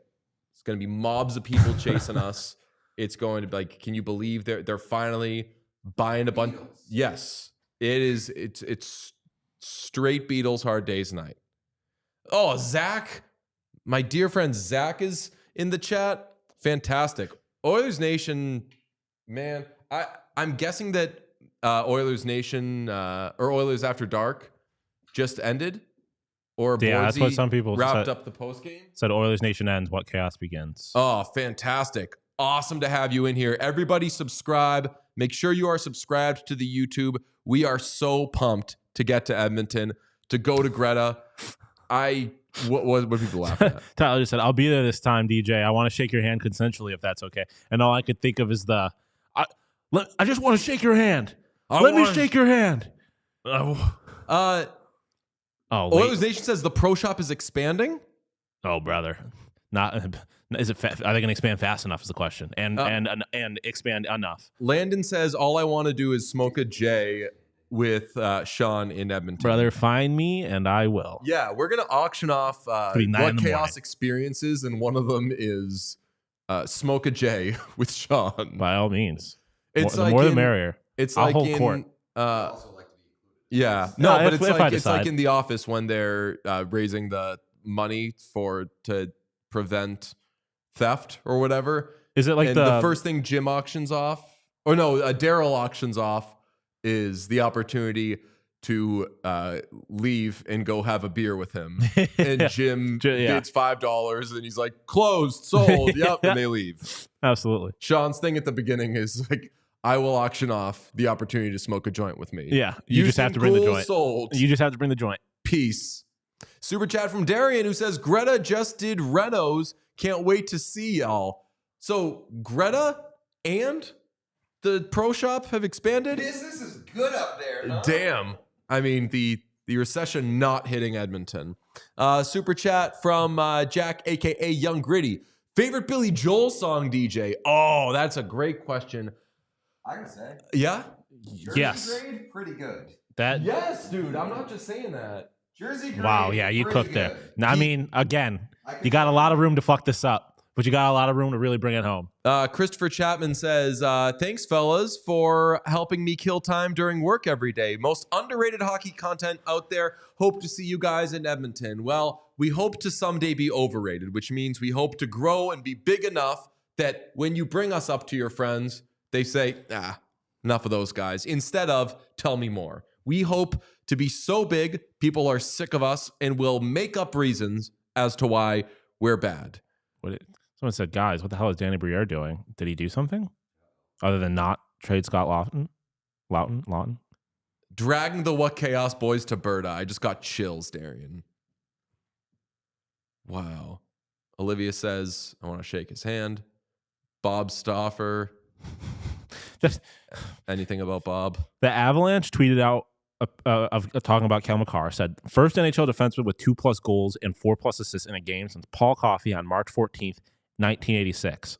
Oh, and tonight's first star. Who gives a shit about the first star? Yeah. Why'd you got to throw that? No, duh. He had 6 points. I'd hope he's the first star. Yeah.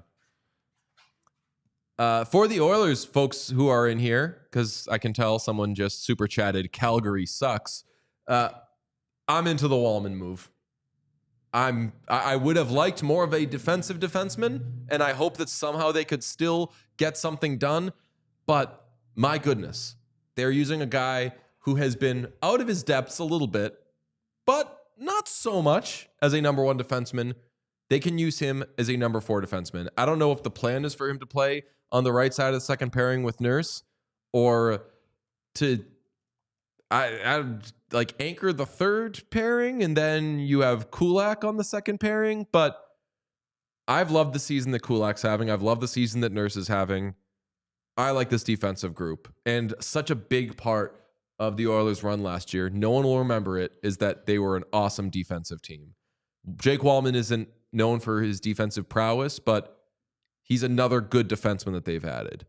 Thoughts on Justin Bourne's tweet on the Sharks and Greer? I have it here.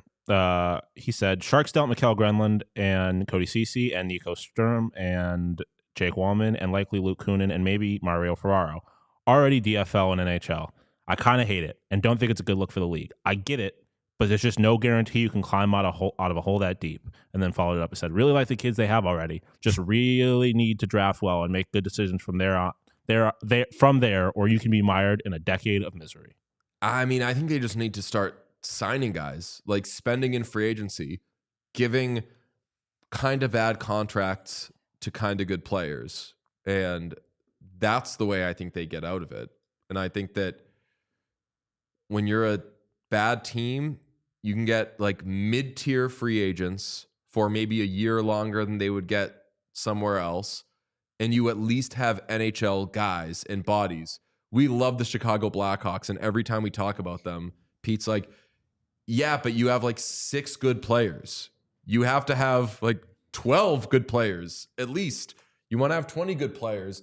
That's what the Sharks' problem is, because next year they are going to have, I mean, like 5 guys. Smith, Celebrini, Toffoli. Let's see. They just have nobody on defense. Eklund. Zetterland. Alexander Georgiev famously no. Their defense. The bigger issue is like they actually are just skipping defense and goaltending. Their defensemen are so bad. And their starting goaltender is Alex Georgiev.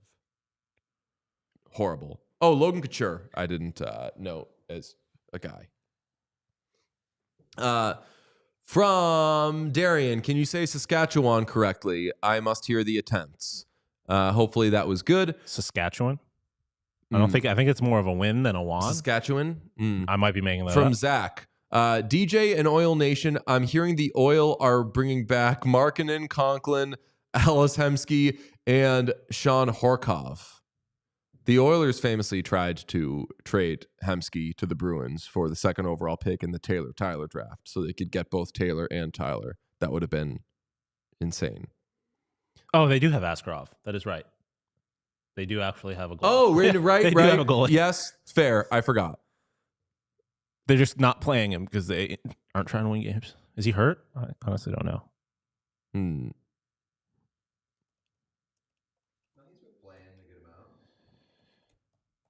Well, I mean, they were running Georgiev and Vanacek.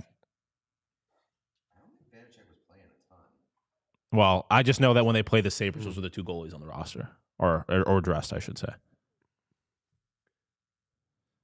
Need to see the head progress on this painting. All right, so I had a question about the painting, and I just took a peek, but I don't want to spoil. Askarov has played 13 games this year, for the record. Yeah. Oilers Nation says, since when was that news? The Hemsky thing? Yeah, that was... No, so you couldn't have had Taylor and Tyler. The Bruins were like... So here's what happened. Oh, I do need to bop. So does Pete. After that draft... yeah, I never reported this. But I would like bring it up on radio shows and stuff. After that draft... was it Tambellini said that he had tried or put out there through some back channels or whatever that he and the Oilers had tried to actually get both Taylor and Tyler, that they liked both of them. And then I checked on that with a source very close to the situation for the Bruins, and they were like, no, like they offered like Hemsky, and we wouldn't do that. But yeah, Hemsky for the second overall pick. Could you believe it was turned down?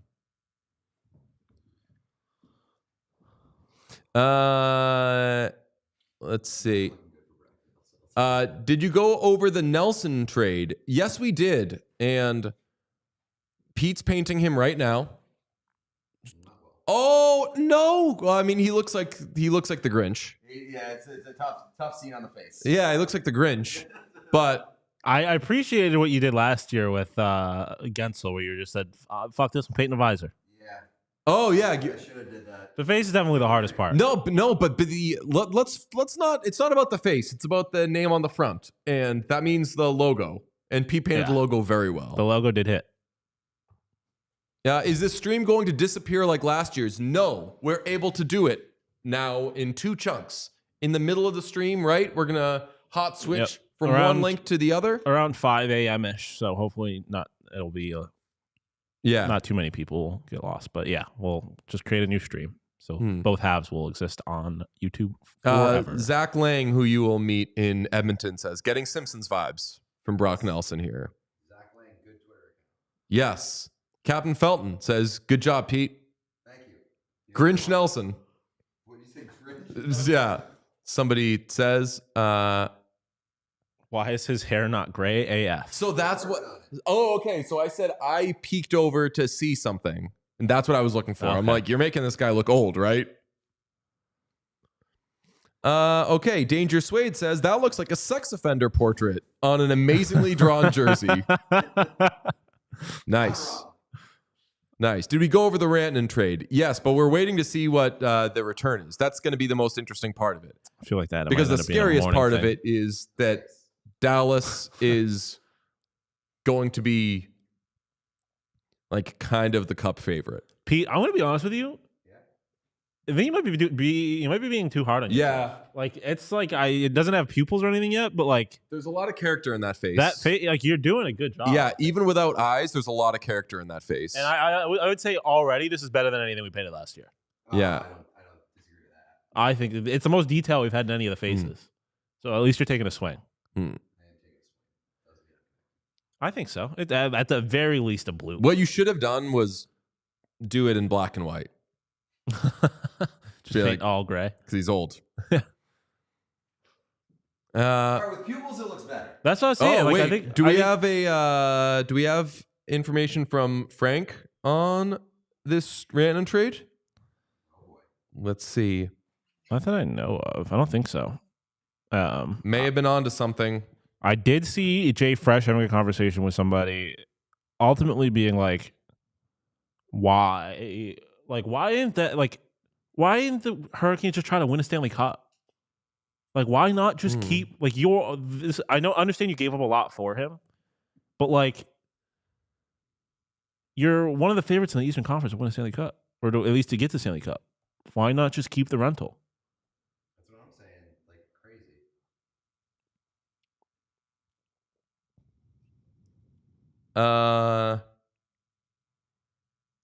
How do we do with Jordan Schmaltz reports? Okay, never mind. Never mind. Okay, Logan Stankoven fans, you are safe. Yes. Oh, Oilers Nation tweeted out the link to this. What? That's amazing. Thank you very much. Liam said he's good to join whenever. I'll say, get in here. I need to bop still. Yeah, Pete and I still. Oh, gotta okay. bop. Do you want me to go now, Pete? Or do you want to go? Okay. I'll say 5 minutes. So Tokyo Sex Whale says, "Man, I would not trade Stankoven. It might be. Oh, it's there. Sorry, Sean. It says I would not trade Stankoven for Rantanen if you're signing him." Solo. High score. 87. Bop it. Twist it. Pull it. Spin it. Flick it. Flick it. Twist it.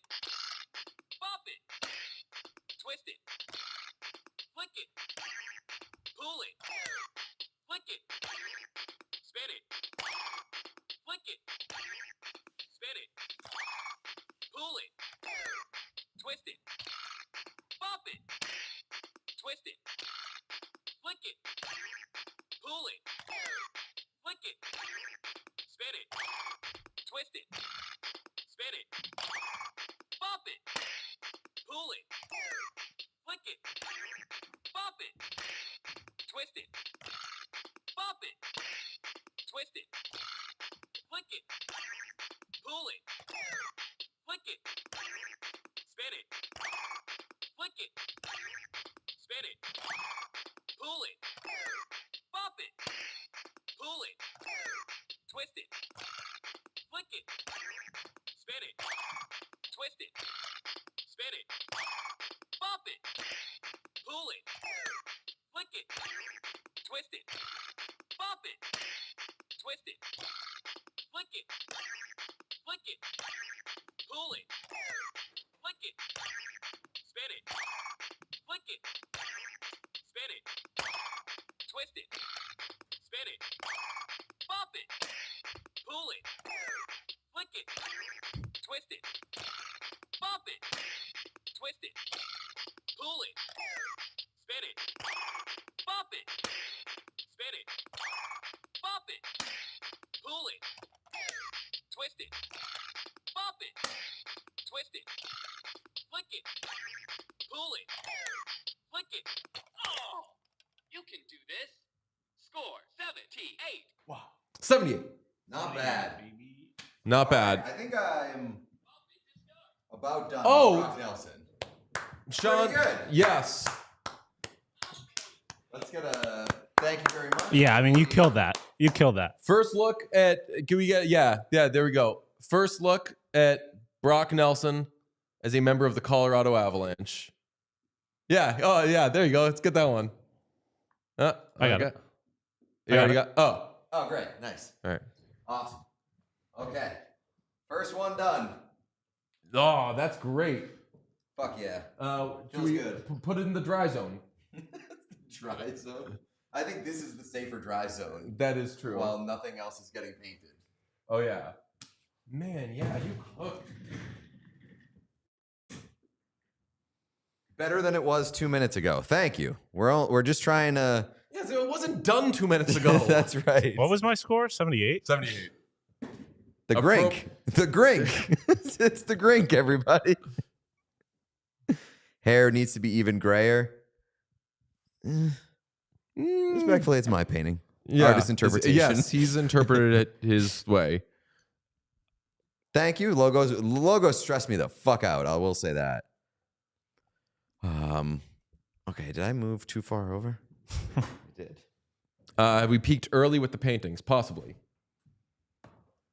We should probably be getting ready to do some water testings. Yeah. Oh yeah. Well, I don't know. What time is it? 30. Yeah. Yeah, I'd do that. It's just one of us is gonna have to start working on the box to put it in. The only thing is I don't want a Rantanen trade to get done while we're like in the middle of something else. Fair. He doesn't look 60, says somebody. I was gonna do him with a cane, which I think would have been a great artist interpretation. Yeah. But it would have just been a little too crazy for the first one of the night. Bop it. Okay, so I still need to bop it. Oh yeah, Pete needs to bop it.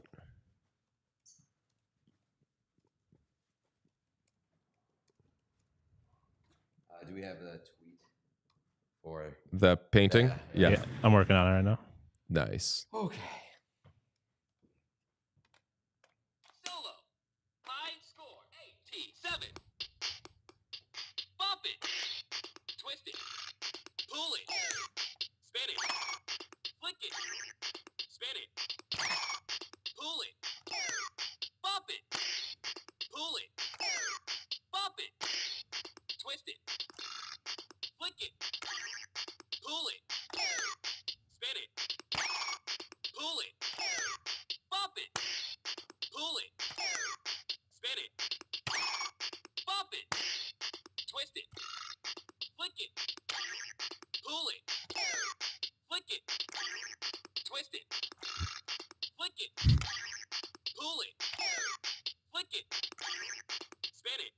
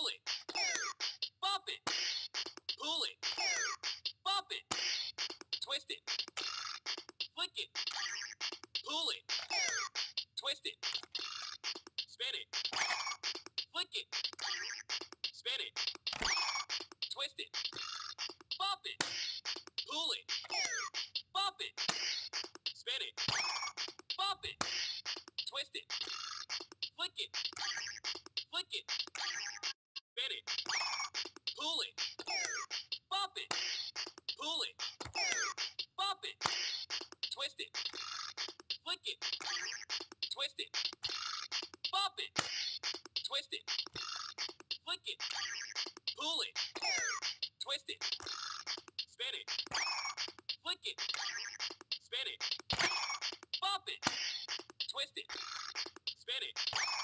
Bop it. Pull it. Oh, No. quick as a cat. Meow. Score 17. 70. 70. Okay, let's bring in from Oilers Nation our dear friend Liam Horriban. Liam. Woo! Oh, Liam. Where?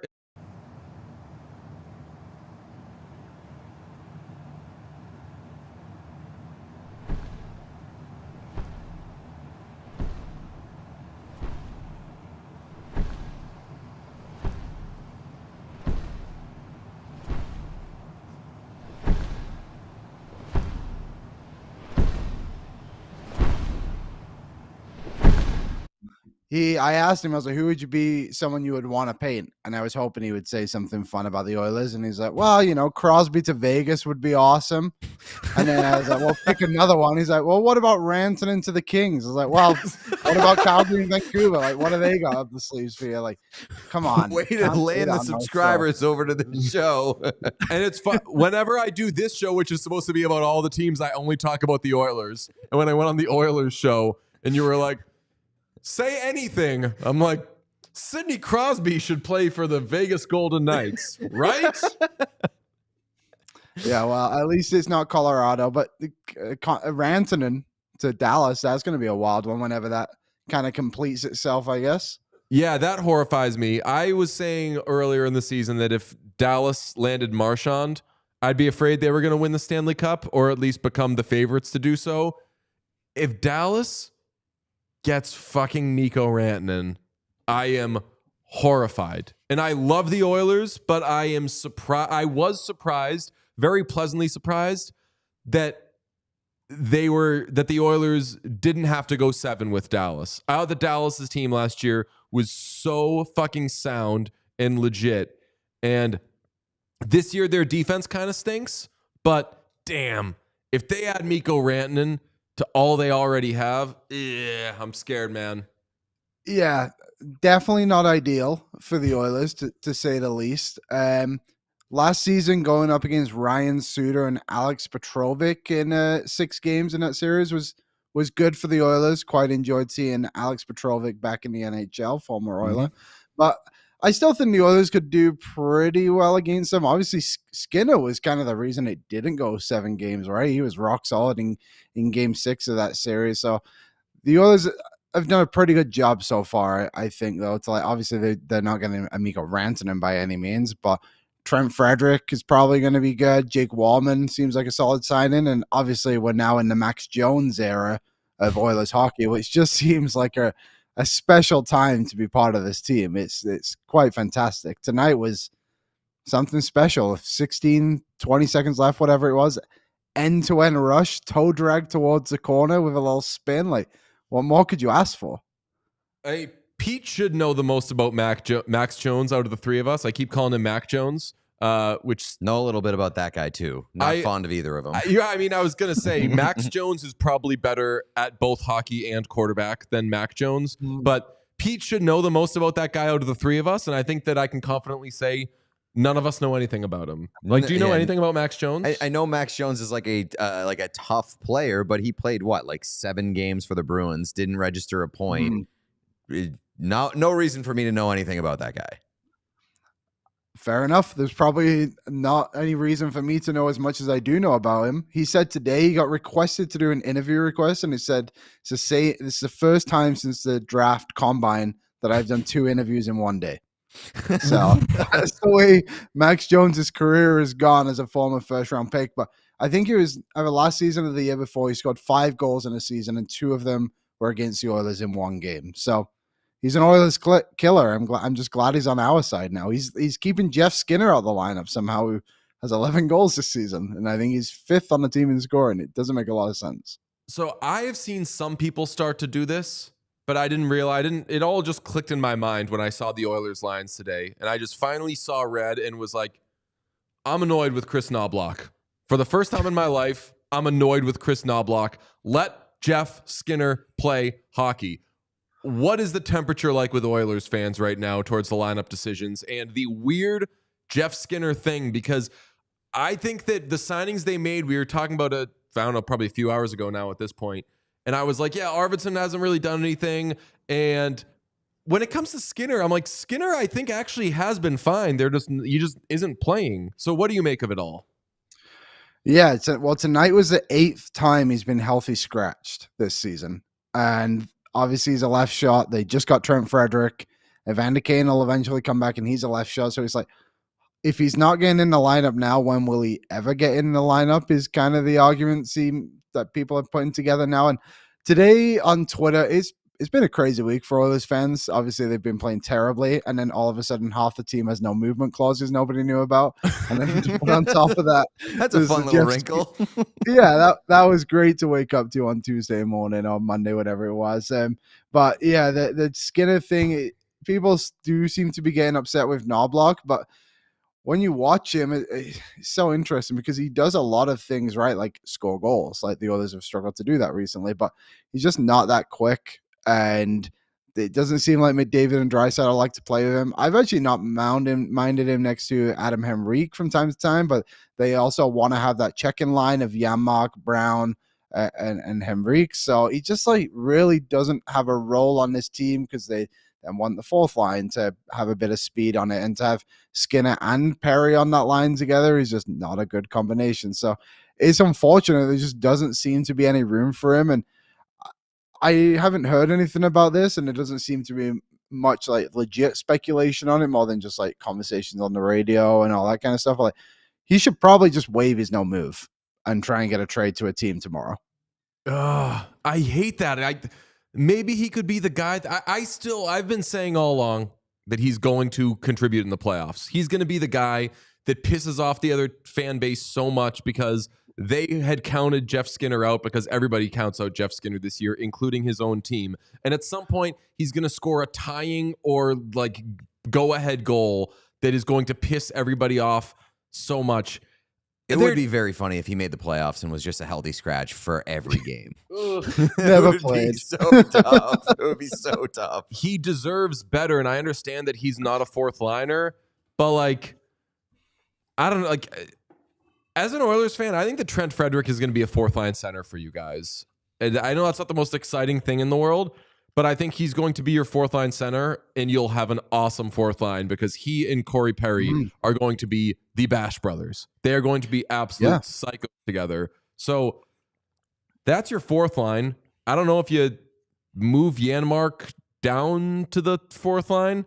I do want to ask you about the Janmark asshole shift that I think Pete was playing Bop It during, and I was yelling, which we're not supposed to make noise while the other people are bopping. But of course. My description was he lost the puck on a shorthanded breakaway and then dove in front of, and then tried to dive in front of the ref, who was just looking at him and was like, dude, no.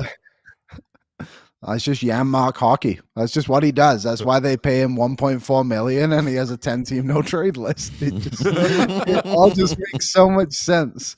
Janmark, Tyler and I are known as the Janmark haters at the office because he's just not worth it. Like, how does that guy have a 3-year deal is so beyond me. But Chris Knobloch loves him. He loves his defensive play, and like his numbers are fine, I suppose. But I don't know. He really should just be an in and out guy. There seems to be this idea that he's something he's not, and I don't know what it is. They've played him at center a lot this year too, which has been interesting. Is really trying to jam guys into positions. I think Kasperi Kapanen played center tonight for the Oilers. Yeah, he did. Center the fourth line.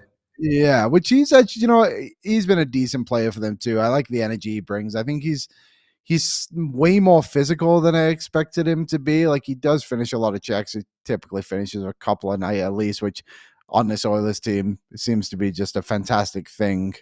No one seems to hit anybody. But as for Frederick, we had Devin Dubnyk on the show earlier in the week, and he was talking about when he was on the Wild and they were unreal, which was most of the time he was on the Wild, and they acquired Marty Hansel from I must have been Phoenix and Arizona, whatever it was, and they tried to jam him into positions, and he said he totally ruined their season because he didn't play their style at all. So I think it'd be totally fine just to have Frederick play on the fourth line. If he plays a role and he plays it effectively, then I really couldn't care less, to be honest, how much they paid for him, which I think a lot of Oilers fans thought it was an overpay. It's like, well, he fills a lot of holes of what you actually missed. And I think he'll be good. Who knows when he'll play? I didn't like immediately that I was like, maybe this guy will go on an LTIR. And all these interviews he's just been talking about, I have no idea when I'll return, which isn't ideal. But yeah, there's he'll be good, and then hopefully he can push Mark out the lineup. I mean, I loved that. I loved the trade for both sides, or all three sides, I suppose, until I saw second round pick and then in parentheses from St. Louis, and I was like, oh, it's that. Yeah. Fuck me. Philip Broberg turned into like 5 minutes of injured Trent Frederick. I want to die. Do you where do you stand on the goalie situation? Do you want to see a goalie upgrade in some form? No, because I just don't think there is one. Like, everyone screams for John Gibson, and I totally get it. Like, Skinner and Pickett have not been good enough this season, but there was that point in December where Skinner had like a 920 for 30 games or something like that. So it's like, he's more than capable of doing it. Was solid tonight, actually, against the Canadians too. And Pickett, I think, has been reliable, and everyone looks at the numbers, and they're obviously not pretty, but John Gibson got hurt again. So what are you going to do? Pay all that money for this guy to get hit once and get knocked out the lineup? And then who else is even available? Like Dan Vladar? I mentioned that on the show today. It's like, Dan Vladar's the only goalie that's on anyone's trade list. Like, well, he's probably better. It's like, I can promise you Dan Vladar is not better than either of the Oilers goaltenders and would not improve them. But I think if they're going to do it, like, it just seems like something in the offseason they're going to do. Like, they pay these two guys $3.6 million combined, and they're probably getting $3.6 million in value back, to be honest, with some of the play. But if they can just be average, like there was a stat the other day, I can't remember who tweeted it out, but sub 900 save percentage this season, the Oilers have won 6 games. Over, they've won like 30. So they just need 900 or better every night, and they'll win the game. Somebody in the chat said another failed trade deadline for the Oilers with no goaltender. You can't say that last year was a failed trade deadline without a goaltender, because Yes, to Game 7 of the Stanley Cup Final. Yeah, he got you to Game 7 of the Stanley Cup Final. He got you through a gauntlet of a Western Conference Final.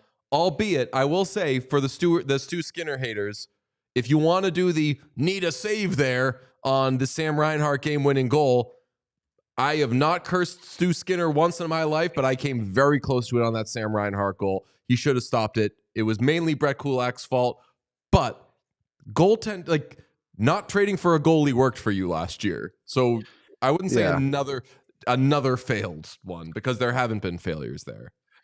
No, I don't think the Oilers have failed at the trade deadline much the last few years. Like, the Holland era was interesting, but he never had any money to spend and always found a way to spend money. And Ekholm, like they went out and got a bunch of guys, and they seem to get better every single deadline of like filling a need. Like, I know Nick Bukestad didn't work out, but that was the name everybody wanted, and he went out and got him. I mean, Kesselring might look good on the Oilers defense right now, but that just is what it is. But this one seems to be solid. You get Walman for another year.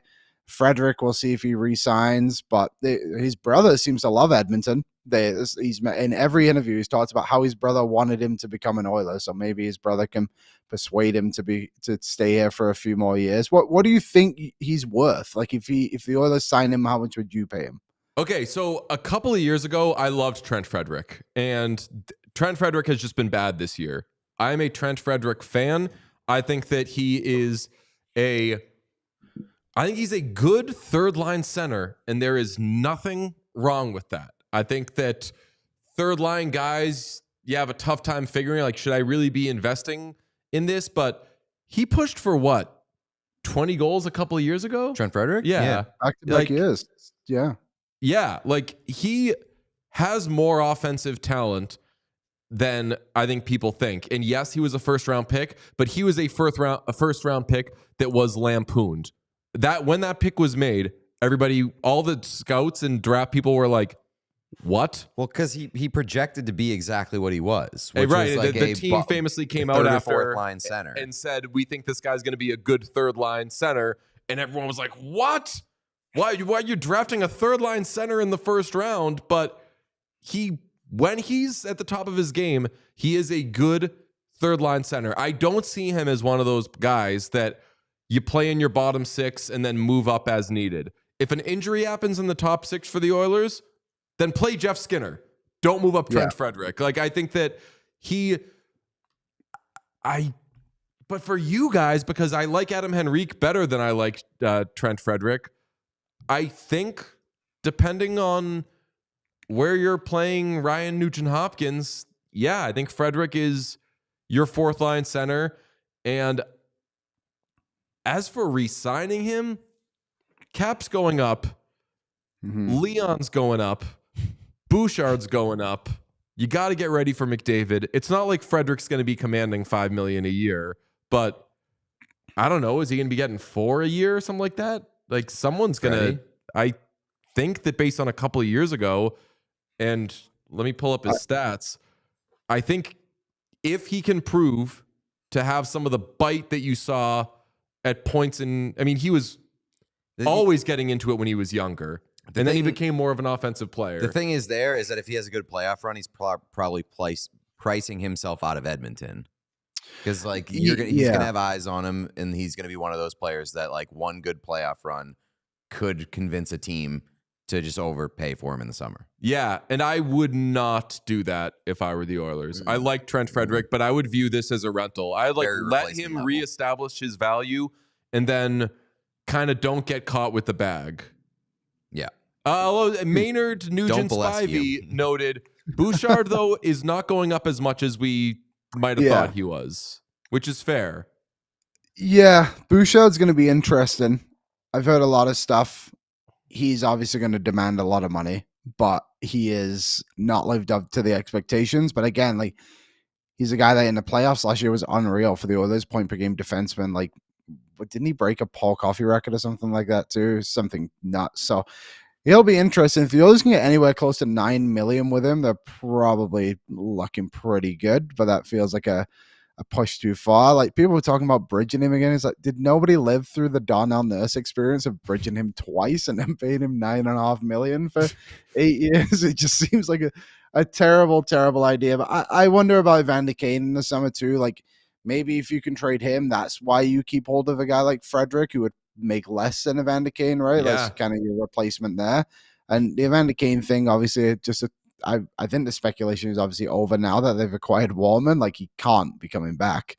But it's just been a rocky road with him, it seems like, with the organization just behind the scenes on certain things, of obviously this availability being one of them. So it'll be interesting. He obviously has that 16-team no trade clause, which is one of the only forwards the Oilers have the flexibility of moving this summer.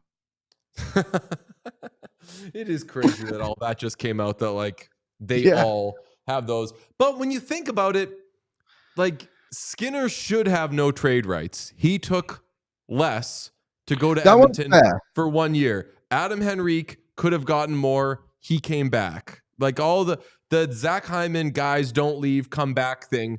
A lot of guys did do that. And I think that sometimes you gave that guy a no trade clause thing gets overstated, because once you're 27 or have the accrued time and you have the rights to get them, so many players get them. They don't all get full no moves, but it's not like there's 10 of these in the league and your team just happened to give out 8 of them. Like every team has 8 of them.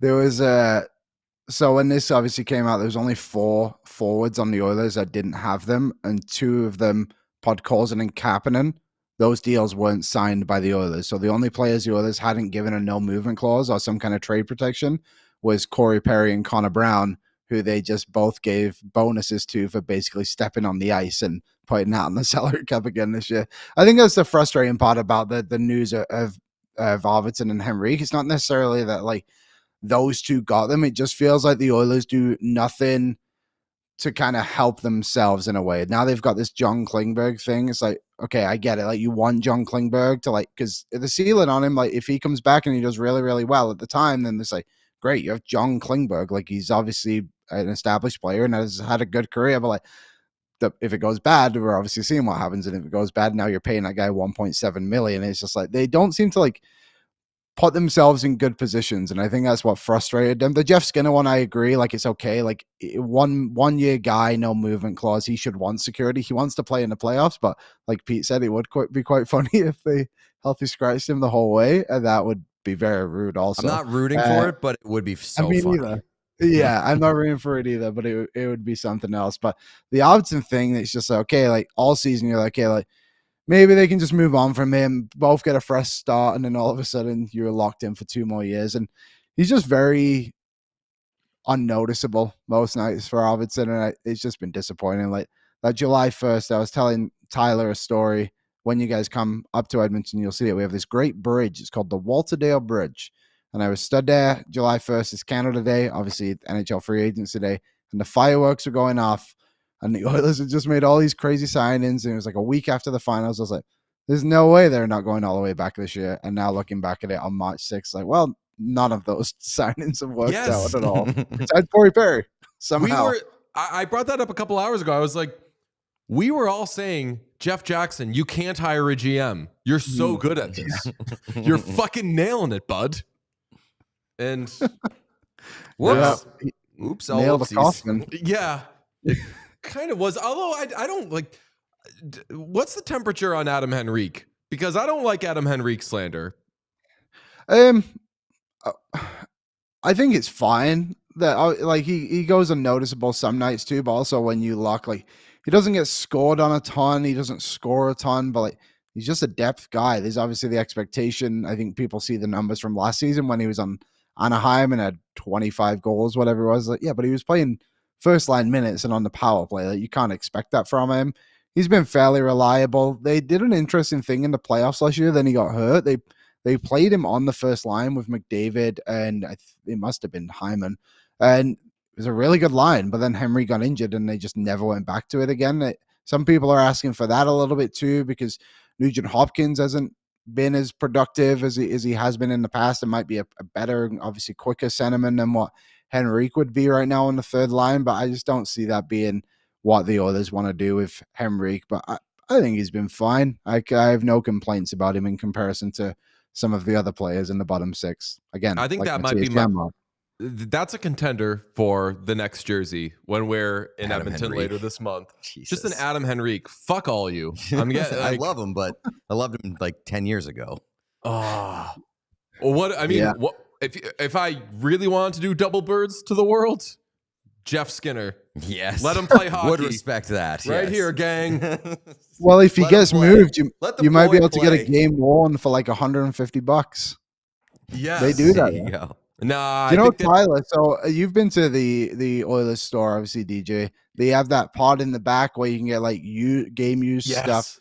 That's where Tyler gets his men's league sticks from. He had the very cheap sticks, like $150, $200 in comparison to what they ever are on the shelves, much cheaper. He was skating around in a Noel Hoffenmeyer with a Noel Hoffenmeyer stick. And he was very disappointed when he got traded away early this summer in the season, because now he's not going to get his Noel Hoffenmeyer sticks. Oh my God, that's incredible! I can't wait. I mean, we're going to be there later this month. Liam, thank you so much for joining us. We love you. Everybody knows where to find him. Oilers Nation every day with our guy Tyler. Thanks to all the Oilers Nation people who have jumped in. Stay here, hang out. We got plenty more coming. Thank you, Liam. You bet. Goodbye, guys. Enjoy your non-sleep. I'm going to go to bed. All right. Thank you enjoy very, it. very much, buddy. Talk Love ya. soon. All right, now we're going to hot change, and we're going to get on from ESPN. The great Arda Ocal joins us. Oh my goodness. We have like just a queue of guests. Arda, how are you, my friend? Good. How are you guys doing? Look, I joined the show and all of a sudden all hell breaks loose. You're literally the only show live, and you guys are going to be like the only people talking about Mikko Rantanen in real time. It's like amazing. You better believe it, buddy. Like, this is, if we actually get the benefit of the overnight, like, big fish, and we're the only people on it, we're the top of the mountain, baby. Best. You love to see it. Here I was going to come on the show and be like, congratulations for influencing the trade deadline, getting your buddy Jacob Lauko back in Boston. But now we have bigger things to talk about. I don't know. Not yet. Right now, the Jacob Lauko trade is the biggest trade of the day because it is the most rewarding friendship trade of the day. Yes.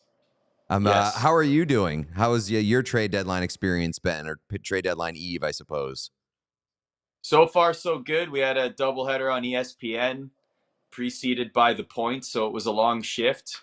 Shout out to John Buchagras, who hosted Raps solo tonight, which is a rare occurrence. I've done a couple of those this season, but it was good. Whenever Bucci's in studio, we get chicken parm catered to us, which is amazing. Does he like chicken parm? I don't. Unclear. How do you? Does everyone have you rate the parm? Are they like, Arda? How is this? And you're like, yeah, this is kind of my thing. I think this it's kind of my gimmick. I had to retire it since Bucci took over, but I happily passed the torch of the chicken parm adjudication. He's now the authority at ESPN. I had a lengthy tenure, but I decided to hang it up. Tokyo Sex Whale in the chat says, she John my butchie till I'm cross. Oh my God. So very good that we read all of those. Excellent username. What would you make of Rantanen to the Stars if this happens? Because when it's presented as, I'm hearing that they're in talks or the talks are picking up, usually that means this is happening, but it's just not done yet. Yeah, it would be amazing. I think that I'm still in this state of shock that we are even considering this second trade for Mikko Rantanen. I can't believe that, first of all, the initial trade happened between two Stanley Cup contenders, which is something we rarely see, right? And now the fact that we're talking about this world-class player, one of the best goal scorers of the last decade plus, going to another team, another cup contending team, by the way, is absolutely bonkers. But for the Dallas Stars, I mean, him and Jason Robertson, there's so many options for him on that team. Does he play with a youngster like Wyatt Johnson if he's not part of the trade? There's so many possibilities for him, and suddenly do the Stars become instant cup favorites? I mean, you have to put them there, right? I mean, they're already kind of in the vicinity. So what do they become with Mikko Rantanen in the lineup? Right. And I mean, it's also horrible, horrible news for Avalanche fans who had to swallow trading Rantanen. Obviously, that hasn't aged as poorly as they might have initially thought. But now he comes, if he goes to Dallas, right back in division to one of the biggest rivals standing in the Avalanche's way. I do want to ask, you're a Maple Leafs fan, and the Leafs were one of those teams that were linked to a potential Rantanen deal, as well as Dallas. Did you hold any hope that Rantanen would end up in Toronto? Absolutely not. I was on the Luke Cunnin trade all along. Yeah. Okay, let's be honest. Okay, realistic expectations here, Petey Marbles. Let's go. Come on now. Rantanen is way above the Leafs' purview. What are your expectations for the Leafs this year? Because there has been a shifting of powers in the Eastern Conference, and the Bruins aren't going to be there to be their daddies this postseason. So maybe the path is clear. Well, Mitch Marner broke the curse in Boston, first of all. Let's just be clear in that, okay? So once that happens, finally a new chapter can open up for the Toronto Maple Leafs, because we now at least have a champion. We, as if I'm on the team. Toronto has a champion among their ranks. So let's first acknowledge that. But beyond that, I mean, things were looking good until Florida and Tampa decided they needed to acquire everyone under the sun. And so now Leaf fans are wondering what's going to happen in the next 16 hours or whatever it is. Something's got to give, because those teams have been loading up. And if you face off against one of those teams, which could very well happen in the Atlantic, how much of a chance do the Leafs have? I mean, I will say that if their goaltending stands firm, they have a solid decor. Tanev is awesome. McCabe is awesome. They have a pretty good decor. Do they add one more and then maybe a bottom six without giving up? I'm seeing a lot of this Matthew Nyes conversation. Please do not trade that man. Oh, please do. Oh, yeah. Please do. Do so we can get his jersey. Yeah. We all love that guy so much, and we don't have his jersey on set solely because we let's just say we can't afford a Leafs jersey. Other jerseys are better prices for us. I feel like Matthew Nyes to us is what Brad Marchand has been to Leafs fans, and I guess like 31 other teams in the league, where it's I would love to love that guy, but he doesn't play for my team. He plays for the rival. I got to say, fuck off. That's how I feel about Matthew Nyes at this point, until he wears the red, white, and blue, and then he's mine, baby. Yeah. Until he, proudly represents the Arizona contingent. I feel right. you. I feel you. Do you like Brad Marchand for any of the teams that have been discussed for him, namely the Vegas Golden Knights? I mean, how wild would that be? I just can't see it. I don't know. I mean, he's a guy that loves Boston through and through. Does he want to pack his stuff up and go to Vegas, even on a part, even as a mercenary? I don't know. I don't know. Does he seem like a loyal enough guy that he wants to stay in Boston? He says he does. I mean, anything can change. Business is business. I get it, but it just doesn't make. I can't envision him in anything other than a Bruins jersey, and it would be great for Vegas. I just don't know. I'm not sold on that one. Well, I'll tell you this. He likes what he likes, and he has grown accustomed to a certain lifestyle. You are right that he obviously loves Boston. None of that is fake. Something that he said when he was on our show a few weeks ago, shameless plug, was that we said to him, you could be a Corey Perry, which is in your prime. Yeah, you're pumping 40 goals a year and doing all this stuff. But later in your career, you could be like an annual 15 goal scorer who's like the best fourth liner in the league. And he said, yeah, I think I probably could do that, but I'm not going to. I'm going to retire before then. I hope that, I think he said he wants to like be at the top of his game till he's 40, and then maybe he's out. Because he's like, I wouldn't, knowing that I'm used to being a top 6 guy and having so much control over the whole thing, I just think that I would be so uncomfortable trying to relinquish any of that. So I wonder if that same sort of thinking applies to, look, man, I'm the captain of the Boston Bruins. I don't know if I can be the guy that's like plugged into the third line of the Dallas Stars or the whatevers, because I'm just used to having such a bigger say in this whole thing. That would be the only thing that would make me think he wouldn't want to go somewhere else. What you just did was you put it out in the universe that we have a second player in the NHL that wins a cup early in their career, then goes on this 5-year streak where they're on 5 different teams and make the cup final and lose.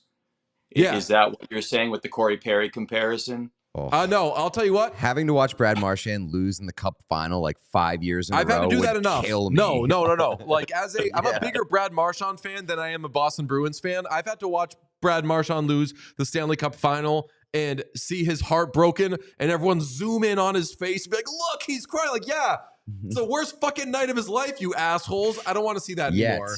Worst night of his life yet. Until Tom Brady voice, the next one. That's right. The Walman trade is official, and it is a first-round pick. Just a conditional first-round pick. Conditional first-round pick of 2026 in Berglund, yep. Now, the condition would be, I believe, because their 2025 first-round pick, which they gave up in the deal to get back into the first round last year, potentially could slide or something. No, so I bet that's the condition. No, the condition is that it's top 12 protected. Yeah, so it is going to be top the 2026. 12. Yeah. If it's top 12, Edmonton may choose to transfer their 2027 first round pick instead. Should Edmonton choose to trade their 2027 first round pick prior to the 2026 NHL trade deadline, their 2026 first round selection will transfer to San Jose unconditionally. Okay, the chat is saying paint Walman. Do we paint Walman? No. I don't I'm outnumbered here. We're getting 2 out of 3 saying Jake Walman is not worth being painted. You can only paint him if he's doing the gritty. Oh, but it was a first round pick. That's what I was going to say. Overtime is McDavid, Draisaitl, Walman, and all 3 of them gritty when Walman scores. I did see a good... Seeing McDavid do the gritty would make the earth burn to its core. I did see something that... I mean, we saw Zadorov try to do the gritty. It would be just as bad. Like, yeah. But I saw something that said all season people have said the Oilers need to get more gritty, and they said bet. No. We got him. Boom. We got the grittiest guy. That is unbelievable. Arda sent us a little like gift card earlier today. I didn't mention that to you. What? There's a little gift card. What did you do, Arda? Arda, you already I sent just- us you sent us our most prized possession, which is our Stanley Cup champions Bills flag. Oh yes. That's right. Sean, From pop it my up trip if you to could. Buffalo. I can't believe that exists. I had to buy one myself too. It's like one of the coolest things ever. Apparently, it's like a cult thing in Buffalo. They're in sports bars all over the place. I saw it in like 3 different places when I went to Buffalo. It was amazing. They're so good. It's the best thing that we have here. Yeah, what did Arda send us? Just a little like $25 I need to say that. giftly. Oh. I figured you'd need the caffeine at hour 16. I mean, by the way, did we contact the Guinness Book of World Records? Like, you guys should be in the record books for longest like continuous hockey stream or something, right? Like someone Yes. watching the chat right now should have a connection with the Guinness Book of World Records people to alert them so that you guys can get like a certificate. I would love to. That would be. I feel like a Guinness person, like they have to be here the whole time. And I just don't want like a Guinness person just like watching us this whole time. We don't want anybody else here. We're like doing weird shit. Like we're announcing when we're going piss. Like we don't need a stranger in the room. I think having like a random neutral observer here would kind of rock. Like you just had a random person being like just experiencing all of this. It would be so weird. It would be very Miss Casey just standing in the room when Yes. MDR is working. Do you watch Severance? Oh, I love it. Guess what I'm going to be doing after I'm done with this interview? I'm going to watch the latest episode. Amazing. We're going to take during the stream, I think in like the 4 o'clock-ish hours. Although I don't know, it's already 2 a.m. I feel like we're already like, it's almost 3 p.m. I feel like we did this last year where we were like, we had all these plans for the slow hours, and then we just cruised until we're like, oh, it's 4 a.m. Shit. I mean, I just put on a new cup of Java. Like, I'm just ready to keep. I'm entering coffee territory. I will haven't say done that. coffee yet. I've That's done great one Red behavior. Bull. Yeah. Oh, you had a Red Bull though. Yeah. Knowing your luck, it's going to be Rantanen 2 a.m., Marchand 3 a.m., somehow Crosby 4 a.m., and it's just going to just continue on for the whole day. Thank you for someone with repute coming on and saying Crosby's getting traded. What chaos, right? Exactly. If you had to Might as well pick a happen. team, if you had to pick a team for Sidney Crosby to get traded to, who would it be? I mean, the easy answer is the Avs. I want to pick a different team. Who would be a really good team for him? There is, I think, a right second answer. Okay, what is the right second answer? The Washington Capitals. Having Sidney Crosby assist Alex Ovechkin's Wayne Gretzky breaking goal would be the craziest thing that has ever happened in hockey. We did predict it before the season started. Like I people feel joke. like it'd be that's fair enough. Fair enough. I feel like it's more likely that Malkin would be there instead of him if we're going in hypotheticals. His best buddy there, you know. But oh, Malkin. But see, I do love like the Caps are playing the Penguins in the last game of the season. Chances are, by all the paces, Ovechkin, if he keeps on either any pace, career pace, last 5 years pace, this season pace, he's breaking the record well before the end of the season. But that last game is against the Penguins in Pittsburgh. Like, can you imagine he breaks the record in that game, and the first player that is lined up at center ice to shake his hand is Sidney Crosby? That would rock. That would rock. rock. Update. Elliot Friedman on Rantanen, hearing the Stars and Hurricanes have the framework of a deal, waiting on an extension over the next few hours. Oh, next few hours, we're going to be Few here. hours! We'll be here, brother. Few hours, right? Guess who's gonna be live? You guys. Let's go. We will be live streaming the entire negotiations for an extension. Just camera in the room. Let's work it out, pals. No one is doing it better. Damn. Wow. I want to know what the framework of the deal is. Yeah. I would me too. imagine Stankoven. Did they throw Bichel in there? If so, they're a rough spot Maverick- defensively. I don't know. I'd be fascinated to see what that deal looks like. It starts with Stankoven, especially if you're extending him. Then you're cool giving that up. Shit. Zach says Do you no start sleep. trying Rantanen now? Like, do you paint Rantanen now? Oh, it would be bad behavior. Is that offside? You can't do that? You could do the Dallas Stars jersey and be like, well, the Dallas might trade for somebody. Here's the framework of a painting. We do have 6 canvases, so we've got enough. Yeah, and if they don't reach the extension, the deal might not get done. True. Somebody, by the way, I need to note, somebody in the chat said 97 doing the gritty would be like Matt Rempe playing hockey. Amazing. I just imagine McDavid doing the gritty, holding ketchup bottles and just like ketchup going everywhere. Like he's not actually like doing the eyes. He's just holding bottles and, flailing ketchup everywhere. Yes. Let's see. A lot of people want Walman paintings. Somebody requested Walman painting doing the gritty. I don't think any of us can do that. I suggested that. Yeah, people in the chat were saying it too. I don't think that any of us know how to do that. Definitely not. Pete surprised us with did you see Pete's Brock Nelson? Yeah. It's very good. That's another funny part of this, right? It's like this is almost like the Rantanen Luka Doncic, but staying in the NHL. It's like, hey, we got Brock Nelson, and Dallas is like, hold my beer. You're right. Yeah, it's cool. Nice job getting a 65-year-old here. We're gonna go get Mikko Rantanen. How do you like that? Right in your face. Like 5 minutes later, too. Just literally an unbelievable big balls move by the Dallas Stars. Unbelievable. Oh, I love it. I was just gonna ask, how's the energy level for you guys right now? I think it's pretty good for the most part. Yeah, I'm feeling good. I don't know. I've sounded stupid at points, I'm sure, but the good thing is all three of us, some of us sound stupid at points anyway, so it's not necessarily a tired, wired thing. Yeah, it's difficult to tell sometimes whether it's just a normal stupid thought or an overtired stupid thought. So right. I don't know. Like I'm feeling good. I'm feeling better than I thought that I would at this point because I started off like pretty tired, and now I feel okay. Yeah. So. I'm having a blast. Oh no! What? Someone says I will donate $100 to the Ben Stelter Foundation if Pete paints.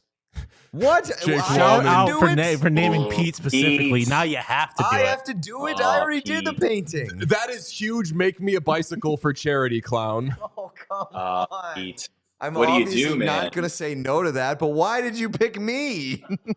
Because. I think it's like you and Sean were in agreement. Like we don't need to do Walman. Yeah, you were the one that suggested the gritty more. thing too. Oh, I appreciate people not wanting to punish me. I did nothing to. I don't deserve punishment. That's who's crazy. the best drawer of you three? Who's the best painter? I mean, after last year, I would have said me, but now I think Pete's taking over. Okay. So I have to do what? Look at that. That's Brock Nelson, perfect. Like Jake Walman doing the gritty. I guess I'm painting Jake Walman doing the gritty. I don't know how I do that on a static painting. How do you? Oh, I mean, I could make a GIF. This is a little like what chaos after dark. But what if tastefully, obviously consensually? Oh no, I don't. What? I mean, I like consensually, but I don't like that you had to specify consensually. It was just like it was. Let's see. Yeah, no, we could do this like. I think you got to do it. So it's like it's just a bed and the sheet, and you just have like the shoulders of an Oilers jersey, and on top, and then beneath, it's just like a bunch of orange fluff.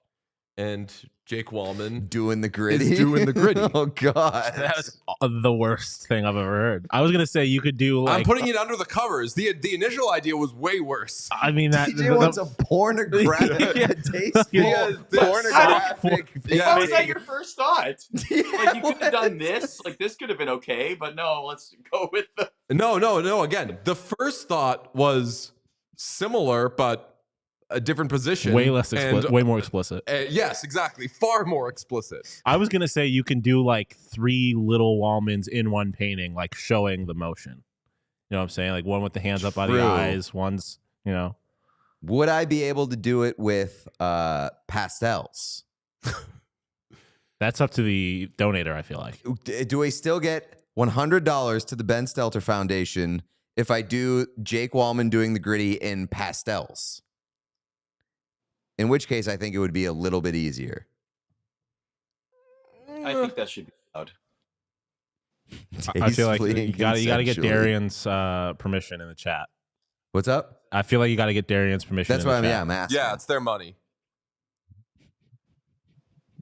Allow it, Darian. Allow it. Also, we can change it to if you want it to be the other stuff we were talking about. Darian gave an emphatic yes to pastels. Okay. Yes to pastels. We got a green light. I will do that. I can't promise it'll be amazing, but I will do my best. Love it.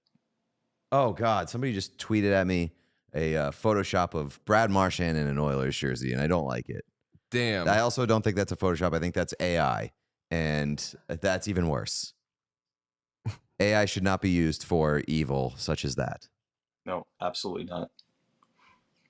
All right, AI Ardo, also- we will let you better go at watch that stuff. Severance. Oh, what's up? Yes. I was going to say AI needs to get better at writing names and words. AI needs to not be used for anything like artistic, Yes. Let the artists make the art. like me. That's right. With your past, I I'm can't the wait to see artist. this. Exactly. I can't wait to see this. It's going to be great. Arda, thank you for coming on. We very much appreciate you. It is the wee hours of the morning. You've got an episode of Severance to watch. We appreciate you stopping by. We love you. Feel free to check back in the morning if you so feel. Yes. Absolutely. You guys are the best. Keep it rocking, guys. You're the We love greatest. Bye, Arda. Arda he is is the best. the coolest. I love him. We do have a Bop It that we owe the peeps. I am Oh, yeah. taking a trip to the bathroom first. Okay, Sean's taking is a it your trip to first one? Second one? Third one. Okay. the. Sean's going to the bathroom to do number 3. Ever heard of it? I'm trying to. I'm not able to do it. Shit. I was trying to clip, but it's just not showing up. Oh. Nope. Fuck me. What are you trying to do? I was trying to clip the thing of us saying that in 3 hours, when the deal is done, we will be the only destination. I'm going to do this awfully hot coffee pot. Ooh. That's...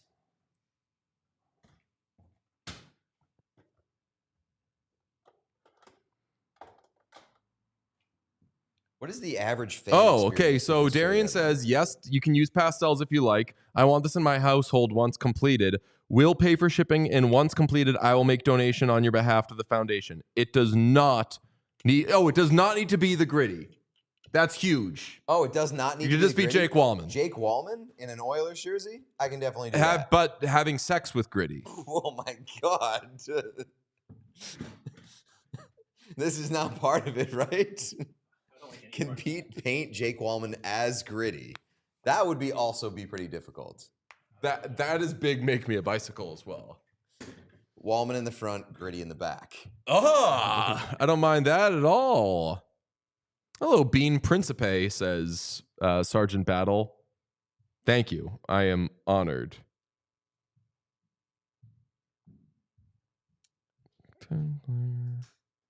Frank Saravalli, belief is Dallas and Mikko Rantanen's camp are actively negotiating a new contract, and the trade is conditioned on an extension. If that price is met, which it hasn't been yet, then Mikko is expected to...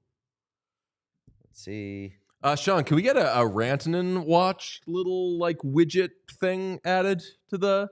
You can just say Rantanen watch, and we can have something like figuring out contract or Rantanen latest Dow ? Contract ? The end of that tweet was just Rantanen is expected to become a Dallas Star if that price is met. which it hasn't been yet. So I want to know what the number is. Yeah. Oh, man. We got to rank at some point. If the deal gets done, we got to rank the teams involved in Mikko Rantanen trades this season. Yes, and power how they ranking. fared. Yes, exactly. Power ranking the experience of doing Mikko Rantanen trades. Yes. Everybody who's in here, make sure you are subscribed. Press subscribe. It goes a very long way for us. You could see interviews with your favorite players, such as Connor Bedard, Brad Marchand a bunch of times, Cody Soucy, all the usuals. Still waiting for a Bop It from Windy City. I'll do one while Pete readies. Going to do some coffee. Bop it to start. High score, 87. Bop it. Twist it. Pull it. Spin it. Flick it. Pull it. Bop it. Spin it. Bop it. Twist it. Flick it. Pull it. Pull it. Bop it. Pull it. Bop it. Twist it. Flick it. Pull it. Twist it. Flick it. Spin it. Flick it. Spin it. Pull it. Spin it. Twist it. Bop it. Pull it. Pull it. Bop it. Twist it. Flick it. Pull it. Spin it. Pull it. Spin it. Flick it. Twist it. Bop it. Pull it. Pull it. Bop it. Twist it. Flick it. Pull it. Spin it. Pull it. Spin it. Flick it. Twist it. Bop it. Pull it. Bop it. Spin it. Bop it. Twist it. Flick it. Pull it. Spin it. Pull it. Spin it. Flick it. Twist it. Oh, you can do this. Score 63. 63? 63. Brad Marchand. All right. First, how many hours in? First respectable one? I got a Sidney Crosby. Oh, you meant for you. Yeah. You got like a 40. Yeah.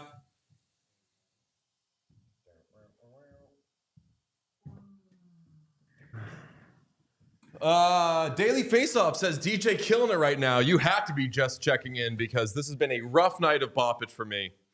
This is not this time last. Oh, thank you very much, everybody. No, thank you, Daily Faceoff. Love you. Everybody, make sure you are subscribed to Daily Faceoff as well. We love DFO's content. Frank grading trades that involve the Penguins and Predators. Yes. Do you wouldn't have that. You don't need it. Like if you have it handy, the Frank Saravalli talking about it doesn't matter if you don't have it. But that was one of my favorite clips in hockey history. Frank Saravalli on Daily Faceoff today talking about the Michael Bunting trade and how the Penguins and Predators should not have been allowed to talk to each other. So good. This is the dumbest hockey trade of the last 20 years. Saying that teams just should not be allowed to talk to each other is so funny. Yes. Thought I had it, but I guess not. Huh? So I thought I had that video still, but I guess not. Oh, that's okay. Yeah, everyone's saying Frank cooked on that. That was the best. Oh, need a Bop It Canada challenge, says Avery. What does that mean? I don't know what that means, but I'm scared because Avery's. I don't know. I would bring a Bop It to. I'd bring OG Bop It to Greta. Just put on a Bop It performance.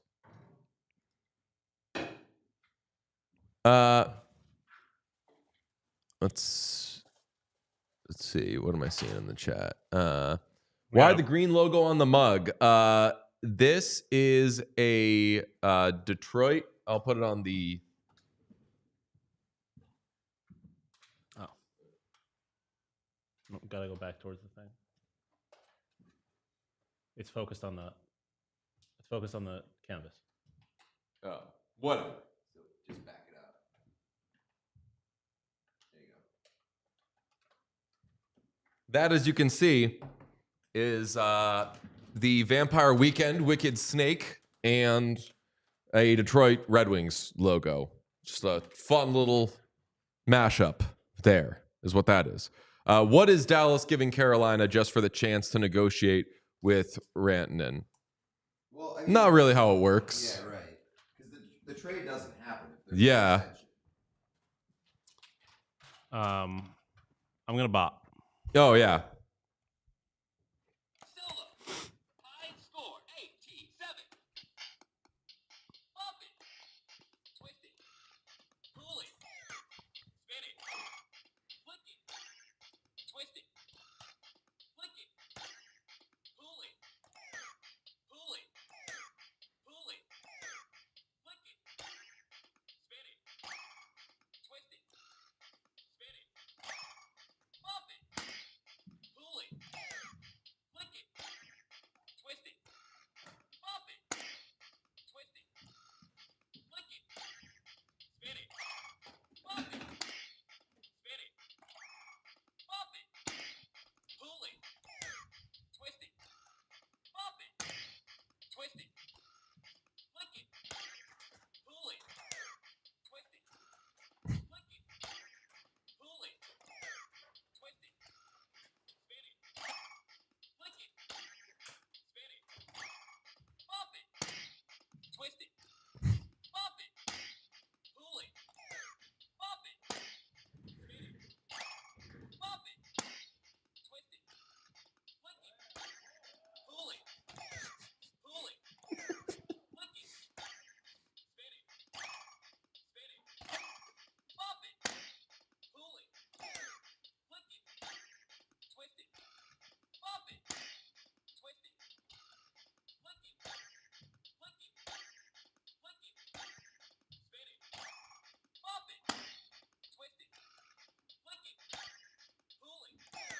Pull it. Flick it. Spin it. Bop it. Flick it. Flick it. Spin it. Twist it. Flick it. Spin it. Bop it. Pull it. Twist it. Bop it. Twist it. Flick it. Flick it. Flick it. Spin it. Twist it. Spin it. Bop it. Pull it. Flick it. Twist it.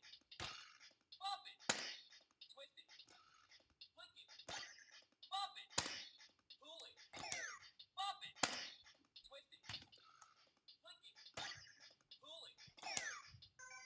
Score 100. Wow, we got our first perfect score of the night. 100. Sean, First 100. Sean is shitting hundreds.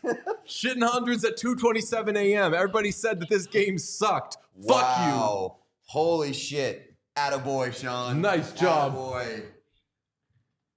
Damn. My Let him guy. cook. you. Paint Sean. That's right. This is not a Oh, rolling that would rock if we were That doing is roll. This is a huge rolling rock. 40s. I loved rolling rock in college. I did too. One out of every 4 would be skunked. Yeah, it like, was you know, tough. it's not good. It doesn't matter. Would you like the Dallas Stars trade if it involved Wyatt Johnston? No. Fuck. That's just, to me, kind of robbing Peter to pay Paul. A little too much. It's a little too rich for my blood. What's up, Sean? Oh, yeah. Plenty of waters. Yeah. Yeah, just none of these, but let me get you a... We also have a number of super chats that Oh, yes. And at some point, as this is the wee hours in United States and Canada, Eastern, at some point we should slip into something more comfortable, right? Yeah. Oh yeah. Yeah. For when we have sex with Gritty. That's true. Oh yes. Let's do some super chats. Yeah. From Zach Trivia, who is originally on NHL 04 before Sakic?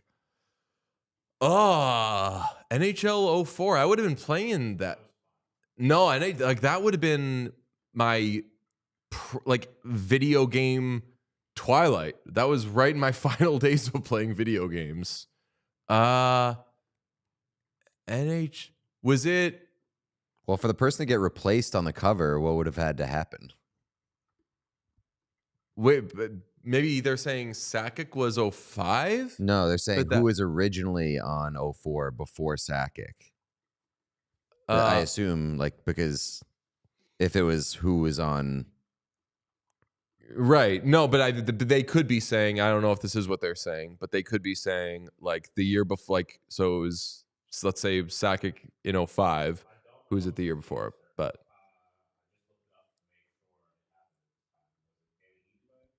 Oh!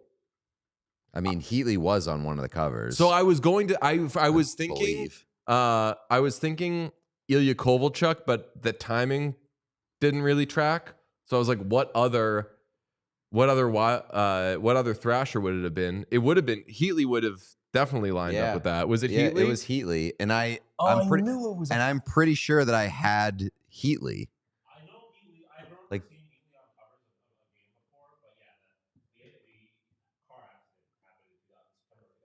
Oh, so you say before? Okay, so it was gonna be Heatley, and then he was replaced after. Yeah. Damn. That's a great trivia question, though. It's a tough reminder of something horrible. Hospital. No, I don't get that deep. Buffalo. Germany. Whoa! Oh, yes. Yeah, you did tell me that. Yeah. Amazing. Brand says, did you see Elliot Friedman on Dallas? Mikko, we're all over it. I know that we're fucking around and going silent as we play Bop It, but we are all over it. That also could have been a while ago. Oilers acquire Sean. Faster hands than half RD. Great job from Darian. Darian says, I was a knob gobbler, but he really should give Jeff Skinner a chance. Instead, go Matthias. I know a lot of people call him Skidmark. Yanmark. Thank you, Darian, for all your donating. Puck Follower says, Arta Bump. Hell yeah. Darian says, paint Walman doing the Gritty in an Oilers jersey. Let's go. Do not disrespect my super chat. This was before going to eventually build to being I will give you lots of money. Super chat from Burps McGurps. Prediction, Stankoven, Marchman, and a first and a prospect. Maybe Christian Kyrou. Clubbers till we die. This ought to be good. Says, I first commented when the Sharks beat the Clubbers in embarrassing fashion start of the season. Pete said it was like your first heartbreak. Thank you. Brand says...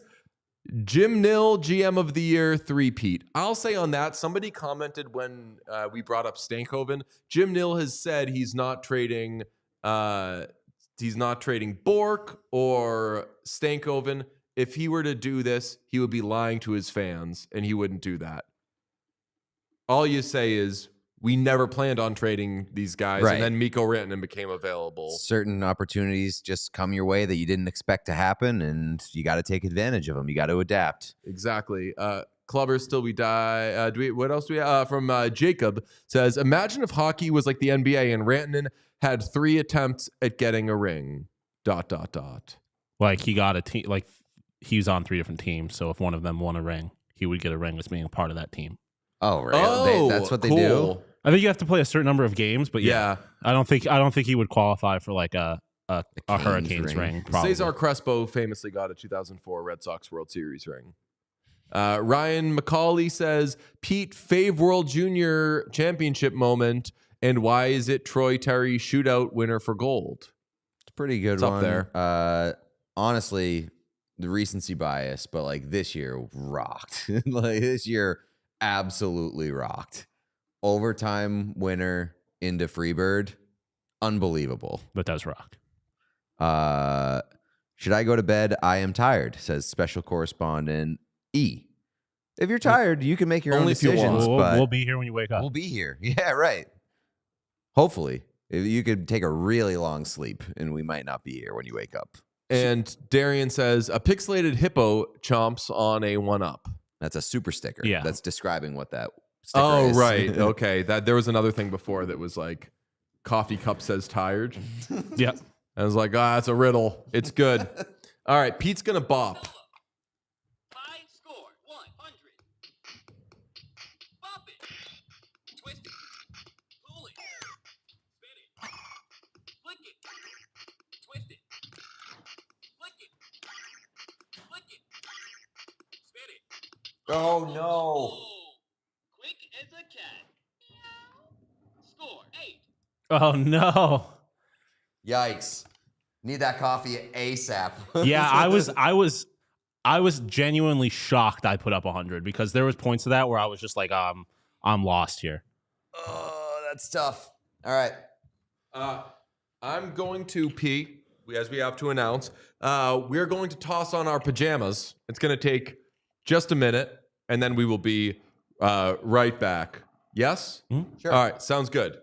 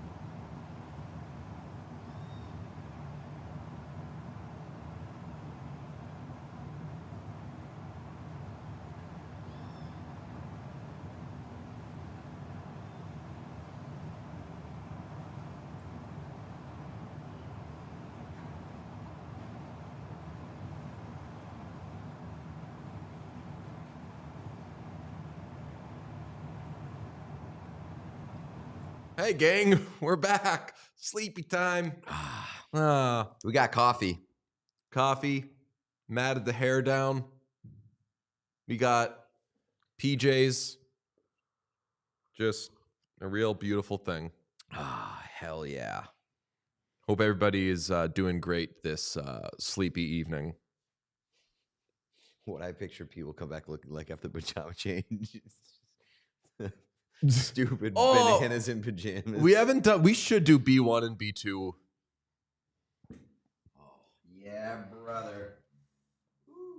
Frank Vetranosaurus Rex. We still haven't done the Rawr Hour. We got so much more coming your way. Extremely disappointed, guys. When is Rawr Hour?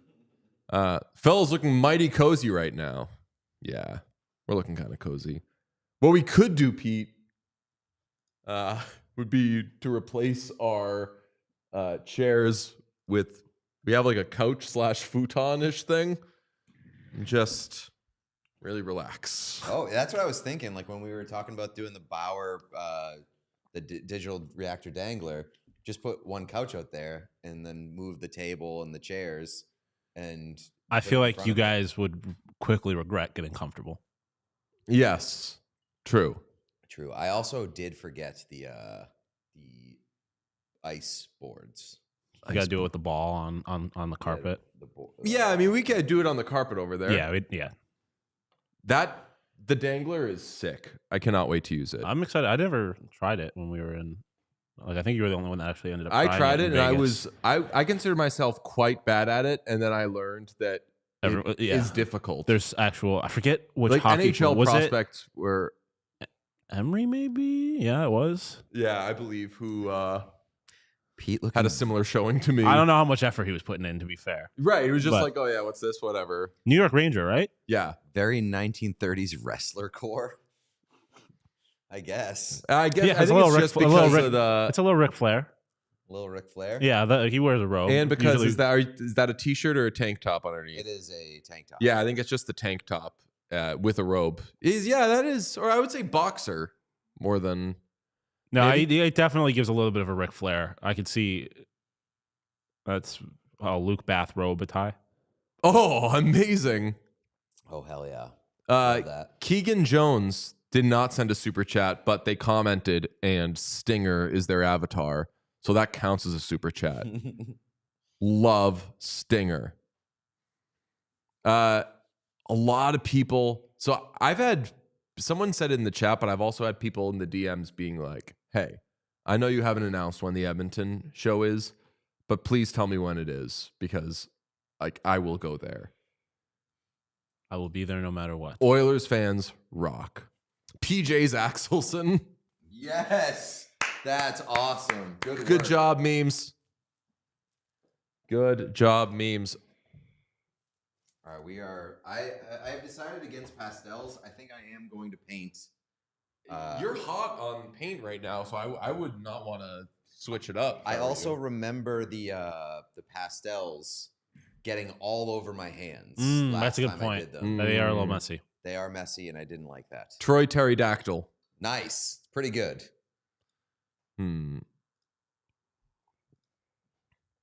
I think this is around the time last year that we really started getting into the names. Yeah, because it was sleepy time. Yeah, it was all sleep stuff. I feel like we're just not gonna get a slowdown time this year. The Rantanen of it all, and like, I don't know, like I don't feel like we're in the weeds right now, even though we're dressed like assholes. The back-to-back guest was a little tough for me. I was over here feeling it a little bit. I'm fine now, but just sitting there not really engaging with anybody took a toll. Oh, interesting. So I was like, oh no, like the guest thing had me plugged in. Yeah, exactly. But yeah. Dylan Cozines. That's very good. You know it was slightly leaked when your Edmonton trip is, right? Okay, it's Battle of Alberta. Yeah. Well, somebody was saying, please give us the date because I want to plan a trip. Right. Yeah. No, I've gotten some of those in my DMs. Okay. Yeah, it's gonna be Battle of Alberta. Hell yeah. I keep forgetting, I keep forgetting that that's like the cornerstone of the trip. I don't know. Maybe the pro shop's the cornerstone of the trip. Maybe the meetup or whatever, but we are getting to see like the best rivalry in hockey, maybe. Not right now. Not the best rivalry right now. You're saying? Oh, love it. So love that, Sean. I don't know if you've had it up for hours, but The I'm just Rantanen seeing thing? Rantanen status. I've had it since we came back from commercial. Oh, hell yeah. Looks great. Sean's killing it. DJ's DJ, what does off reservation mean? Did I say that? You said that this morning. You told that on today's show, talking about Rantanen being like, oh, maybe he just wants NBA money. Oh, did I maybe say like he's off the reservation? Yeah. Right. Have you ever not heard that before? I have. Oh, okay. Yeah. I was like, oh, did I make something? No, like, or like, did I like, think there was a colloquialism that just does not exist? I don't know. We had a moment today where I couldn't find our Leon Draisaitl, and I was like, "Where's Leon?" And everyone, and you, Yeah, were I all was like, just like, I don't know what Leon you're who? talking about. And I was like, That is- Draisaitl. there has never been a Leon. And Pete was like, "Oh, your jersey, it's over there." And I was like, "No, the Leon toy that we have." Sean had no idea of this thing's I existence. completely erased it from my memory. And Once I thought saw he it, was fucking with me. No, I was genuinely had no clue. But that was one of those things like where you were so confident that like it didn't exist. I was like, am I making this up? Huh. So when, basically if I say anything and someone's like, what's that? I'm afraid that my brain made up something and has thought that it existed for years. Are there more guests? Oh yeah, there are more guests. And we've told insiders to call us, to check in with us when they wake up. I'm confident that none of the insiders should be asleep right now. They should be cooking the Rantanen books. That doesn't make sense. They should be burning the Rantanen oil. You It also doesn't make should sense. just run with it. Who gives a shit? It's, So we're gonna it's say 3 a.m. Cooking the books means like working on something. Yeah, fuck it. Love that. But I've been told that one insider who has to get up very early is going to check in with us and hopefully be the first to claim. I think whenever someone They're awake. spins with or checks in with us, we should spin it that they are being a bad insider, because why are they talking to us? Why are you Get screwing around? Get on the phone. Do you have news? Work the phones. Can you Cook the books. cook? whatever you Yeah, say. cook some books for me, please, right now. It sucks that cooking the books is a bad thing because it sounds so cool. Yeah. Yeah. That's what we should come up with. Chat, make sure you're subscribed. What are things that we can agree are bad, but sound Sound cool? kinda cool. Have like a good name. Cooking the books, number 1. Nick Blanketberg. Blanky Vetrano. Insiders calling GMs every 15 minutes asking, "What's that?" I don't know if we could show the Pete cam, man. I think Ellen would get upset. You're showing multiple biceps. I guess it's not for free this time, though. It's not for free. For charity. And it's Ben Stelter. It's working purposes. Wow. Damn. Pete, your back's looking huge. Yeah. Is it? Yeah. This is a great shot for you. Right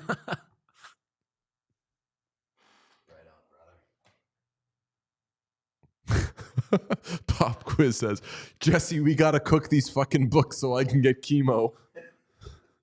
That's that famous line from the show. Super chat from Harmony Hall. Love you, boys. Hey, DJ, what's your Vampire Weekend Mount Rushmore, brother? Open to all, obviously, but I know my audience. I love that Harmony Hall has been in here twice with Super Chats, just asking DJ super specific music questions. Okay.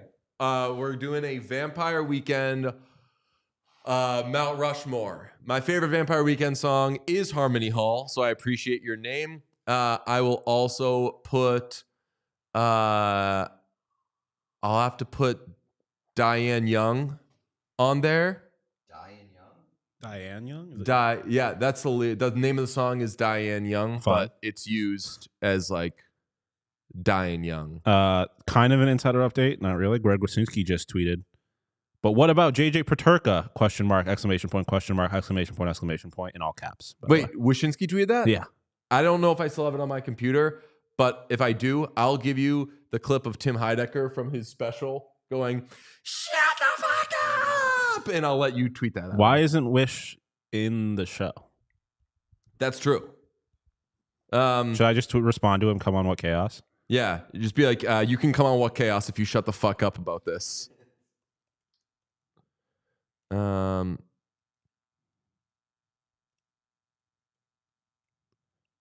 right. Vampire Weekend, top 4 songs. Someone said Cousins, Dylan Cousins.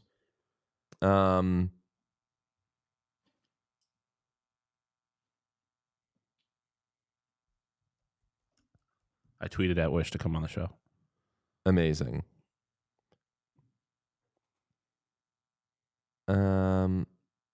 Is Cardi supposed to drop tonight? Oh. Playboy or B? I think it's Playboy. Oh, I have been talking to Wish about Playboy Cardi is out. Twitter account, which definitely is suspicious of not being Chris Pronger's Twitter account, because it is definitely not run by Chris Pronger. Oh, the one that's been interacting with you but not following you? Oh, yeah. It is absolutely just like either AI or being run by some just like person who Chris Pronger has hired. Okay. This is going to be my Vampire Weekend Mount Rushmore. We are going Harmony Hall. We are going Diane Young. We are going Ice Cream Piano. And shit. I mean, Hannah Hunt is amazing. I'm going to say Yahay. So that's my 4. Yahay, Diane Young, Ice Cream Piano, and Harmony Hall. Appreciate you. Good question. I tweeted at Wish saying, come on, What Chaos is 24-hour live stream. And somebody who's at is Slavin for Norris just said, nah. But I like the Slavin for Norris.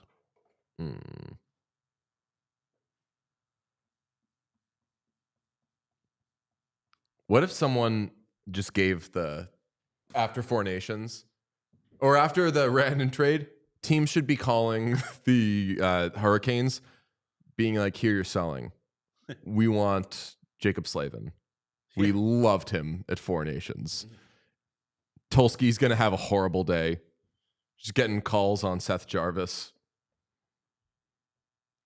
Rebecca Black dropped.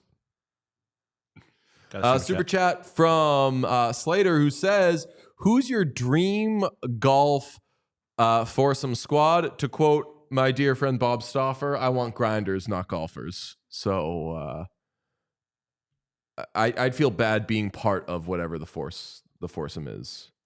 Sean, what's your dream golf foursome? Listen. Oh, Harmony Hall follows up on my answer and says, that's why you're the GOAT. Yahey for the goddamn win, brother. Bunch of exclamation points. All right.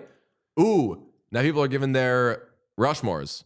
Brian Roche says, Walcott. It's tough to leave that off the list. Pravda, Hannah Hunt, Contra. All right, I'm sending. Wish responded and said, I was going to bug the boys about hopping on in the morning. And by bug, I mean invite myself on. And so I'm telling him, I'll send you the link now. Call in any time between now and 5 p.m. tomorrow. Yes. Tell him we have a hard out at 5 p.m.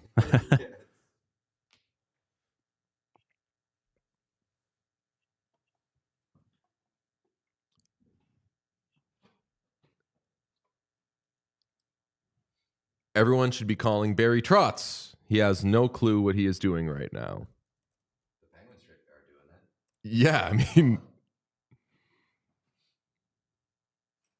Yeah, in fairness, I have no idea what he's doing. I sent Wish the link and then said, quote, we have a hard out at 5 p.m., DJ. I love saying, join us anytime from now until 14 hours from now. And really, please don't be late. Back to my golf foursome. I kind of want to see how bad Donald Trump is at golf. I don't want. Trump is pretty good at golf, I think. That's what they say. If but that motherfucker isn't good at golf, so is Kim Jong-un.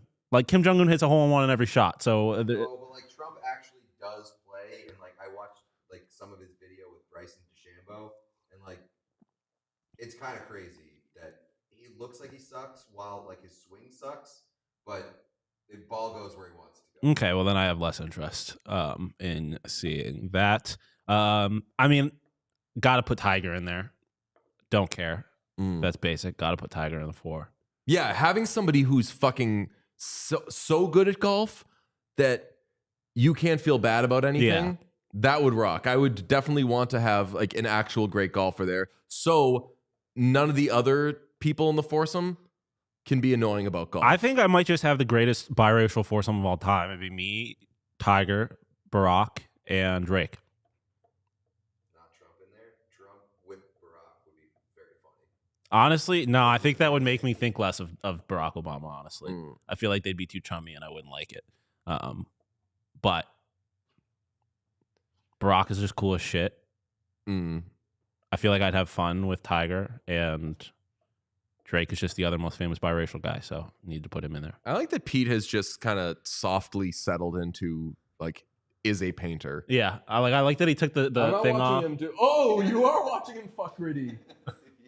Yeah. It looks like you're gonna have him. Can we say teabag on? It looks like. I think if you could say fuck, you could say teabag. No, he's gonna do it Gritty style. Oh, okay. Animal style. He is going to. That looks I say that looks just like Gritty. No, it doesn't. That looks terrible. What? That looks Sean, so bad. I mean, that is clearly Gritty. That's the way I'll put it. You can tell it's Gritty. I would say that it being clearly Gritty and it being bad are not mutually exclusive. But I don't think it's bad. The eyes are way too small. I realized that too late. I received a PXG golf club today. Did you? And I'll be honest, I might have received it a while ago, but I just realized it was here today. Big day for me receiving twigs, as it were. I would like golf clubs. I think if I had a real set of golf clubs, I would golf all the time. Darian is very excited. Darian, you asked a question. Oh, no, I'll just say it. I was going to say DM me and I'll answer it to you. You asked when we're going to be there. Battle of Alberta. Battle of Alberta. Pete's going to be in his Corey Perry jersey. I don't even know which jersey I bring. Gal Pal's coming. She's going to get her first Oilers jersey. I don't know what she's going to go with. She does have... I texted her the other day, Oilers traded for Trent Frederick, exclamation point. And she responded, nice, and followed up with, if it isn't Draisaitl, McDavid, Stu Skinner, Hyman, or Evan Bouchard, I don't know about all that, though. I was like, all right. Wish just liked my DM, so we'll see what happens there.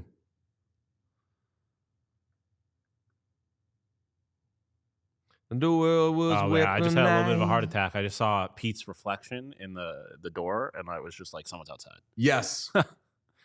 We don't have the outside protections that we had last time. I don't think we had them over that door. We did. Are you sure? It was, yeah, it was a little overkill. Okay. But we took it down like once it got light.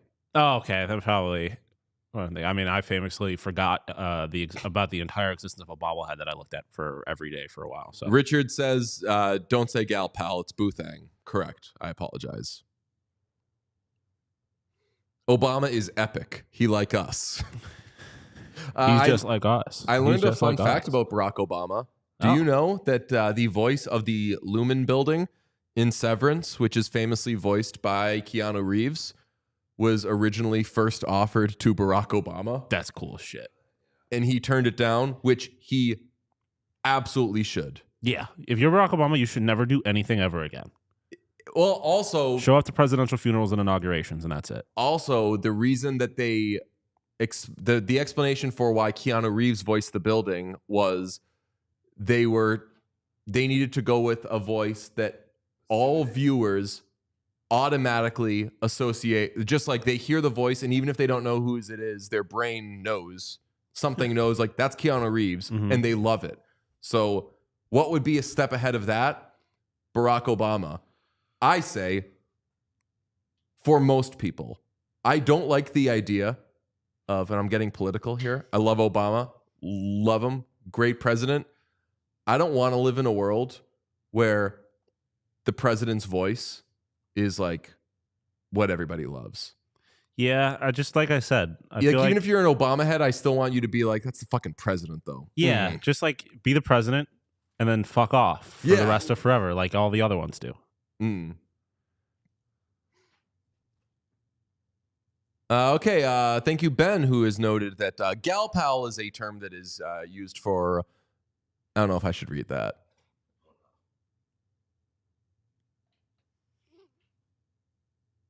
Gal pal is reserved for my most masculine male friends. Okay. Oh, Gravely Dig says, time check. 1 a.m. here. Love doing time checks. 3 a.m. here. Checking in. Hey, what time is it? It is Bop of the Hour, for the record. Wait, I've been watching Severance and I did not realize that at all. Oh, yeah. That's Keanu. I mean, I feel like it's what you see with a lot of commercials where you have a voiceover and you're like, I know that voice from somewhere. And it's like, oh, that is Will Arnett doing Reese's Pop. How did everybody feel about Nick Offerman doing the announcing the PA for the Oscars? I didn't care for it. I didn't watch the Oscars. But yeah, I feel like that's a place where you don't want it to be, you don't want anyone thinking about the voice. You just want to hear the words and make sure people understand them. I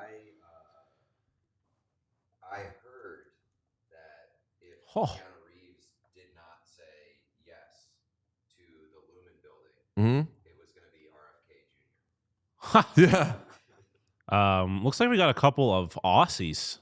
Oh, hell yeah. 7 p.m. here in Melbourne. 7 p.m. here. Shout out Melbourne. I have a Melbourne Mustangs jersey from the Australian Ice Hockey League. It's so good. Shout out Leah and Craig for bringing that back from me. Also Aussie.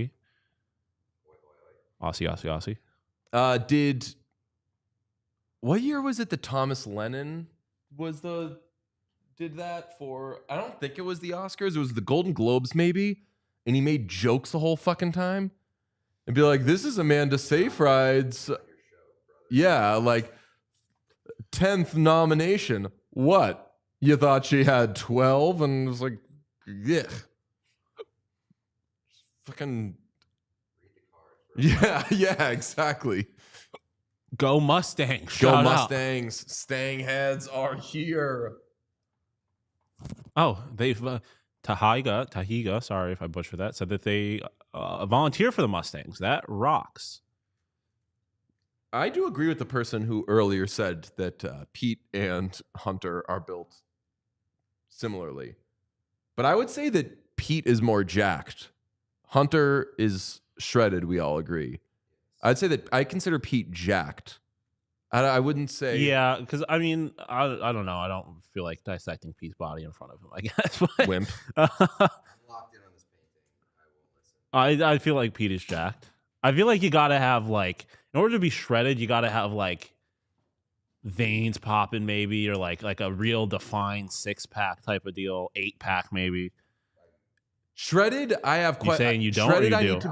I believe you. Shredded, I need to be asking questions about, like, are you drinking water? Like, Are there's you just on like something? nothing but muscle. Okay, not you. I'm just saying, like, if someone is shredded. I like where visual. I can see the vision, and I like where this is going, Pete. Thank you. Everybody, make sure you are smashing that subscribe button. You know what the cheap part of this is? What? I only have to do like the very top of the Oilers logo. That's Oilers logo is so easy. That's that I'm not holding the it against Avalanche. No, Yeah. I know. I'm saying the cheap part. Oh, Well, but that's what I'm saying. Like, I'm not gonna hold that against you because I can do it. yeah, we know you can do it in the Oilers logo. Is not that There's proof of complicated. to begin with. concept. Yeah. Shall we bop? Yes, we should.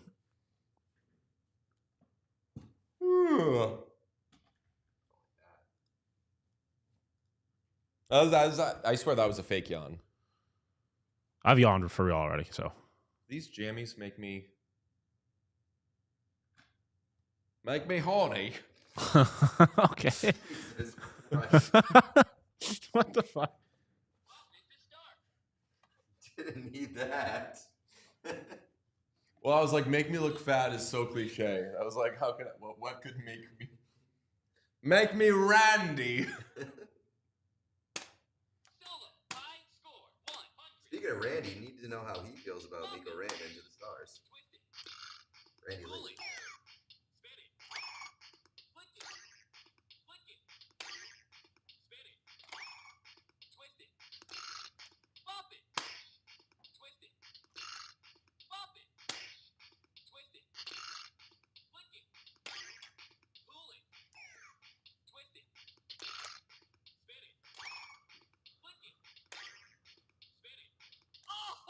Oh, I back my old tricks. 17. Back to my old tricks. Just never gonna know spin it versus twisted. You have broken the 200 mark. We have a what? You've broken the 200 mark. Oh, don't let him get hot. DJ and Pete starting to look real tired. I mean, I feel like I would be. I don't think that's true. First off, you haven't been able to see Pete's face in the last 20 minutes. Someone said that you guys look tired. I don't think that's true. Other than the fact that you're in pajamas. I suppose that suggests you're tired. Could look tired. Someone said DJ has a real mullet going. Yeah, what I was trying to do was like mat down my hair so I looked like a sleepy time thing. I noticed that at first, but I feel like your hair being messy is more of a. Not that, I'm not saying your hair is Right, messy. yeah. But I'm saying, Like, if I go like that, that's that looks, more of like a. That's like a sleepier I mean, thing. I guess you should start with it like well put together and you wake up with it. So when someone that goes to bed now sees you with nice hair, gets back at 6 a.m. and your hair is a mess. That makes a little more sense. Yeah. Oh my God. I just realized our dreams of Mikko Rantanen into Utah are dead. Ah. And to a lesser extent, Mikko Rantanen to Chicago Blackhawks, but that's Mitch Marner, so it's fine. I am a little bummed that we might not be getting Mikko Rantanen and like the who gets Rantanen, who gets Marner. Just going to be the Marner market. Off season's gotten a lot less interesting. Yeah.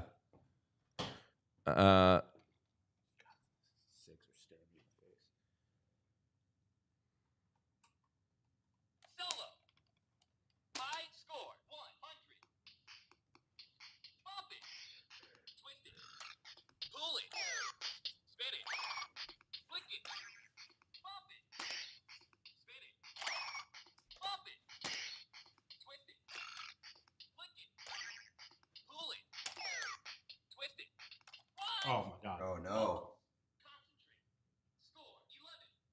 I was not locked in there at all. I was honestly distracted by the fact that I did it from my seat last time, and I got 100 on that one. I was like, oh, I don't know what to do with myself. That's tough. Yeah, so Zach says, so does that mean Mitch Marner to the Hawks confirmed? Kind of feels like it. Like they have to. We'll see about that. Ask DJ about Walman to the Oilers. We will reset that all day. Tough scenes, Percy, not Jackson, because I sold immediately. Percy said betting on Sean to get another 100. Instantly fucked that one up. Damn. But I did break 500. J-Rock, correct, says Marner to the Dodgers. What Obviously. are we thinking? Deferred money. He gets the Vetrano deal. Yeah, I forgot about that. Whoa. What happened there? All right, it was not on solo mode. Oh, okay.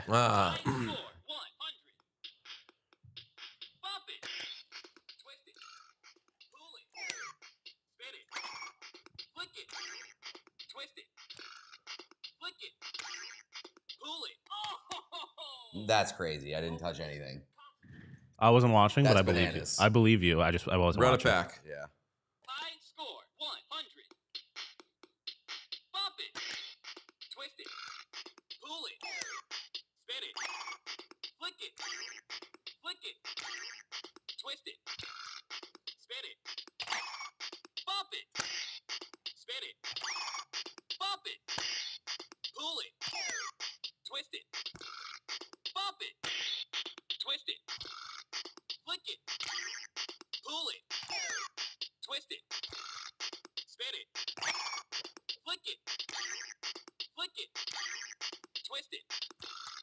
Bop it.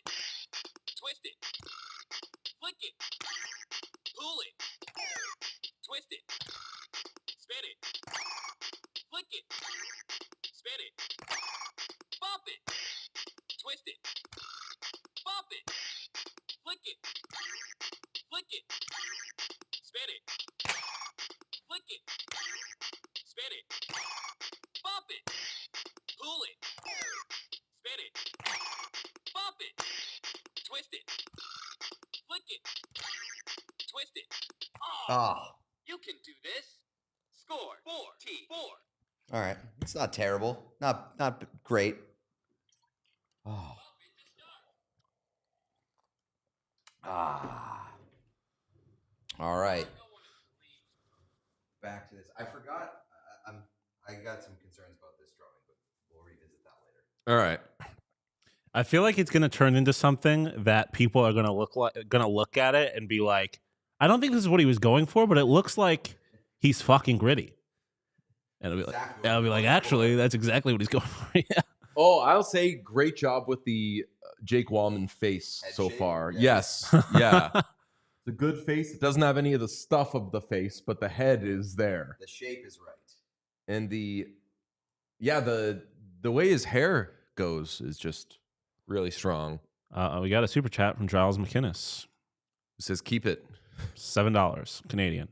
That's no comment along with it. So appreciate it.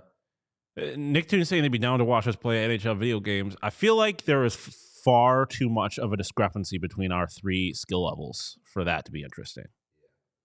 Like we have each played each other once. I've played Pete once and I played DJ once, and neither were particularly close. Right. games. Neither one were competitive.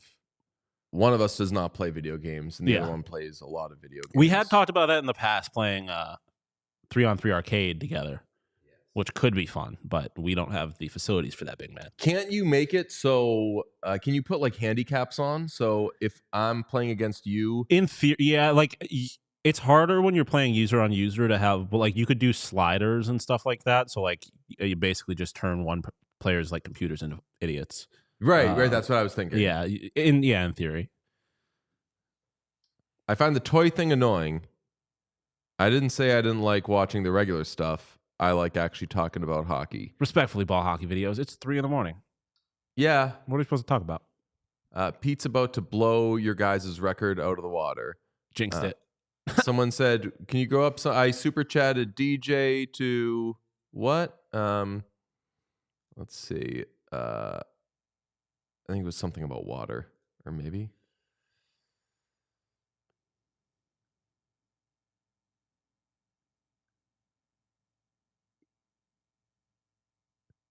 I don't know. DJ, please paint Hockey Bear. Oh, that'd be a good one. Yeah. Puck followers would say best 3 a.m. post bar meal. Ooh, I'm a burrito guy. a late night burrito. A late night burrito, late night tacos would go. How is that crazy? Pete and I did some late night tacos in Columbus, and it was That does good. rock. Late night tacos were like the staple, or not tacos. Late night burritos from Quesos at Kimmel were like the staple. Or Syracuse knowers will know Calio's Calzones. We had a calzone spot on campus, open until like 3 a.m. That was the spot for after the bars. Damn. Calzones. Yeah. But now Calio's is like DP Does or some bullshit. Oh, It sucks DP now. Does? I know that. Sucks now. Not Calio's. Damn. That's for no one other than someone that graduated from Syracuse before 2020. I was always a simple man. I was like, I would drink so I could order pizza. Yeah, drunk food is best. Yeah. At the end of the night, McDonald's after 4 Nations, and it was great. did rock. We weren't Oh, even that drunk was then. so good. We were stone cold sober. Yeah, really tired, quote unquote, bad food is the best. Yeah. Oh, late night Denny's, like late night pancakes, breakfast food, that rocks. Oh yes, no, poutine is the right answer. Favorite experience ever. 19th birthday in Toronto, 4 a.m. diner in Toronto, a beer and Peking duck poutine. Rocked my socks off. Damn. You know, it was the It was best. the second time that night I had poutine because I also had pulled pork poutine that night. In college at the University of New Hampshire, where I attended with James Van Riemsdyk. Yes, best friends. There was a food truck called Kurt's Lunchbox. I wonder if it still exists. And it would just drive to the middle of like this, basically like a field, kind of. Not field, but like behind one of the campuses. What's that? I said lot. Yeah, just like it would go to this lot and all the kids would gather around, and it was a guy with fries, cheese sauce, and a Tootsie Roll. So you get a tray that would be, or a little thing with fries, cheese on top, and then he'd top it with a Tootsie Roll. And wrapped or unwrapped? Wrapped. Okay, good. I was gonna say, I mean, neither is particularly great behavior because you're just throwing something in cheese sauce. Yeah, but like being like, you better enjoy this Tootsie Roll with cheese on it would be insane. Brother, the drunk kids went crazy. Oh, for that I believe shit. that. Absolutely. It's like, I mean, you're drunk and someone is giving you fried food and cheese. Done. Avery, terrible take saying that poutine needs to stay a meat-free dish. Doesn't. What? Adding meat to anything makes it better. I could see being a purist. Like there. regular poutine does rock. I'm not like, I don't need meat, but all they had at that diner at that time was Peking duck poutine, and I was drunk at 4 a.m. I'm going to take it. Giles McInnes, possibly related to Al, says, "Sorry, boys. First time using Super Chat, all caps. Just wanted to fall asleep after the Oilers game. Now Mikko is possibly a Dallas Star. I fucking know, man. Forgot how that kind of affects Oilers fans, too. That affects everybody in the Western Conference. And a great tweet from our friend Tyler Yaremchuk, who noted that the winner of the Pacific could get the Avalanche. So he did new line, all caps, finish second, Yeah, I did see that. Point. So Oilers are doing it right. Gravely, has anybody been here since the beginning of this stream? I didn't mean to ask that in the Discord. Any I was thinking about it lifers? the other day. I was wondering if anyone went full 24 hours last year. Gravely Diggs has been here the entire time. It's been a handful. Clubber's been here for a good portion of it at the very least. Popcorn chicken poutine. Yeah. Pierogi. We got a super chat from Darian again. Shout out. Pierogi poutine slaps. Pierogies in general go crazy. Pierogies rock. After I did my Andy Kaufman-esque Taylor Swift cover concert, there was a pierogi stand that was working that event, and they were like, "Great job. Here's a bunch of pierogi." And I realized after the event was over and they had to get rid of their pierogi, so they were just throwing away their pierogi. That shit hit so hard. One of the many reasons I love being from Buffalo, New York, is we have all the European immigrants, and pierogies were huge. Like, I just love that, like, Boston's very similar, where you can have like a Polish like festival, a German festival, an Italian festival, an Irish festival, and they got great food all the time. And then you got like a real Juneteenth party, and they got great food there. Like, it's so diverse. Sean fucking loves America so much. I really do. Yeah. I really do, which is why it pisses me off when it gets fucked up. Anyways, got a lot of people in the chat saying that they've been here the whole time. Gravely Diggs, Puck Follower, Pace Setter. And I do believe this because we've been seeing chats from all of you. Clubbers, Tokyo Sex Whale, definitely. Robert Barton, Foreign Productions, Richard, Pop Quiz, Moose. Us three, yeah. For the next stream, next year's, I don't know what we would do, and we would need someone to sponsor it, but like there should be something that we can give the people who are there the whole time. Even if it was like a pin. Yeah. Like a thing that was like, we should be a t-shirt where it's like, I watched 24 hours of What Chaos, and all I got was this stupid shirt. Like if you are like Core 24, whatever. Yeah. Crippy, who's saying they've been here since 4. I'm guessing they're not Eastern, but they said, I've been here since 4 p.m. when Stephen A signed. That was that bit of news. Pete broke that. Also, Pete, what are you hearing on Elias Pettersson to the Devils? It's been quiet on that front. Ah. They could be hammering out a deal, though. Oh, so that can, yes, that means They're that working on an extension. they're not talking, they're working. They're working on an extension. They're extending Pettersson further. Yes. Another 8 years. Real ones watched our live show today and then just stared at our YouTube page for the several hours between that live show and this, and have been here since then. Avery said, I should be in bed right now because I got to go on air in New York to talk Oilers soon. I think you're getting dangerously close to just stay up all night. Yeah, just do it, man. Also, Avery, I need you to compliment my outfit. Yeah, he dressed up for you. Yeah, you talked shit last time. Wait, why did What are you going to say now? He said he looked like a NBA 2K creative player. Yeah, because I did. I was wearing like a blank gray hoodie that I got from Walmart one day, and it's like blue sweatpants. I looked dressed like a nondescript man who you're like, that could be athletic. Just like an NPC day. Yeah. I'll be honest, this is not my best. So I'm waiting. I think it's good. Avery. Another super chat. I don't know what this is. Ooh, Cordell says, I watched the old live shows from the playoffs. Those were so much fun. Cal Strong, $30 from, I don't believe this is American dollars, though. I don't know. It's got an A in front of it. A $30.99. Appreciate y'all. Which actors would you cast to portray some of your favorite players? I got Henry Cavill for Crosby and Keanu Reeves for Letang. I think that both of those are good. Let's see. Thank you, Avery.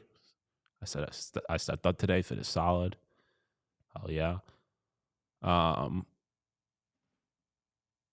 don't know. I mean, Jake Gyllenhaal for Leon Draisaitl. Okay, yeah. Got to learn German though. Yeah. Although Gyllenhaal is pretty German sounding, right? Yeah. I could be wrong. Yeah, but it's America. Chances that he actually knows. Oh, German no, there's pretty no well. way that guy learned German.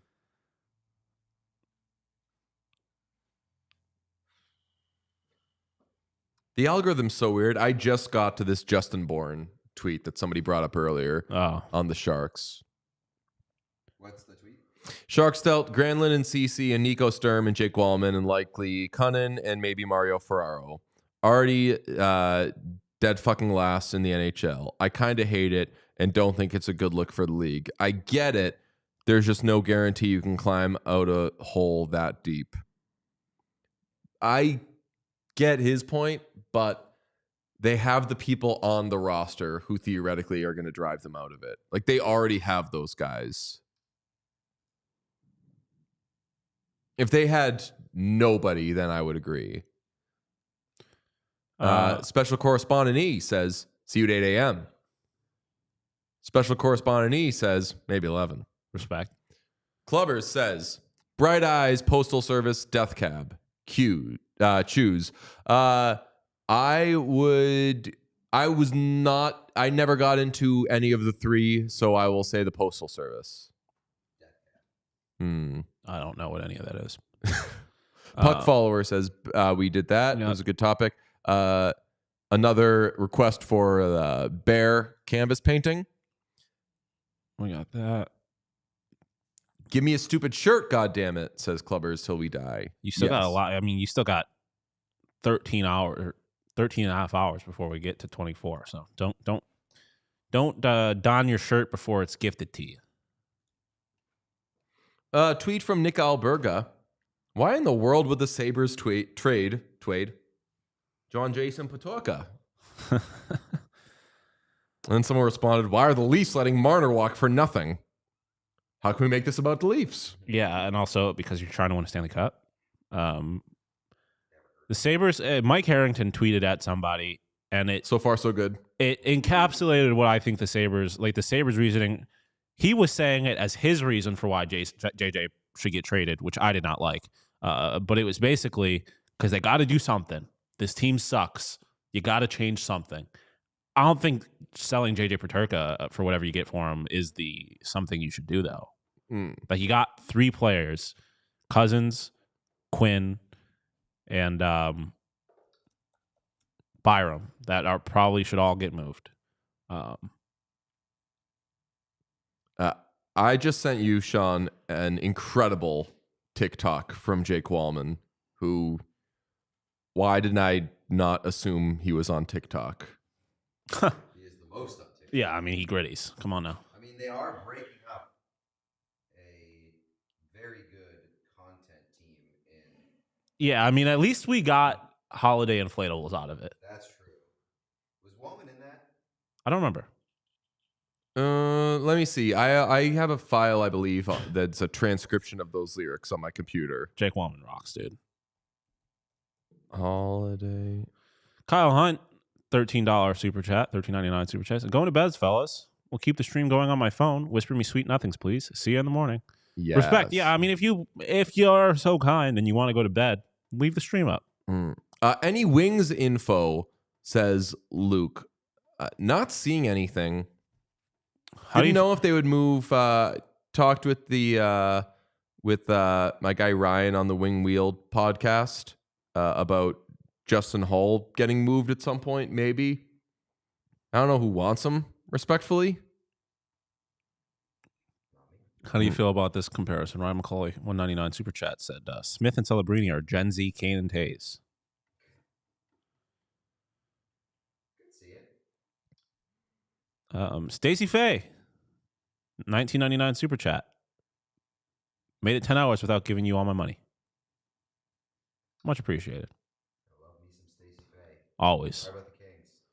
Yeah, we should try and who was this that Kyle said they're going to sleep and they want us to whisper sweet. We should like brainwash them. You know how they say if you like listen to No, we got if we have the power to brainwash them, we got to go bigger than that. I don't know what bigger means, but hopefully they're already subscribed to What Chaos if they're watching this. If you're watching this and you're not subscribed, A, what are you doing? B, subscribe. What Chaos Memes has uploaded a video called to our shared Dropbox. Deej horny. Well, I'm guessing that's when you said It's probably from when you said you were horny. He's so horny.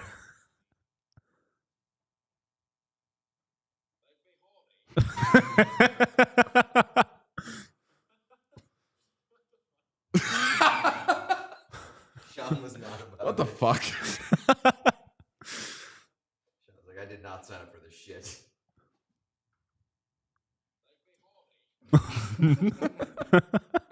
Neil, that sounds just like Austin Powers too. That's what I was like, what the fuck? That sounds just like Austin Powers. I love that clubbers will consistently come in here and be like, talk about the Utah Hockey Club more, and then be like, Pop, this is a Utah Hockey Club podcast. We are a Utah Hockey Club podcast. Yeah. We have more hockey club. We have 4 hockey club jerseys in here, which is, there's some teams we don't even have one of.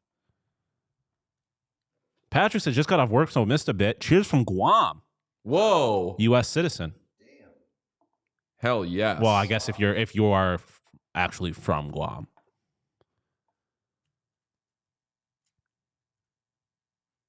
Huh. So Molly said, I left to take a shower, came back, and the first thing I heard was trading Marner to the Leafs for nothing. From the Leafs from nothing. Yeah, I imagine that's a little scary if you're a Leafs fan.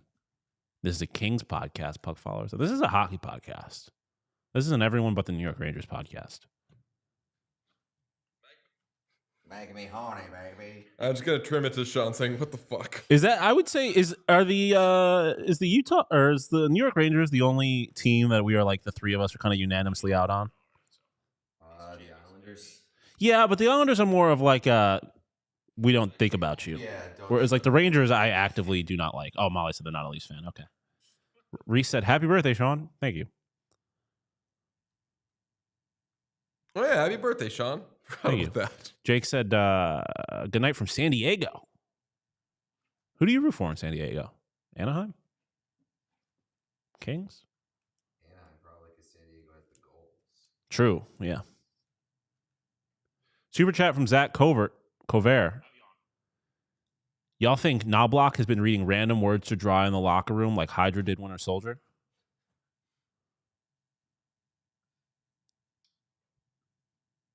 I'll say yeah.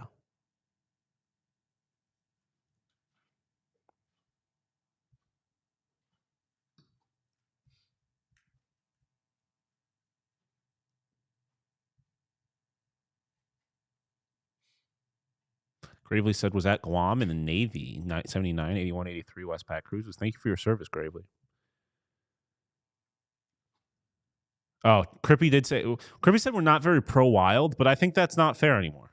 I think we've come around in the wild. No, we kind of like them. Very pro-wild. They traded us Lauko back. And also, the wild thing, I feel like, was always kind of came from like a place of frustration where it's like, you guys should be cool. Yeah. We want to like It legitimately came from a text that was, I feel like every time the Wild are playing a game, even if it's the playoffs, I can't bring myself to be interested in it. Yeah.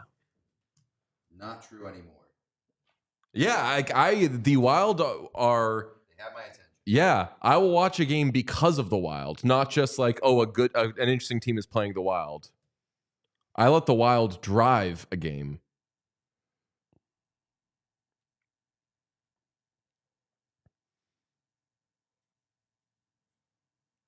Reese said, respect to Sean, one of the few people to say my name right. You can thank Reese Hopkins for that. Hoskins? Can't say his last name right. Hoskins, but I do know his first name. What a fall off for that guy, huh? He was like the biggest first baseman in baseball for a year, and then he got hurt.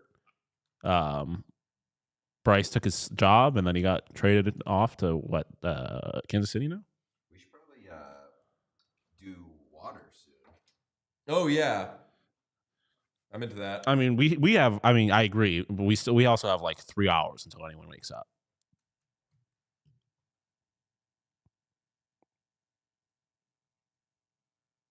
No, Reese is a brewer. That's right.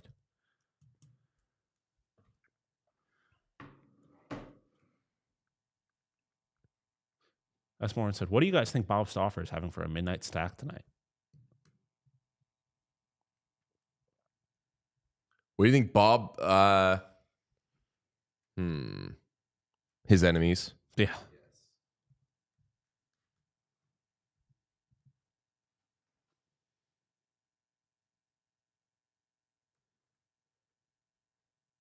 I hope I watch more baseball this year. Kind of fell out of it last year because it was really hard to get into it at the beginning of the season. I hope I'm not telling this tale out of school. Bob has told it enough. I think that he's told it in a public place. He was he and Frank Saravalli went out for I think like a nightcap after dinner or something, and somebody there, the waiter or whatever, asked if they were brothers, and Frank was like, "Damn, Bob's a lot older than me."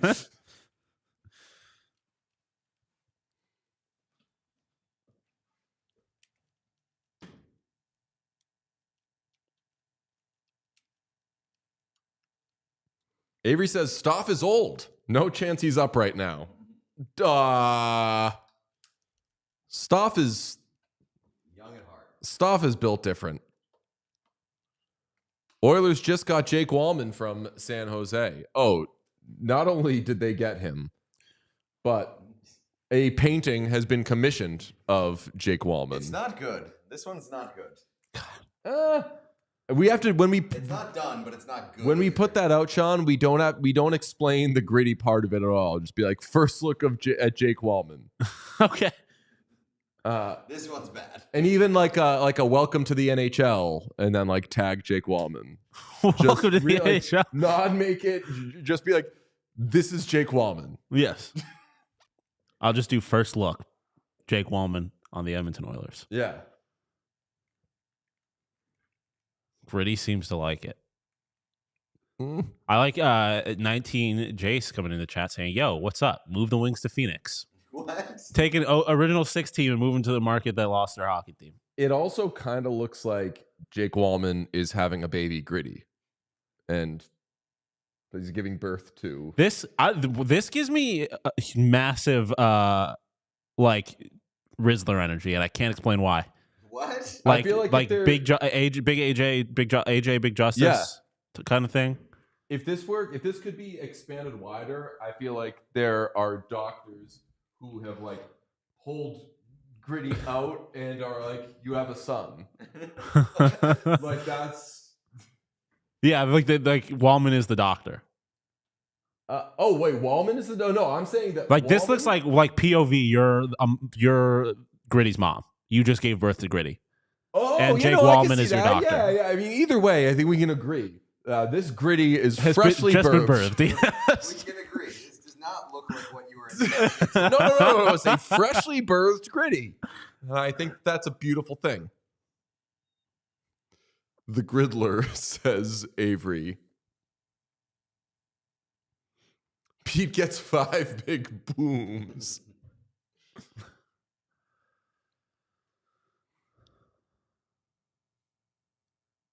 From QF Pro, working the graveyard shift, so I'll be listening for at least 6 more hours here. So here's a round of coffees on me. Woo! Oilers are done trading, right? I think so. Man, things would be very interesting if the Sharks could retain. And that would leave them with like still $3 million or something to play with. Could fit Rantanen if someone retains him just once more. Walman gives the Gridussi 5 big booms. 5 big booms. Dangerous way they see Gritty twerking on Walman, and to me, like a new POV, you are Gritty's friend at the club when like a guy comes up behind him and you're giving your friend the look, being like, "Do I need to move away?" Yeah. Oh, like you're not. You still have a fake smile on. You're like, "Am I good here? Is a guy a creep? Should I move away?" And yeah. the friend giving a thumbs up. You can throw it back on Jake Walman. Yeah. Like, is that so? Just to clarify, is this an interpretation of something I had suggested earlier? Yes. Oh, okay. So I'm like, now it does look like it does look like he's. But this suggests Jake Walman keeps his jersey on during sex. Jake Walman has a very Lego-esque expression in this one, and I kind of like it. Like you put like the laugh lines into. I feel like a photorealistic. Not that that me trying harder would result in photorealism, but I feel like a photorealistic depiction of Jake Walman giving it to Gritty from the back would be just somehow more inappropriate. But so remember when I said, "Hey, that wasn't my first thought." Yes. My first thought was like hitting it from the back. That's my interpretation too. Okay, great minds. John and I both agreed that there's birthing vibes, and Pete and I both agree that is how these two would get it done. Oh, super chat from Stinky. $5. Been lurking in and out between classes and work, heading to bed as the proud owner of an Evan Bouchard 75 jersey. It's been a big day. Wow. Evan Bouchard. Crippy said he needs the jersey. Something tells me Gritty is giving friction burns. Damn. That's right. So I was going to say, Evan Bouchard 75 that's the, like when they were all Navy all the time. Like their white jersey, like their main blue color was Navy. So their white jersey had Navy shoulders. In those jerseys, bad. This also could be like Gritty being a short girl with her very tall boyfriend posting on Instagram. Like this is yeah, like maybe like a selfie. I mean, if you could angle the arms down, like maybe Gritty or Walman is holding his Gritty like that. Like, yeah, exactly. But he's not. So we are to use your imagination. What the rest of the picture is. I just didn't properly plan this as well as some of my other ones. I like that Pete is the only person who has painted. Reese said, Walman scouting report says he has a booming back shot. Jesus Christ. Yeah, this is like that pick of Simone Biles and Shaq. Yes. This is when what's her name? Sam from iCarly dated Oh, right. who'd she date? Detroit Pistons. UConn? No. It wasn't Amari, wasn't it? No. Oh no. It was fuck. Is it Oh, Andre my God. Drummond? Yes. Yeah.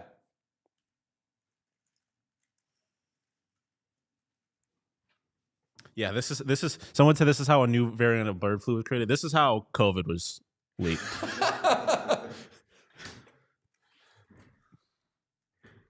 Super chat from Stinky. No, it's one of the gross orange ones. An orange 75 Bouchard is an insane jersey, but you have to respect it because at that time you didn't know that there were going to be better jerseys one day.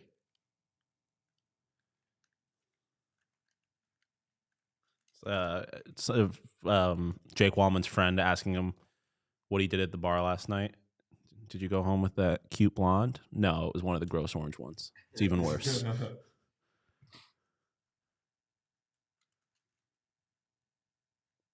This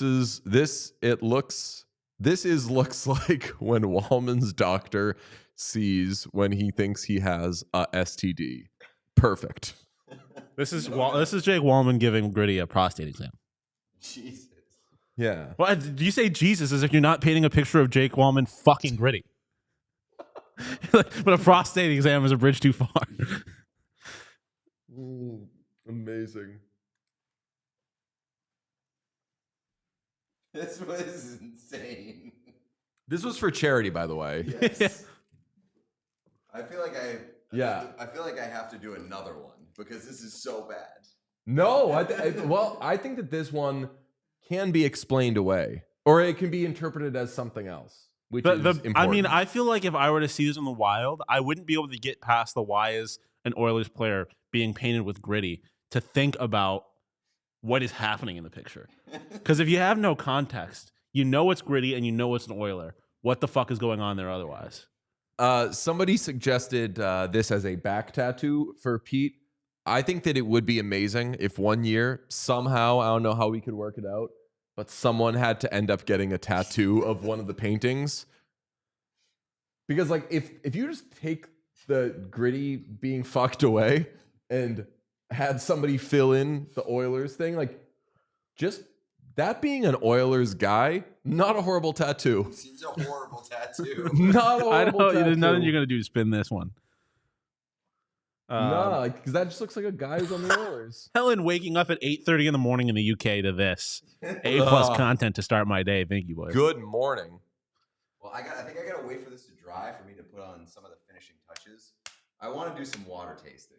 Oh yes, I can begin Procuring. Yeah. So we would do it this way, and Bro, that's Orange Grimace. I don't know, how do people build these? So I think you would take the flaps off, Yeah. and then you would just poke holes in the top, basically, for how many water bottles you have. Then you would face the open side towards the camera, and you would stand behind it. And I'd cut this out, You would cut like whole. No, you would like. Oh boy. or you're saying do this? Yeah. And then you cut holes in the side, like the top. Okay. And then Yeah. All right. So yeah, you basically just cut the flaps off. You should have box cutter. Maybe in the thing.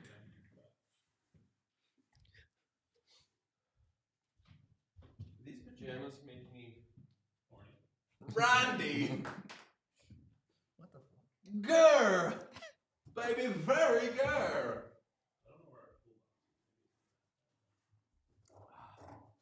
So we're doing cutting off all the flaps? Yeah. Yeah. Maybe if you want to leave a top one.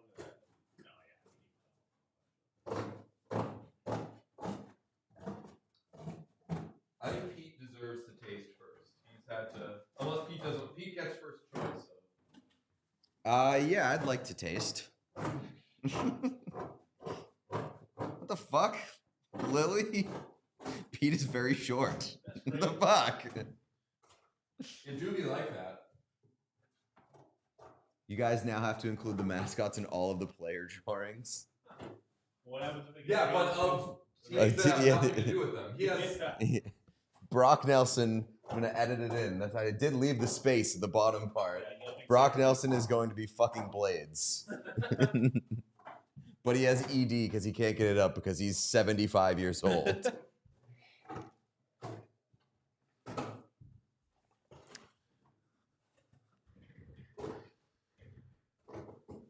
Water tasting is going to be electric. We also have Dino Hour coming up at some point. Rar Hour.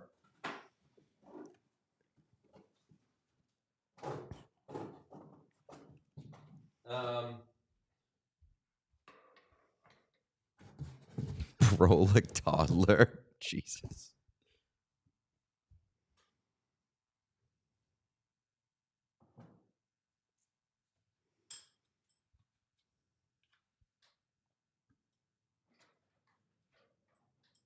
Excuse me? A little windy outside? Working? Yeah, looking a little windy outside. So how many bottles do we have? We have Mountain Valley, Dasani, 5. Poland Spring. We have 5? Right? Oh, and maybe 6. You got Smart Water there too? Smart Water. So Fiji, 1, 2, 3, 4, 5. It's 5. Or no, 1, 2, 3, 4. Yeah, I think 5.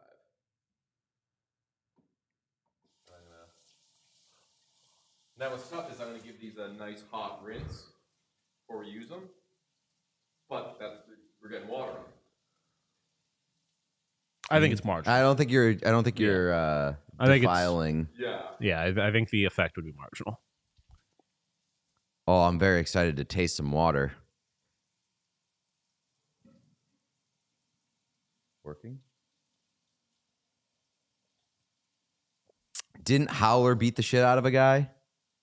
I know that Tommy Hawk beat the shit out of a guy. Oh, yeah. Tommy Hawk beat the shit out of a guy, and it was hilarious. You? It was not me. Tommy Hawk did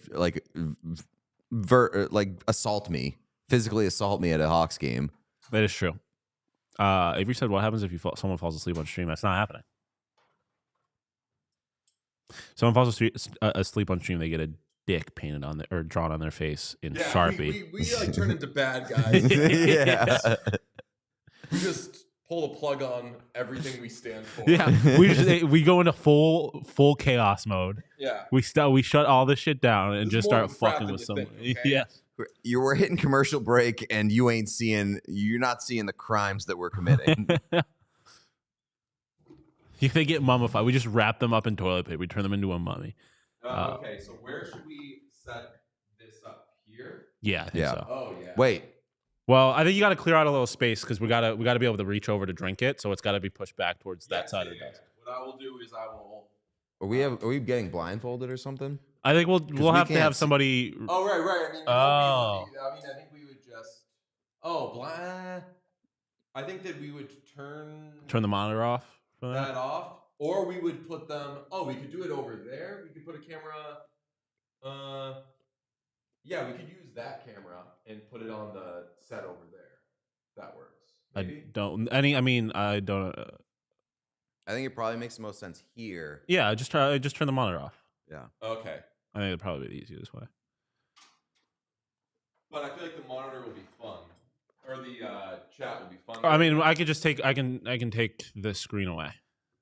Yeah, and I'll stand over by you when you're doing stuff with it. All right, those are the straws, and If you need me to fuck off for a little bit while you arrange, I can also do that.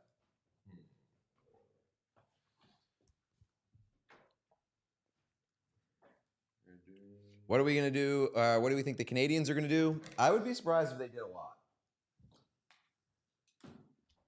They don't really have too many pieces to move, I feel like.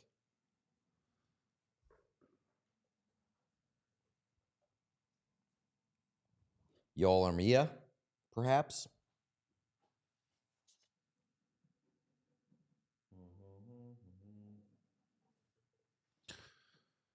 Clubber said, like Spike, dummies, like and subscribe. I agree. Do that. Someone said snap into a Slim Jim. I No did free just- ads. It's a meat stick.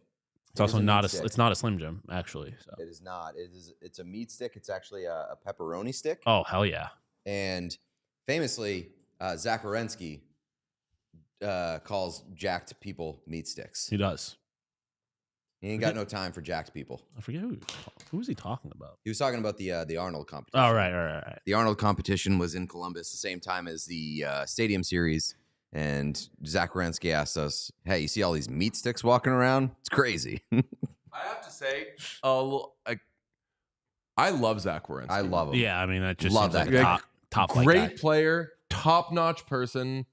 Would go to war for that guy. Yeah. He sent a nice little note after our last little Columbus trip. And so I was like, yo, that shit was so fun. You guys should feel amazing about what's going on. Yeah. And he was like, very cool that you guys are rocking with us. Hell yeah. Like, he didn't have a choice. though. Like, we're rocking with that. I'm sure you've seen it. Chris Peters tweeted it. Yeah.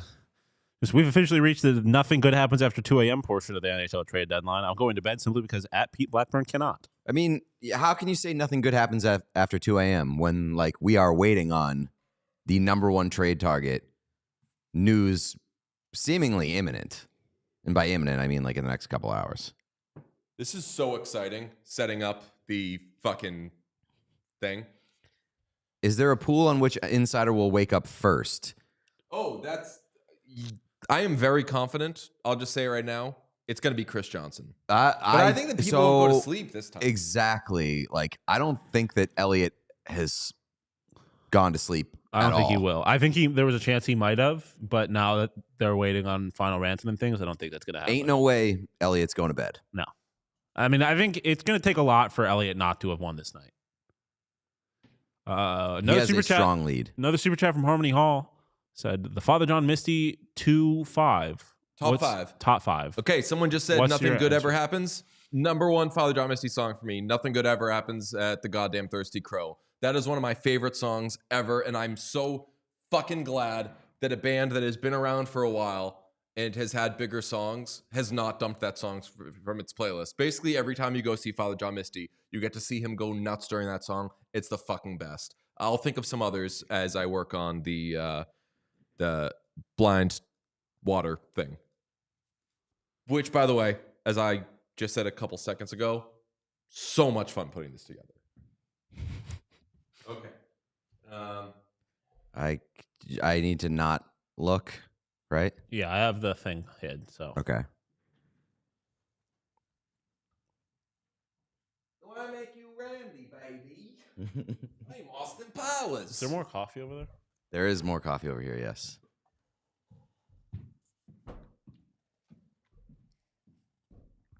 We are at one coffee pot for the analytics, which is kind of crazy. Although DJ has been doing solo cups. I'm on my second cup of coffee. I want to jump in on that because I want to do like team water with the boys or team coffee. Well, this is my second cup and my second cup of coffee and in addition to my large iced coffee that I brought in.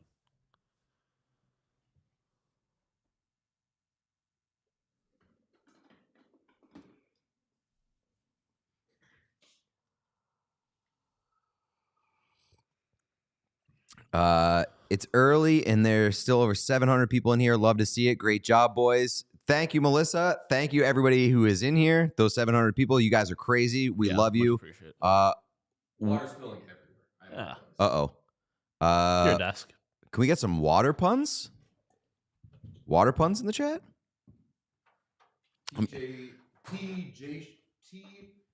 H2O. Yeah.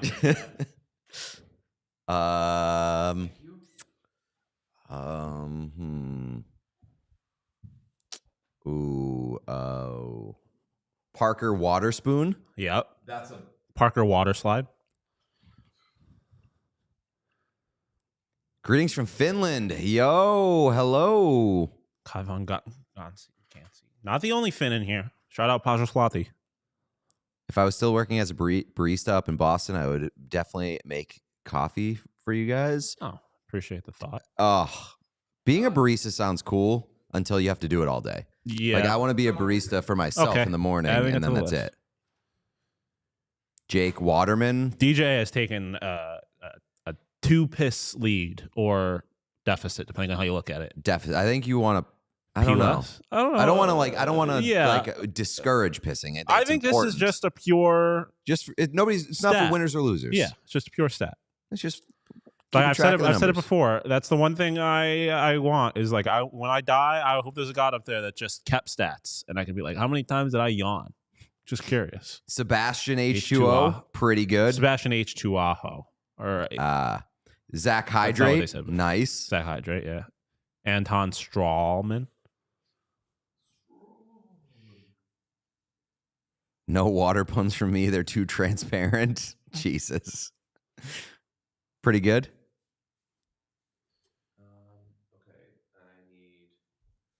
Working as a barista was actually super fun, especially when I got to make latte art all day. Okay. H2OV, nice.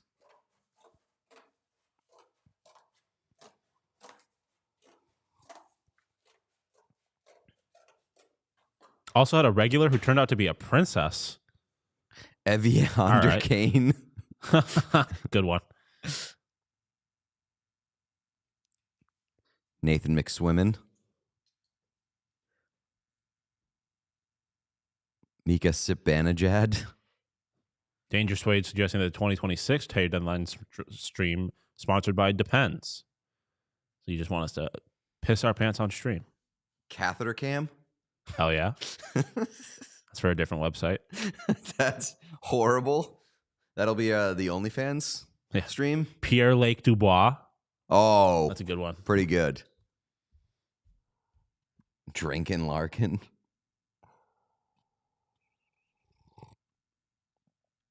What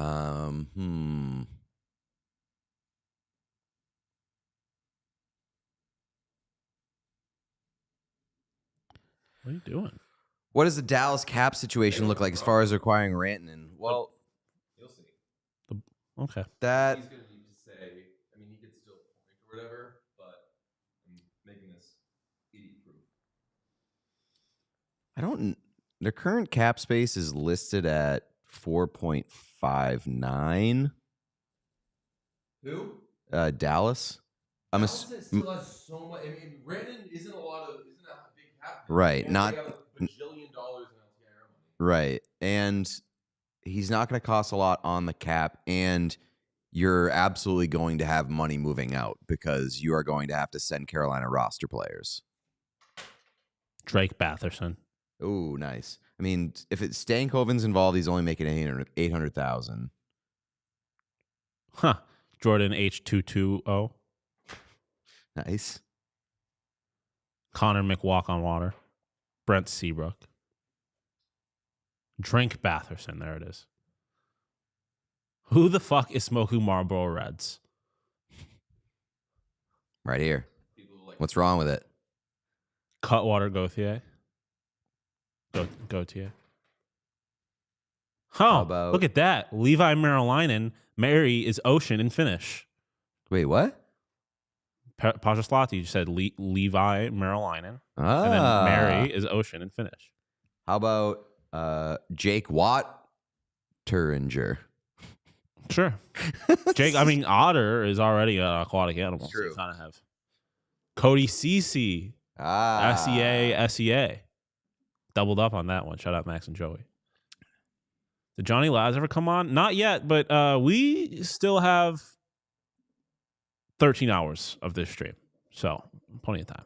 I am so proud of how this taste test apparatus. Oh, Sean, by the way, in an hour, yes, we have to reset. So in an hour, don't panic. Got an hour. We are going to have to end this stream and start a new one so that it can live on YouTube because YouTube's cap for videos that can remain are 12 hours. So just a warning. Connor McWavid. Frank Ocean.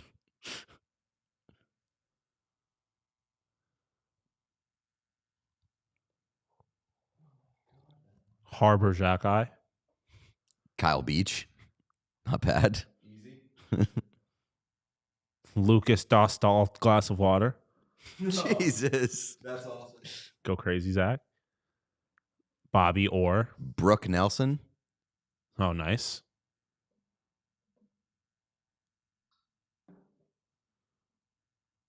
It is Bop the Hour.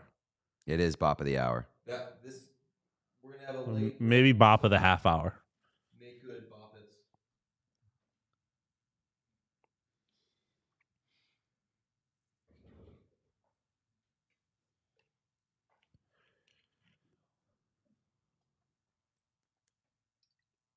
Why are you saying oh no?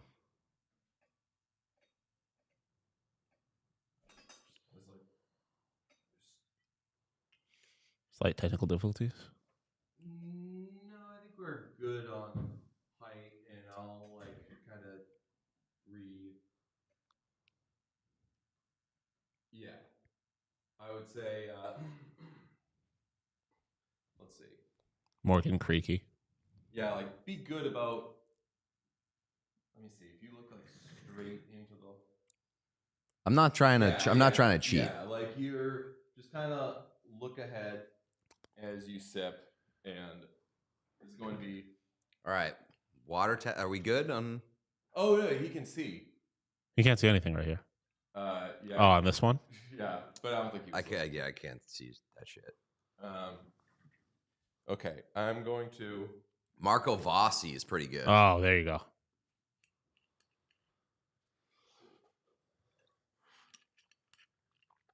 Oh, Patrick Rain. I got with What is it? Patrick Rain. Ah, Stuart Swimmer. Jeff Swimmer. David Schwimmer. Okay, is Pete ready Creek, not Crick. for the first? Water test. Yes. All right. So you're given a rating and guessing.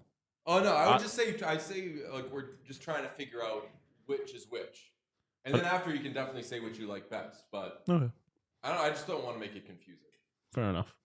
I'm trying to cleanse my palate. Or you can say, I mean, but if you want to be like, this is the best, and I Yeah. think it's whatever, Valid, then valid. definitely. Starting from, okay, I guess that is your left. Yeah, he went with 5 first. Not very good. Interesting. Okay. All right, I'm gonna take notes on this. So 5, he said not very good. I'm just doing a run through to see if there's Any standouts? I mean, you have been drinking one particular water all day, so I feel like you should have a little bit of a get there, but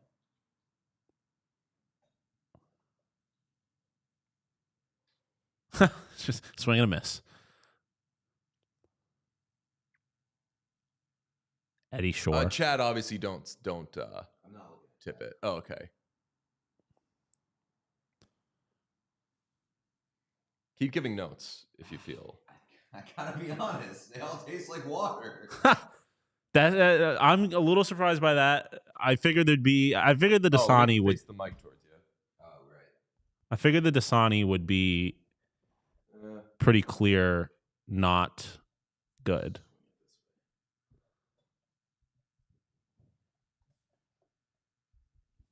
Okay, so you say All right. 5 not very good, and they all taste like water. Ah, fuck. So nothing sticks out really. Okay. I retract 5 not being very good.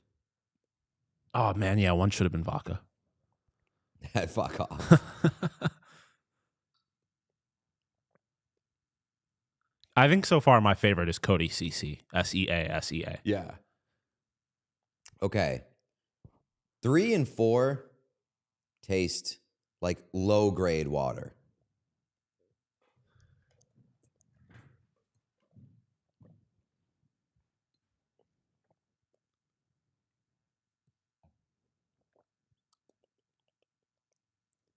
I think 4 is the Dasani. So you're saying 4 is Dasani, So there's Poland Spring, Dasani. Is Aquafina in the mix? No. Fiji water. Yep. There's the mountain water. Yep. And what's the fifth one? Smart water. Poland Spring. So you said what is Dasani? Okay, I think 2 is mountain water. Okay. And you said which one did you say is Dasani? I think 4 is Dasani. I think 5 might be Poland Spring. No, I think 5 is smart water.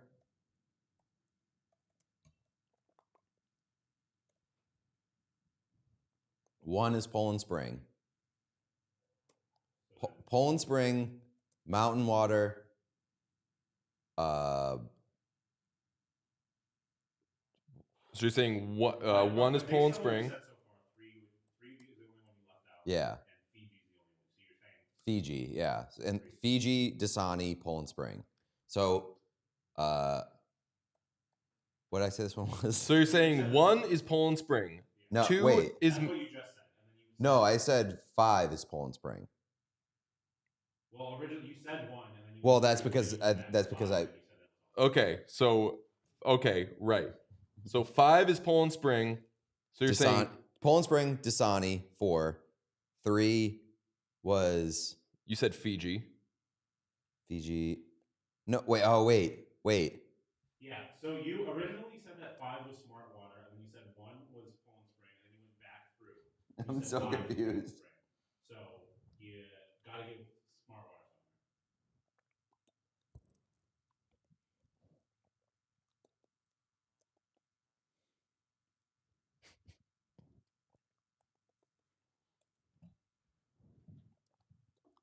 Okay. I'm gonna say.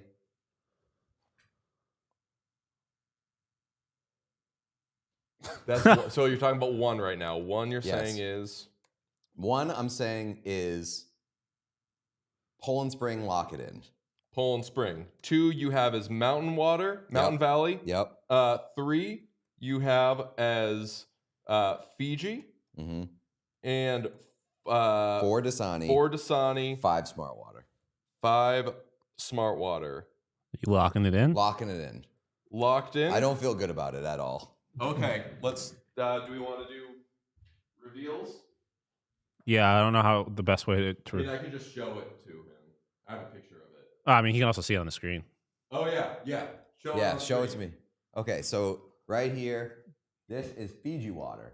Over 1. Okay, number 2, I got right. That is the mountain water. 3 is, what is that? 3 is Poland Is that Spring. Poland Spring? That's Poland Spring.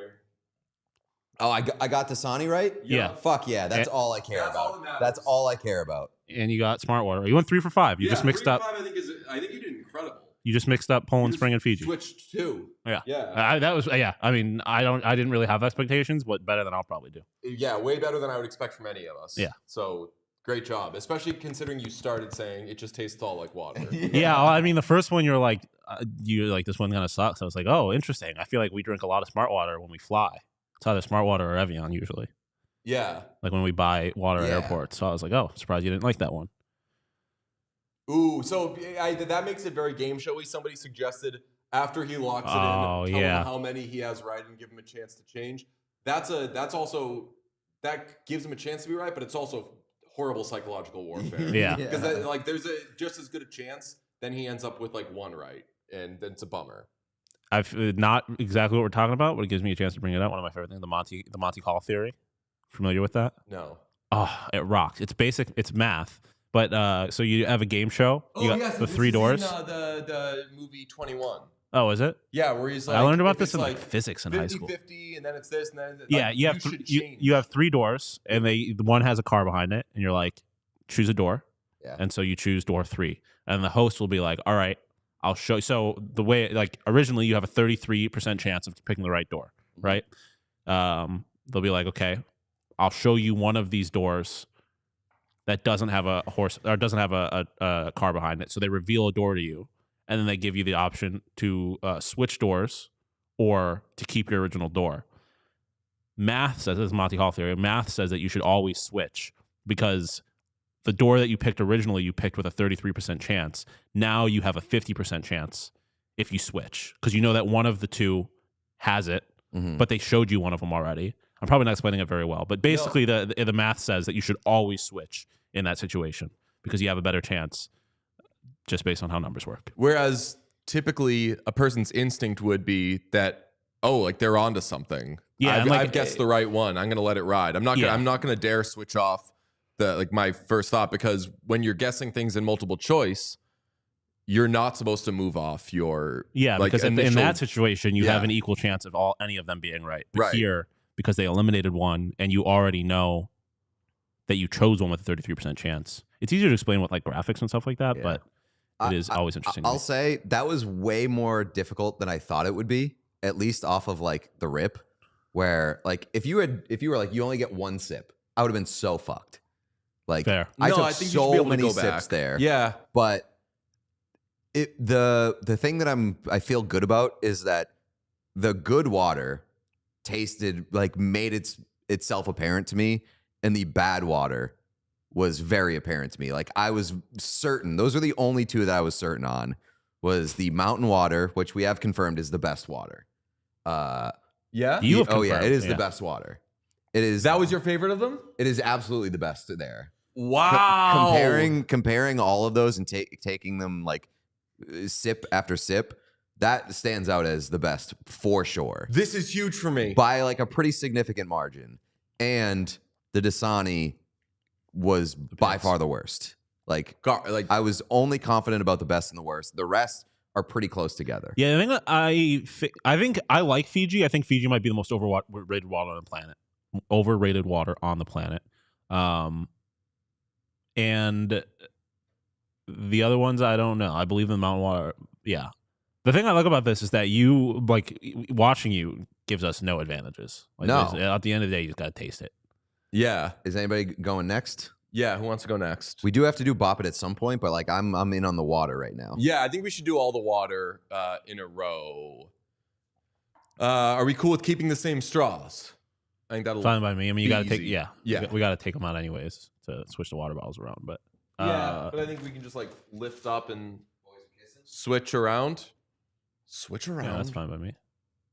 Switch around in here. Who wants to go next?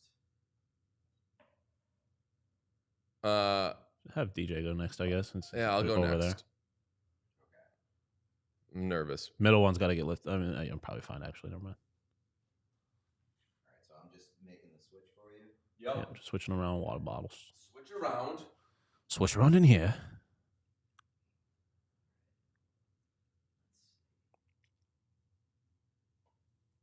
That's like the biggest smart water you could find, huh, brother? Someone said, That thing is huge. I wanted a slightly smaller smart water. someone Honestly, said I'm Cody surprised, Fiji. I'm also surprised that I did not drink more out of these. I felt like I was taking so many sips. But they were sips though. If you were like sucking. Clubber says water tastes like water. That's just not true, brother. Water definitely tastes like, especially if you're throwing tap. We should have thrown tap water into the mix. I thought about that. Just doing Yeah, I didn't think about that, but some tap water I feel like is pretty distinct, especially depending on where you're from. Stevie Geiserman. heat up this. Zap it. You can also do the classic diner warm up. Warm it up. Yeah, Yeah. splash some new coffee in there. Mixing. Oh, mixing coffee types. Yeah. Yeah, fair enough. Apparently, I'm spoiled as my tap water is better than any bottled water. You also live in a real country. Pajoslahti lives in Finland. Oh yeah, like you live in like the water place. But fun fact, my friend who is actually an engineer always like to tell me Syracuse is some of the best drinking water in the country. Wouldn't think that if you've ever been to Syracuse. Should I be doing coffee before I do this water test? He was. I was, but then I made sure to drink water before. All right. I'm keeping my coffee out of this. I'm adding one to the list and going to the bathroom. I have caught up to Pete. We're both at 4 bathroom trips apiece. How many have I done? 6. Oh, I was gonna say I better have the most. Yeah, no, we're in the bathroom. Sick.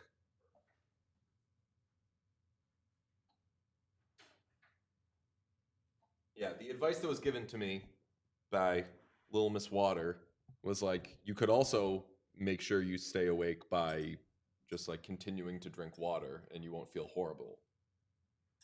Well, I was like, hey, there might be Fresca. Yeah, Pete, I think that you have a future in this. I don't think so. I don't think there's a future in this. I don't think there's money in it.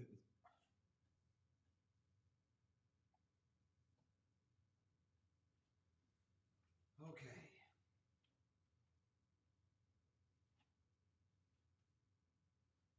I have arranged the water, but wait till Sean gets back. Yes. I'm so nervous. I'm so afraid of. I think that you're gonna be okay. Like, to me, the Dasani was bad.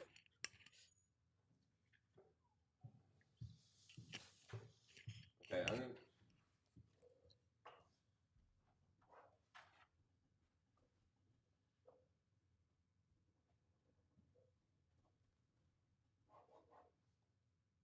I'm writing down water notes.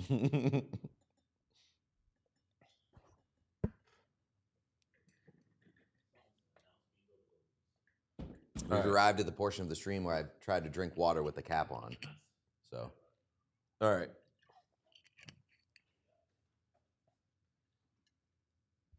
I'm excited. I'm so nervous.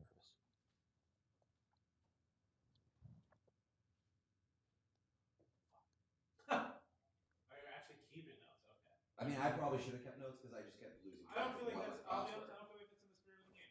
No, it's Oh definitely. no, it's just so I'm not. I don't have a problem Because with it. we got disoriented. Eric, I had a hard time keeping track, and I was saying things that people in the chat were like, "No, Pete didn't say that." You also got you got to figure your work for class though. That's why not loud. We're thinking. Early thoughts, just through 2. Oh no, I'm so afraid. Okay, wait. This.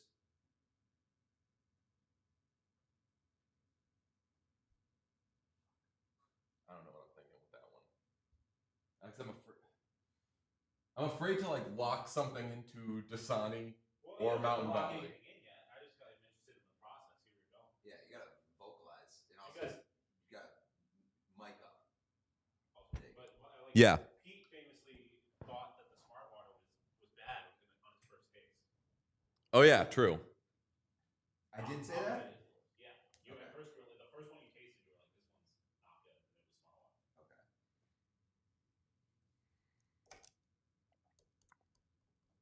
I do think that smart water is extremely overrated. Oh, Yeah. I feel the same about Pete.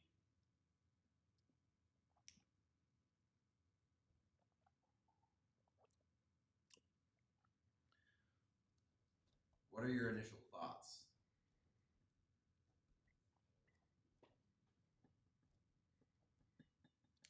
Initial thoughts through one run is that 1 could be Fiji, that 4 could be Dasani, and that 5 could be either Poland Spring or Mountain Valley. So nothing. Does anything stick out to you as being like particularly bad? That's the thing. I thought that on the first sip of 2, oh, that's got to be Dasani. And then I took more of it and I was like, does it? And I'm in my head, so I'm just trying to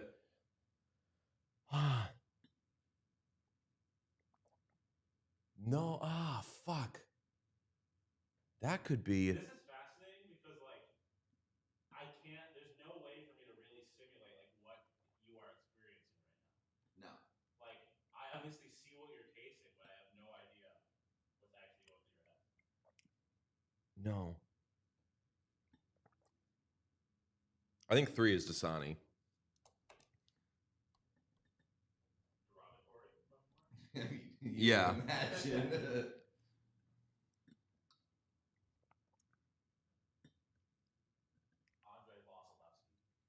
I think 2 could be Mountain Valley.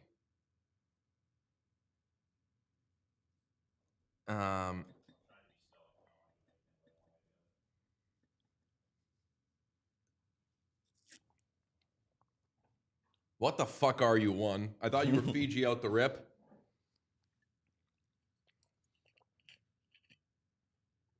Did you ever go for like gulps? Because in my No. frustration with someone, I'm like, what are you? No, I just did. I don't know why. I did like furious small sips because I felt like it would be against the spirit of the game for me to like really suck it one. down. Okay. Yeah.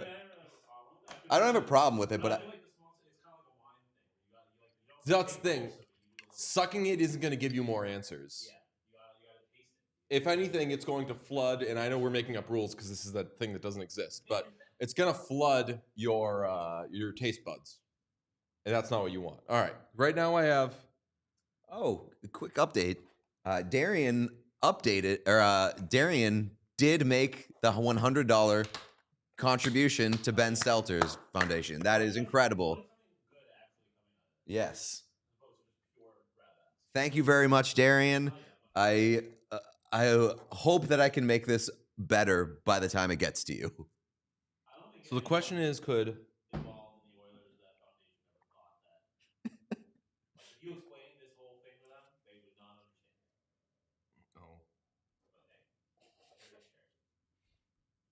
All right, what are your current updates? all right? It's just.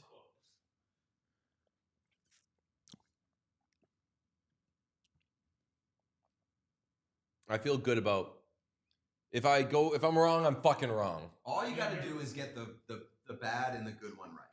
Yeah, I feel like that's the most primary. I'm so afraid. One of these two is Dasani. And right now, I lean it being this, and I lean this being Smart Water. Yeah, I think that is Smart Water. So I'm going to lock it in. All right. Fiji. Mountain Valley. Dasani. Smart Water. Poland Spring. You got 3 out of 5, and you just need to swap Fiji and Smart Water, and then you would have been perfect. But I got. Yes. Yes. I got the important ones. Yes. I got fucking Mountain Valley, and I got. Oh, buddy, it feels so good when you're done with it. Yeah. Worst high five. Redo it. Yeah, there we go. I initially. Yes. No. He took a sip of the Mountain Valley and it said, "I think this might be Dasani." Yeah. And I was like, "Come on!" Come on! That would be the funniest possible outcome. Ooh. Yeah, I would have like. I'm not gonna say it, but like I would have done it. 3 out of 5. So 3 out of 5. And those two that you mixed up are very, very excusable. Like so close tiers. Fiji right, Mountain Valley right. No, Fiji got wrong. Fiji and Smart Water I got wrong. The two overrated. The two middle class that are masquerading as upper class. And which were the two that you switched? Yeah. That you flipped? What did I screw up? Poland Spring and Fiji, I think, right? I was a little bummed that I got Poland. I was a little bummed that I got Poland Spring wrong. I'm going to when this is all said and done, I'm for sure gonna like cut this into a reel or something. Mine is a mess. Yeah. I don't remember anything that I just said 3 seconds ago. Fiji is a swing state. Yep, let's get it ready for Sean. Pete, by the way, you did indeed switch Fiji and Poland Spring. Okay. Isn't it fun, like, picking the order, though? It's a fun little game.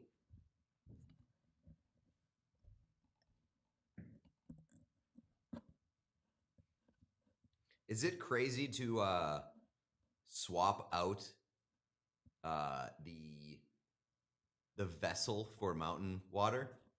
Because it is a glass bottle. I know. So you can. I didn't think like, oh, it's definitely this one. But whenever I knew that it was like on this side because there was like clanging. Yeah.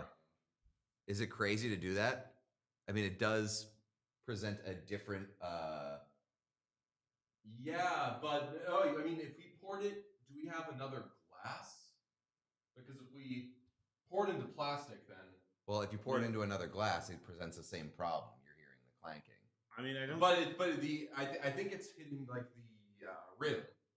Yeah. Like the You top could will be put it wider. you could put it in a mug if you're that concerned about it. Oh! I feel like putting it Mug in would plastic would not change it all that much that quickly. I don't know. There's not enough There's space. not for enough it. space for that. But yeah, I mean, we got. That's fine. We'll just keep it We the could put same. it in I was gonna the, say it also seems a little the unfair that you're gonna, Yeah, you're gonna right. change it once you show up. Once I show up. But.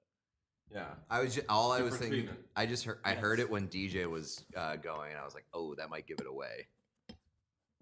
But I also was unsure when I was going, so. Oh, I'm so relieved.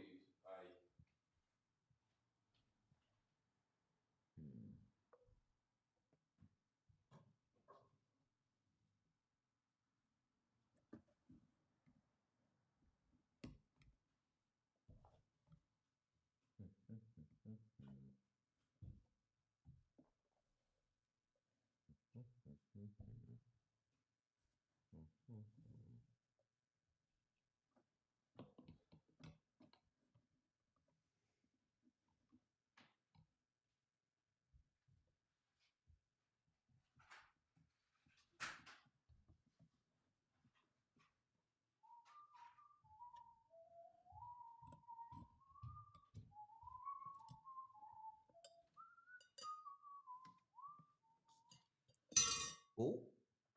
Did you lose a straw? It just went full down.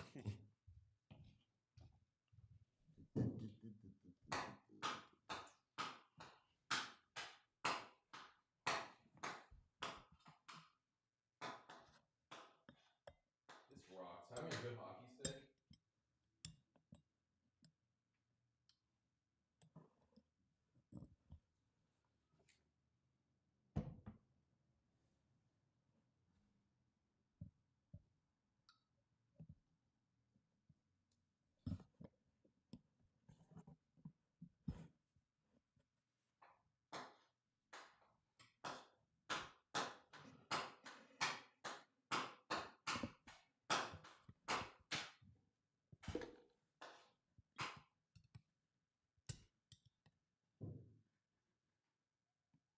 They started production on season 5 of Shorzy this week.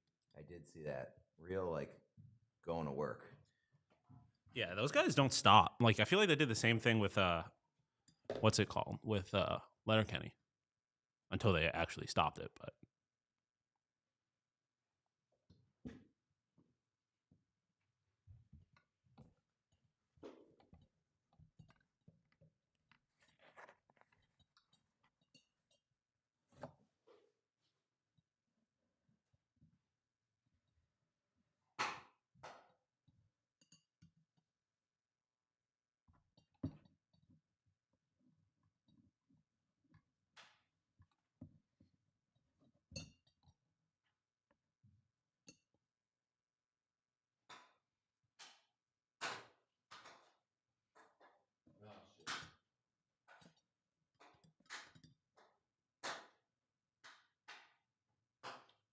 Okay. All right, we are aligned. all right. Go time? Yep. Yes. All right.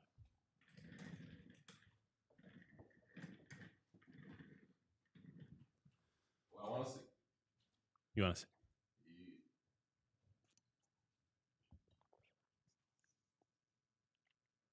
Okay.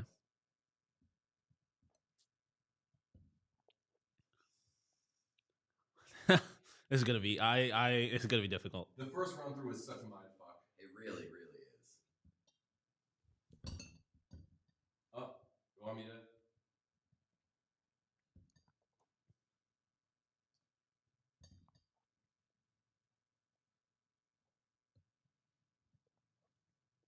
The good news is every sip somehow makes the mountain. Yeah, I got nothing from that one. I will say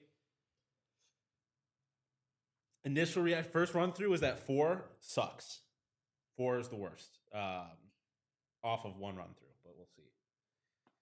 I'll tell you right now, I have no clue, like in the slightest.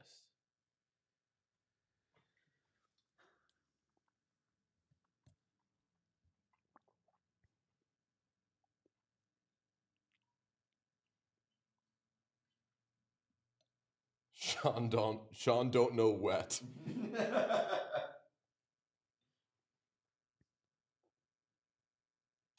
Thank you, Brett, who is off to bed. Appreciate you. Everybody who's in the chat, we're going to get back to talking hockey real soon, we promise. Make sure you're subscribed.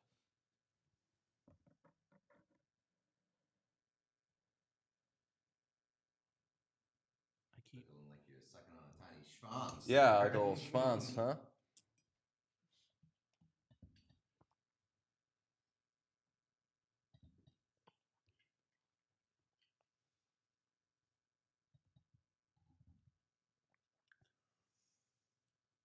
Ryan Ben Harris says, just waking up to the news. How excited are we for movie night series with Jakob Lauko in Boston? Amazing. That's the news. Oh, Just so waking up to the news. I'm learning that people in the chat, some at least, find this boring, such as the person who says, this shit real boring. I mean, it's just literally water and not talking, so I understand. I mean, I get it, but it's riveting for me. Yeah. All right. I know Clubbers is here praying on my downfall. I think I'm going to grant you your wish. I'm going 1 Smart Water, 3 is Mountain, 4 is Dasani, and I'm just taking a stab. I'll go Fiji and Poland Springs. Sean, say again. I'm going to write these down. 1 Smart Water. Smart Water, Poland Springs, Mountain, Dasani, Fiji. I think is Yeah, are you going to lock that in? I'm locking it in. I have no fucking clue. You are 1 for 5. What did I get right? The Mountain Valley. Okay. The Mountain Valley you got right. What's 4? 4 you said was Dasani.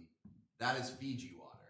Fiji sucks. But like I could tell as he was drinking, he was like, "This is bad." I was like, "That's the Fiji one you're saying you don't like." I did say Fiji overrated. Wow. Fiji water is pretty bad. Yeah, Fiji sucks. That's my big camera. Oh no. It's okay. We're back in 1 second. You can hear us, and it is fixed just like that. Look at that. Amazing. How quick does he move? Very quick. He's so smooth the way he hits it. That's right. Yeah.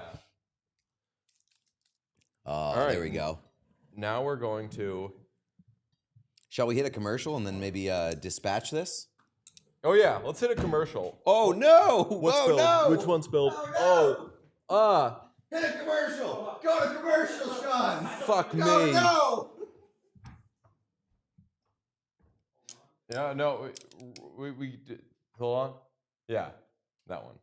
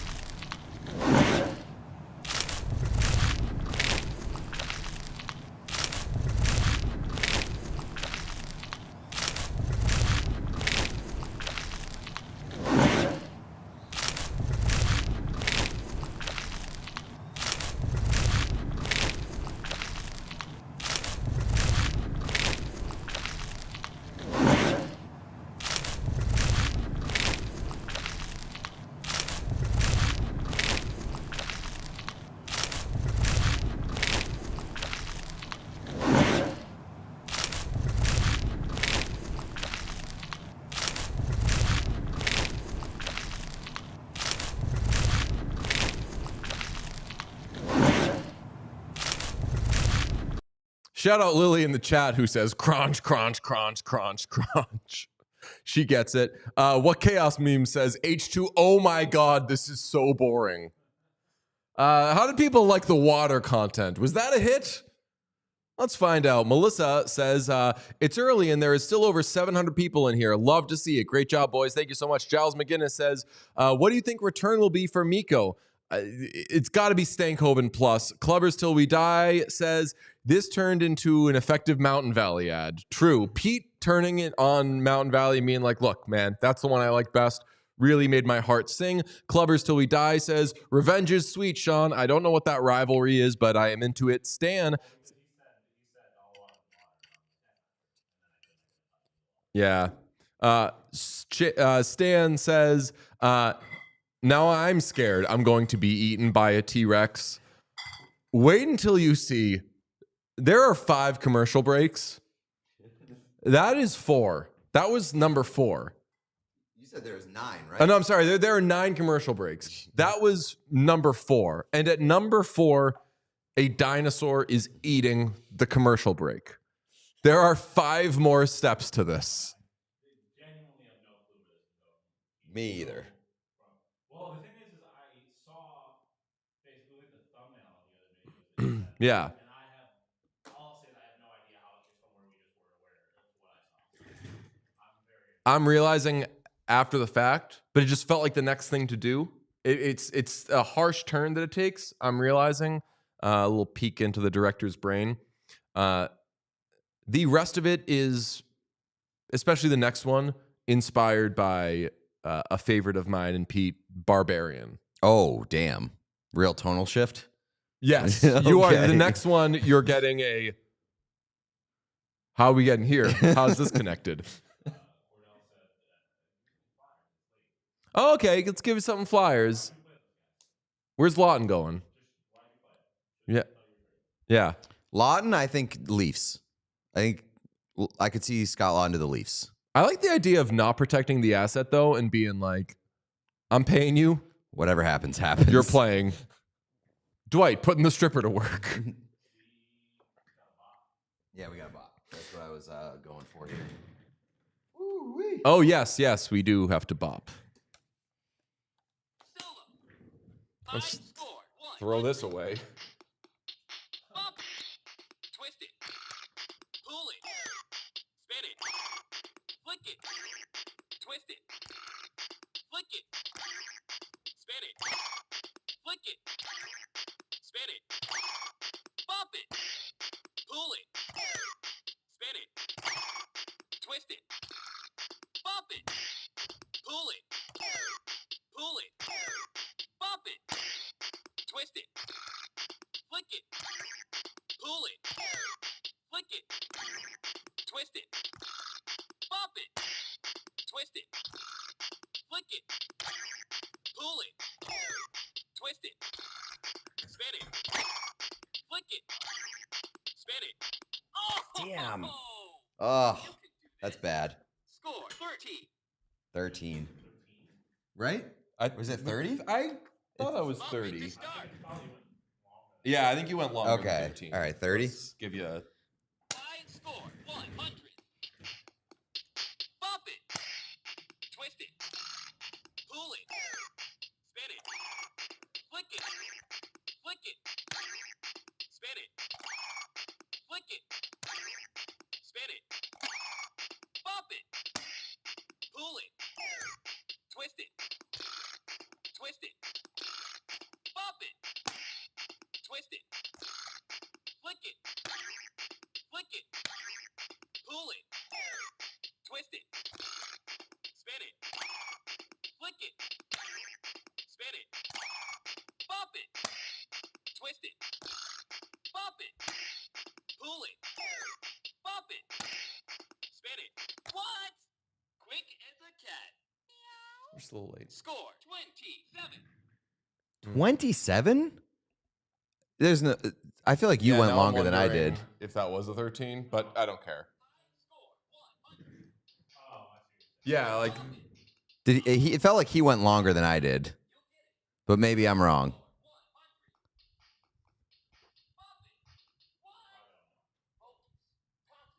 in-season tournament bop happen yet. No, I think we're sticking to this one. We're fine. I think we're adjusting to Bop It Yes, Extreme. yeah, we're through the growing pains. What does the Stars cap situation look like as far as acquiring Rantanen? Does the third team need to retain? No, Rantanen is already twice retained. Yeah. So, or actually, no, is he twice retained or once retained? He's twice retained because did the Avalanche? No, the Chicago Blackhawks did. No, but I'm saying then he'd be once retained if the Avalanche retained. That's a good question. I don't remember if the Avalanche retained. Yeah. I feel like they might didn't. not have. Yeah. High score 100. Bop it. Twist it. Pull it. Spin it. Flick it. Spin it. Bop it. Twist it. Flick it. Pull it. Oh. Keep trying. You'll get it. I just missed it. 9? 9. Damn. I literally grabbed it and my hand slipped off it without actually pulling it. Oh. So can Dallas extend him? Dallas will not make that trade if they are not extending him. That's why it hasn't been announced, and that's why they haven't reached a deal yet, is because they are currently, I assume, actively negotiating that extension. Yeah, and asks Clubbers, does Dallas have the space to extend him? Yeah. Well, they've got Jamie Benn coming off the books. It does depend on the number. But Jamie Benn and Dad is $12 million right there. Mm-hmm. So, yeah. Jamie Benn fucked up. Jamie Benn and Soucy is $13 million. Yeah, wow. So they definitely have the money. But they also, and right now they have so much LTIR. They have a $12.29 million LTIR pool, and they have normally $4.5 million in cap space. So they already had cap space. But Sagan is going to come off LTIR, and they're going to have to give Wyatt Johnson a new deal, which is obviously it's not going to be massive, but you have to account for that. Yeah, fair. Maverick Bork is also probably going to get a bridge deal. Yeah, they'll have to account for guys, but yeah, Ben comes off the books. Sagan comes off when? Sagan's got 6 more years or something like that. His deal is tough. Where is Sagan?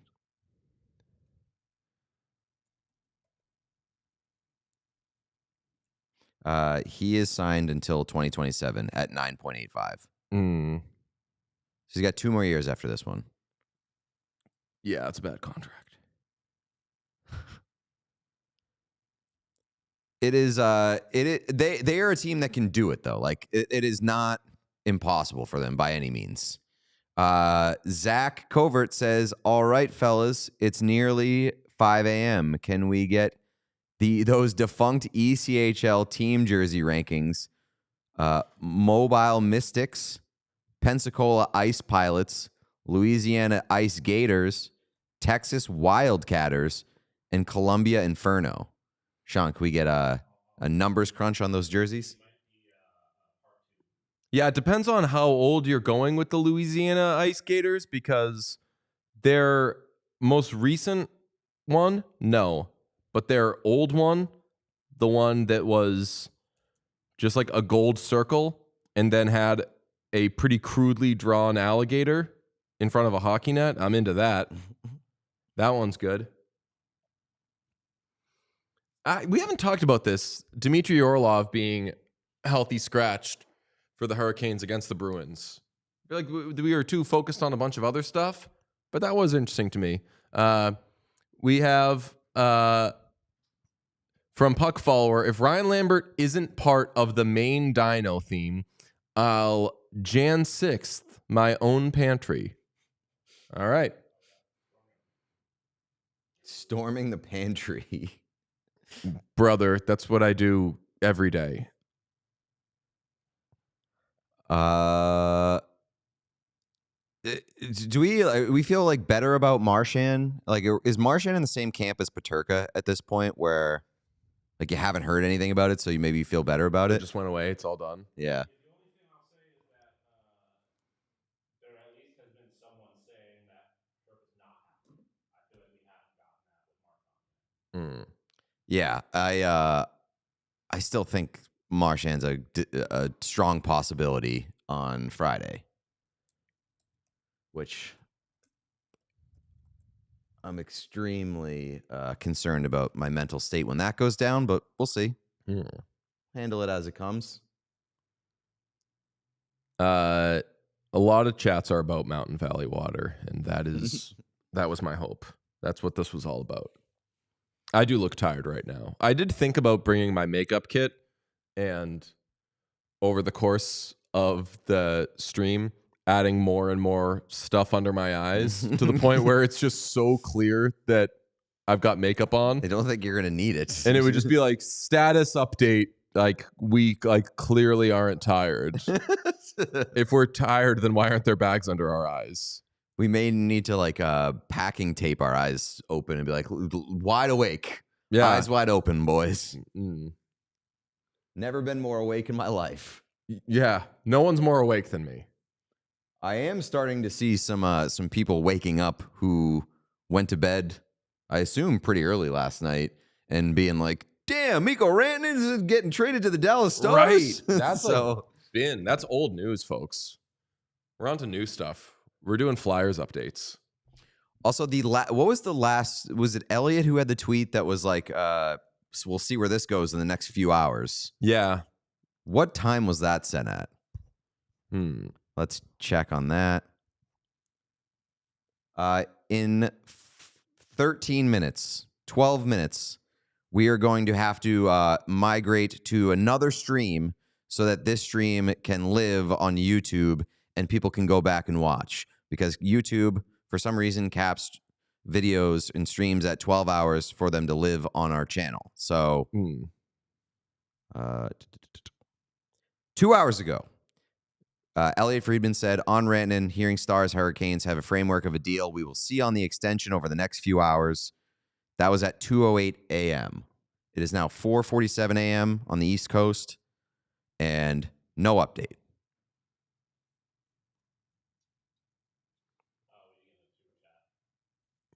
From how many NHL teams have an animal mascot?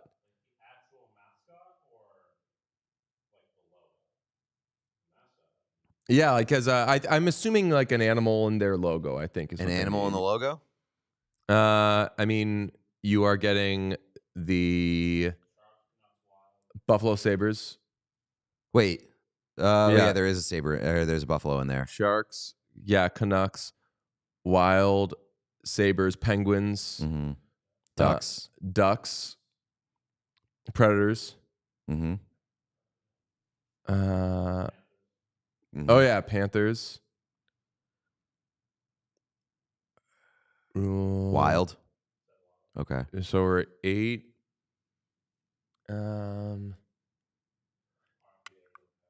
Yeah.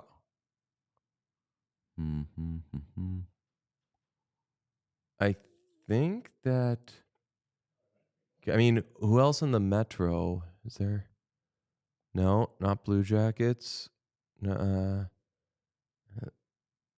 I'm going through the Atlantic. I'm not getting any more. Not the Lightning. Not the Leafs. So it's just 8? Is it 8? Yeah, it might be at 8. I think we're at 8. Clubbers, let us know in the chat. 1, 2, 3.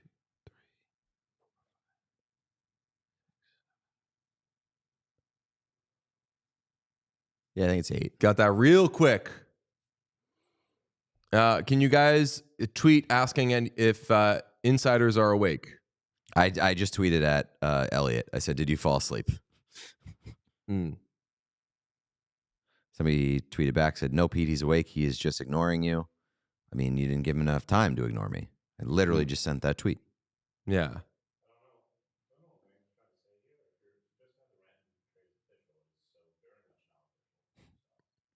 Are you guys not about Rantanen? It's not 100% official. We're waiting on. They're working on the extension.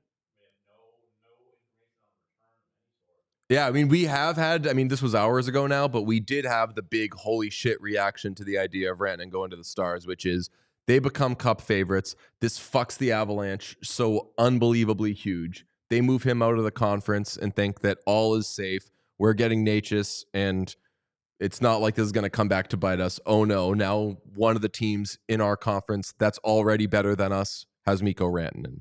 Fuck. That was the TLDR of it. People are saying like the Bruins. No, like we were talking about in the logo, not like mascots or name or whatever.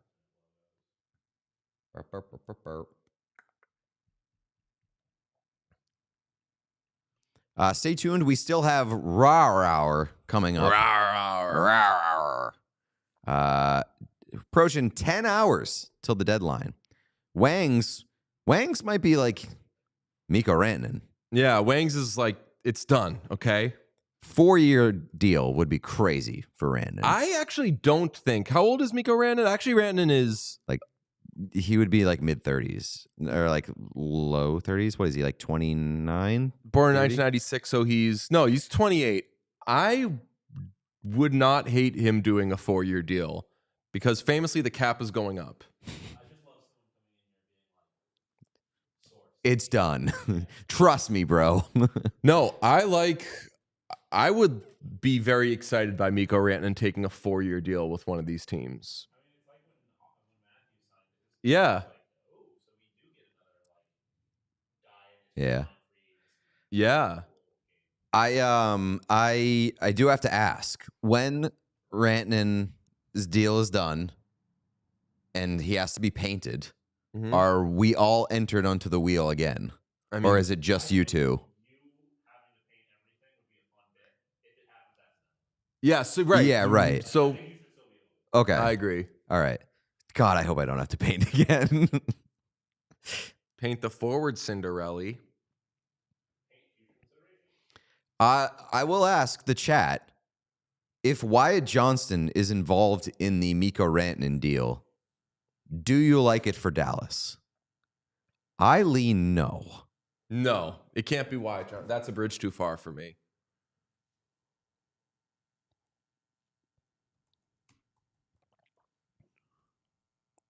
Dallas fans are saying the deal is done. 4-11 is what they are saying. Dallas, respectfully. If he Bruins is fans are saying Brad Marchand isn't getting traded. I get that it's different in Texas, but if he's taking $11 million, then what the fuck has been going on? Right. Yeah. That's asshole behavior. Like, what the fuck has been going on? Or and he just also, really likes like, Texas. Did you hate Colorado that much? Clubbers throwing out the R word. It is not an R word painting. It's implied consent. Oh God, no. Look at the smile on his face. Right. It started with, I believe, tastefully and consensually, the two of them would be making love. Yes. Yeah. What would Buffalo get for Peterka? Probably a fucking bag of chips because our GM is bad at his job. 4x11 would be crazy, and it would make everything that happened leading up to this even crazier. Like, yeah. First and Stank to the Avs. That'd be crazy. Why are they sending it to the Avs? Just as like the Avs get reparations. Yes. So the only reason why the 4-year deal would blow my mind is because, well, number one, of how much money would be left on the table. And if you're doing a sign and trade, it gives the or a trade and sign, gives you the option of the 8th year. Yeah. And you're cutting that in half. Fucking, that would be wild. Regardless of like wanting to maybe re-up at early 30s. You guys see Raquel getting dealt or no? I would definitely understand that. Yeah. I could definitely see it happen. Like, a lot of teams need scoring.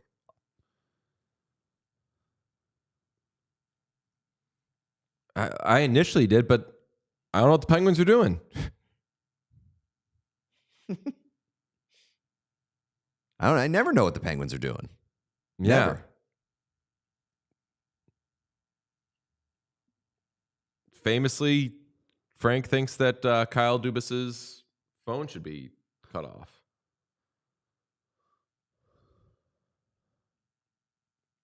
So seems like there's a little bit of a torn opinion, Mixed bag? mixed bag opinion on Wyatt Johnson being involved. I would be surprised if Dallas included him. I would be shocked. But I would also, part of me would also be shocked if the Carolina Hurricanes agreed to a deal. I mean, obviously we don't know what the package is, but Stankoven plus Yeah. wouldn't excite me that much to get rid of Raymond. Yeah, that's Carolina cutting their losses.